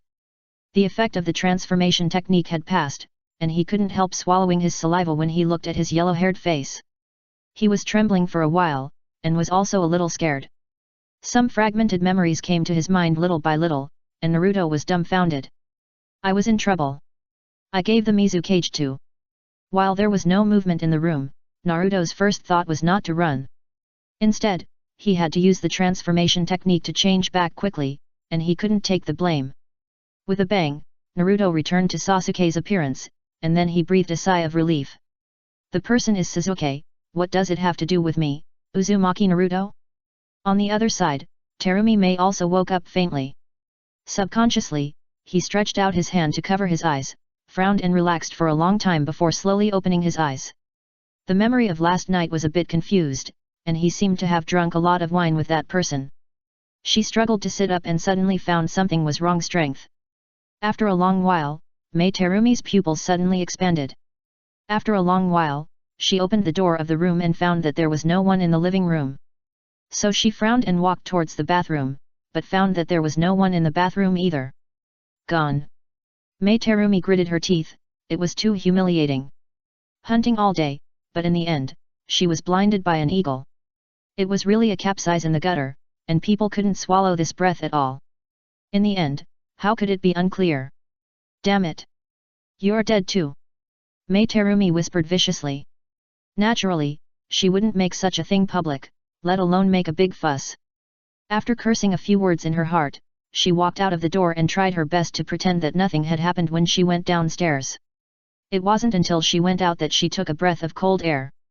At this moment, Naruto slipped away early, and ran directly to the Mizukage building to wait before Mei Terumi found him and chopped him into 18 pieces. He knew very well that Mei Terumi would not give up. If she wants to continue to track me down, she must send someone to do it. Ching had chased me before, but failed, and Terumi Mei would not use him. What's more, Ching is cunning and can easily guess her intentions from the mission. If Terumi Mei wants to save face, she will not let this old man take over the mission. The remaining candidate is undoubtedly the simple and shy Kojuro. The key point is that the last ninja sword double sword flounder is in Kojuro's hand, and he never leaves the sword. As long as Kojuro takes over the mission, he will definitely do it according to Terumi Mei's arrangement. Then my chance has come. After a circle, what is coming will eventually come. Naruto hid in the crown of a big tree in the southwest corner of the Mizukage building, clenched his hands, and made preparations in his heart. He stared at the Mizukage building intently, not letting go of any movement. Mizukage building. Looking for someone. Kojuro was a little surprised. He looked at Mei Terumi who was sitting at the desk and asked, Mr. Terumi, are you looking for the intruder that night? No. Mei Terumi shook her head and took out a portrait directly, looking for this person, don't alarm him when you find him, take someone to watch him and tell me. The face of Uchiha Sasuke was drawn on the portrait. It was just that the hairstyle had changed, and the clothes were not the same set. This was drawn by Mei Terumi based on memory. She also felt it was strange. The person in the dream didn't seem to look like that. The hair seemed golden. But as soon as this idea came out, she ruled it out. After weighing it again and again, Mei Terumi thought that she was probably confused because of drinking. In the end, she still believed in her brain and decided to draw according to the appearance she saw before getting drunk. This person looks familiar. Kojuro took the portrait, looked down for several times, and then looked at Terumi Mei. Mizukage-sama, who is he? This person. Terumi Mei hesitated for a moment, and Kojuro blushed and looked away at her dull look. Kojuro was in his 20s, and was always subconsciously shy of a beautiful woman in her 30s like Terumi Mei. He tried to avoid her gaze, not daring to look at her directly, and even more afraid to have any improper thoughts. He felt that a perfect woman like Terumi Mei had not married yet, just because she was too outstanding. Maybe there was no one who could match her. The more he thought about it, the more he admired Terumi Mei. This person, I know him, and he is extremely dangerous, Kojuro. She suddenly came to her senses and raised her voice with a serious face. Ah? Yes. Kojuro straightened his back, trembling with fear. If you find him, don't act rashly, and don't talk to him. Mei Terumi frowned and stared at him. Don't ask him any questions, understand? Yes, I understand, Mei Terumi. Kojuro agreed and walked out of the Mizukage's office with a complicated and confused mood. This scene happened to be seen clearly by Naruto in the distance with a telescope. The telescope in his hand was the same model that Jiraiya used in the bathhouse. Naruto saw that it was useful, so he simply got two from Jiraiya for his own use. It has never been used, but now it happens to be used. In the Mizukage's office, Mei Terumi watched Kojuro leave and clenched her fists. Damn Koji! Don't fall into my hands, or I will make you taste the taste of being, damn guy. Chapter 436 Mei Terumi, damn Uchiha brat. At the same time, Konoha. Koji is handling the family affairs of the Akimichi clan in the Hokage building. To put it bluntly, running errands is good for health. Although he is a flexible fat man, being too fat is not good for the body after all. Yes, that's all for now, please. Just halfway through his words, Koji shuddered for no reason, as if he was stared at by something. He turned around and looked around, frowning deeply. What's wrong? The staff looked at the young master of the Akimichi clan. It's okay, maybe I caught a cold recently. Koji turned his head and said awkwardly, I always feel a chill on my back recently, I have to get some medicine later. Outside the Hidden Mist village. The eagle squad that escaped from the dead gathered again, and the four of them sat in the deep woods to rest. Several people ate dry food and silently reviewed this failed operation. Why do I feel that the perception ability of the Anbu ninjas of Cloud Hidden Mist, every time we just sneaked in, the other side discovered our existence? Xiang was a little confused, and even didn't know what to say in the end. In general, the central idea is that the strength of the soldiers this season is a bit high. Not to mention touching the enemy crystal, even approaching the defense tower is impossible. Chigo remained silent, but Shoyu smiled and turned to look at the three people and said. That damn Kirigakure ninja seems to have been chasing Suzuki. Yet. Suzuki nodded and admitted directly, that group of people seems to be staring at me, and they have been looking for someone with a purpose since dawn. Do you want to go back and take a look? Xiang asked tentatively, I don't think this can be just a coincidence. If you go back now, they will definitely not think of it. The three looked at Suzuki. When Suzuki thinks, his eyes will look at one place, and there will be a few seconds of emptiness. After a moment, Suzuki shook his head. There is no need to waste time here, just go to the waters near the Three Tails. Anyway, we are just passing by, and we will know the reason later. Three Tails Xiang Yu sighed and nodded in agreement. Suzuki and his companions left the outskirts of the Hidden Mist village without looking back, and the Anbu ninja naturally found nothing. Kojuro, who was following orders, didn't know that Terumi Mei had gone too far and got herself into trouble. At this moment, he was looking for someone everywhere facing the portrait of Suzuki. However, the plan was not smooth, and he found nothing after searching for a while. Kojuro couldn't find anyone because Naruto was following him quietly at this moment, following from a distance, waiting for the opportunity to attack. Only the last ninja sword was left. As long as the double swords flounder were obtained, the goal of collecting 7 ninja swords in Task 2 could be completed. At the same time, it also meant that Naruto could get a reward. Permanent skill is an Agi, as long as after the cooldown period, you will be invincible. For this skill, Danzo transplanted Hashirama cells in his body, and even risked implanting the Uchiha clan's Sharingan in his arm. But now, Naruto only needs to collect 7 Dragon's Ugg, he only needs to collect 7 ninja swords to have unlimited resurrection ability outside the cooldown period. In short, when my skill cools down, I will be immortal. For example, when facing a powerful enemy that is several times stronger than himself, he used as an Agi once, and the cooldown period was not over. He paused in the middle of the game and started to talk to delay time. Kojuro walked to a remote place, located on the edge of 3 main roads. Naruto, who was squatting on the tree, couldn't bear it anymore, and directly used Flying Thunder God to change his position and pounced on him. Kojuro realized that something was wrong and deliberately she pulled away to avoid it. A terrifying lava escape came and burned the place where Kojuro had just stood. With a bang, the whole ground was shaking violently. This loud noise also meant that the countdown bell had officially rung.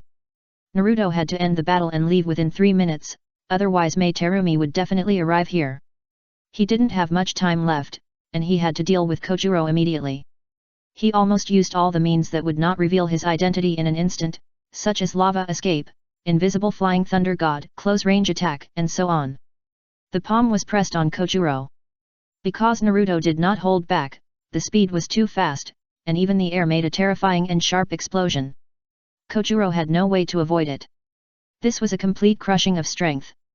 Naruto did not even use the Nine Tails chakra to strengthen himself. He just relied on brute force to squeeze the huge chakra group in his body. If it were an ordinary person, it would be impossible to squeeze chakra at will. Chakra is like explosives. Before it is released, it will explode the human body into pieces. And Naruto can do it, which depends entirely on his body being strengthened by the Nine Tails chakra.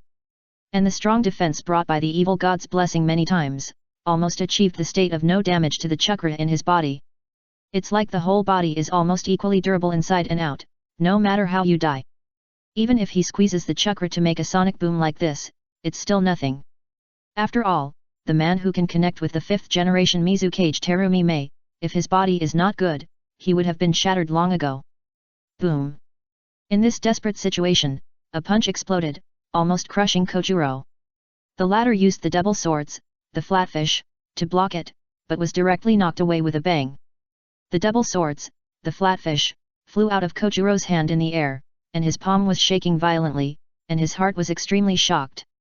Lava escape, how could it be lava escape? What was even more terrifying was the punch behind. Kojuro had no doubt that the other party wanted to kill him. If he had been hit hard, he would probably only weigh 5 pounds with the box. Just when he thought he was doomed and was in despair, he suddenly found that the expected attack had not come.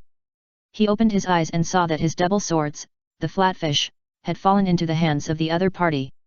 The other party looked exactly the same as in the portrait. Why did he look familiar? It seemed that I had seen this face somewhere else. What shocked Kojuro even more happened. He saw with his own eyes that when Naruto got the double swords, the ninja sword disappeared strangely. Seeing this, Kojuro's face turned pale instantly. His face was like his beloved figurine was taken away by someone, and he screamed and wanted to take it back. Naruto ignored him. He, with the sword in hand, how could he continue to tangle with him?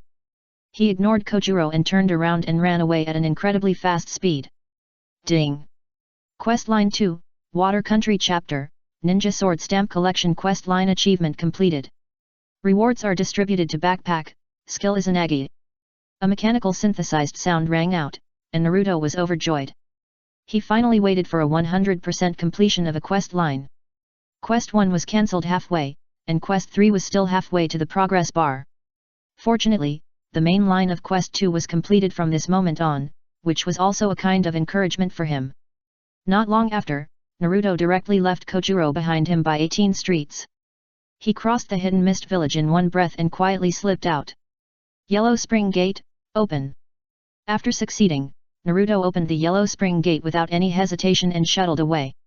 The coordinates were located in Konoha, and the Yellow Spring Gate vibrated for a while and disappeared directly.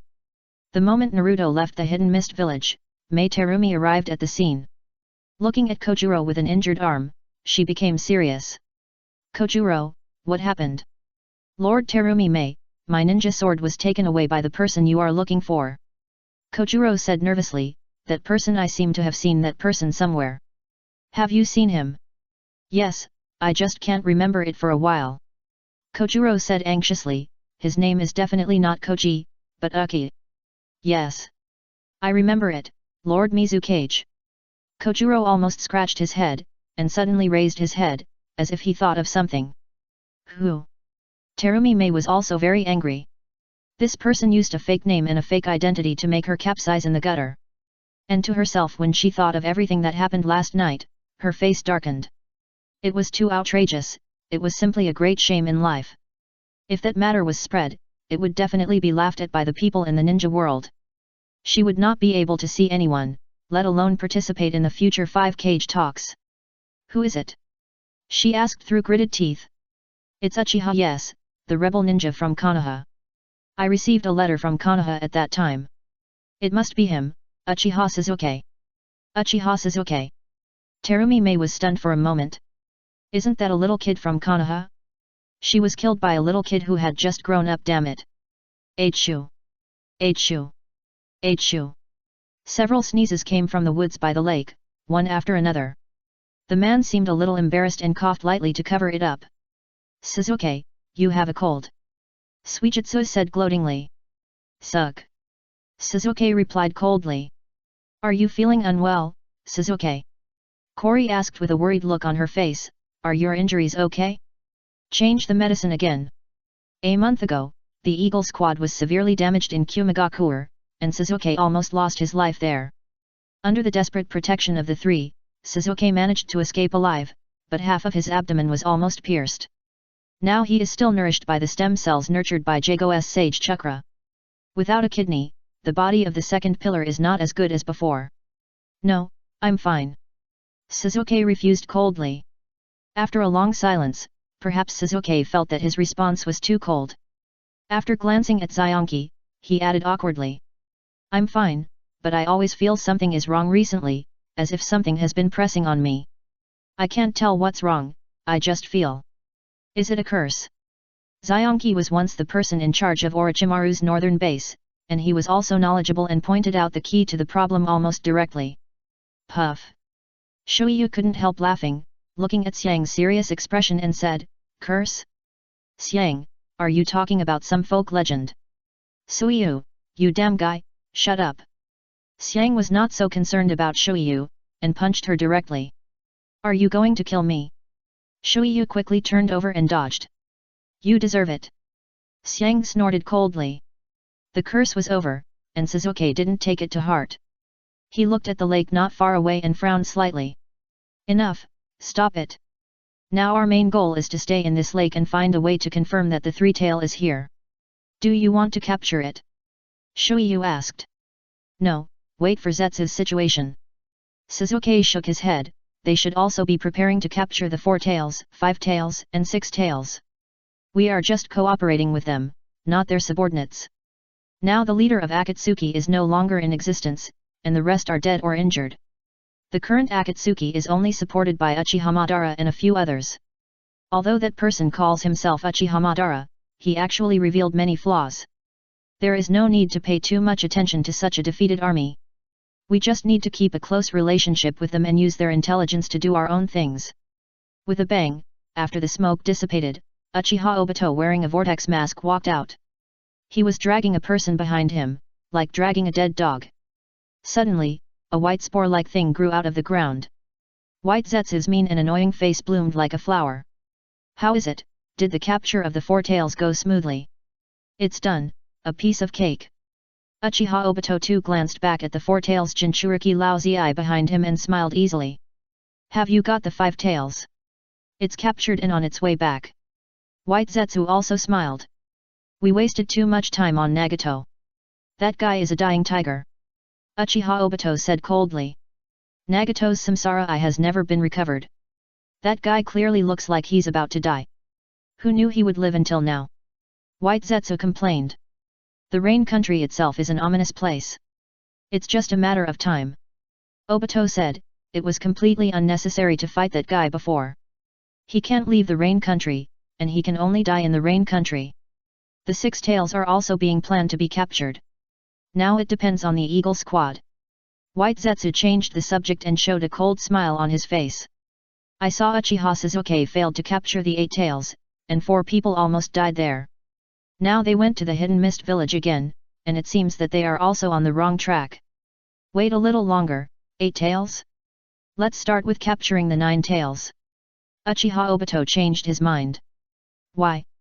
White Zetsu looked at Obito in surprise, with a crazy expression on his face. We don't have enough manpower, and the 9 tails is obviously more difficult than the other tailed beasts. In short, it's just one sentence, start with the easy and then the difficult. The nine-tailed Jinchuriki seems to have separated the tailed beasts. We have to go and confirm it. Uchiha Obito narrowed his eyes, if this news is false, then bring the Jinchuriki back. If it is true, then we have to spend time looking for the location of the nine-tailed. After all nine-tailed beasts must be gathered. Without the nine-tailed, all the previous efforts will be in vain. Okay. White Zetsu had nothing to say, but was still a little worried, that nine-tailed Jinchuriki should be your teacher's child, right? Obito stopped, but did not speak. I don't mean that, you know. I mean, White Zetsu hurriedly explained, that person seems to have an unusually stubborn personality and is difficult to deal with.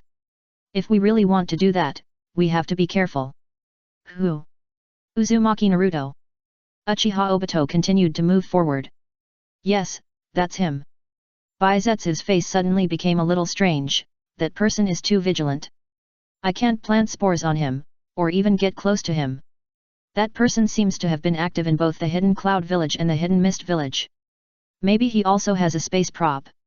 Chapter 437. The false relationship between the three people is maintained by covering up the truth. At this time, Naruto has returned to Konoha and landed on the edge of the Konoha forest. It took a moment to identify the direction and turn to walk towards the village. The village is still the same, without much change. Naruto's return did not bring any waves to the village. Instead, it made several friends very excited and agreed to have a good drink. In the yard at the entrance of the barbecue restaurant, white sand was piled up into a fake beach. Two parasols stood on the left and right, with a blue stone path in the middle. There were several beach chairs on both sides, and two people, one fat and one thin, were lying there. How long do you plan to stay this time? Koji glanced at the yellow-haired man beside him. For some reason, his right eyelid has been twitching since just now. I don't know, it won't be too short. Naruto lay comfortably on the beach chair, squinting his eyes. I can't tell for sure myself, why are you asking this? Koji wanted to say that Shikamaru had said so, but he changed his mind and swallowed it back. It seems that you don't want to stay in the village, and you are always running outside. Now Shikamaru and the others have jobs, and sometimes I don't know who to find when I want to drink with someone. Hearing this, Naruto sat up directly from the chair. Koji. What's wrong?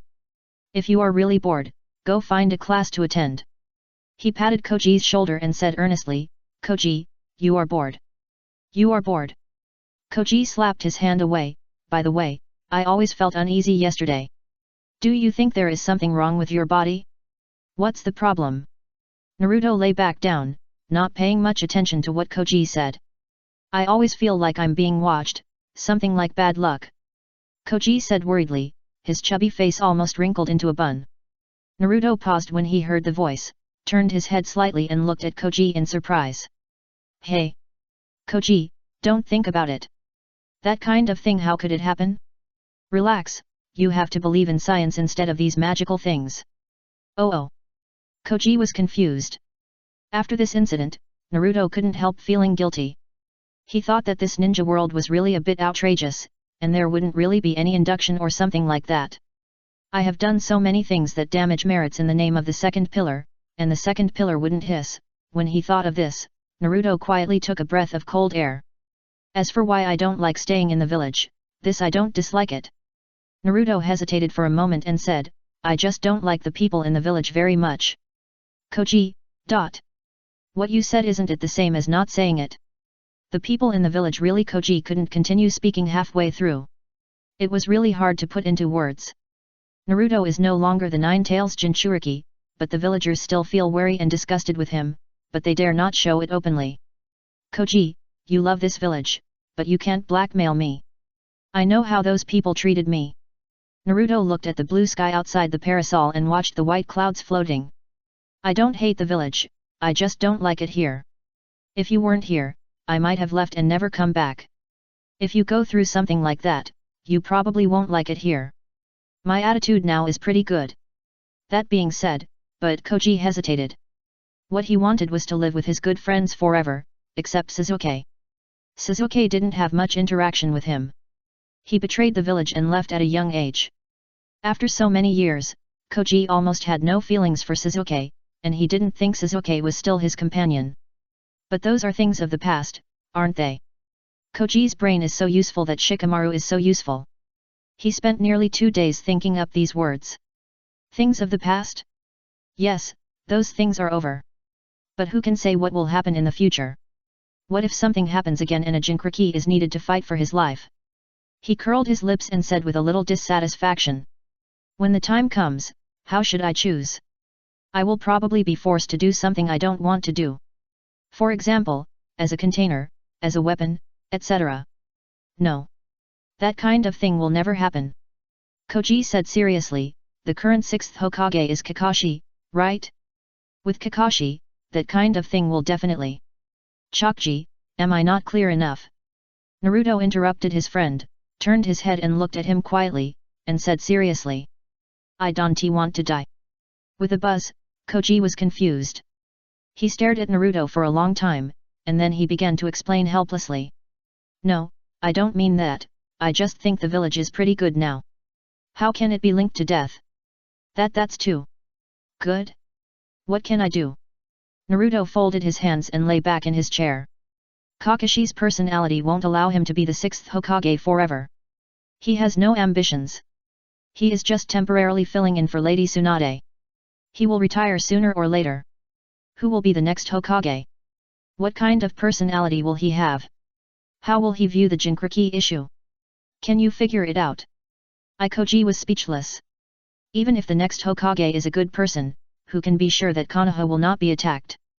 At that time, what should I do if I stay in the village? I clearly don't like this village, and I don't want to fight for those people. But staying in the village is the beginning of disaster. They will naturally think that I am a weapon. It is my responsibility if the village is attacked, and it will also be my responsibility if the village loses in the war. Even if I risk my life to protect them, what about the damaged houses? What about the villagers who were accidentally injured? Naruto was unusually serious and said a lot of truthful words to Koji. Koji was a little confused for a while, but from Naruto's perspective, these words made more and more sense when he thought about them carefully. This. You don't have to answer. I've thought about those things countless times. Naruto waved his hand and then pointed at himself. The answer is obvious. In the end, it's all my fault. In the future, if a dog dies in the village, people will suspect that I killed it in the middle of the night.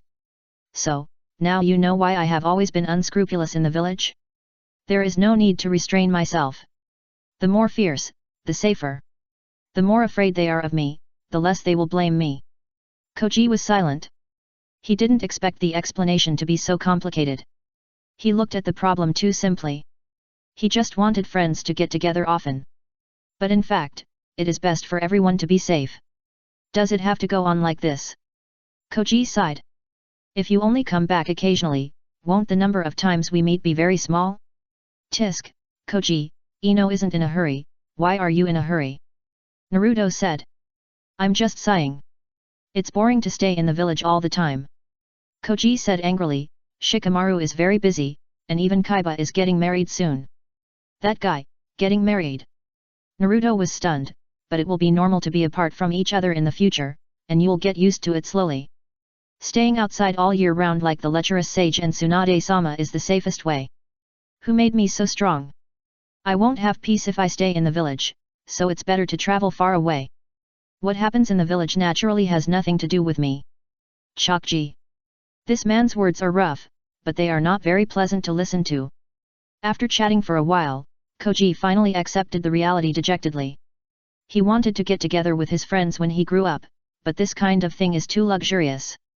At the end, Koji asked Naruto a question. Didn't they look for you? I did. He held up 2 fingers. They both came to me at the same time when I came back, but I chose to spend time with you here, drinking and chatting in the Sunday. How is it? Are you touched? I am touched. Something is wrong with you, there must be an explanation. Dinkai knew this grandson's nature too well. I was wondering why it felt weird, you seems very leisurely. I say, why are you still sitting here? Are you really not going to see her? Yes, I'll go later. Naruto took off his sunglasses calmly and smiled at Koji. I told Hinata and Ino that you had something to do with me today, and I'm busy all day. So you'd better not go out today after you go back. Remember, it's a whole day, don't let me know. Hearing this, Koji was stunned, and his CPU was about to burn out. What do you want to do? Nothing, I'm going to find Ino later, and I'll say I sneaked out to see her. He grinned and showed a mouthful of white teeth, then I'll go find Hinata, so that I can just make a time difference. And you, my friend, you only need to rest at home for a whole day to help me be happy for a whole day. How about it? Perfect, right? You're right. Naruto, you are such a... Koji wanted to scold but stopped himself. For the first time in his life he was speechless. Can't you meet them one by one? Are you stupid? Naruto rolled his eyes at him. Isn't it obvious that people have guessed it? Forget it, I can't make you understand, just go home and stay. As he said that, Naruto stood up and pushed Koji out of the store. Hey, wait, I don't quite understand. Koji turned around and asked unwillingly, Ino and Hinata should know each other's existence, even we know, what's the point of you doing this? Don't ask, save your saliva. Naruto was too lazy to answer. Meaning? Is the meaning important? As long as the window paper is not broken, the triangle relationship can continue. The relationship between Ino and Hinata is no longer as stiff as before, and he should be more careful at this time. This is indeed a case of covering one's ears and stealing the bell, so what does it matter? In the current situation, there is no good way to come up with it for the time being, so he can only maintain it first. To be honest, this situation is beneficial to Naruto. The relationship between Ino and Hinata has long been broken, and the two are already very good friends, but they like the same person at the same time. They avoid that problem, and the relationship can continue. Even if it is just a false appearance, not the real thing. But the truth without any falsehood and deception is a sharp knife, whether it is Ino or Hinata, both know it in their hearts. Whoever holds the knife first will hurt all three. Pandora's box contains lies, love, honesty, and fear. Any of the three can open it at any time, but no one does so. Opening it will inevitably lead to one losing friendship and love at the same time. A false harmonious relationship has enveloped the three from the beginning. The summer camp at the ninja school 6 years ago has already opened a scar. The two girls confided their feelings in the bathroom, and in the end they were left with 6 years of silence. Now, both Ino and Hinata are just acquiescing to the false calm that Naruto deliberately maintains. Lovers and friends hold hands at the same time. In the flower shop in the mountains, Ino sat bored at the counter. With a ding-ling, there was a sound at the door, and she subconsciously looked up. But she saw a tall figure blocking the door of the store, standing there and smiling at her. He looked just like when he was a teenager, standing under the big green tree and waving at her. Why are you here? Ino asked in surprise. You sneaked out from Koji, you know, that guy is always idle. Naruto stretched out his hand and pinched her face. When he heard that I was back, he insisted on dragging me to his place. Koji is indeed like this. Ino covered her mouth and smiled, her eyes curved into crescents. Suddenly, Naruto seemed to have thought of something, first glanced at the direction of the stairs. Then he looked at Ino again and asked cautiously. Are uncle and aunt here? No, my father went to work in the intelligence department, and my mother went to a friend's place.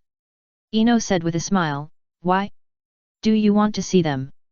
Not really, I just brought some gifts for uncle and aunt, this is for you. Naruto took out a few boxes of gifts skillfully, almost training them into muscle memory.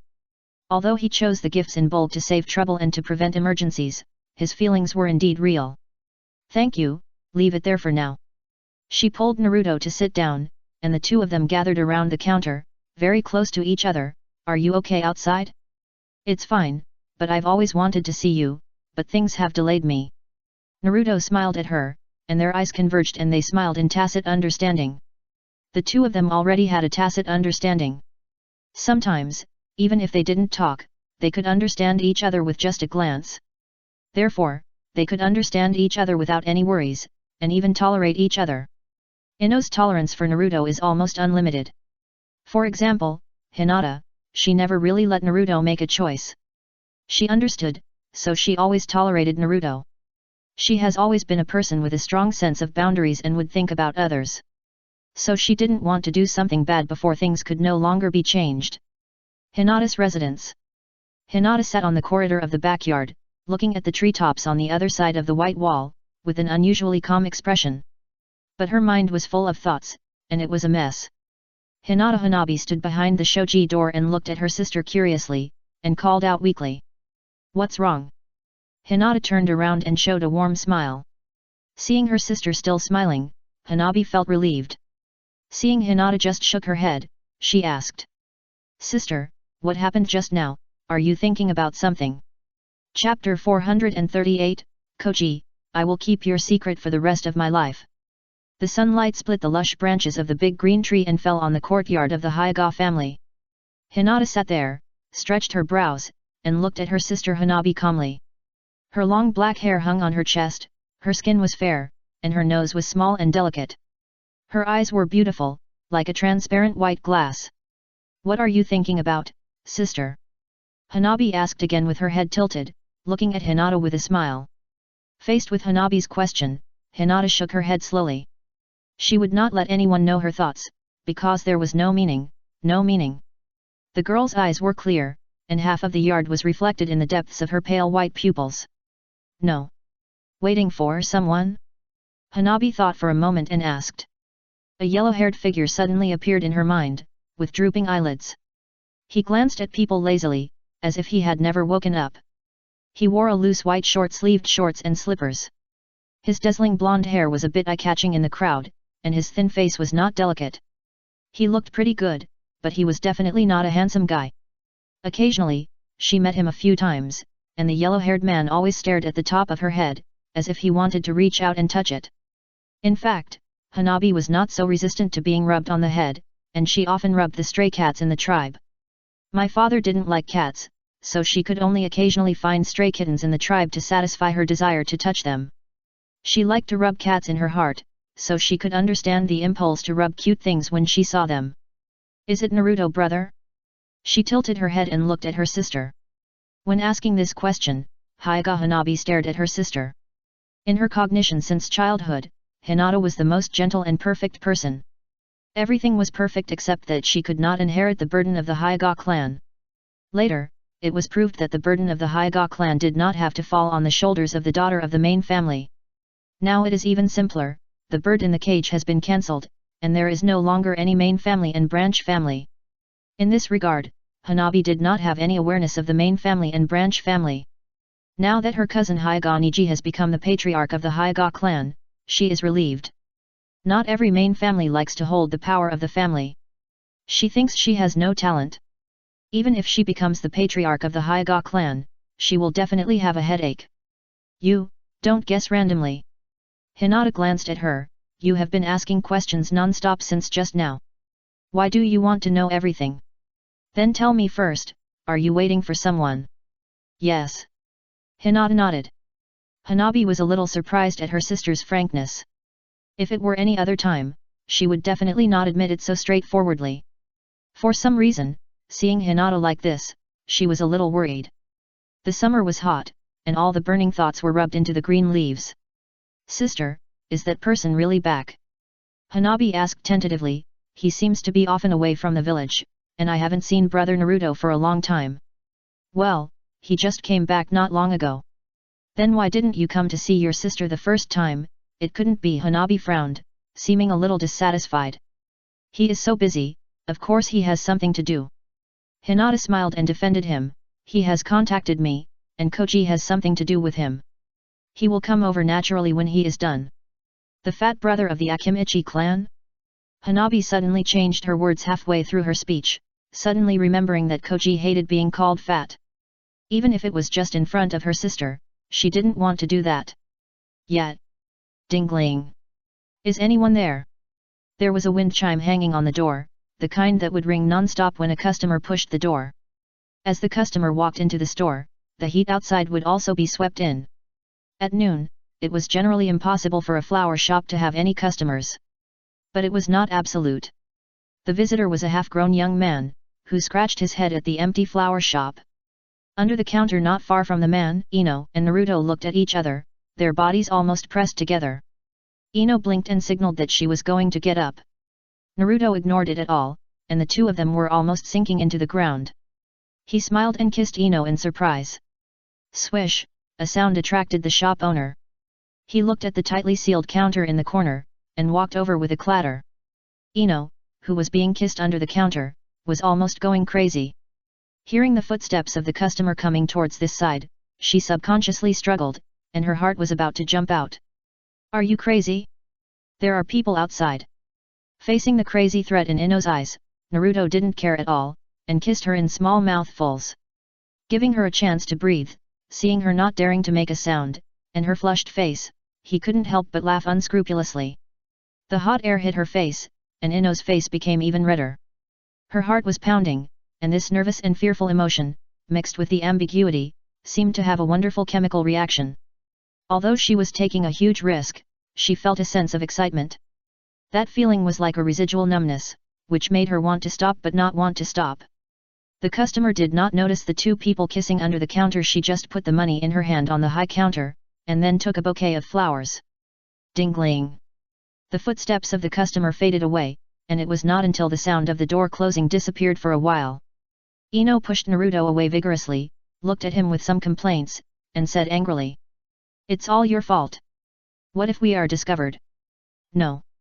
Naruto sat back in his original position carelessly. It was just an accident. It was also because the man came at the wrong time. He and Ino were chatting and looked at each other, and his heart suddenly felt numb. Just as they were about to kiss, the man suddenly came. He naturally would not let this great opportunity slip away, and directly pulled Ino to hide under the counter. Even if the customer approached, he didn't care and kissed unscrupulously. How do you know? What if? Ino touched her hot face, put her hands on her waist and said dissatisfiedly, if it gets out, I. Hearing this, Naruto didn't say anything, just looked at her and smiled. Laugh. Still laughing. Ino pounced on him and fought with him. Time climbed up the counter, then quietly flowed on the ground, and finally slowly slipped out from the crack of the door. There was another ding-ling, but it was just the sound of leaving. Ino stared at the empty seat in a daze. Naruto had already left, leaving behind a half-drunk cup of tea. If it were in the past, he would have drunk it all. The two of them were chatting happily, but somehow, she couldn't help but mention Hinata. It was as if there was some magical law, and there was no way to avoid Hinata. In fact, since Shikamaru's wedding, the relationship between the two women has been repaired. Ino couldn't hate Hinata at all, she knew very well who was the damned person. She didn't want to say something that was not clear at this time, after all, she didn't have an answer in her heart, and didn't know what to do. The relationship between the three people was complicated, and it couldn't be explained in a few words. No matter what decision was made, it would hurt the three people. Ino didn't want to hurt anyone, and Hinata was also a soft-hearted person. Only that person is a jerk, but his situation before was also. I don't know who fell into silence first. Ino was actually angry. Naruto looked at her expressionlessly and pinched her face. Looking at those dark blue eyes, staring at her deeply, as if he was going to fall into them. Those things, can we talk about them later? Give me some time, I will definitely find a way that is good for everyone, I don't want anyone to get hurt. Yet. Ino said and stopped talking. It's not that I'm angry, I just don't want that jerk to have it so easy. I want what's in the bowl, I also want what's in the pot, there's no such good thing in the world. Finally, Naruto left, looking at the cup of tea, she suddenly sighed. I thought to myself that I knew that he would be sulking after being intimate, and now he's neither here nor there. I've been waiting for a long time, and finally both of them have time, but they're unhappy as soon as they meet really. She leaned back on the chair and closed her eyes. The girl tilted her face up, closed her eyes, and her plain face was unusually clean. The next second, she opened her eyes, and her little deer eyes stared at the ceiling, which was indescribably charming. 6 years ago, Hinata once said to her that she envied her for being liked. At that time, Ino said a lot of things, but she was happy in her heart. She knew what Hinata meant by being liked. At that time, her weight in someone's heart was obviously the heaviest, and it could not be replaced by others. Although it was a bit cunning to think like this, she was really happy at that time. Now she was not sure how much weight she had in that person's heart. She never thought about such questions before, but now she would think about it involuntarily when she was free. Ding-ling. Ino, you look good when you are angry. A voice suddenly came from the door. Ah. Ino looked up suddenly and saw that the man was leaning against the door and looking at him with a smile, and she knew that he had seen her dazed look just now. I was a little embarrassed and annoyed, bit my lip, and turned around directly. What are you doing back? I forgot to take something, so I came back to get it, okay? He smiled, not embarrassed at all. Were you angry just now? What do you care? Ino didn't want to pay attention to him, and turned away angrily. Although they are already adults, they are still very childish when they are together, and they will get angry over a little thing. Anger is only temporary, it comes and goes quickly. If you are not angry, just kiss me. He leaned over lazily and got close to her. Ah! Ino glared at him, thinking how could there be such a person, no kiss. Then you are angry? No. Ino folded her hands, how can you tell that I am angry? I will not be angry because of you. Didn't we quarrel just now? He asked. What kind of quarrel is that? You are so childish. Ino snorted, thinking what is this, is it just a kiss? How can such a perfunctory way of apology be taken seriously? Although she thought so in her heart, she still kissed him reluctantly. Naruto stared at her and smiled, which made her face turn red and lower her head. The Hyuga garrison basically does not receive outsiders, but if it is a guest invited by the clan leader, it is another matter. Hanabi was stunned for a long time when she heard the news. She didn't expect Naruto to appear in this way. But she thought it was quite appropriate. The current clan leader is Niji. After leaving the flower shop in the mountains, Naruto first called Koji with the communicator. After confirming that he was at home, he told him not to let the cat out of the bag. To be on the safe side, he also asked Koji to call Ino and pretend that he went to Koji's place. Koji was still hesitant at first and didn't want to do anything wrong. But after hearing Naruto threaten him with his weakness again, Koji immediately raised his hands and surrendered. You deserve to die. Naruto. You keep talking about that thing. It's too much. What? The wind is strong, I can't hear you clearly.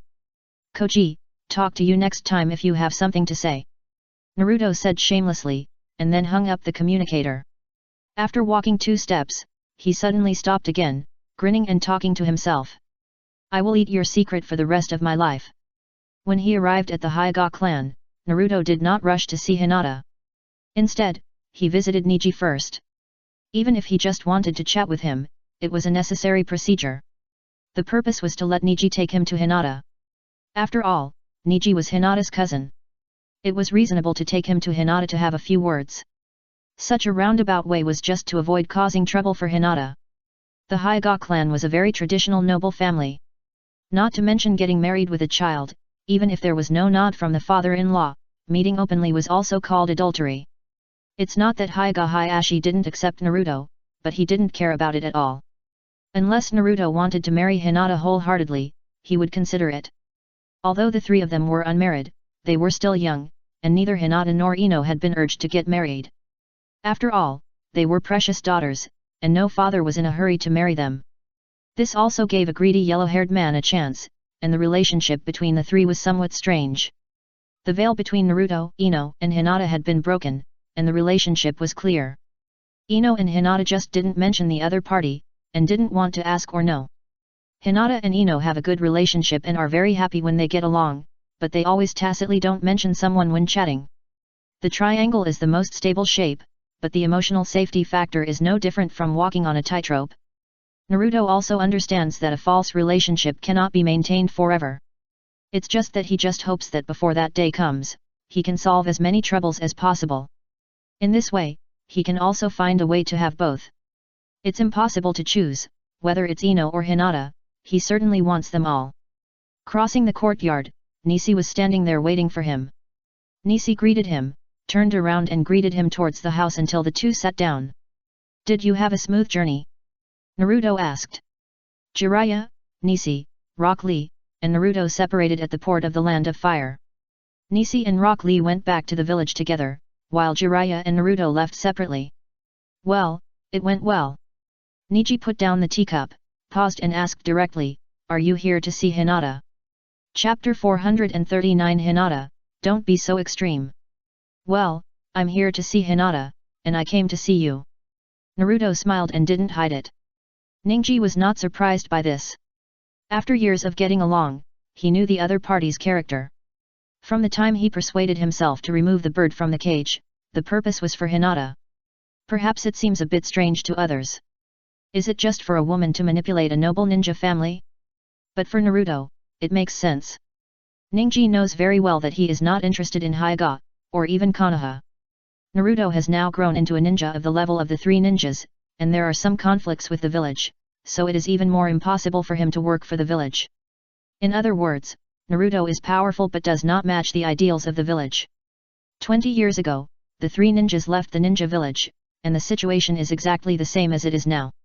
If there is a difference, apart from the bond, at least Jiraiya and Tsunade have deep feelings for the village. But for Naruto, he has no feelings for the village, only the bond with his group of people. These thoughts flashed through Niji's mind, and disappeared in an instant, looking at Naruto and said, "I'm getting married the day after tomorrow." So soon. Naruto remembered what Niji said before, but he didn't care at the time. Friends were getting married, and he might not have time if he was always out. Yet. Okay, I will definitely go. Naruto agreed directly. The two chatted for a while, and Niji found a decent reason and ended the conversation very smoothly. Then he invited Hinata to come over naturally, but he withdrew himself and left the space for the wild mandarin ducks. Ningji is a reliable teammate, and naturally a responsible clan leader. He doesn't care about the relationship between Naruto and Hinata, he only knows which side he should lean towards as the clan leader. Hyuga is a patriarchal management system. The clan leader and a group of elders are the clan leaders. In other words, they can manage all matters. Niji does not intend to care about his cousin's private affairs, but would rather be a middleman for the meeting. Whether from the perspective of the Hyuga clan or from the standpoint of a friend, Niji hopes that Naruto and Hinata can have a good ending. Would you like to drink this tea? I brought it from home. Hinata knelt on the tatami, looking at Naruto with a gentle look. You said you liked the taste last time. Okay. Naruto actually couldn't remember clearly, maybe it was just a casual compliment at the time. But Hinata remembered, and took out a tea box from her small bag and put it on the table. In the interval, Naruto glanced at the small bag and couldn't help but be amazed. If you ignore the expensive price, the appearance is indeed plain and unpretentious. Probably only Hinata would use such a plain and unpretentious small tea box. Hinata, I remember this tea seems to be very rare, right? Naruto seemed to remember something, and suddenly froze, looking at her with a strange expression. You bring all this tea out, does Lord Hayashi have any objection? If he remembered correctly, he accidentally drank this tea last time and praised it a few times. Hinata hesitated and said that this tea was taken from her father, and the quantity was relatively small and could not be given to him. Naruto didn't want it at all, he just praised it casually. Later, he explained for a long time, and Hinata believed that he didn't really want it. But now, that father doesn't know. Hinata blushed and whispered. Hearing this, Naruto's heart was blocked. He thought to himself, Hinata, you are really your father's black-hearted little cotton-padded jacket. You are so filial, does Hyuga Hayashi know? Just take out a little to taste, there's no need to bring the whole can out. Naruto's heart was beating fast. This girl was too stupid. He didn't know if his father-in-law had noticed that the tea can was missing. It's okay. My father still has one can. The head of the Zhongchuan family gave my father a can. Hinata looked up and explained, I said I wanted a can, and my father gave it to me. The Zhongchuan family is one of the 4 nobles in the capital of the Land of Fire. Some time ago, Naruto made it into the 3 nobles. Among them, the Zhongchuan family has a close relationship with the Hyuga family, and their attitude is also the best. Naruto blinked his eyes. What kind of rare tea can make a super noble give away only one can? He didn't believe that Hinata wanted it, but Hyuga Hayashi gave it to her so easily. Was it stolen? He looked at Hinata cautiously and asked nervously. He thought that his behavior was already very extreme. Hinata, don't be more extreme than me.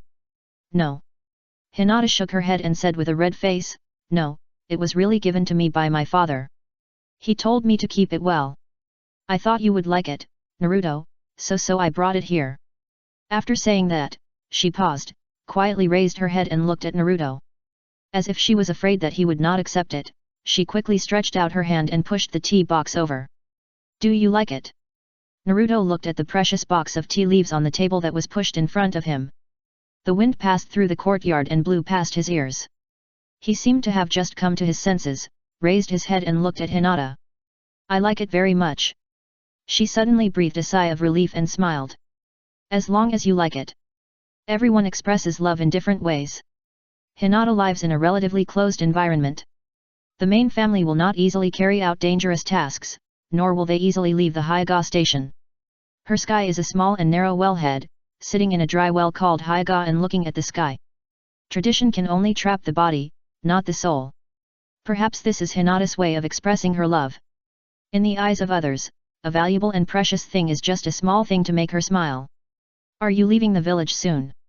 She asked cautiously. Hey? No, I might stay for a while. Naruto drank the rare tea, feeling relaxed and happy.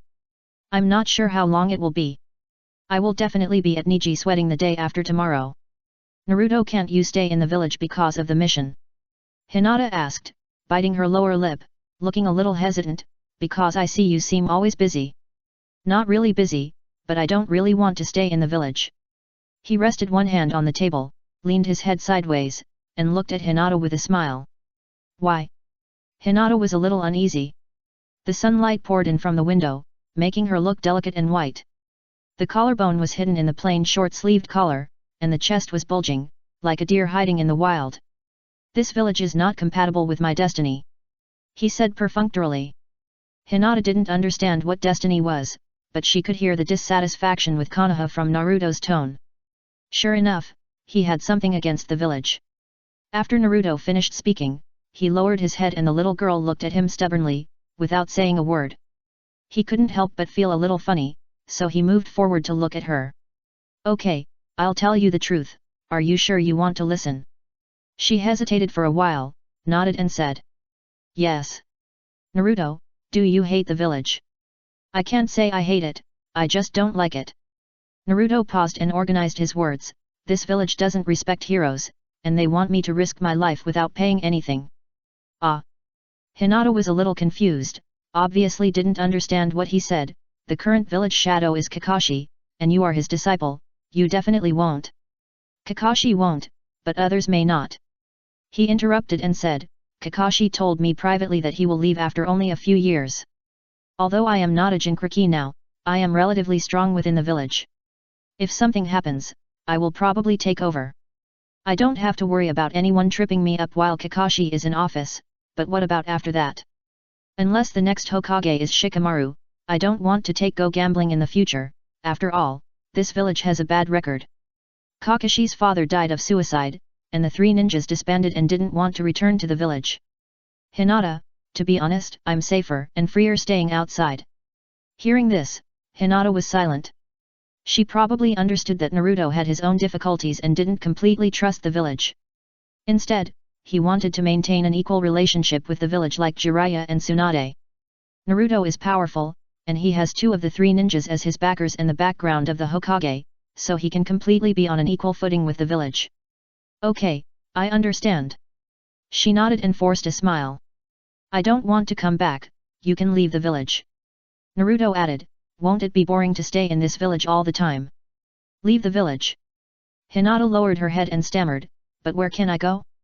Father said it's not safe outside, the Hyaga clan members are. With me here, there will be no danger. And this world is very wide, and it's much more interesting outside. Naruto tapped his fingers on the table. Seeing Hinata's tangled expression, he stopped talking and changed the subject. For the whole afternoon, because this place was not completely private, the two of them just drank tea and chatted, and played billiards, that's all. Except for the last ball, the rest were all hit. At night, a garlic-like thing emerged from the Hokage rock.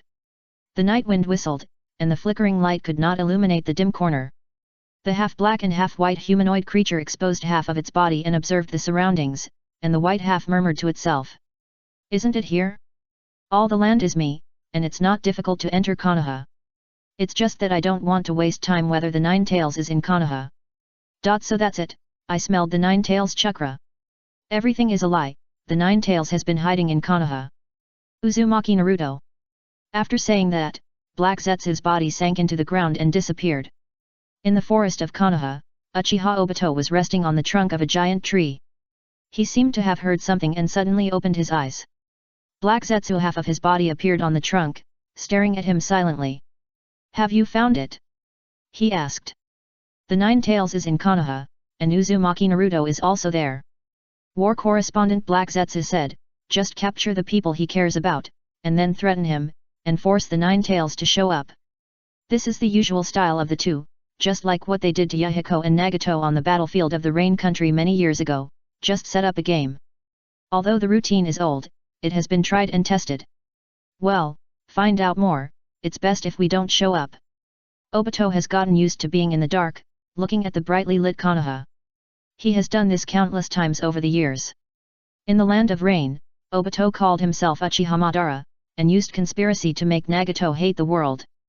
He made him set up the Akatsuki organization and manipulated it behind the scenes. During the Third Shinobi World War, he controlled the 4th Mizukage and launched the Blood Mist Village. The Hidden Mist Village fell into civil strife among the genin, and almost caused the Hidden Mist Ninja to be cut off. Then he took advantage of Kushina's weakness during childbirth to direct the Night of the Nine Tails, forcing the Minato couple to die. On the night of the Uchiha clan extermination, he participated in the whole process and reached a deal with Uchiha Itachi, helping Uchiha Itachi to slaughter the entire clan on the condition of not harming Sasuke and Konoha. After so many years, he has become accustomed to using conspiracy and tricks to defeat his opponents, and has not failed once. He numbly watched those people being controlled by himself, watched them struggle and suffer, and died unwillingly. The people have been found, but it seems that there are two. Black Zetsu said, one is the eldest daughter of the Hyuga clan, and the other is the eldest daughter of the Yamanaka clan. Hearing this, Obito thought for a moment and looked up and said, then catch both of them together. Hee. White Zetsu, who was half of Black Zetsu, suddenly laughed and said to Obito, then catch one each, I'll go find the Nine Tails Jinchuriki. It was late at night.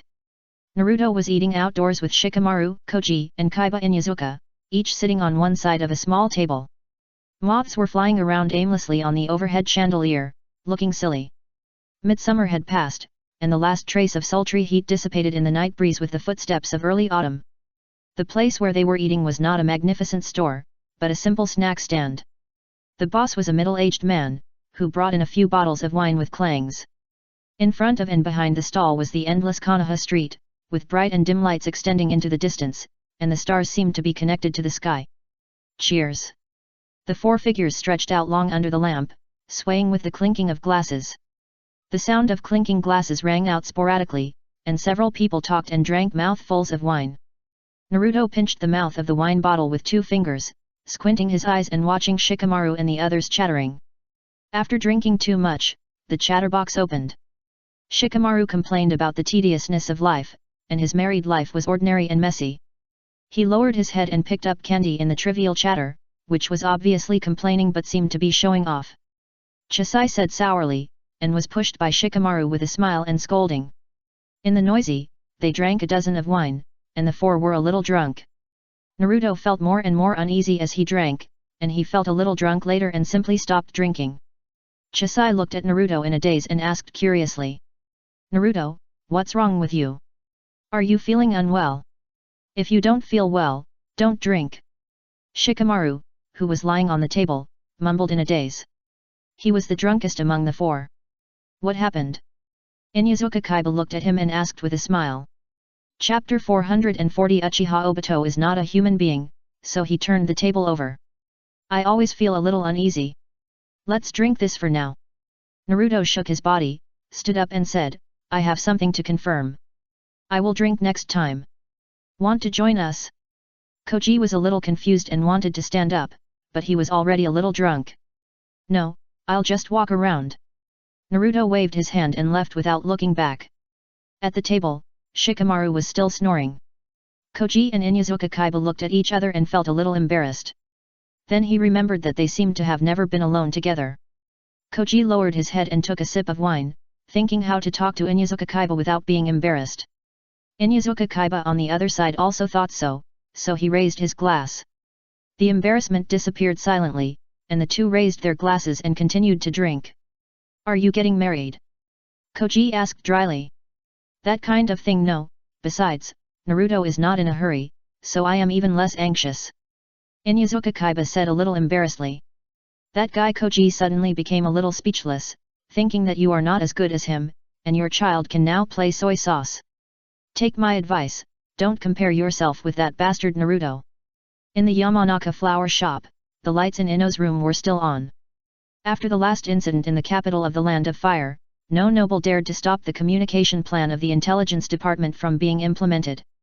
After more than half a year of hard work, half of the important towns in the Land of Fire have begun to build communication towers. Communication in Konoha is basically very convenient, and most of the ninja nobles have also used communicators, and renamed them mobile phones at Naruto's insistence. Just like range hoods and televisions, mobile phones are very consistent with their characteristics. The palm-sized body has only some additional small functions besides making calls. For example, time, date, and then nothing else. Nowadays, the technology of communicators is not mature yet. Without the support of external technology, Ino can push the communicator from paper to reality by herself, which is already very impressive. You can't eat a big fat man in one bite, and technological development is not something that can be achieved overnight. After all, the Fire Country is too conservative. If they can get help from the Thunder Country or other technologically advanced countries. But this is tantamount to dreaming. How could they leak the technology of the Fire Country? Sometimes Ino can't hold on, and occasionally she can only fantasize. It would be great if confidential technology fell from the sky, just like picking up a peerless secret book. Buzz buzz buzz. The phone rang. Ino took the simple communicator and opened it casually, and the voice of her mother Yamanaka Rino came out from it, with clear sound quality. Ino? Your father and I have something to do, so I won't go home today. Okay, got it, got it. Under the lamp, Ino tilted her head to hold her phone, and wrote and drew on paper with a pen. Then I'll lock the door later, be careful. Oh, got it, I'm not a child anymore. I've locked the door countless times, don't worry, I can lock it even with my eyes closed. Mother. What are you talking about? I won't. Even though there was no one on the second floor except her, she still covered the microphone tightly and said in a low voice with a red face. I won't bring anyone to do that kind of thing at home, absolutely not. Ah? Last time. In a moment of buzzing, Ino's face became even redder, and she said hesitantly. Does father know too? Know how much? Ah. I didn't know that at that time. Yamakari Rino hung up the phone with a gentle teasing, mischievously guessing that her baby daughter might be unable to sleep tonight. Youth, it's so beautiful. She raised her lips slightly, and the unclear crow's feet left by the years stretched out. Late at night, Ino was still sitting at the window, working on the construction plan of the communicator. When she encountered difficulties, she would stop and frown and bite the pen, looking even cute. The good night call from her mother did make her panic, but she quickly adjusted herself.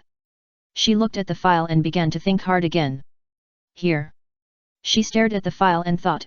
The room was quiet, and only the sound of the pen spinning could be heard. Click, click, the sound kept ringing regularly.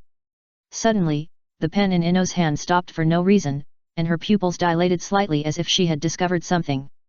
Just as she was about to make a move, a huge black hole suddenly appeared in front of her. Looking up, she saw only an orange vortex mask. The blood-red Mangeki Sharingan made her mind almost blank. She was clearly in the village. Why did Uchiha appear? Ino had no time to react, and the whole person was sucked into the Kamui space. With a click, the room returned to silence again. Uchiha Obito looked down and saw the pink communicator that fell on the ground, and picked it up. After looking back and forth, he did not notice anything unusual, so he picked up the communicator and left directly. On the other side, the Hyuga clan. Black Zetsu quietly sneaked into the Hyuga clan's residence and crawled out from the corner. After taking a look at the neat and orderly Hyuga building in the sequence, his eyes showed confusion. After hesitating for a moment, his eyes fell on the clan leader's house not far away. Ninkai happened to be working, and subconsciously noticed something unusual. He looked up and saw Black Zetsu on the wall. Wrong way. Black Zetsu immediately fell into the ground and ran away. Who is it? Ninkai would never let Black Zetsu leave so easily. He stood up suddenly, took 2 steps out of the door and chased him, but Black Zetsu disappeared directly into the wall. The movement alarmed the clan members who were patrolling at night, and they all came over from the dark. Master Ninkai. What happened? Hearing this, Ninkai did not answer directly, but frowned and glanced at the wall. Then he turned his head to look at the night scene in the courtyard, and finally looked at the few people who surrounded him. "Did you see a shadow running over the wall?" "Shadow? No, I heard the noise and ran over." Yeah, me too." Several people looked at each other, and they looked at each other in confusion. The more Ninkai thought about it, the more suspicious he felt. He ignored them and walked out of the courtyard. As Ninkai walked away, several people left one after another. The last person walked to a corner, slowly raised his head in the dark, looked back at the clan leader's house and left. In Hayashi's house, Hinata was sitting at the table with a distressed look on her face, looking at a detailed diagram of knitting a scarf. The diagram was too heavy and could only be placed on the table. After looking at it for a long time under the lamp, she couldn't help but sigh, picked up the needle and thread again and started trying. "Naruto doesn't seem to like tea very much. I thought he would like it." Hinata muttered to herself, "Scarf, I don't know if he will like it, maybe. This style seems a bit complicated, I don't know how to crochet it, woohoo." She looked aggrieved, busying around under the lamp for a while, her eyes squinting a little dry. So she put down the needle and thread and rubbed her eyes. Hinata looked up and found that it was already late. She thought she was not stupid. But for some reason, she had no idea how to deal with this kind of needlework. What's more annoying is that she found that she couldn't even lower her head and rest her head on the table because of the heavy burden on her body. She would have back pain after a long time, and it couldn't be called a rest at all. She hoped it would be smaller, but then she thought about it and decided to forget it, although it was inconvenient. But Naruto seemed to care a lot. If that was the case, there was nothing wrong with it. Just as Hinata was about to get up, she suddenly found that half a person appeared out of thin air on the ground. She subconsciously stepped back at a high speed, and her silly eyes suddenly stern. Black Zetsu just smiled, and rolled up countless tree trunks and vines around him, instantly trapping Hinata in a rattan ball. Almost in the blink of an eye, the rattan ball exploded from the inside with a click. At the moment the cage was broken, Hinata did not hesitate at all, and turned over to break through the window to escape. Black Zetsu's strength was not too strong, barely the level of a jonin, but his ability was a bit disgusting. He had implanted the cells of Hashirama Senju, and had some abilities and would escape. At the same time, as long as he touched the ground or trees, he might sink into them. Hinata was just weak at ordinary times, but she was also a tough person in her bones. Even if her strength was not very strong, she was a serious jonin, and it was completely reasonable for her to break free from the shackles of a scum like Black Zetsu. Seeing Hinata about to break through the window, she gritted her teeth and stretched out her hand to protect her head, but was caught in a huge twisting vortex at the last second. She had no way to avoid it and crashed directly into it. The next second, Uchiha Obito appeared in Hinata's room, looking at Black Zetsu, who almost missed the target with a blank expression. Black Zetsu smiled awkwardly, pointed to the things on the table and said, "Bring that thing to Uzumaki Naruto, he will definitely react." Uchiha Obito turned his head and looked at the things on the table. He saw a thread and 2 knitting needles lying there quietly, and he couldn't help but be stunned. Nohara Rin seemed to have knitted a scarf before, but later he didn't have the chance to ask her who she was going to give it to. After a moment of trance, Uchiha Obito rolled up the unfinished needlework on the table and left directly. Black Zetsu followed him and soon sank into the ground. Naruto was walking on the streets of Konoha, and he didn't know where the uneasiness in his heart came from. A gust of night wind blew, and he stopped. "Uzumaki Naruto, when did you come back?" The man who spoke fell from the roof like a light swift. A ninja from the Anbu, with an animal mask on her face and a short sword on her back. When she took off the mask, the purple hair behind her spread out like a bellflower. "Long time no see, I came back yesterday."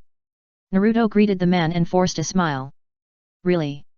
Uzuki Ujeo took 2 steps towards Naruto. "You don't look very well, what happened? When did you start to care about my private affairs?" he asked back. "After the village falls at night, ensure the safety of every villager and eliminate abnormal conditions." Uzuki Ujeo stood there and said lightly, "This is the responsibility of the Anbu, and it is also my responsibility. As expected of the captain of the Anbu, you know the rules and regulations so clearly." Naruto clapped his hands a few times and said perfunctorily, "Has anything happened in the village recently?" "Well, nothing special, except that you are going back to the village." Mao Uxian looked at Naruto, her eyes slightly turned. "Are you worried about something? Or did you discover something?" "No." Naruto shook his head and said frankly, "I'm just a little uneasy." I'm worried that something might happen, so I came out for a walk. Got it, you continue, I will notify you as soon as there is something. Mao Uxian was about to turn around and leave, which was considered a greeting from an acquaintance. This notification was very smart. Naruto had worked with Mao Uxian for many years and knew her character. Since she said that she would notify him as soon as possible, he would definitely be the first one. This was also thanks to the close relationship between the two, otherwise a captain of the Anbu would not do this for him. Well. He nodded. It was late at night, Naruto thought about it, and walked towards the mountain flower shop. Although he felt that this idea was a bit absurd, he still wanted to verify it before he felt relieved. But when he walked for a while, he suddenly stopped and turned his head to stare at a corner. Come out! Naruto said. It was quiet for a moment, and then a half-black and half-white figure rose from the dark corner. It was not an ordinary human standing up, but it rose up like some dissolved substances inverted. Through the light of the dim street lamp, he finally saw clearly what the thing was. The figure of Black Zetsu slowly emerged from the darkness, and the half-black and half-white body looked a little deformed. Seeing this, Naruto did not speak, but thought it was not good.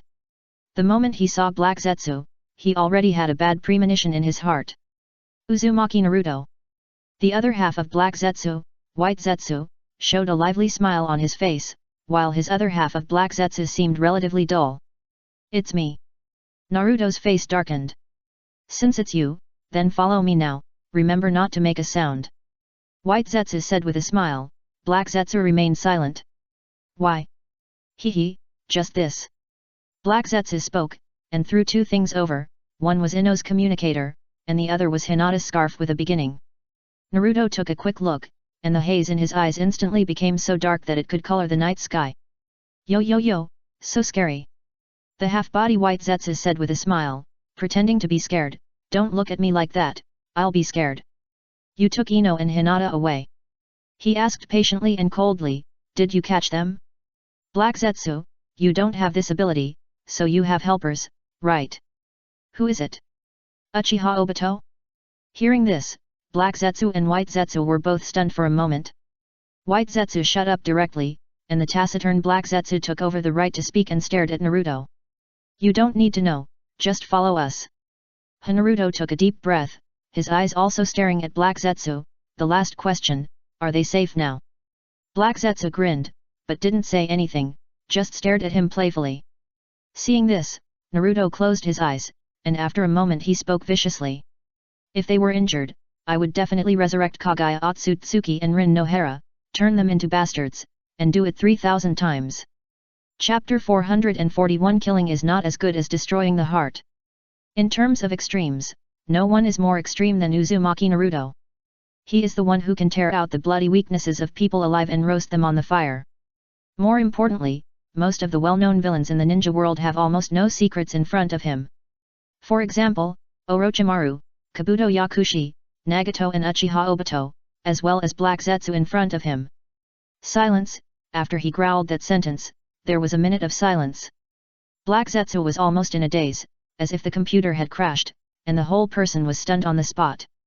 Naruto's words about resurrecting Kagaya Otsutsuki and turning her into a maid Black Zetsu's brain buzz. How could he know his mother? How could he know Uchiha Obito? Impossible. Absolutely impossible, he is just a nine-tails Jinchuriki. For the first time in 1,000 years, Black Zetsu felt his scalp tingling, even though he had no scalp at all.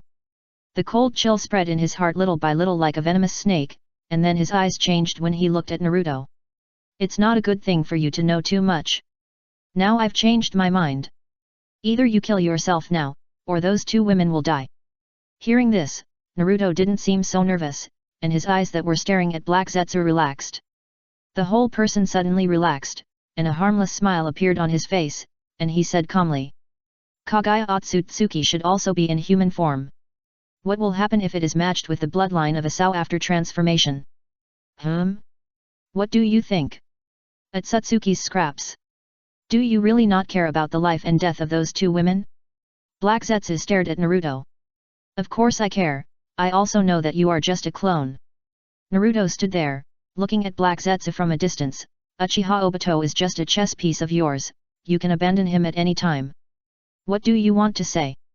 Black Zetsu's eyes were more fearful. I just want to tell you that I know a lot of things, and it's not just this. At this point, Naruto paused, staring at Black Zetsu and said word by word.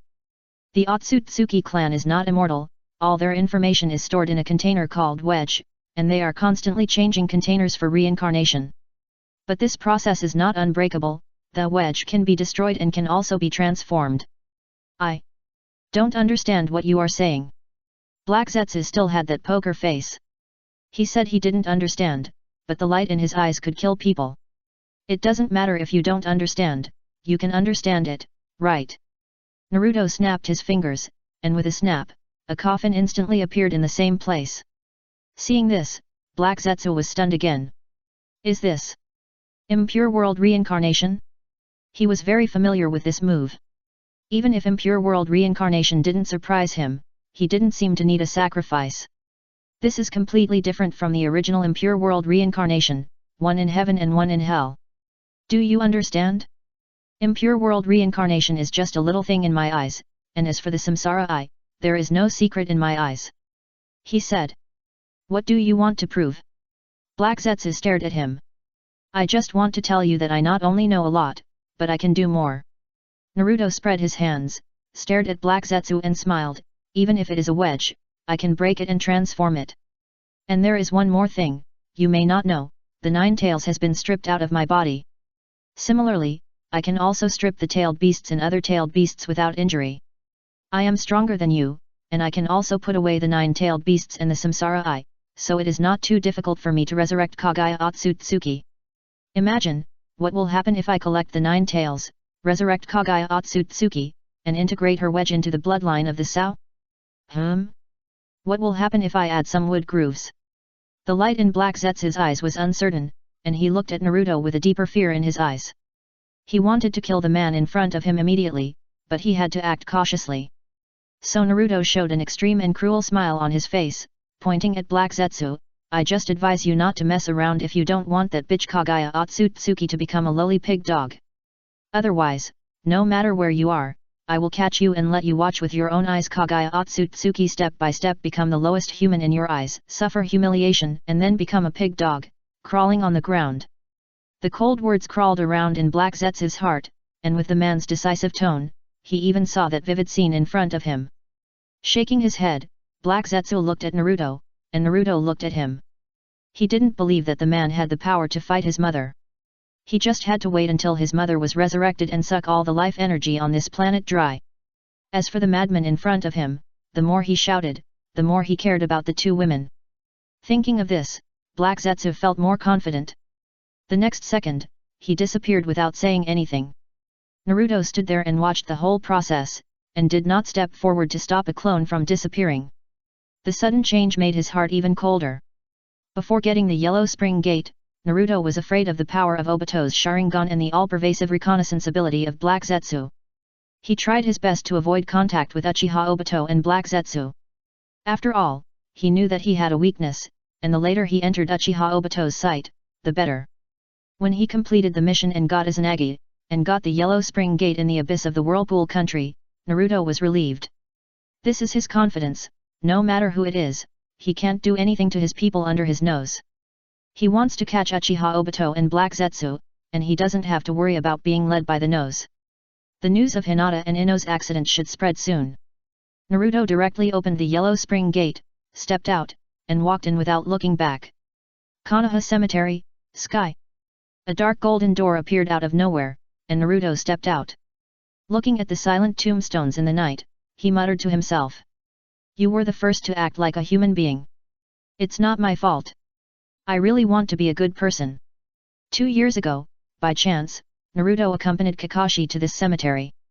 At that time, the 2 of them happened to visit Nohara Rin's tombstone together. He knew very well where Nohara Rin's body was buried. He took a step with a familiar step, but walked a long way in the blink of an eye.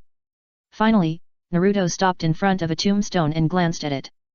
This is an old tombstone, which looks like it has been exposed to wind and rain for about 10 years. It may contain bones or a handful of ashes. No matter what is in it, he can awaken something from it. This is the use of the impure world reincarnation, and it is also the meaning of its creation. Excuse me, Kakashi's close friend, I am Kakashi's disciple. Now a small thing has happened, and I have to disturb your peace. If you want to blame someone, blame that beast Uchiha Obito, he really deserves to die. After muttering, Naruto snapped his fingers, and the soil on the ground split apart instantly. The grass cracked, as if revealing a hideous wound. A coffin was quietly erected. The heavy coffin looked particularly gloomy in the dim light. With a bang, the coffin lid opened instantly. Under the hazy moonlight, this was the first time Naruto saw Nohara Rin in person. A girl who looked about 12 or 13 years old, with bright eyebrows and big round eyes, with pure black pupils unique to the impure world reincarnation. There were blue bloodshot around the corners of her eyes, but her whole face was smiling. The sides of her cheeks were painted with purple camouflage, short hair, and her eyebrows and eyes were very bright when she smiled. It's gay. At that moment, Naruto was even a little dazed. Because they are cousins, now Nohara and Rin Nohara look too similar. If it weren't for the obvious age difference, he would even think they are the same person. Rin Nohara? He asked tentatively, waiting for her response. It's me. Rin Nohara looked down at her hand, stretched out her hand to try to grasp it, raised her head with a confused look. Didn't I die? I remember that I seemed to die in Kakashi. Dead, this is the impure world reincarnation. Naruto nodded and looked at Rin Nohara calmly. I woke you up because I need your help with something. Ask me help. She asked hesitantly, looked at Naruto and suddenly froze again. Are you teacher Minato? Namikaze Minato is my father, and I am now Kakashi's disciple. Naruto nodded. Naturally, he would not be shy at this time and pick on the key points to build relationships. Kakashi. Nohara Rin suddenly became happy, covering her chest with her hands and asked cheerfully, is Kakashi doing well now? Yet. Then what about Minato? Such a great man must have become the shadow of the village, right? Nohara Rin seemed very excited and asked one sentence after another. That's right, it's a pity that he was killed by Uchiha Obito. Naruto calmly explained the facts. What? Nohara Rin was stunned, and the expression on her face froze instantly. Obito? Didn't he already? How could it be possible? How could Obito do that to Minato teacher? I don't need to lie to you. Now I need you to help me do something. Of course, I will ask for your opinion in advance. He said so. I will tell you in detail how to do it on the way. You just need to help me do those things. I fully respect your opinion, but you have no right to refuse. Nohara Rin really had no right to refuse, and could only watch Naruto casually open a simple dark golden door. On the way to find Uchiha Obito, she asked. What did Obito do? Although it was too much to use other people's sympathy, Naruto didn't care about this kind of thing at all. He was eager to find Uchiha Obito and kill him. You can ask him yourself, I don't want to say it. Naruto refused directly. How could he have time to tell her a story? He stared at the surroundings. He believed that Uchiha Obito must be near Konoha and not far away. Maybe he was staring at him now. As he expected, Uchiha Obito was staring at the two people who stopped in front of him in the dark in the forest. Black Zetsu was hiding on the top of another giant tree and was watching from afar at this moment. What Black Zetsu said just now about killing the two women was completely bluffing. Ino and Hinata were both taken into the Kamui space by Uchiha Obito, and he had no right to say anything. And he knew very well that even Uchiha Obito didn't completely trust him. If he asked him to kill the hostages, maybe it would just be a lie in the end. But Black Zetsu did not give up. After reuniting with Uchiha Obito, he did not tell Naruto what he said, but just found some random words to get rid of him, and then left directly. Uchiha Obito did not doubt it, nor did he ask much. Anyway, Black Zetsu has always been a mysterious person. In short, it is always right to be wary of him. Until he saw the petite figure, his whole body trembled violently. It seemed that he could not believe his eyes, and shook his head and looked again. It was indeed Nohara Rin, but at this moment she was following that Uzumaki Naruto.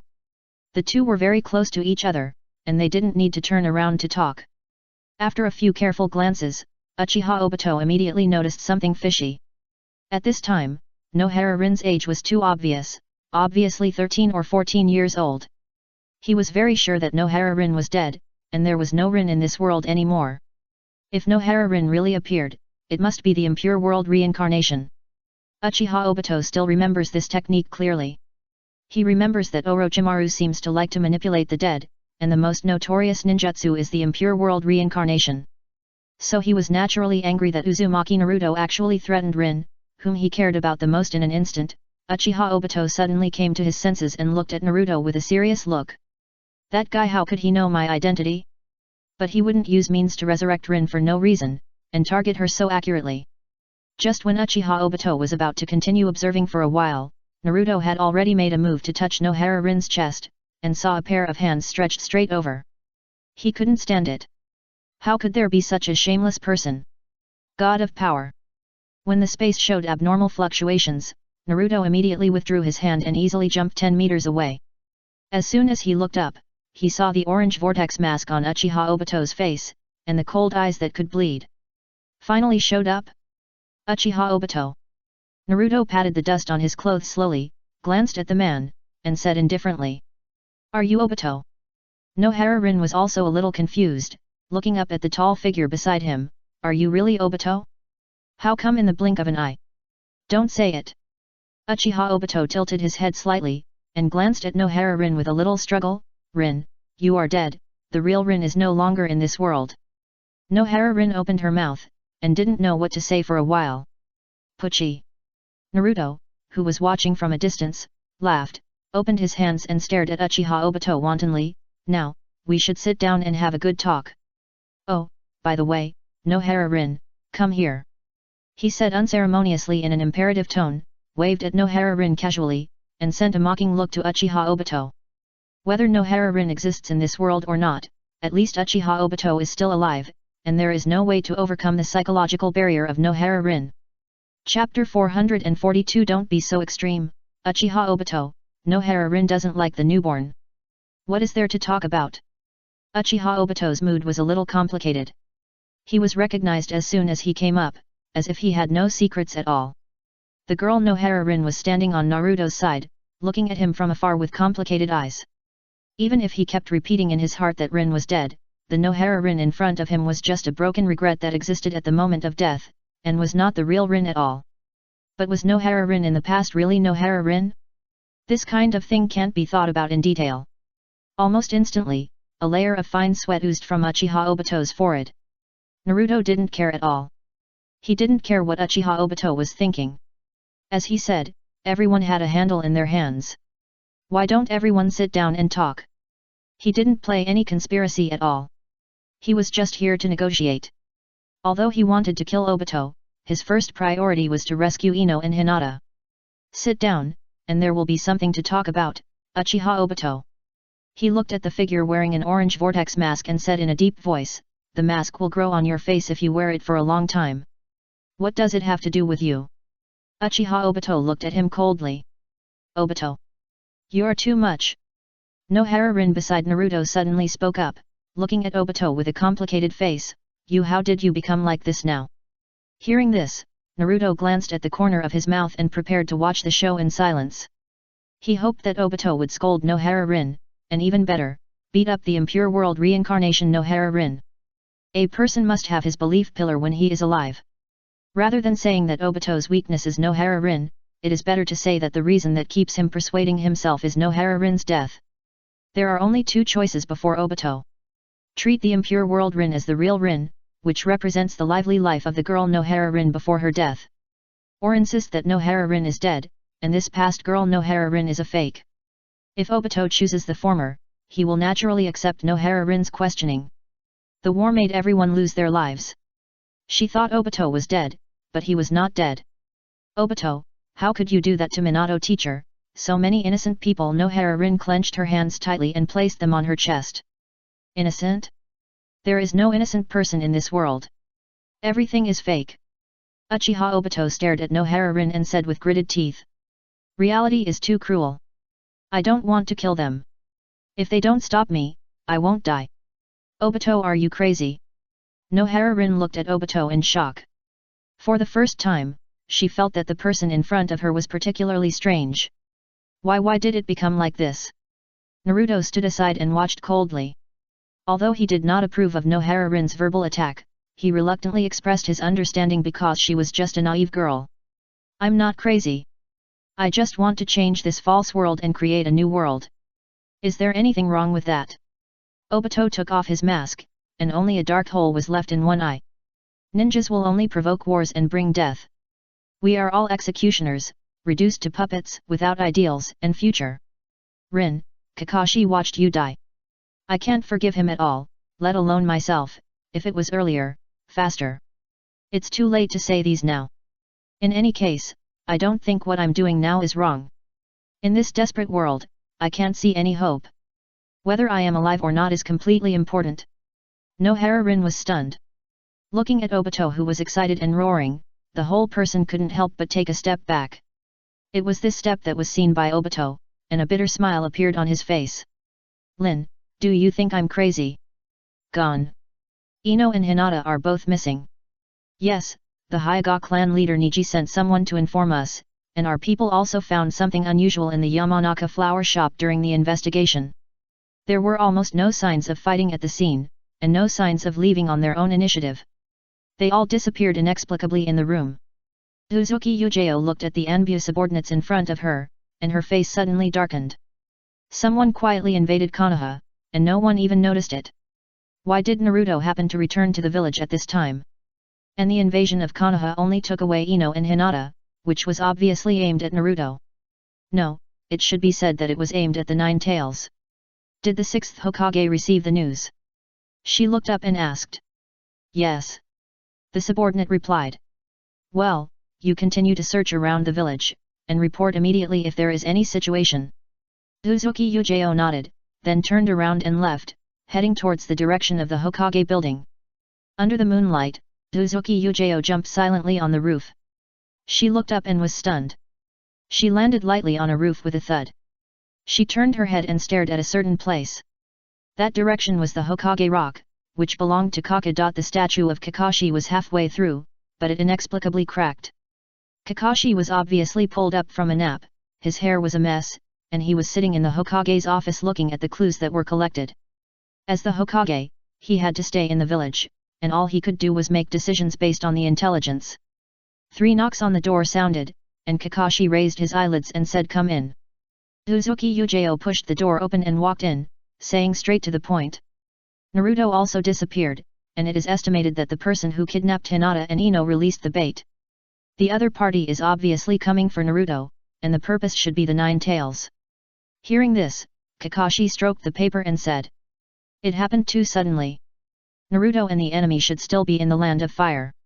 If we investigate now, we may still have a chance. I have sent people to notify the Hyuga clan, the Abarame clan, and the Inyazuka clan to provide reconnaissance support. The Anbu needs to assist them. The mission level is tentatively set at S. Who would do this? She asked one more question. I don't know, unless we can find Naruto, he may know who the other party is now. Kakashi crossed his fingers and was not in a very good mood. For some reason, he always had a bad premonition. Oh, by the way, Kakashi. Uzuki Yujao still called his name when there was no one around. She also knew that Kakashi was just a temporary replacement and was not interested in this. What happened? On the Hokage Rock, your half-carved stone statue cracked. Uzuki Yujao looked at him and said, could the other party be someone you know? An enemy or something? Cracked. Kakashi was also stunned. He was a lonely man with countless enemies, but he was the Hokage now, who would bother him? The conversation ended here, and Kakashi had no clue. On the other side, Sasuke had learned the location of the three-tailed beast and was ready to capture it on a certain day. However, he received a message from White Zetsu at the last minute, asking them to abandon the mission and go to the Land of Fire. After the incidents of Kumagakure and Mist Village, no matter how confident Sasuke was, he couldn't help but wonder if the whereabouts of his team had been obtained in advance. After looking around, he naturally suspected White Zetsu. Among the 4 members of the Eagle team, no one except himself looked like a traitor, so the information must have been leaked from the outside. What? Uchiha Sasuke. White Zetsu saw Sasuke looking at him with a look, and couldn't help but feel unsure. After all, this order was indeed a bit abrupt. The other party joined the broken Akatsuki organization halfway through, and it is only a temporary cooperation. If the other party strikes and refuses to obey orders, he can't do anything. Why give up at this time? Sasuke glanced at Baizetsu coldly, we have prepared a plan to capture the three-tailed beast, and we will start tomorrow. Something happened in the land of fire. Uchiha Madara plans to capture the nine-tailed beast. Baizetsu explained. Sasuke didn't know the true identity of Uchiha Obito. Nine-tailed beast. Sasuke frowned. After Baizetsu left, Kagome looked around cautiously, sensed and confirmed that there was nothing wrong, then turned to Sasuke and said. Those guys are playing tricks on us, right? Sasuke glanced at Kagome and didn't say anything. The land of fire captures the nine-tailed beast, can't those guys solve it? Do they have to let us go? Suijutsu rolled his eyes and said in a frivolous manner. They're about to start fighting here, and now they want us to go to the land of fire? Those people obviously don't care about the tailed beasts, so why do they want us to catch them? Suiyu's words were rough but true. Sasuke frowned and raised his head for a long time before saying. Maybe something happened over there, even Uchiha Madara can't handle it, so now they're eager to let us go there. Sasuke, if even Uchiha Madara can't handle it, what's the point of us going there? Kagura couldn't help but frown and asked back.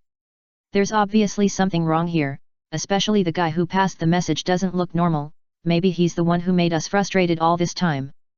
Kagura was dissatisfied, and Suiyo was even more angry. Yes, we have been discovered almost every time we do something during this period. If it's a coincidence, I will never believe it. Someone must have tipped us off. The last time we invaded Kumagakure, we almost died. Those big guys chased us like crazy. The last time we invaded Kirigakure, we were discovered again. Fortunately, the opponent was not strong. That's it. We have been tricked twice. Are you going to Konoha? I can even predict that before we enter the village, a group of Konoha Anbu surrounded us. Chigo sat aside, still silent.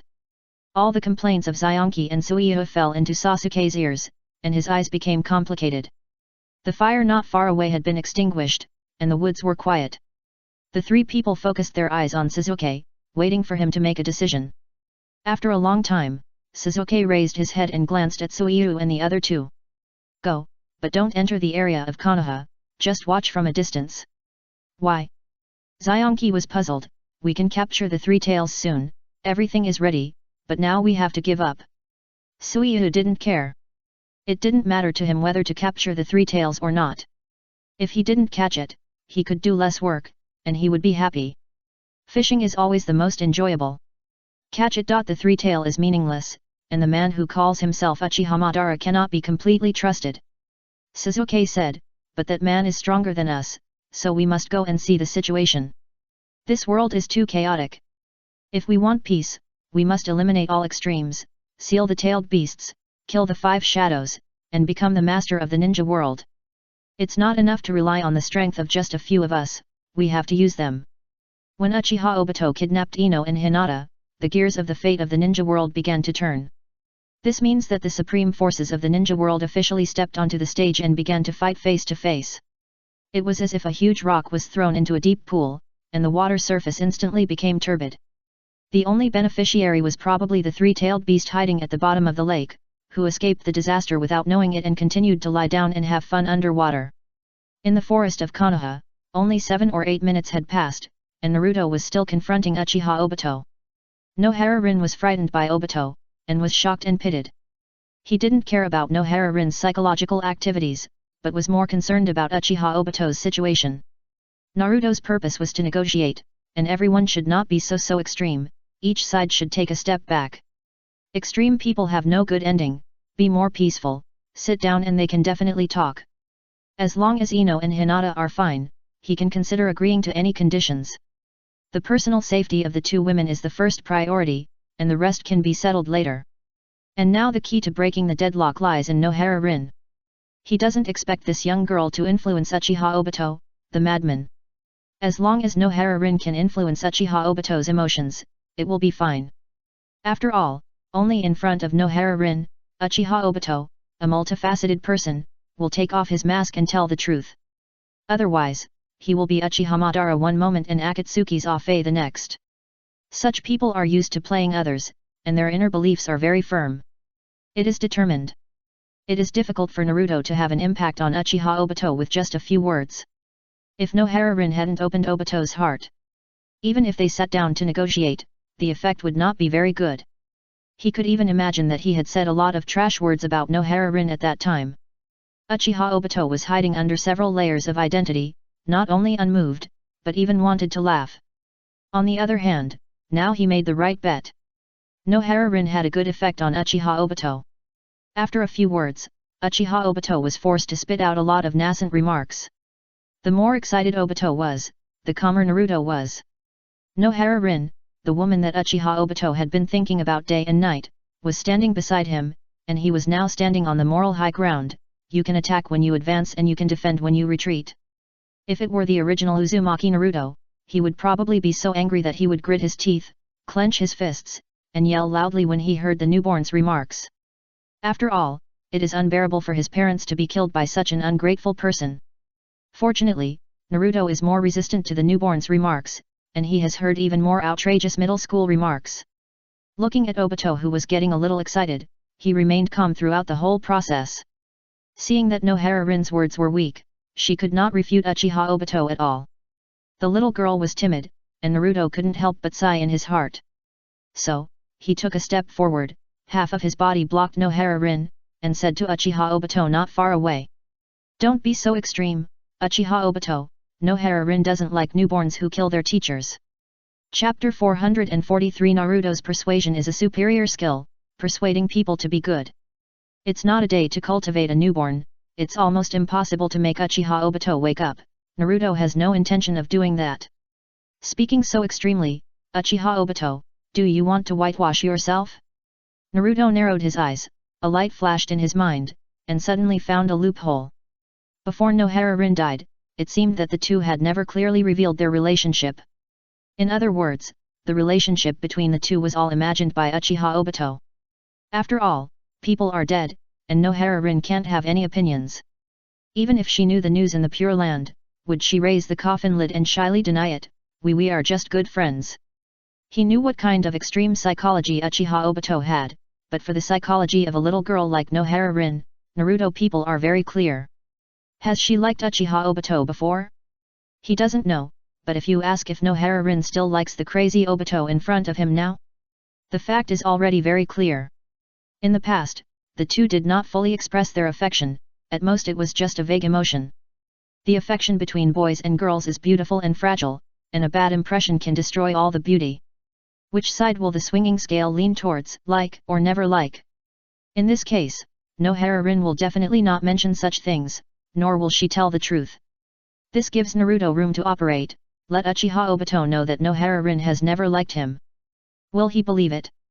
This is unknown, but it is impossible not to feel it.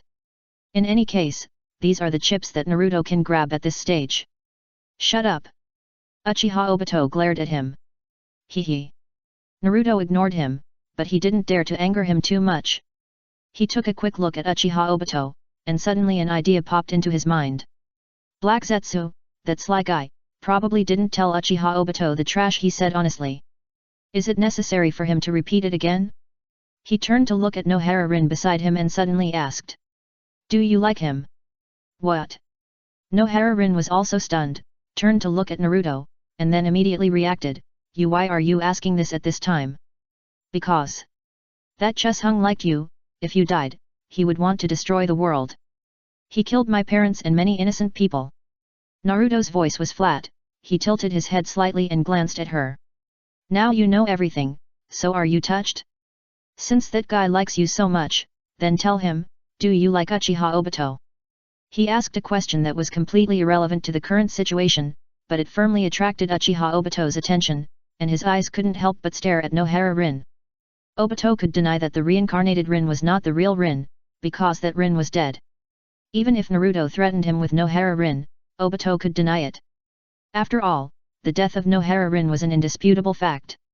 The consciousness of the reincarnated person only stayed at the moment before death, and Rin's soul was still living in the Pure Land at this moment. But what surprised Uchiha Obito was that Uzumaki Naruto didn't seem to intend to threaten him with Nohara Rin. Instead, he asked such an irrelevant question, which caught him off guard. Almost instantly, Uchiha Obito suddenly realized something. Even if the reincarnated Rin is not the real Rin, she represents everything about Rin before her death. After death, people no longer have consciousness, and their souls return to the Pure Land.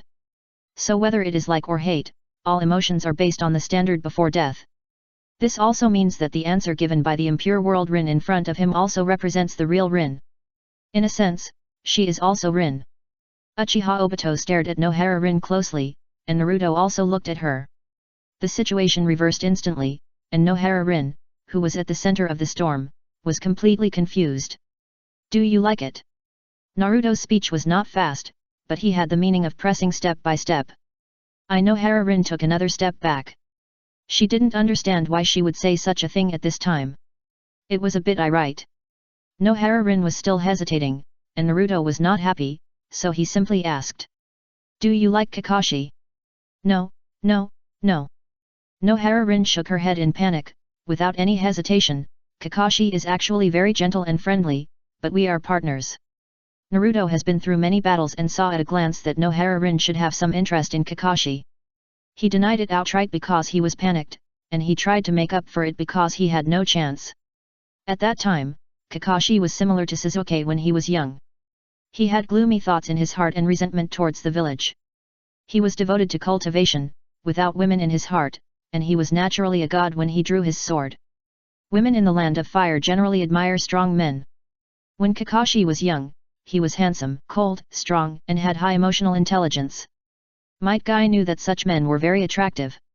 It's just that Kakashi is not interested in women, and he can also see that Uchiha Obito is interested in Nohara Rin, and he has always kept a distance from Nohara Rin. So even if Nohara Rin has ideas, she will slowly change from a vague liking to admiration for her partner. There will be no hesitation in denying it, because she knows that Kakashi doesn't care. If you don't like Kakashi, then do you like him? Naruto asked again. No. That's not the case. Nohara Rin waved her hand subconsciously. Perhaps because she had just denied it directly, her psychological burden was reduced.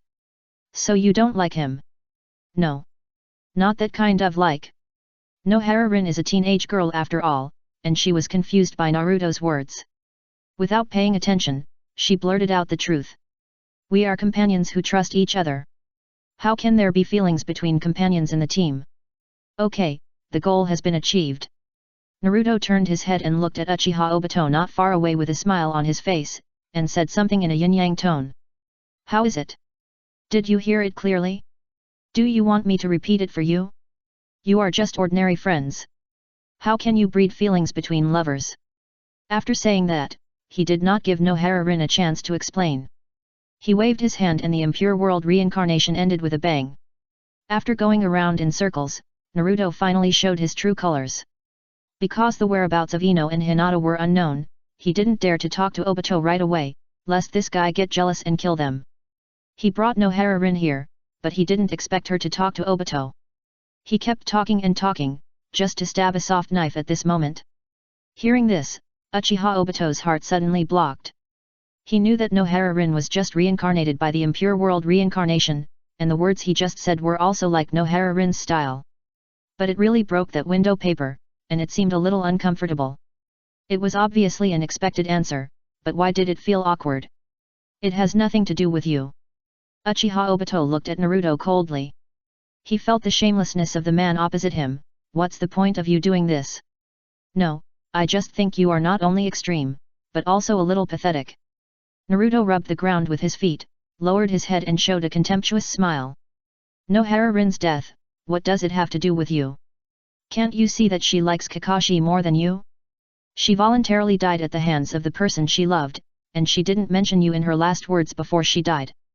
At this point, Naruto suddenly raised his head with a ferocious look on his face. He changed his cold tone and scolded Uchiha Obito.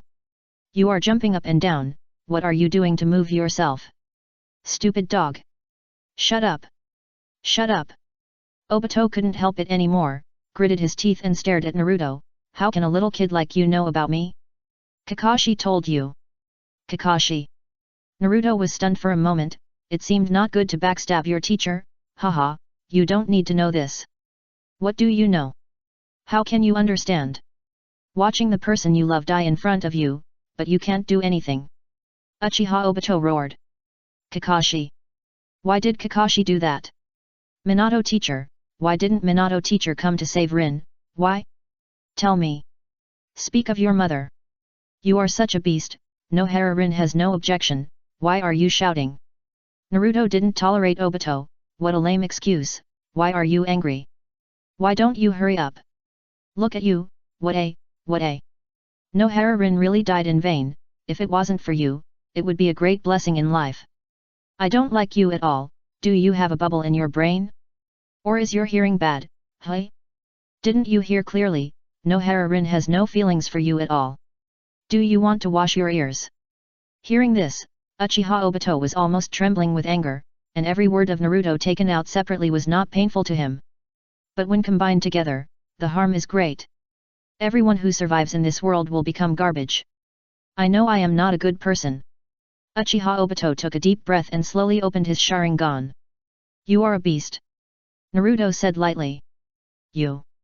Hey, I looked through the notes left by my parents. Naruto told an insignificant lie, but it doesn't matter, the world needs some lies. It's mentioned above that they will be sad about your death and proud of you.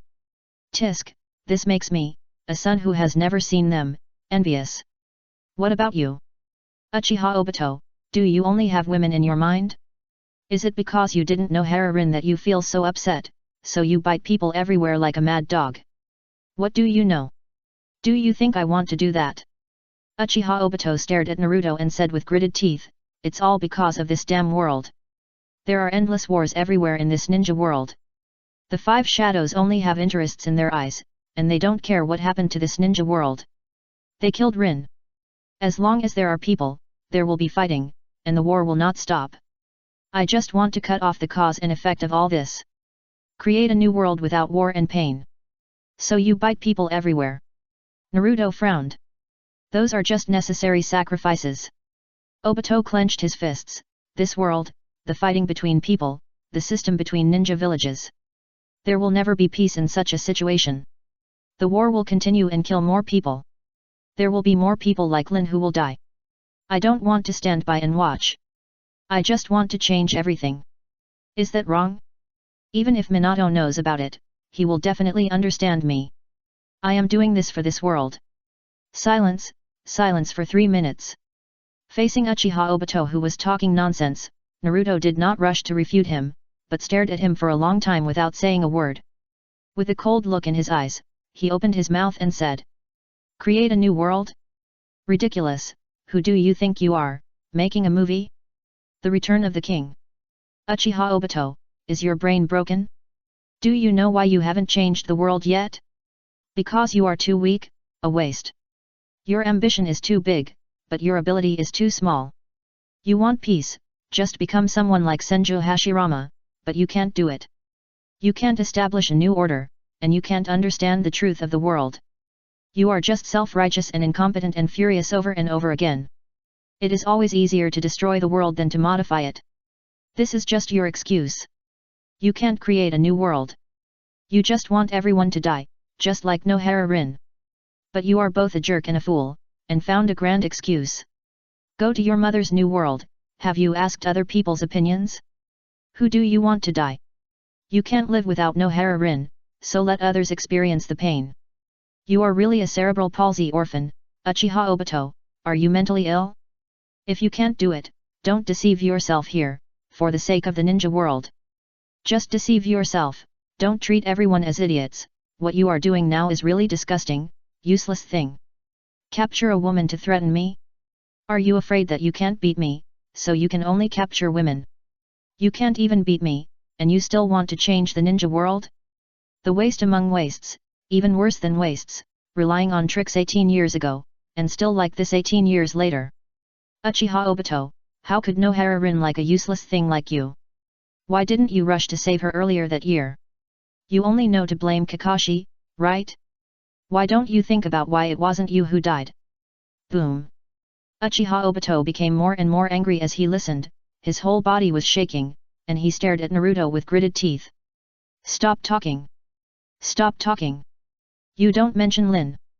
You don't deserve to mention Lin. I want to mention it, what can you do to me? Naruto's neck veins popped, Nohara-rin was really blind at the beginning, how could she be a teammate with someone like you? If it wasn't for you, she wouldn't have died. Do you know that Uchiha Madara has been eyeing you for a long time, just to use you? Nohara Rin, it's because of Yuan died. You blame others, blame Kakashi, blame the world, why don't you blame yourself? Naruto yelled a few words, and Uchiha Obito was stunned instantly. He stared at Naruto, his head felt swollen, and looked at him with unbelievable eyes. You are talking nonsense. Uchiha Obito was extremely excited. I will make you feel the same pain. Come on. I can defile her once, and I can defile her a second and third time. Naruto also cursed, you have the guts to try, the whole ninja world will see Nohara Rins. Chapter 444. The fight was going on, and then there was a tacit pause. Naruto was getting too angry, and his language became more and more vulgar. He started with a series of small telegrams. After greeting the other party's parents, he asked about his secret love. He didn't want to talk about any big principles with Uchiha Obito. Damn it, this idiot didn't deserve to listen. What did the 3 years of compulsory ninja education bring to Uchiha Obito? The idiot and the old man Uchiha Madara fell in love with each other over time. The villain theory is perfect. He is addicted to playing the thousand faces all day long. He looks cunning and treacherous at a young age. He started talking about war, peace, and creating a new world. You want everything to be permanent, but peace is not permanent. You are such an idiot. If you can't get it, you will destroy it. Destruction is eternal, right? Even cults are not as good as you. Extreme. For Naruto, war and peace have nothing to do with him. He only knows that now is a hard-won peace period, and there are always idiots who want to nuke the ninja world. The person that Uchiha Obito secretly loves died, so he is disappointed with this world and plans to destroy it. What kind of heresy is this? If you are disappointed with the world, just go and reincarnate into another world. Damn it! Naruto got angrier and angrier, and just started to curse at Uchiha Obito. Both of them were worried about fighting, so they just sprayed a wave of trash talk first. This is also one of his purposes. Everyone should go into battle bare-chested, and don't involve family members. Improve each other's personal qualities, and it would be better to exchange a wave of prisoners by the way. Have you ever experienced the feeling of losing a loved one? It's easy to say, but when that day comes, you will definitely be the same as me. Uzumaki Naruto. Obito gritted his teeth and said.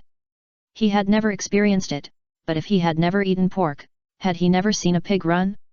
When the god King Tang-san lost his lover, he sat in front of the screen and ate hand-torn rabbit, tears streaming from the corners of his mouth. Hearing this, Naruto didn't tolerate him at all, pointed at Obito and sprayed back. What qualifications do you have to say these words? Don't you know what you did? You are really a living newborn. What did you do 18 years ago? You are a newborn when you are alive, and you are also a newborn when you die.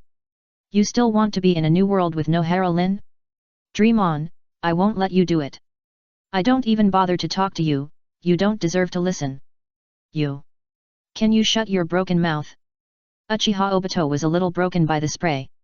He never thought that the negotiations between ninjas would be so dirty. Have the times changed? Do ninjas have to spray trash talk before fighting now?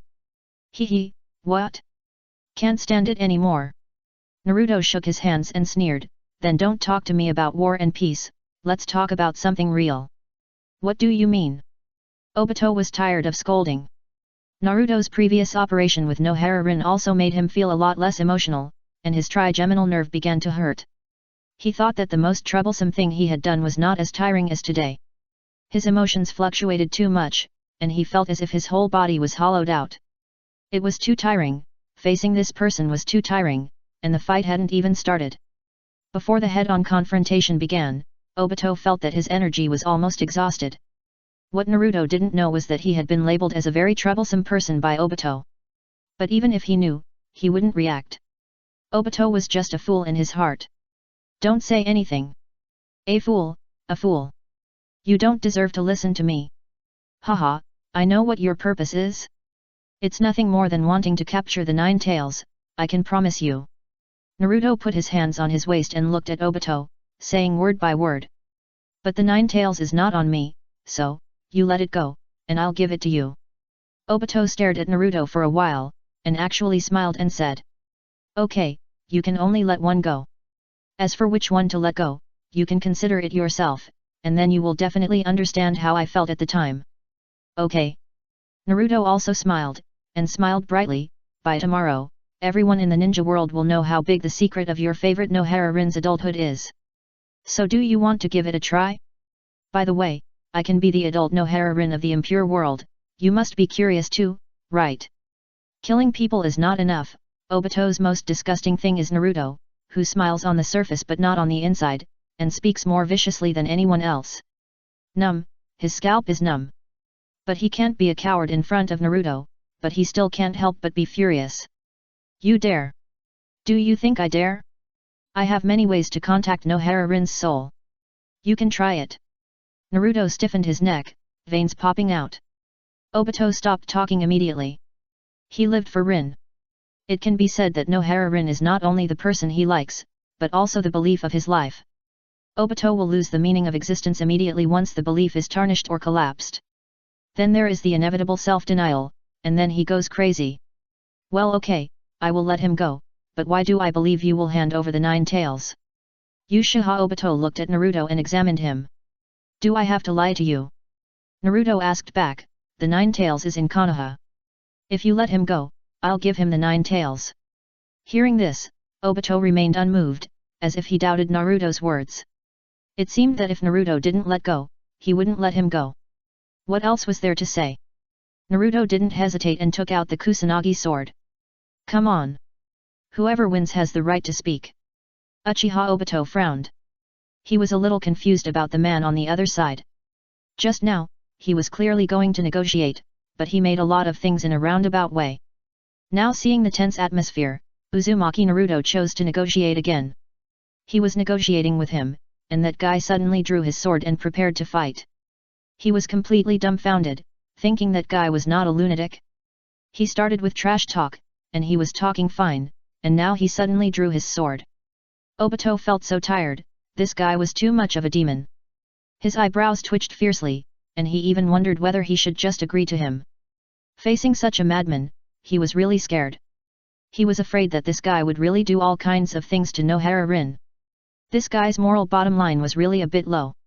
While he was hesitating, Naruto had already rushed over silently, and Uchiha Obito woke up instantly. Looking at the Uzumaki Naruto who appeared in front of him without any signs, his pupils widened sharply. This smell is too familiar, Flying Thunder God. How could he be Flying Thunder God? No. Where is the Flying Thunder God Kunao? I didn't see the Flying Thunder God Kunao at all, how did he get here? This speed of movement, which can be called the speed of light, made Uchiha Obito break out in a cold sweat instantly. His only Sharingan turned wildly, and he launched Kamui at the last moment. Time and space were distorted, and Kamui instantly blurred the position where Uchiha Obito was stabbed, as if the entire attack was invalid. If someone is not aware of this, they may think that this has gone beyond the scope of ninjutsu. In fact, it is not the case. Kamui itself has its flaws. Obito only has one right eye, and his left eye is still on Kazi. When the Kamui of the right eye is activated, any object can be sent into the Kamui space, and things in the Kamui space can also be taken out.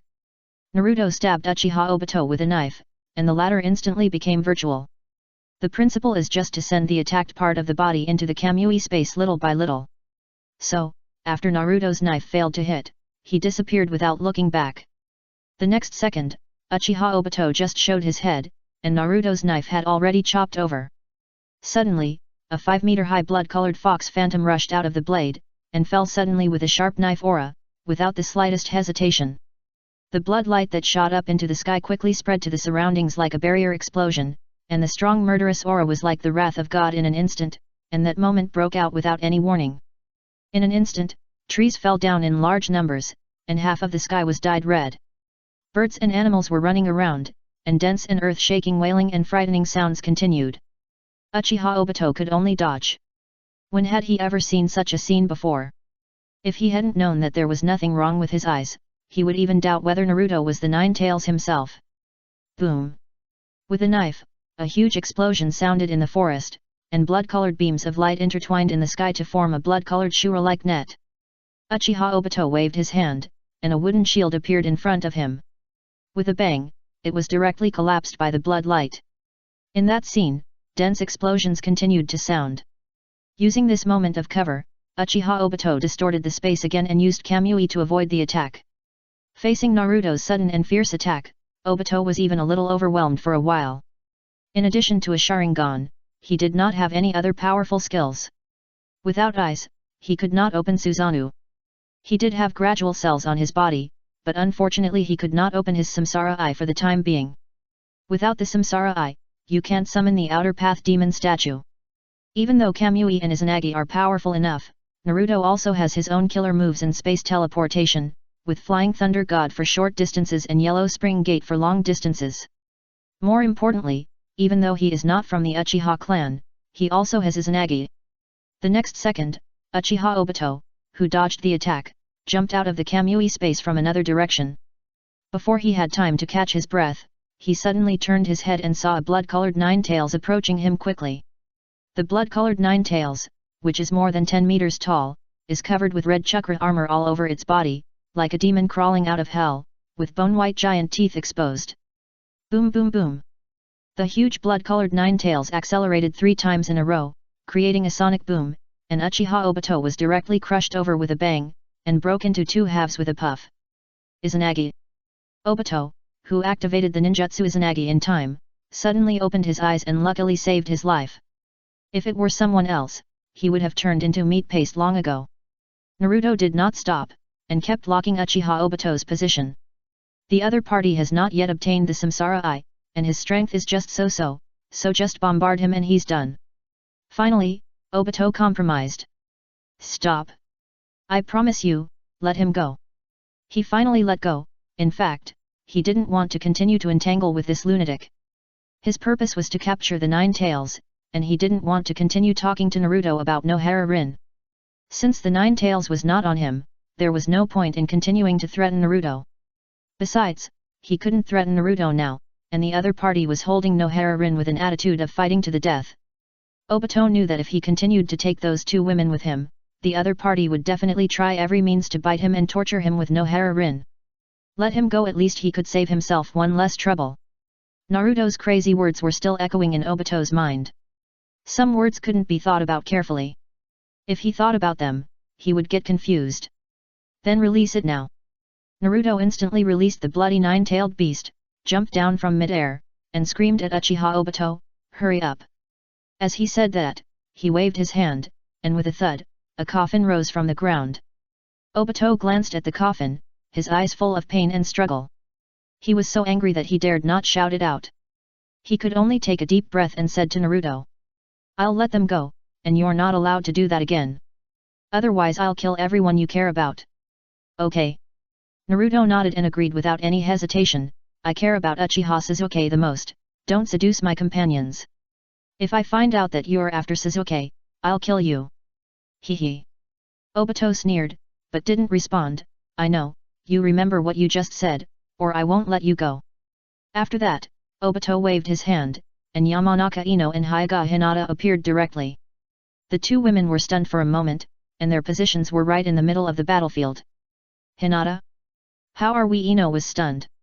"Seems to be out." Hinata said tremblingly. She turned her head and saw Uchiha Obito, who was in tatters and his mask was gone. For a moment, Hinata didn't recognize that Obito was the one who kidnapped her. She turned her head again, and when she saw Naruto, she was delighted, and her confusion turned into excitement. "Naruto!" She couldn't help shouting. Ino also saw Naruto, and her brows furrowed when she looked at Obito. She didn't recognize Obito either. She was sucked into the Kamui space in an instant, and she only remembered that he was wearing an orange mask. Ino looked at Naruto, then at Uchiha Obito, and sensitively noticed something was wrong.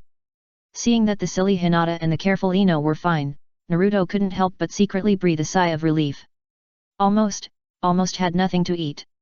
Even though Naruto wanted to kill Uchiha Obito now, in order not to bring psychological pressure to Ino and Hinata, he still smiled. "It's okay. Just an old friend." After saying that, he waved to the 2 women, motioning them to come over. At the same time, Uchiha Obito's face was also complicated, but he didn't say anything. Old friend. Ino naturally didn't believe his lies. Naruto usually lies a lot, but now is not the time to talk. Ino thought about it, and still grabbed Hinata's hand, who was confused, and took her to Naruto's position. Uchiha Obito was watching from a distance, tacitly stopped firing, and watched the two women and Naruto meet. I don't know what they said, and finally the two women walked away. Naruto leaned sideways, stared at Obito with a smile, thinking to himself that he would kill you later. Chapter 445 Yamanaka and Hyuga family elders appeared at the same time, the first strange meeting. Uchiha Obito is a very complicated person. Perhaps because he often plays different roles, his personality has obviously shown signs of splitting. Perhaps he is used to wearing a mask on his face. He can be the funny Afei, the ruthless Uchiha Madara, or the twisted Obito. This world is so wonderful. Kabuto Yakushi wears too many masks and tries hard to find himself. Obito threw away his ego and put on a mask voluntarily. Even if he talked about the great principles of war and peace, and always said he would create a new world, who could guarantee that Obito himself had never doubted those words? Perhaps he had no choice, or perhaps he had stained too much blood and could not turn back. But for Naruto, none of that mattered. He would not empathize with anyone at all. Most people live, who doesn't have some pain? Sasuke can see this clearly, it's either black or white, he doesn't care so much. My rules are rules, I don't care what you think, I care what I think. Naruto also thinks so, so he has always hated Danzo, Uchiha Itachi, and Hoshigaki Kisame. He doesn't care what their difficulties are, he will retaliate against them all.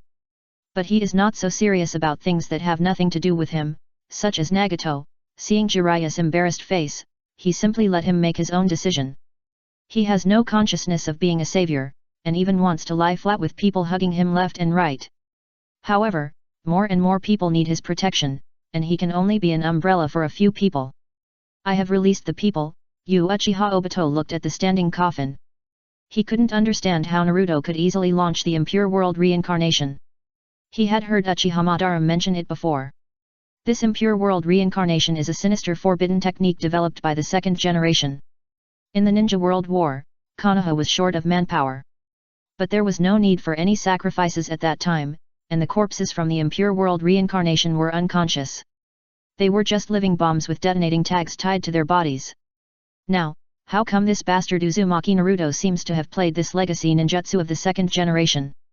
Oh, okay, I am the most trustworthy person. Naruto snapped his fingers, and the sliding coffin instantly disappeared into the ground and disappeared completely. Since if Obito hadn't set his sights on his woman, Naruto wouldn't have caught Nohara-rin and fleeced her. The situation was urgent just now, so he couldn't care so much. Now that the matter has been resolved, he should let go appropriately. Where's the 9 tails?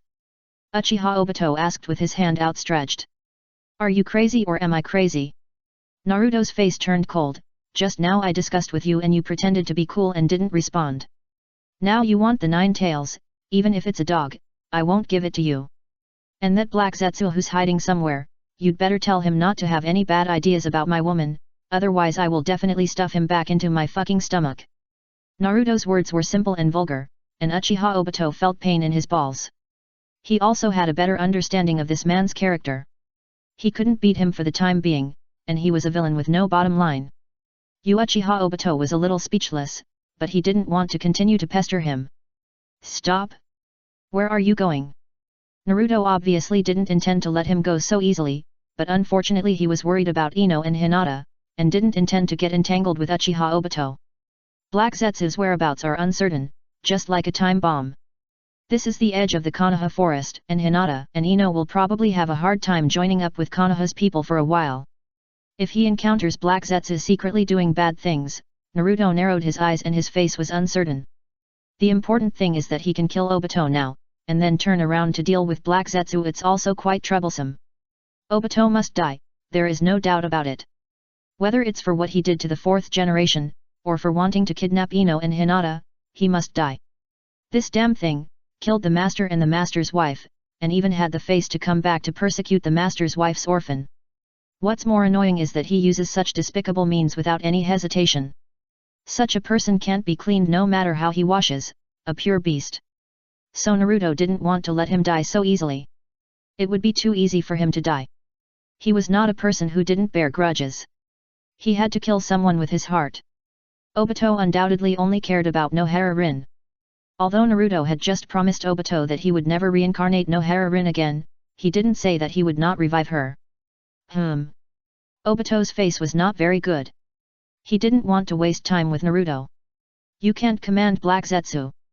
Naruto was a little surprised. So, what is the relationship between you? Since you have been together for so long, you must have noticed something, right? What does it have to do with you? Obito said coldly. It has nothing to do with me, but Naruto said directly, then why don't you think about who killed Nohara Rin? Why would Uchiha Madara help you? You haven't known the nature of the people around you for so many years, right? You just saw Kakashi killing Nohara Rin, you don't have any doubts at all. Kakashi told you. Obito frowned and stared at Naruto coldly, what do you know as an outsider? Then I'll tell you straight, whether you want to listen or not. Nohara Rin's death was a trap set for you by Uchiha Madara and Black Zetsu. Uchiha Madara set a curse seal on Nohara Rin's heart and sealed the three-tailed beast into her body. Naruto didn't bother to pay attention to him and just talked to himself. Nohara Rin died voluntarily at Kakashi's hands for the sake of the village. And Uchiha Madara went to great lengths to set up the trap just for you. In other words, the person who killed Nohara Rin was you, a moron. If you had died directly, Nohara Rin would not have died. So, think about why it was not you who died.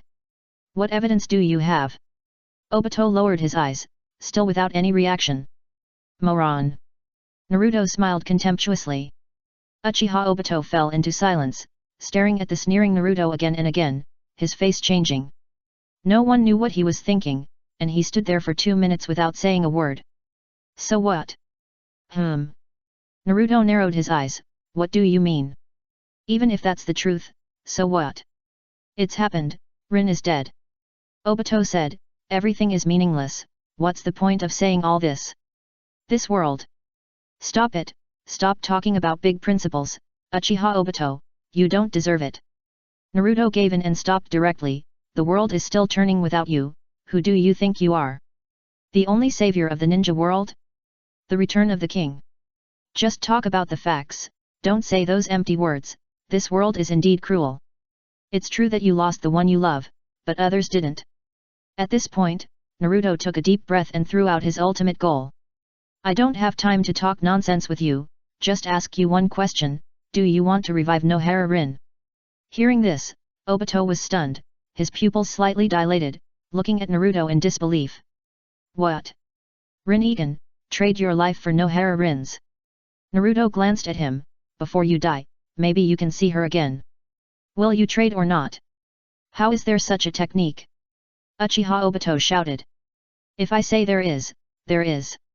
There is no need for me to lie to you. After all, Naruto pondered for a moment, looked up at Uchiha Obito, his pupils blazing. The next moment, a huge white shadow appeared behind him. In an instant, Uchiha Obito couldn't help holding his breath. In front of him was the shadow of the god of death with a green face and fangs. The huge white robe was scattered, the skinny body, and the god of death biting a white short knife. The pressure of death instantly enveloped the surroundings, and suddenly there was silence all around. Birds singing the sound disappeared, and the sound of insects disappeared. Everything was quiet, and death seemed to be a ruthless life harvester, making the surroundings fall into silence. Is this Shiki Fusion? Obito was not unfamiliar with this forbidden technique. The 4th generation Namikaze Minato used this technique to seal the 9 tails. Naruto was very satisfied with Obito's reaction. If he could cut off one of his hand's soles now, he would have done it long ago. Unfortunately, that guy ran fast, and this skill has a forward swing. If he did it himself, Uchiha Obito would probably hide in the Kamui space again. Thinking about it, a little impatience will ruin a big plan, so wait for him to fall into the trap first.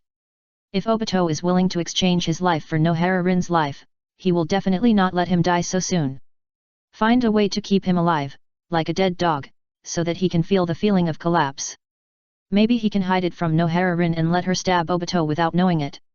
Although it felt a bit cruel to Obito, Naruto's heart instantly became firm when he thought that he almost had to endure the same pain as him.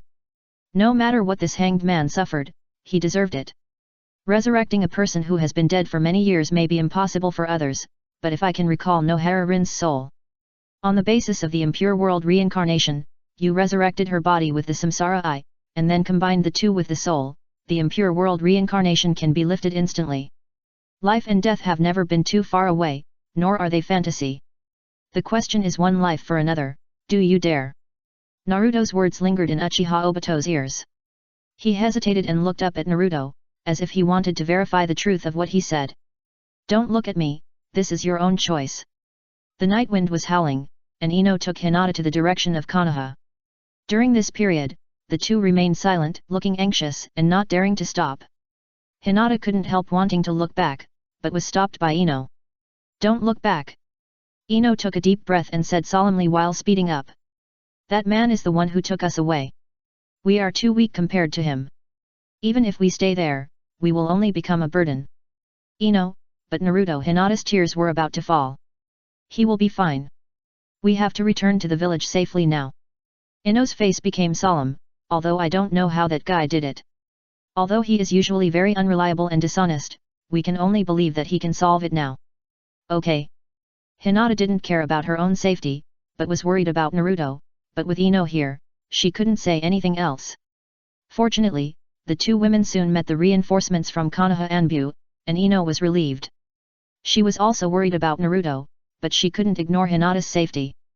She knew the reason why Naruto asked her to take Hinata away was because she was calmer than Hinata and would not delay time out of impulse. Now, she finally saw the Anbu of Konoha. She couldn't help but look back at the direction behind her, looking at the dark forest, worrying in her eyes. Ino was most afraid that Naruto and that person had made a deal that would hurt her, perhaps some compromise. This night was destined to be restless, and Konoha was boiling like boiling water. The disappearance of two young ladies from noble ninja families in a row was not a trivial matter. What? Found it? Gang Zisha, one of Konoha's former gate gods, shouted loudly with a look of surprise. Report to the 6th Hokage. Do you still need to report? The news from the Anbu must have been delivered. Shenyu Izumo, one of the gate gods, shrugged and wiped the sweat from his forehead. Konoha sent almost half of its manpower to search along the direction of the village entrance on a large scale, as if they would not give up until they found the person. Fortunately, everyone was happy in the end. The Yamanaka couple were also overjoyed. They only had one daughter, Ino. Let alone missing, even if a hair was lost, Yamanaka Inoichi would swear to kill the murderer. And Naruto should be thankful that he is still alive. After all, he has made Ino lose a lot of hair. The reason why he can live until now is purely because their underground love affair has not been fully disclosed. Not only the Yamanaka couple, even the serious Hyuga Hayashi was waiting at the entrance of the village early with a stern face. Even though there was no expression on his face, he asked the servants more than a dozen times in private. Hinata is the eldest daughter of the Hyuga clan anyway. No matter how stern Hyuga Hayashi is, it cannot change the fact that Hinata is his first child. People tend to devote more efforts to their first child. Even if they cannot dote on him, he still occupies a large part of their hearts.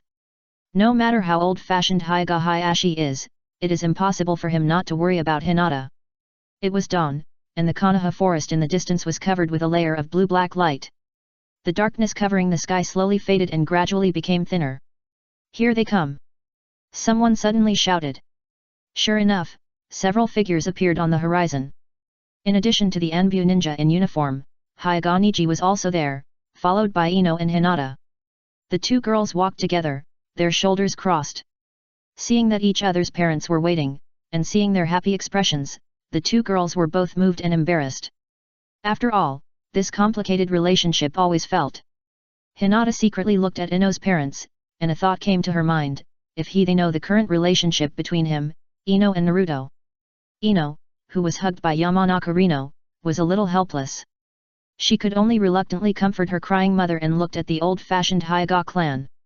Hinata's father seemed to be a very serious person. They should not accept it. That day will come sooner or later. How should she face it? Chapter 446 Konoha Hospital, Black Sakura knows everything. The confrontation between Naruto and Obito has actually ended long ago. Obito has no choice at all.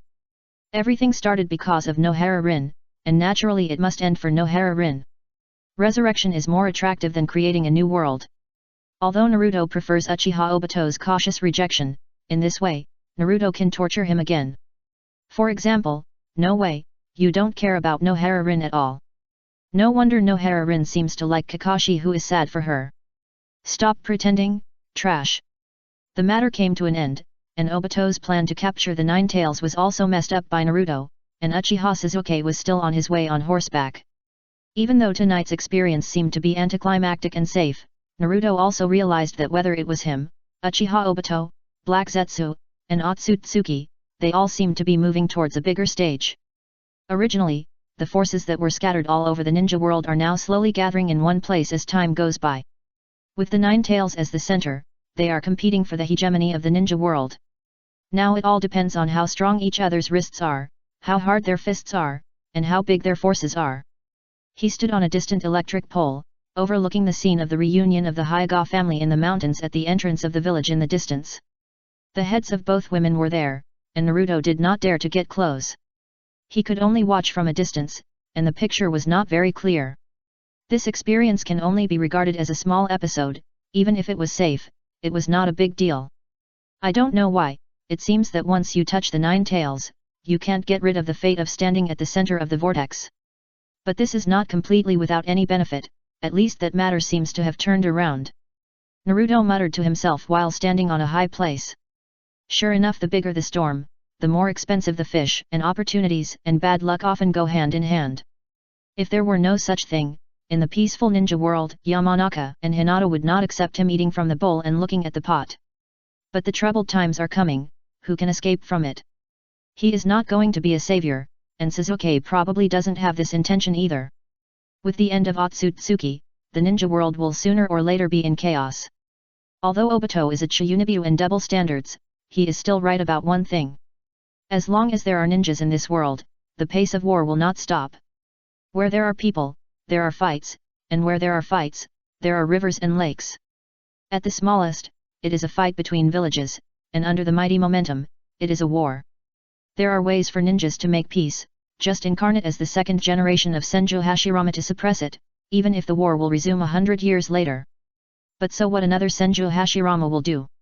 The general trend of the world is that after a long period of division, there will be unity, and after a long period of unity, there will be division. If there is no savior with a rough attitude, the Fourth Ninja World War will start sooner or later. After all, Black Zetsu is like a weed, which can never be killed, and will sooner or later revive Kagaya Otsutsuki. Chasing Black Zetsu all the time? Too careless. Thousands of years ago, the ancients said that it is better to drain than to block.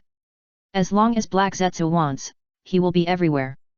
Moreover, he has been dormant for so long and there is no upper limit to his lifespan, which shows that his patience is not ordinary. Is it always necessary to be afraid? There are so many people he cares about, so does he have to act in secret all the time? How is this possible? Since Black Zetsu wants to revive Kagaya Otsutsuki, let him do it. If you want the Nine Tails, just take it. As long as the woman around him is not hurt, Black Zetsu doesn't care what he does, just wait for that moment to come. A good sword is always effective at the critical moment. Now, he slapped Uchiha Obito and threw him a sweet date, so the hanged man would probably not want to provoke him again.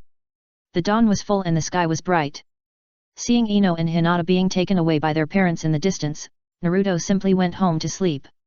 He was too lazy to report to Kakashi or something like that, because someone would come to find him anyway.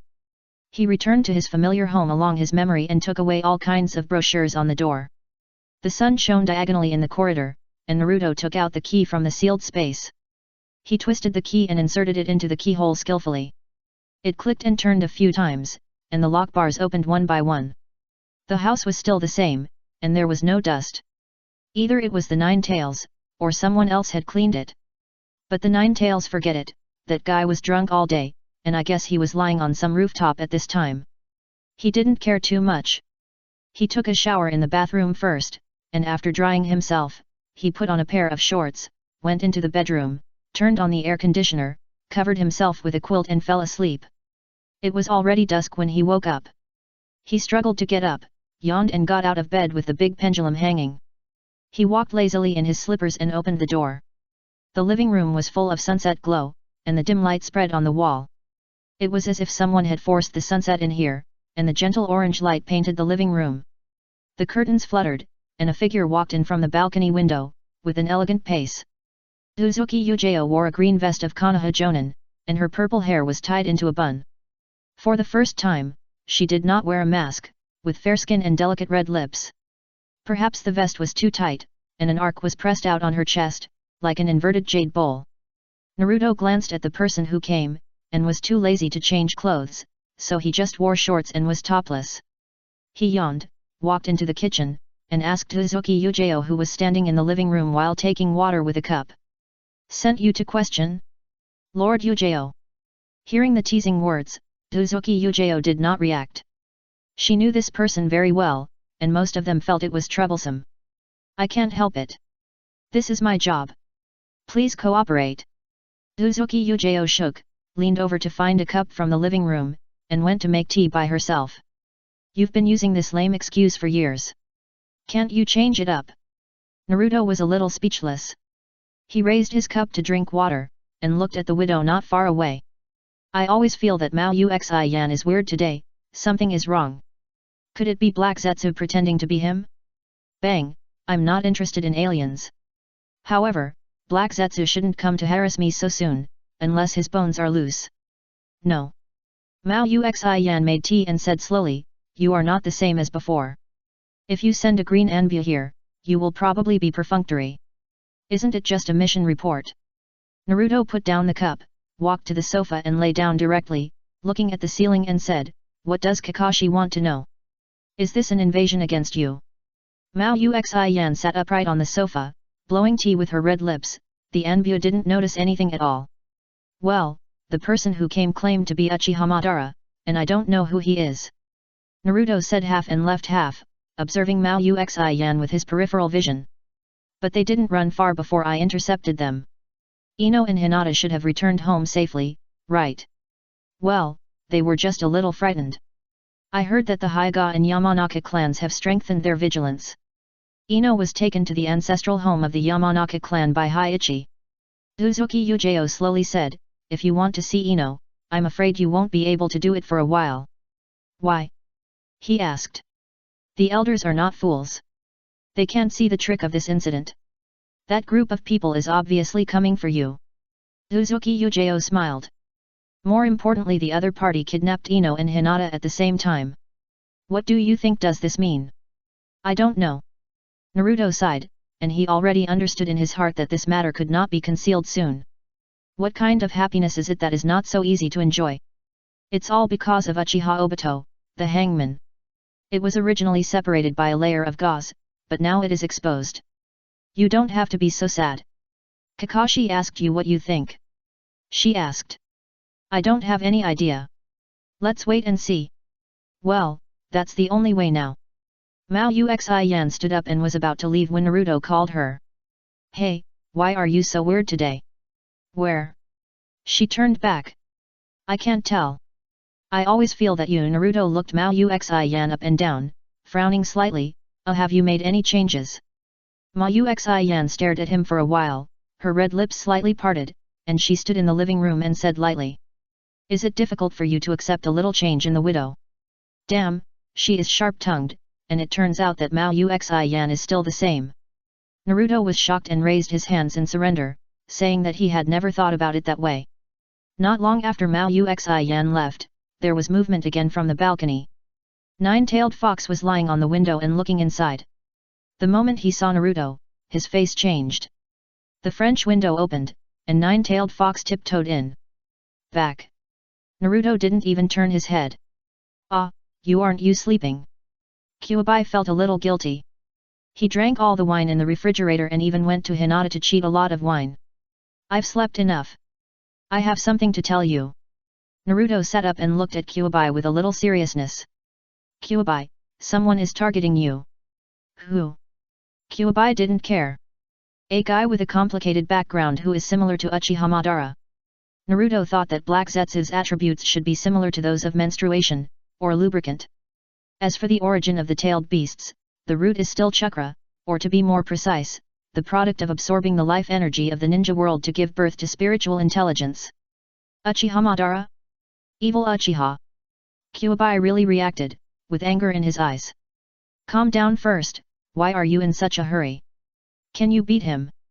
Naruto looked coldly and kicked it directly. The latter was timid and even showed signs of being a lackey. If you can't beat him, then so it wanted to say that it couldn't beat him because of your father.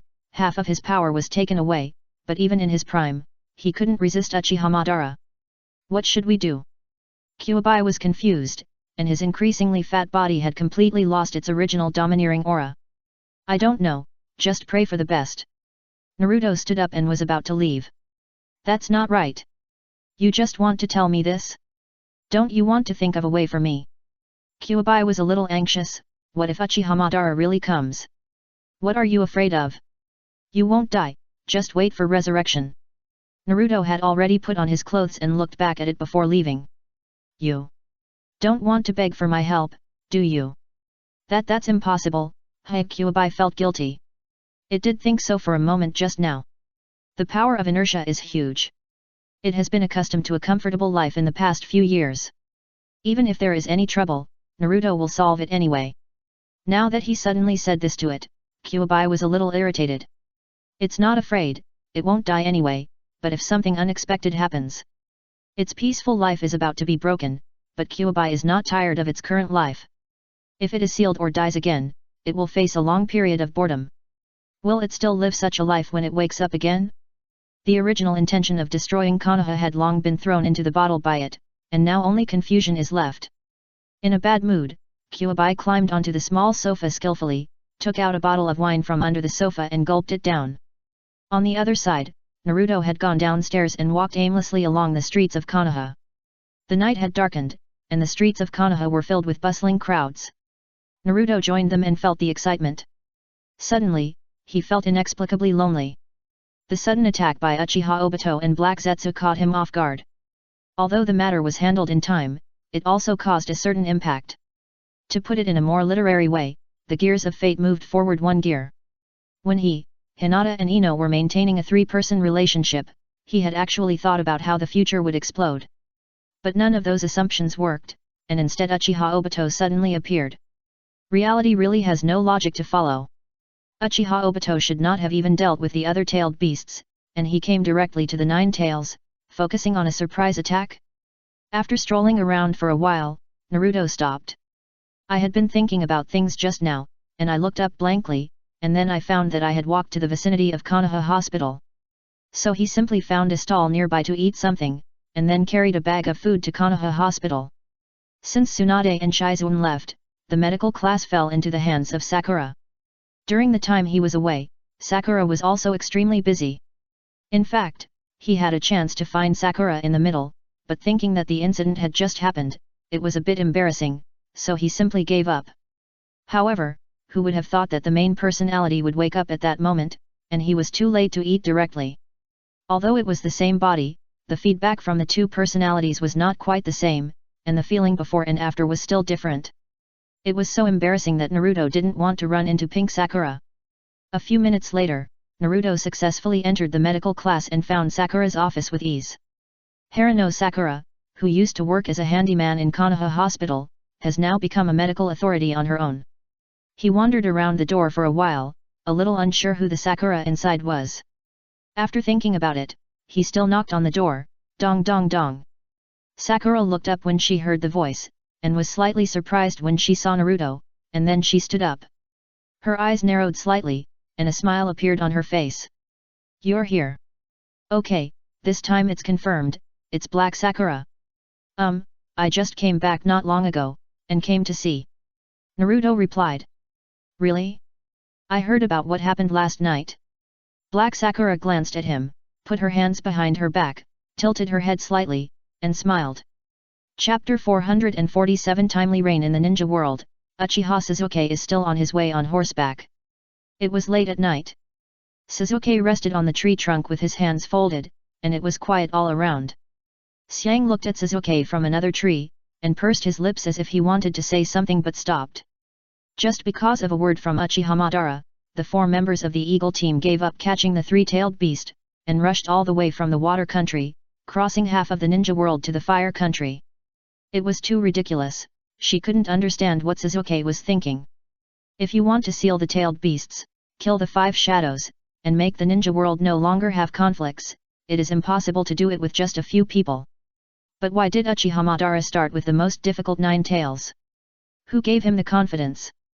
Just feeling depressed, Shoichi looked up and glanced around, and suddenly asked. Is it necessary to go to the land of fire now? Didn't that pot of grass-like guy pass on a message?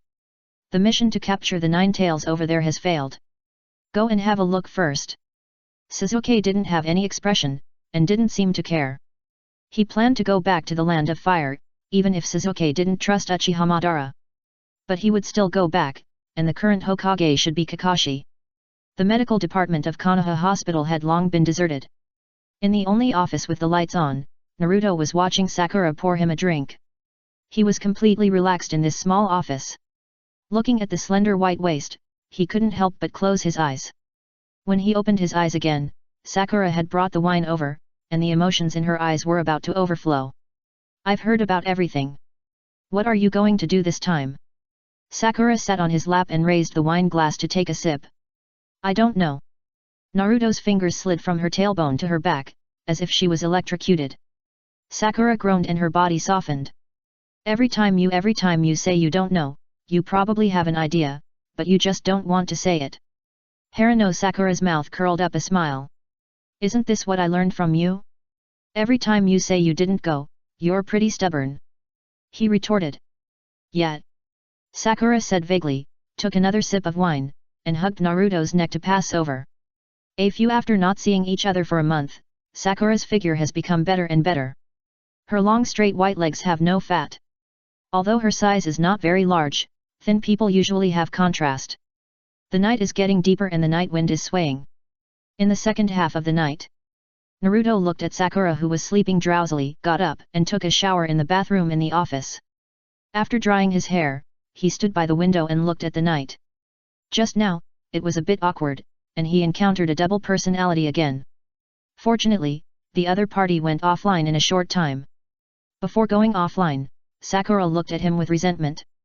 That look made him a little embarrassed. He had no choice but to give up because of the first time. Anyway, no one would believe in the second personality if he told others. What Sakura said was that Ino and Hinata were kidnapped at the same time last night. Such a big battle, the parents of both sides also arrived later. As long as you think about it carefully, you can easily analyze the reason. The relationship between Naruto, Ino, and Hinata is almost exposed. The reason why I say almost is mainly to see whether the elders of Hyuga and Yamanaka will break the last layer of window paper. At that time, according to common sense, Naruto will naturally make a choice. Sakura knows Naruto's character, it is better not to choose between the two. In Sakura's eyes, Hinata and Ino have already been in a Shura field. Maybe they don't want to repair it and still pretend to be stupid, but the elders of both parties are not only well known but also not stupid. This Shura field must be repaired even if they don't want to. Summer is about to pass, and autumn is killing. Naruto stood by the window and felt the coldness of the night wind. Konoha almost has no autumn. After the long summer, winter will soon come. The roads around Konoha Hospital are empty, with only a few dark yellow street lights still lit alone. Naruto looked for a long time, fascinated. He said he didn't know, not to perfunctorily Sakura, but he really didn't know. At present, there is only one general idea, that is, wait for the wind to come. When the wind of the ninja world blows high, the remnants of the Uchiha clan will start a riot and fight 1 against 10,000. When the Kirigakuer, Iwagakuer, and Kumigakuer will all rise up, and when the child of prophecy mentioned by Jiraiya will appear. The more chaotic the situation in the ninja world is, the better it is for him personally. He just wants to live an ideal life, and he is tired of fighting and killing. He just hopes that he can. In this situation now, it is better to be still than to move. Having made up his mind, Naruto's expression gradually became relaxed. Perhaps because of his bad mood before, he felt sleepy for the first time after the sage time.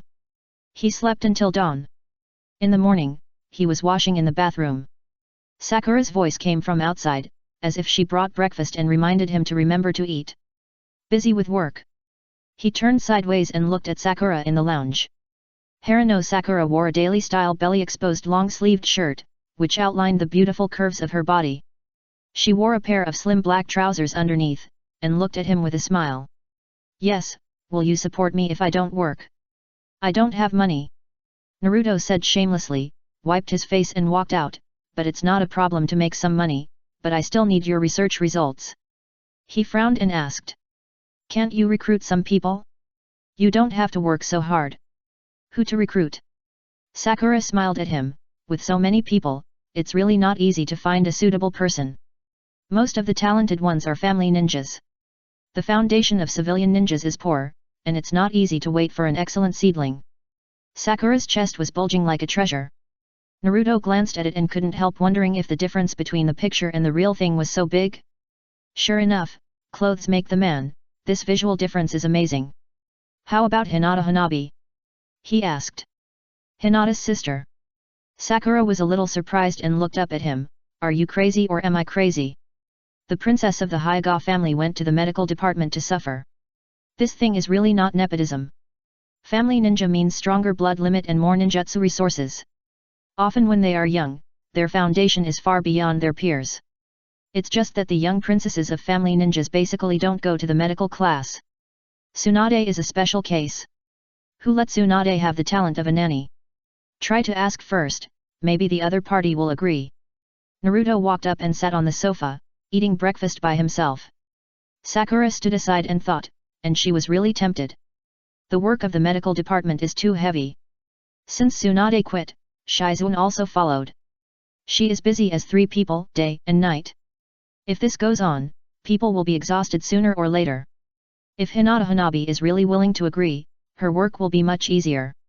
The members of the Hyuga clan are good at chakra control, which is also related to medical ninjutsu. Konoha is currently short of medical ninjas, and excellent medical ninjas are even rarer. After all, this path is harder and more brain-intensive than the path of ordinary ninjas. In addition to hard work, brains and talents are also very important factors. If Hanabi agrees to join the ranks of medical ninjas, I will definitely be willing to teach her. Then I'll try. Can I mention your name? Sakura asked. Why mention me? Aren't Hanabi and you familiar with each other? With your relationship with Hinata, she will probably agree faster. She explained, watching him finish his breakfast. Whatever, but I suggest you don't. Naruto shook his head, now Hanabi probably knows some information, it would be troublesome to mention my name. Really? Sakura smiled, what if she finds out about our relationship? Wouldn't it be more troublesome to recruit her? Are you scared? Naruto looked at Sakura in surprise, shouldn't you be more excited? Sakura smiled noncommittally, pursed her lips and said nothing. The matter of recruiting Hinata Hanabi was hastily decided. When Sakura was about to leave, she was bending down to pack the breakfast bag to take away. Naruto suddenly reached out and pulled her aside. You're going to be late for work. No one will watch whether you go to work or not. After all, you are the head of the medical team, so it doesn't matter if you are late. He said casually. It's all your fault. Sakura cleaned up the garbage on the table, but she didn't really complain in her heart, her face was red. Hat. Naruto didn't refute. I'm leaving, I'm late. Sakura left in a hurry. Naruto didn't care. He was afraid of being caught in the broad daylight, so he simply turned back to the office and continued to sleep. After all, there was nothing to do now, it was all Uchiha Obito's fault. Now that the heads of both sides have met, it is really the worst situation in misfortune. He would rather talk to Hinata and Ino behind closed doors and be open and honest. He didn't want to be bumped into by the heads of both sides in such an abrupt way, and things would slide into an uncontrollable abyss. Before this, he already had a way to maintain the relationship between the 3. Only if he is given some time, the relationship between the 3 people will be perfectly resolved. But things don't go as planned. Naruto can only blame himself for such an accident. He also knows that greed itself has retribution, but he doesn't plan to change. Originally, he planned to stay in the village for a while, get in touch with Hinata and Ino, and then set off for the Hidden Rock village. But now that such a thing has happened, it's neither going nor staying. So, as the saying goes, it's better to be still than to move. It is undeniable that Naruto is a scumbag, and he knows it himself. He is also worried that his ability is not enough. He had no ambition, so he did some serious work while lying down and having fun. If it was for other people, he could have the mentality of carrying a bowl in the kitchen to beat cream puffs, but it was impossible for him to do that to Hinata and Ino. Ino and Hinata, both of them are good. Hinata is gentle and full, and her eyes are full of herself. Ino is independent and kind, and her sincere love lasts longer than summer. He originally thought about separating and taking one of Ino or Hinata away. But later, by chance, the two women seemed to reconcile and progressed a step.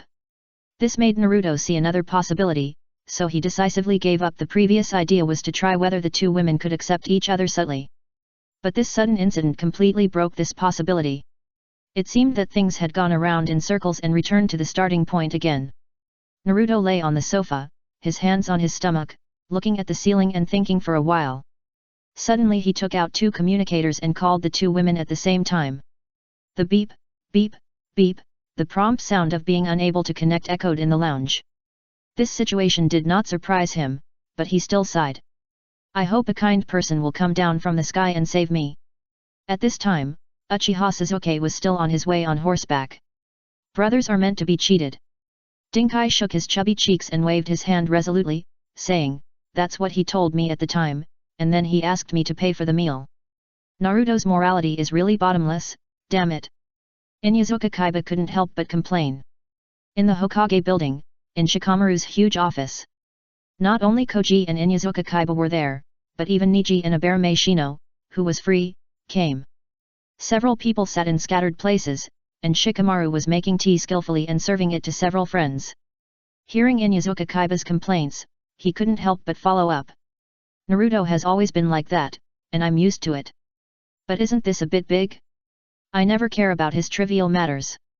Shikamaru cleared his throat and couldn't help but look at Niji. Among the people present, probably only Niji knew more in-depth news.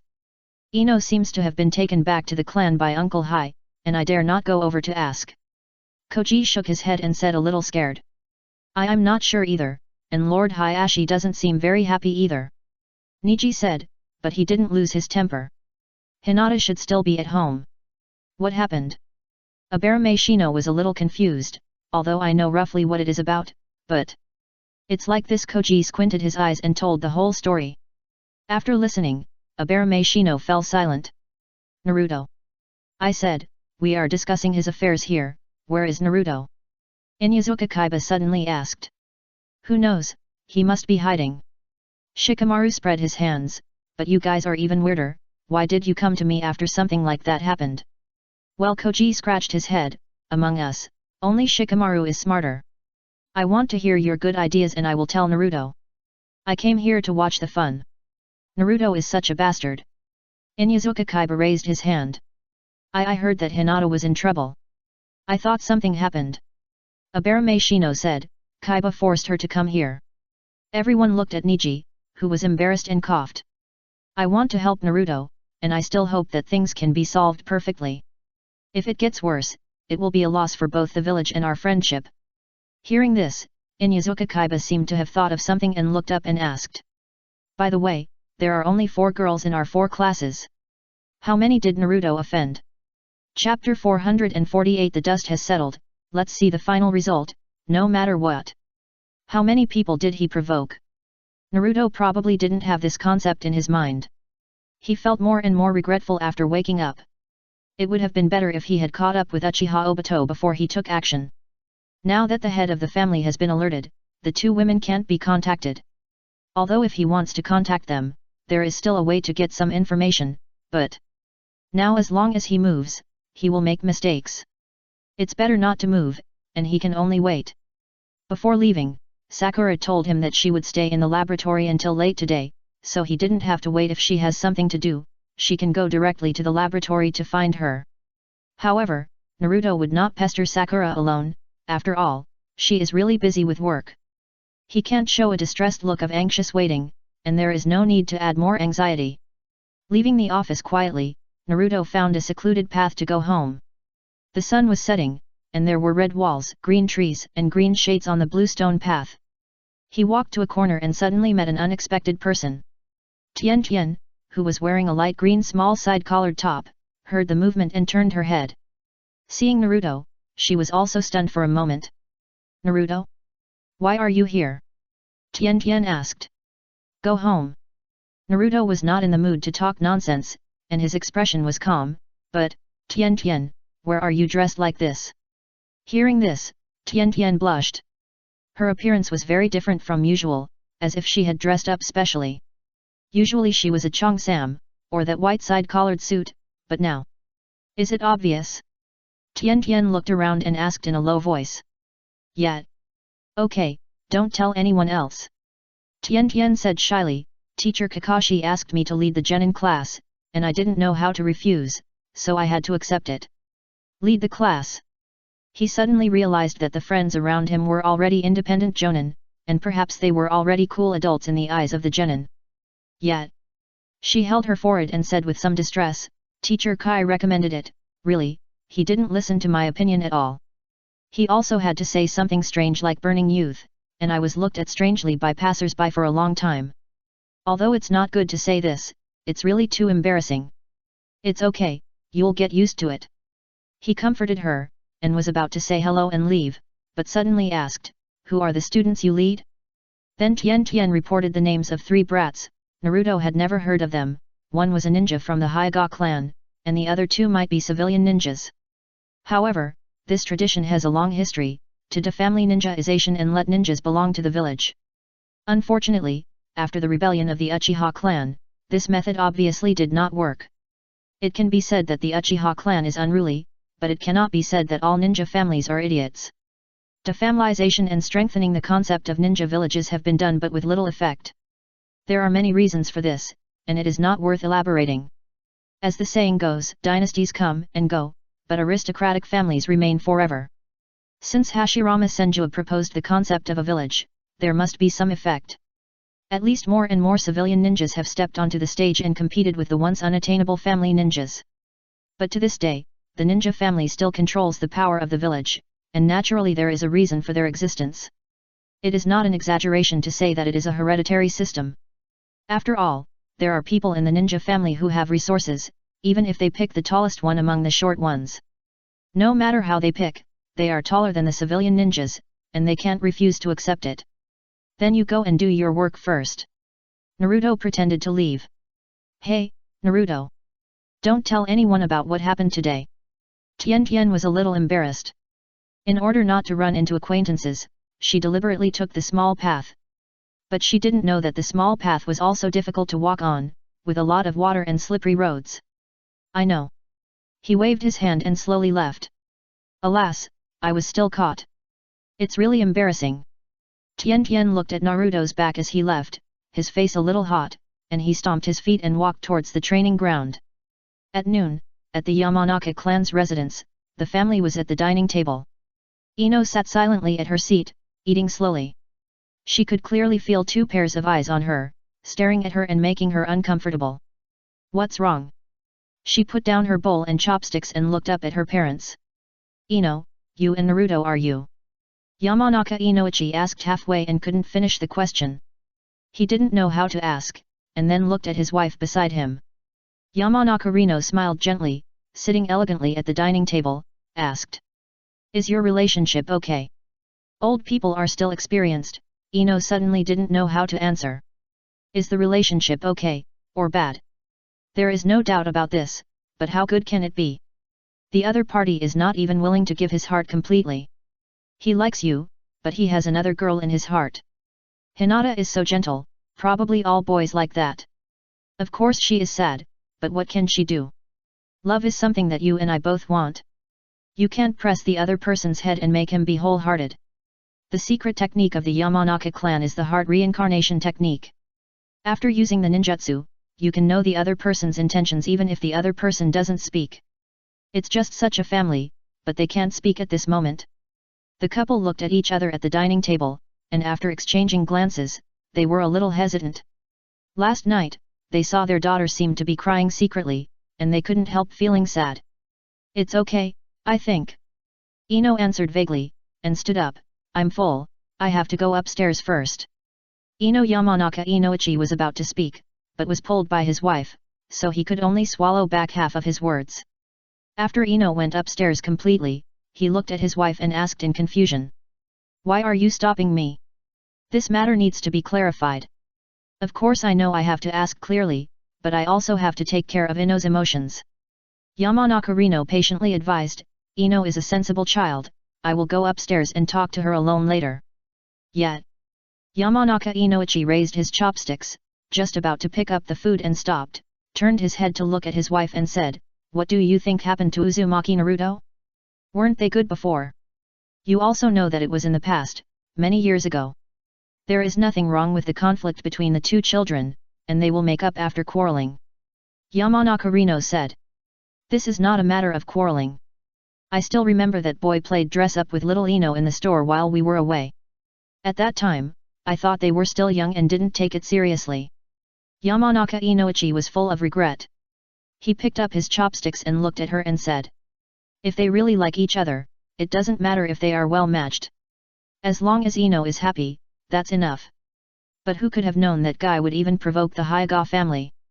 If I had known they would become like this, I should have thrown Naruto out at that time. It would also prevent Ino from getting hurt." Really? Listening to her husband's complaints, Yamanaka Rino couldn't help but say, "The matter has not been fully investigated, and it may not be what we imagined. What if it is just a misunderstanding? Don't be too emotional. Isn't it clear enough?" The remnants of the Akatsuki organization sneaked into the village, took Hinata and Ino away, and wanted to threaten Naruto. He said angrily, "It's good that my daughter is back safely, but why too?" Yamazaki Rino was helpless. Strange things happen every year, but why are there so many today? She thought about it but didn't answer, and turned to go upstairs. Upstairs, Ino was about to take her clothes to take a shower, and turned off the communicator and threw it on the sofa beside her. Seeing her mother going upstairs, she couldn't help but stop. "Take a shower, little Ino." She smiled. Yet. Ino ran away with her clothes in her arms, feeling guilty and not daring to look at her mother. Half an hour later, Ino quietly left the bathroom, and just as she was about to go back to the bedroom, she was stopped by Yamanaka Rino in the living room. She was stunned and turned her head awkwardly. "Mother." "Yet, let's go to your room and talk." Yamanaka Rino asked tentatively. "Okay." Ino entered the room without locking the door. Yamanaka Rino followed her in and asked Ino, who was drying her hair, "Can you tell me about it? What's going on between you and Naruto, and that girl from the Hyuga family?" Yamanaka Rino's voice was very gentle, with a feminine gentleness, and her eyes looked at Ino softly. It seemed that she was waiting for her to speak. Hearing her mother's question, Ino felt a little wronged. She also saw the head of the Hyuga clan, who also looked at her. Hinata was probably facing the same question. She didn't want the relationship between the three to be unclear, but what could she do should she leave directly? She didn't think of doing that at all. "We are just friends," Ino said. "Who?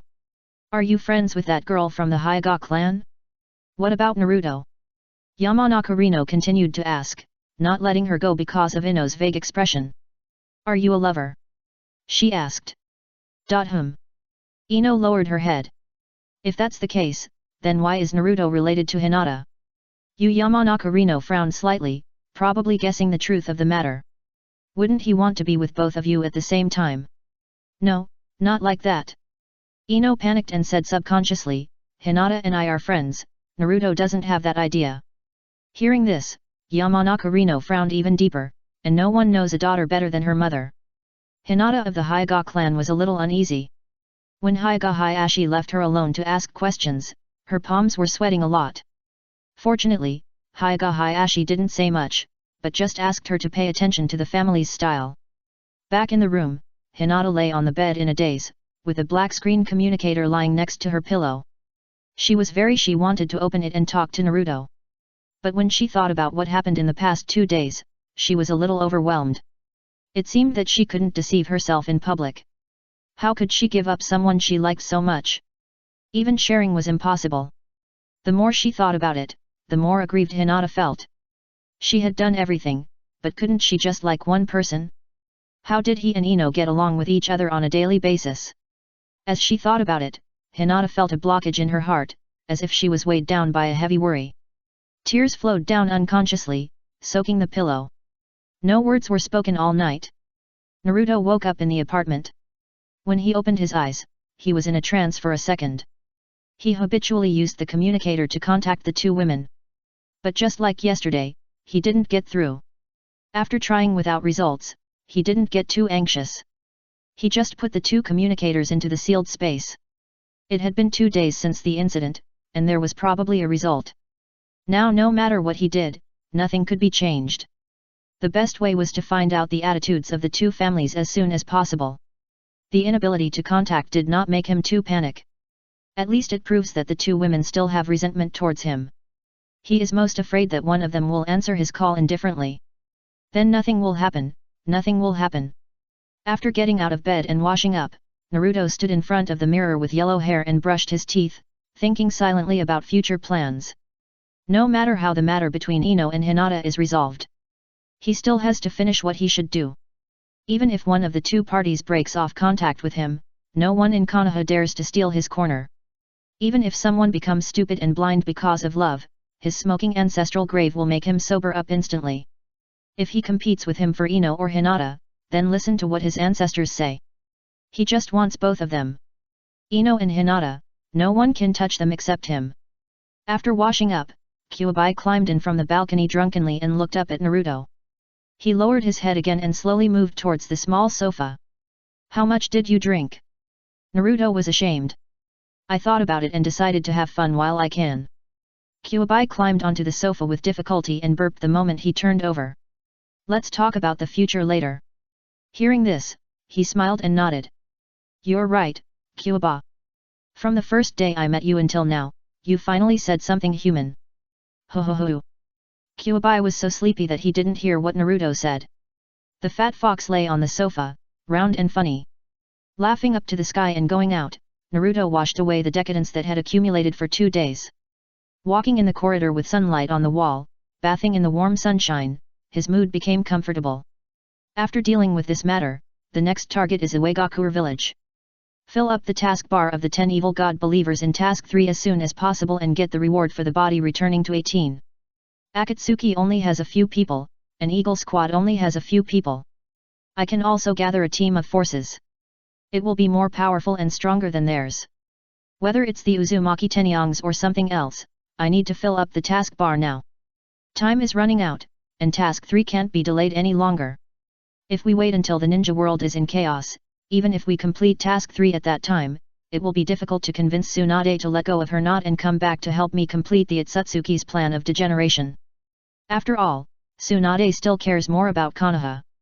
If the ninja world is in chaos, the existence of the village will be threatened. Tsunade will fight for her life and she will probably not agree to her conditions. I don't know where Tsunade is now. The matter of the dragon vein is really hard to describe, so that both of them are a little embarrassed. Naruto also regrets it, but Tsunade's knot has been planted. Simply regretting is useless. I still have to get out of Konoha as soon as possible and go to the Hidden Rock village to backstab Otsutsuki. Chapter 449 You have to know what Ino did. After washing up, Naruto wanted to go downstairs to have breakfast, but then he thought that there seemed to be half a box of milk in the refrigerator, so he simply took something from the sealed space to make breakfast. Others buy some milk for breakfast, but Naruto can make a breakfast for half a box of milk. He was rolling up his sleeves and preparing to start when he heard a knock on the door. He was stunned for a moment and couldn't help wondering, who would come to see him at this time. Here I come.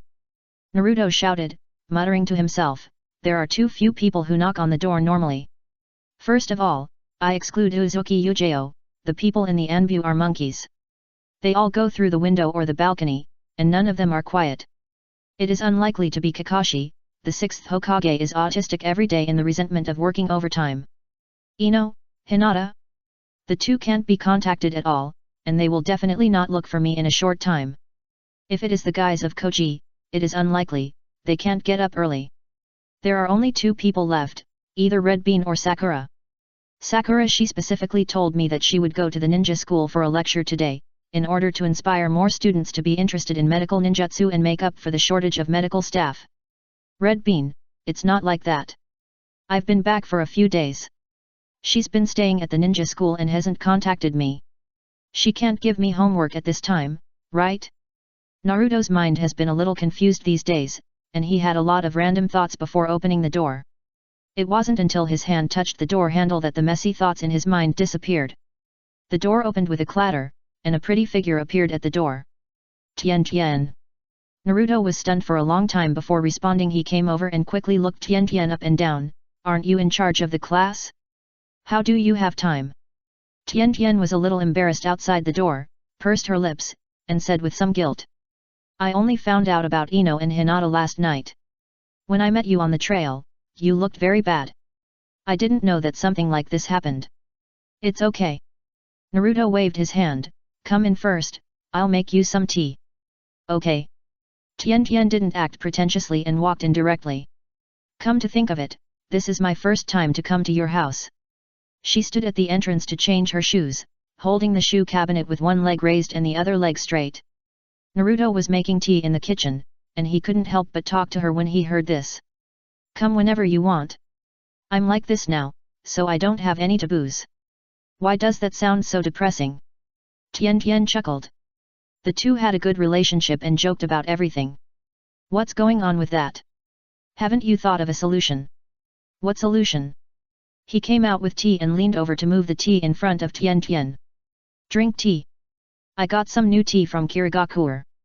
You also went to Kirigakure. Tian Tian was shocked. She knew about Naruto's magical door, but she kept it a secret for Naruto and didn't tell anyone else. When did you go? Some time ago, before returning to the village. Naruto sighed and sat down on the sofa. He sighed, I was planning to go back to the village to rest for a while. Who would have thought that something would happen? It would be strange if nothing happened to you. Fortunately, Ino and Hinata are fine. Tian Tian held up his face and stared at the brown tea surface in a daze. Fortunately, Tian Tian didn't say anything like why can't you choose one of the two. Instead, he patted Naruto's shoulder and gave him a firm look. You don't have to be depressed. Things will definitely turn around. Come on. Ah. Naruto was a little confused, what turn? Aren't you planning to coax Ino and Hinata back? Tian Tian also looked at Naruto with some doubts and blinked his eyes, you won't give up just like that. How is it possible? That's it, I wish you good luck. Tian Tian took a sip of tea and smiled with his eyes narrowed. This tea is really good, and it is very different from the tea of the land of fire. Tian Tian, you are like this, why don't you call me a scumbag? Naruto hesitated for a while, and said nervously, I am a little nervous when you are like this now. Why should I scold you? Tian Tian was speechless. She looked down at the time, okay, I have something to do at the ninja school, I have to leave first. You have to work hard. Okay. Naruto was a little confused and sent Tian Tian out the door. He stood on the third floor, watching Tian Tian leave, feeling mixed emotions in his heart, thinking what is this? Since the matter was exposed, he has not contacted with Koji and others. For nothing else, just want to be quiet, he knows what they will say with his eyes closed. It's useless to say it, he is not slowly getting bad. He had this idea many years ago. Apart from his bad debts in love, he himself has no major shortcomings. He is very good to his girlfriend and friends. He himself did not intend to change. He had lived for decades without parents and children. At his point, there was no need to care too much. The most important thing was to live happily. However, Tianation's abnormal attitude surprised him. He originally thought that she came to persuade him. Who knew that she was encouraging him? Did she change her personality? He did not think too much about it. He just thought that the little rich woman was cheerful and optimistic by nature, and maybe her thinking was different from that of ordinary people. After breakfast, Naruto went downstairs to wander around. He continued to wander aimlessly in the village.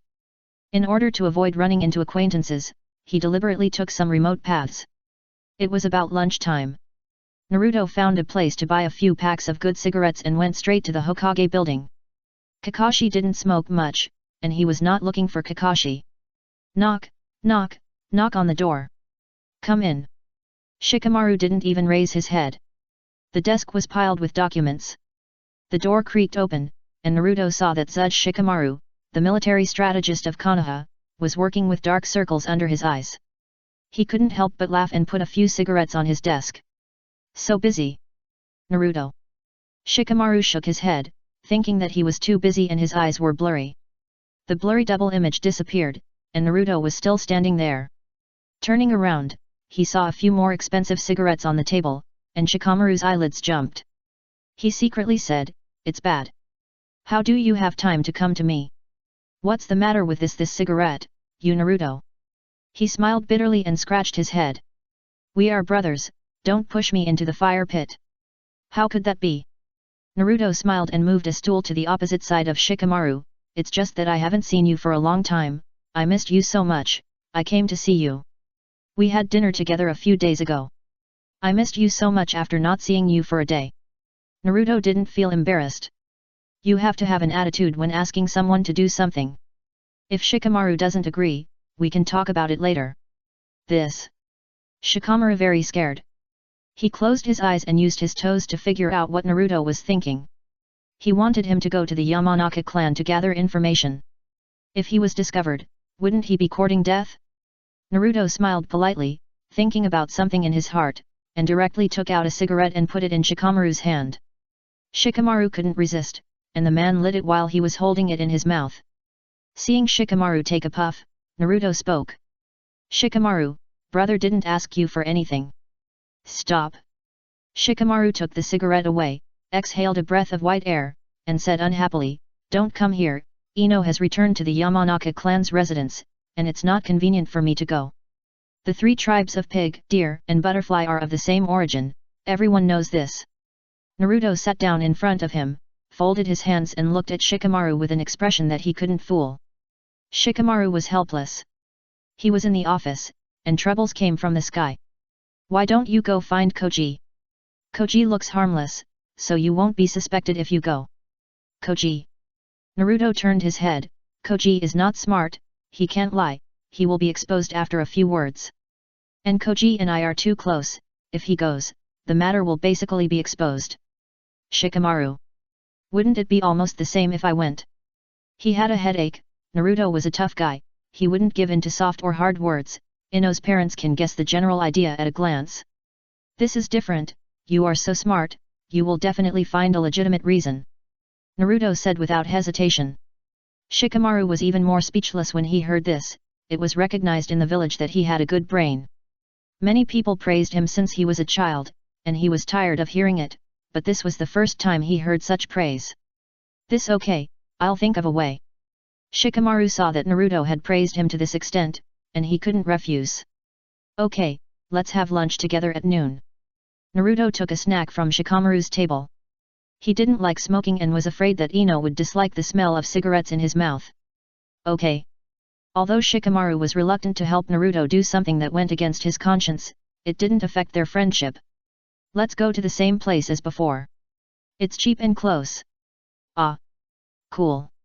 Shikamaru put down the wine glass heavily, took a sip of ice beer, and a layer of fine sweat suddenly appeared on his body. Summer is almost over. Yeah, it will be cold soon.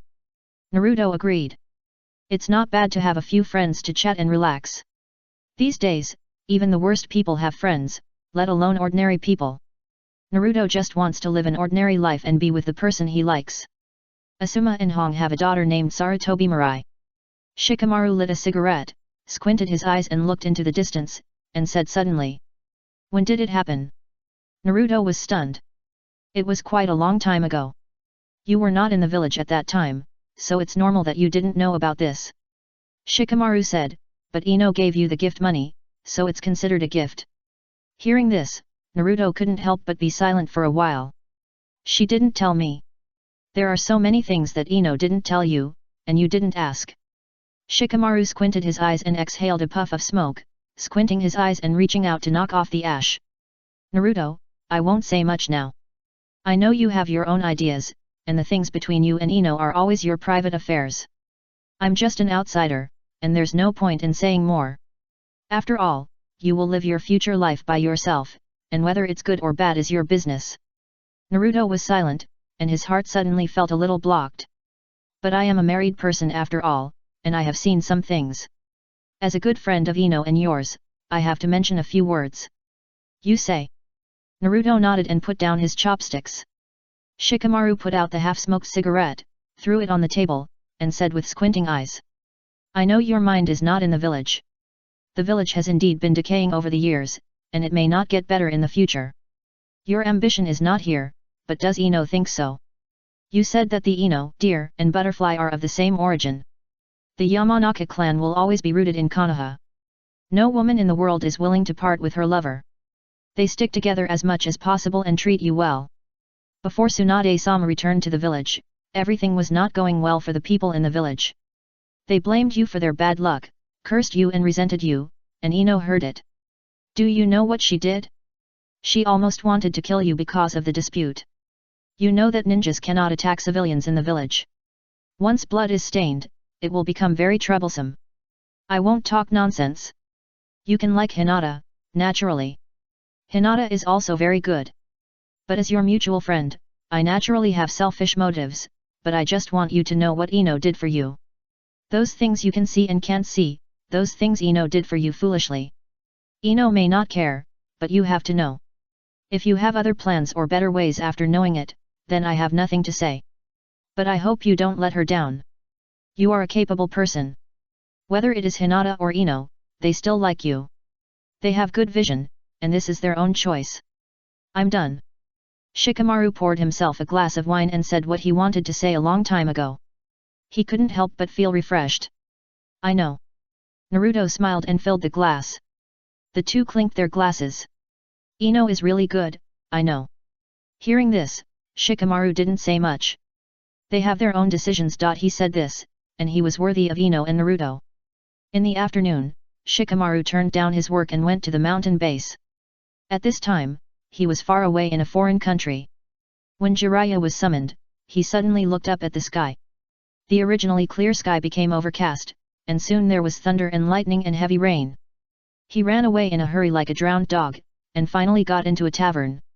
Dragging his wet body, he walked into the tavern and asked for a private room, and asked someone to take a set of clean clothes.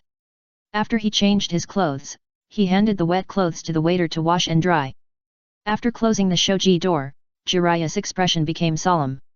Jiraiya put his hands together, made a simple seal, and pressed it to the ground with a bang. A seal appeared, followed by a lot of white smoke. A slender figure appeared, and the scroll toad made a brilliant appearance. Little Jiraiya, long time no see. Gamma-in, the old man is so anxious to see me, is there something wrong?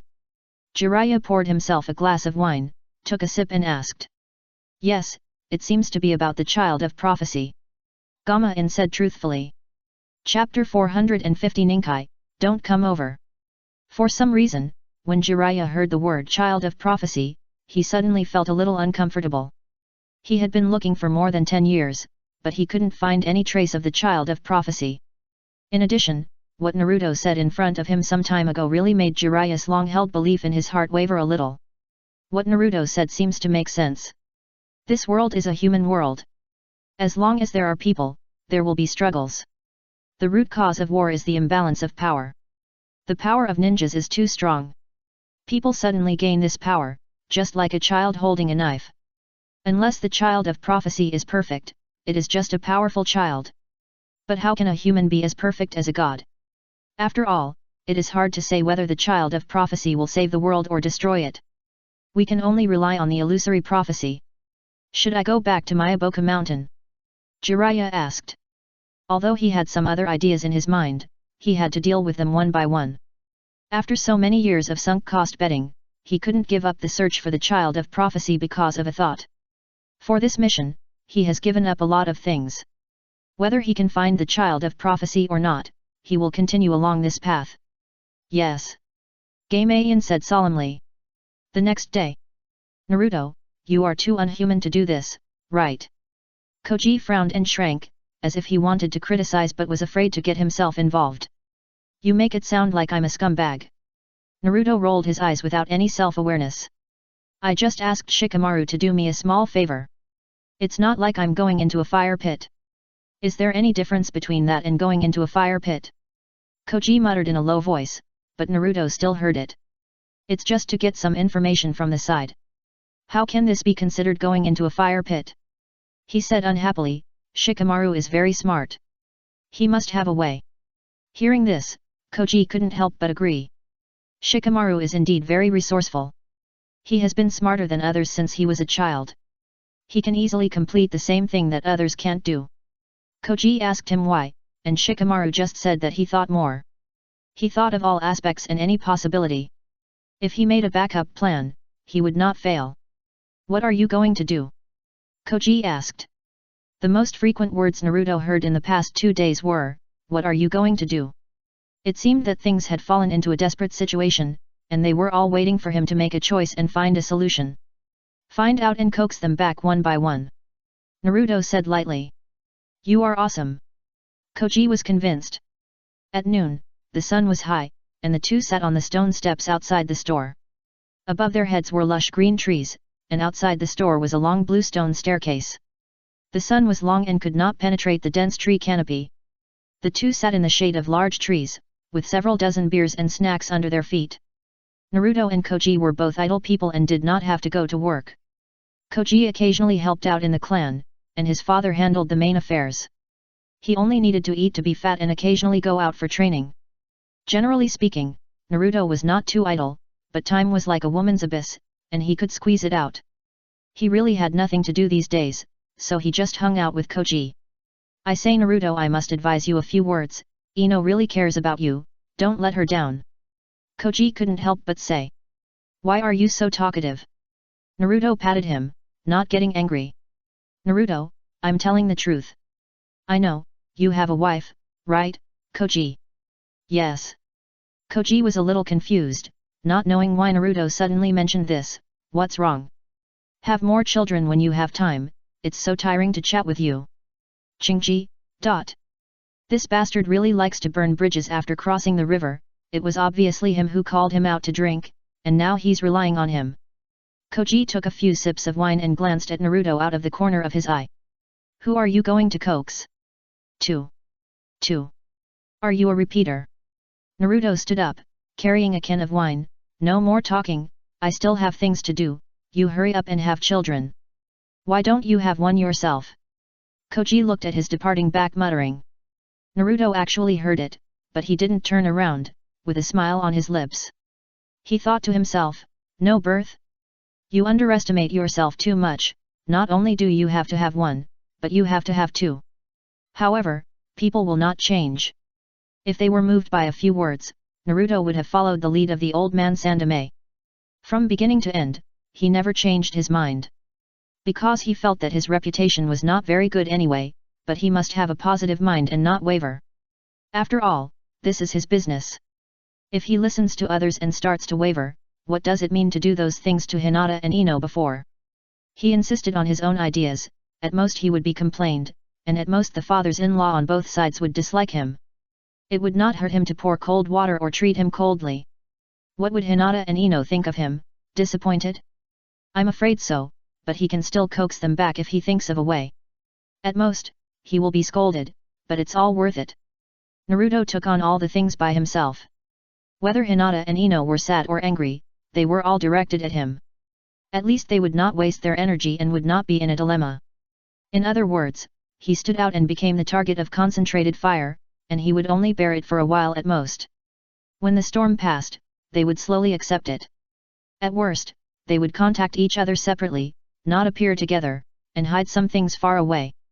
It's better than him confessing and implicating others like a good person. Then he would get himself out of it. But the two women would be left to complain and cry every day. Inaction is the real hypocrisy. Naruto has grown to this level, and he usually behaves very differently. Even if he does something eccentric, it won't make people feel strange. Not long after, Naruto went to the Hokage building and went straight to Shikamaru's office. Shikamaru saw Naruto coming in, and before he said anything, he sighed and looked up at Naruto and said. You have to be prepared. The Yamanaka clan has a lot of opinions about you. I didn't see Ino. But I don't think there will be any good news. Master Hai seems to have only vaguely guessed what happened between you and Hinata, and has a bad impression of you. But Ino didn't admit it, so. The situation is serious. Naruto sat directly beside Shikamaru's desk and took out a small snack for himself. Seeing this, Shikamaru couldn't help but smile, closed his eyes and leaned back in the chair. He moved comfortably, and his bones all over his body crackled. It seems that you have thought of a solution. Not really, I'm not sure. Naruto said, things always have to be solved, and it's not a good thing to keep dragging it on. If Naruto didn't say it, Shikamaru wouldn't ask him, just smiled. If it was Koji, he would probably be scratching his head and asking around Naruto. Okay, you know it yourself, I can only help you up to this point. He said. Enough, enough, I've helped you a lot. Naruto smiled and took a bag of tea from Shikamaru before leaving, which made him so angry that he almost couldn't help swearing. After Naruto left, looking at the closed door, Shikamaru touched his head and smiled again. He leaned back in the chair with a bang, and his dead fish eyes glanced at the documents on the table with a helpless look. He turned his head slowly and looked at the blue sky and white clouds outside the window, feeling a little melancholy. What was his original dream? Just be a ninja, make some money, and marry a woman who is neither beautiful nor ugly. Then have 1 or 2 children, a boy and a girl, and retire when the children grow up and get married. Play shogi all day, lie in the yard and look at the white clouds in the sky. Live an ordinary life, and finally die in front of your wife without any worries. This is the life you want. Now your dream has been realized by 1/10. Your wife is about the same level of beauty as the beauties in the eyes of the public. She is well matched and gentle and virtuous. It seems that I have started a family ahead of everyone. Now I am busy working all day, and I am getting further and further away from a leisurely life. The village needs the will of fire, and it needs someone to fight for it. But this village, except Naruto, it seems that everyone is a good person. Things between big countries cannot be solved by kindness and sincerity. We must prepare for the rainy day, and we must be ruthless when necessary. Having come to this point, Shikamaru understands more and more why the third generation indulged the roots. The village needs endless younger generations to fight for it, and it needs someone to move forward and always be bright and majestic. The king sits on a high platform, not stained by wind and snow. It also needs someone to be in the dark, doing things with blood on the tip of the knife, doing necessary evils. And as time goes by, he has a premonition that he is the most suitable candidate. Thinking of this, Shikamaru couldn't help showing a tangled look on his face. The people around him are too naive and kind, and they don't assume the existence of enemies in advance. There are too many smart people in the world, and he doesn't think that his intelligence is the best in the ninja world. However, a person's intelligence is not very useful, but tends to lie down and protect himself. Only when a truly smart person stands up without fear of death and takes on the responsibility he is unwilling to take, can all smart people be gathered together and used. Thinking of this, Shikamaru closed his eyes. Last night Kakashi came to him during the conversation. He asked about his opinion on Konoha. Shikamaru was smart and knew that Kakashi was going to entrust him with an important task. After all, he was the first among the group to become a chunin, the first to become a jonin, and the first to start a family. In Kakashi's eyes, he was a perfect talent. He didn't accept it, but just said that he would think about it. In this peaceful world, there are people who starve to death on the roadside, and in the Ninja World War, there are also people who reunite with their families and become rich and powerful.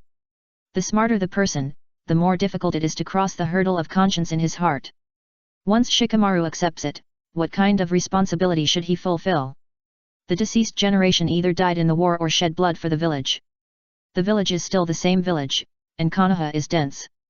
Where there is fire, there will be a village, and the dead leaves burn out and become nutrients to nourish generations of new seedlings. There are always young people graduating from ninja schools, wearing tactical vests, grabbing kunai and rushing out without knowing the height of the world. Click, click, click. Shikamaru thought about it bit by bit, not wanting to miss any possibility. On the other hand, Naruto didn't know that Shikamaru was struggling with his thoughts after he left. Anyway, he didn't have to work. He didn't believe in the will of fire, and it was impossible for him to work for the village.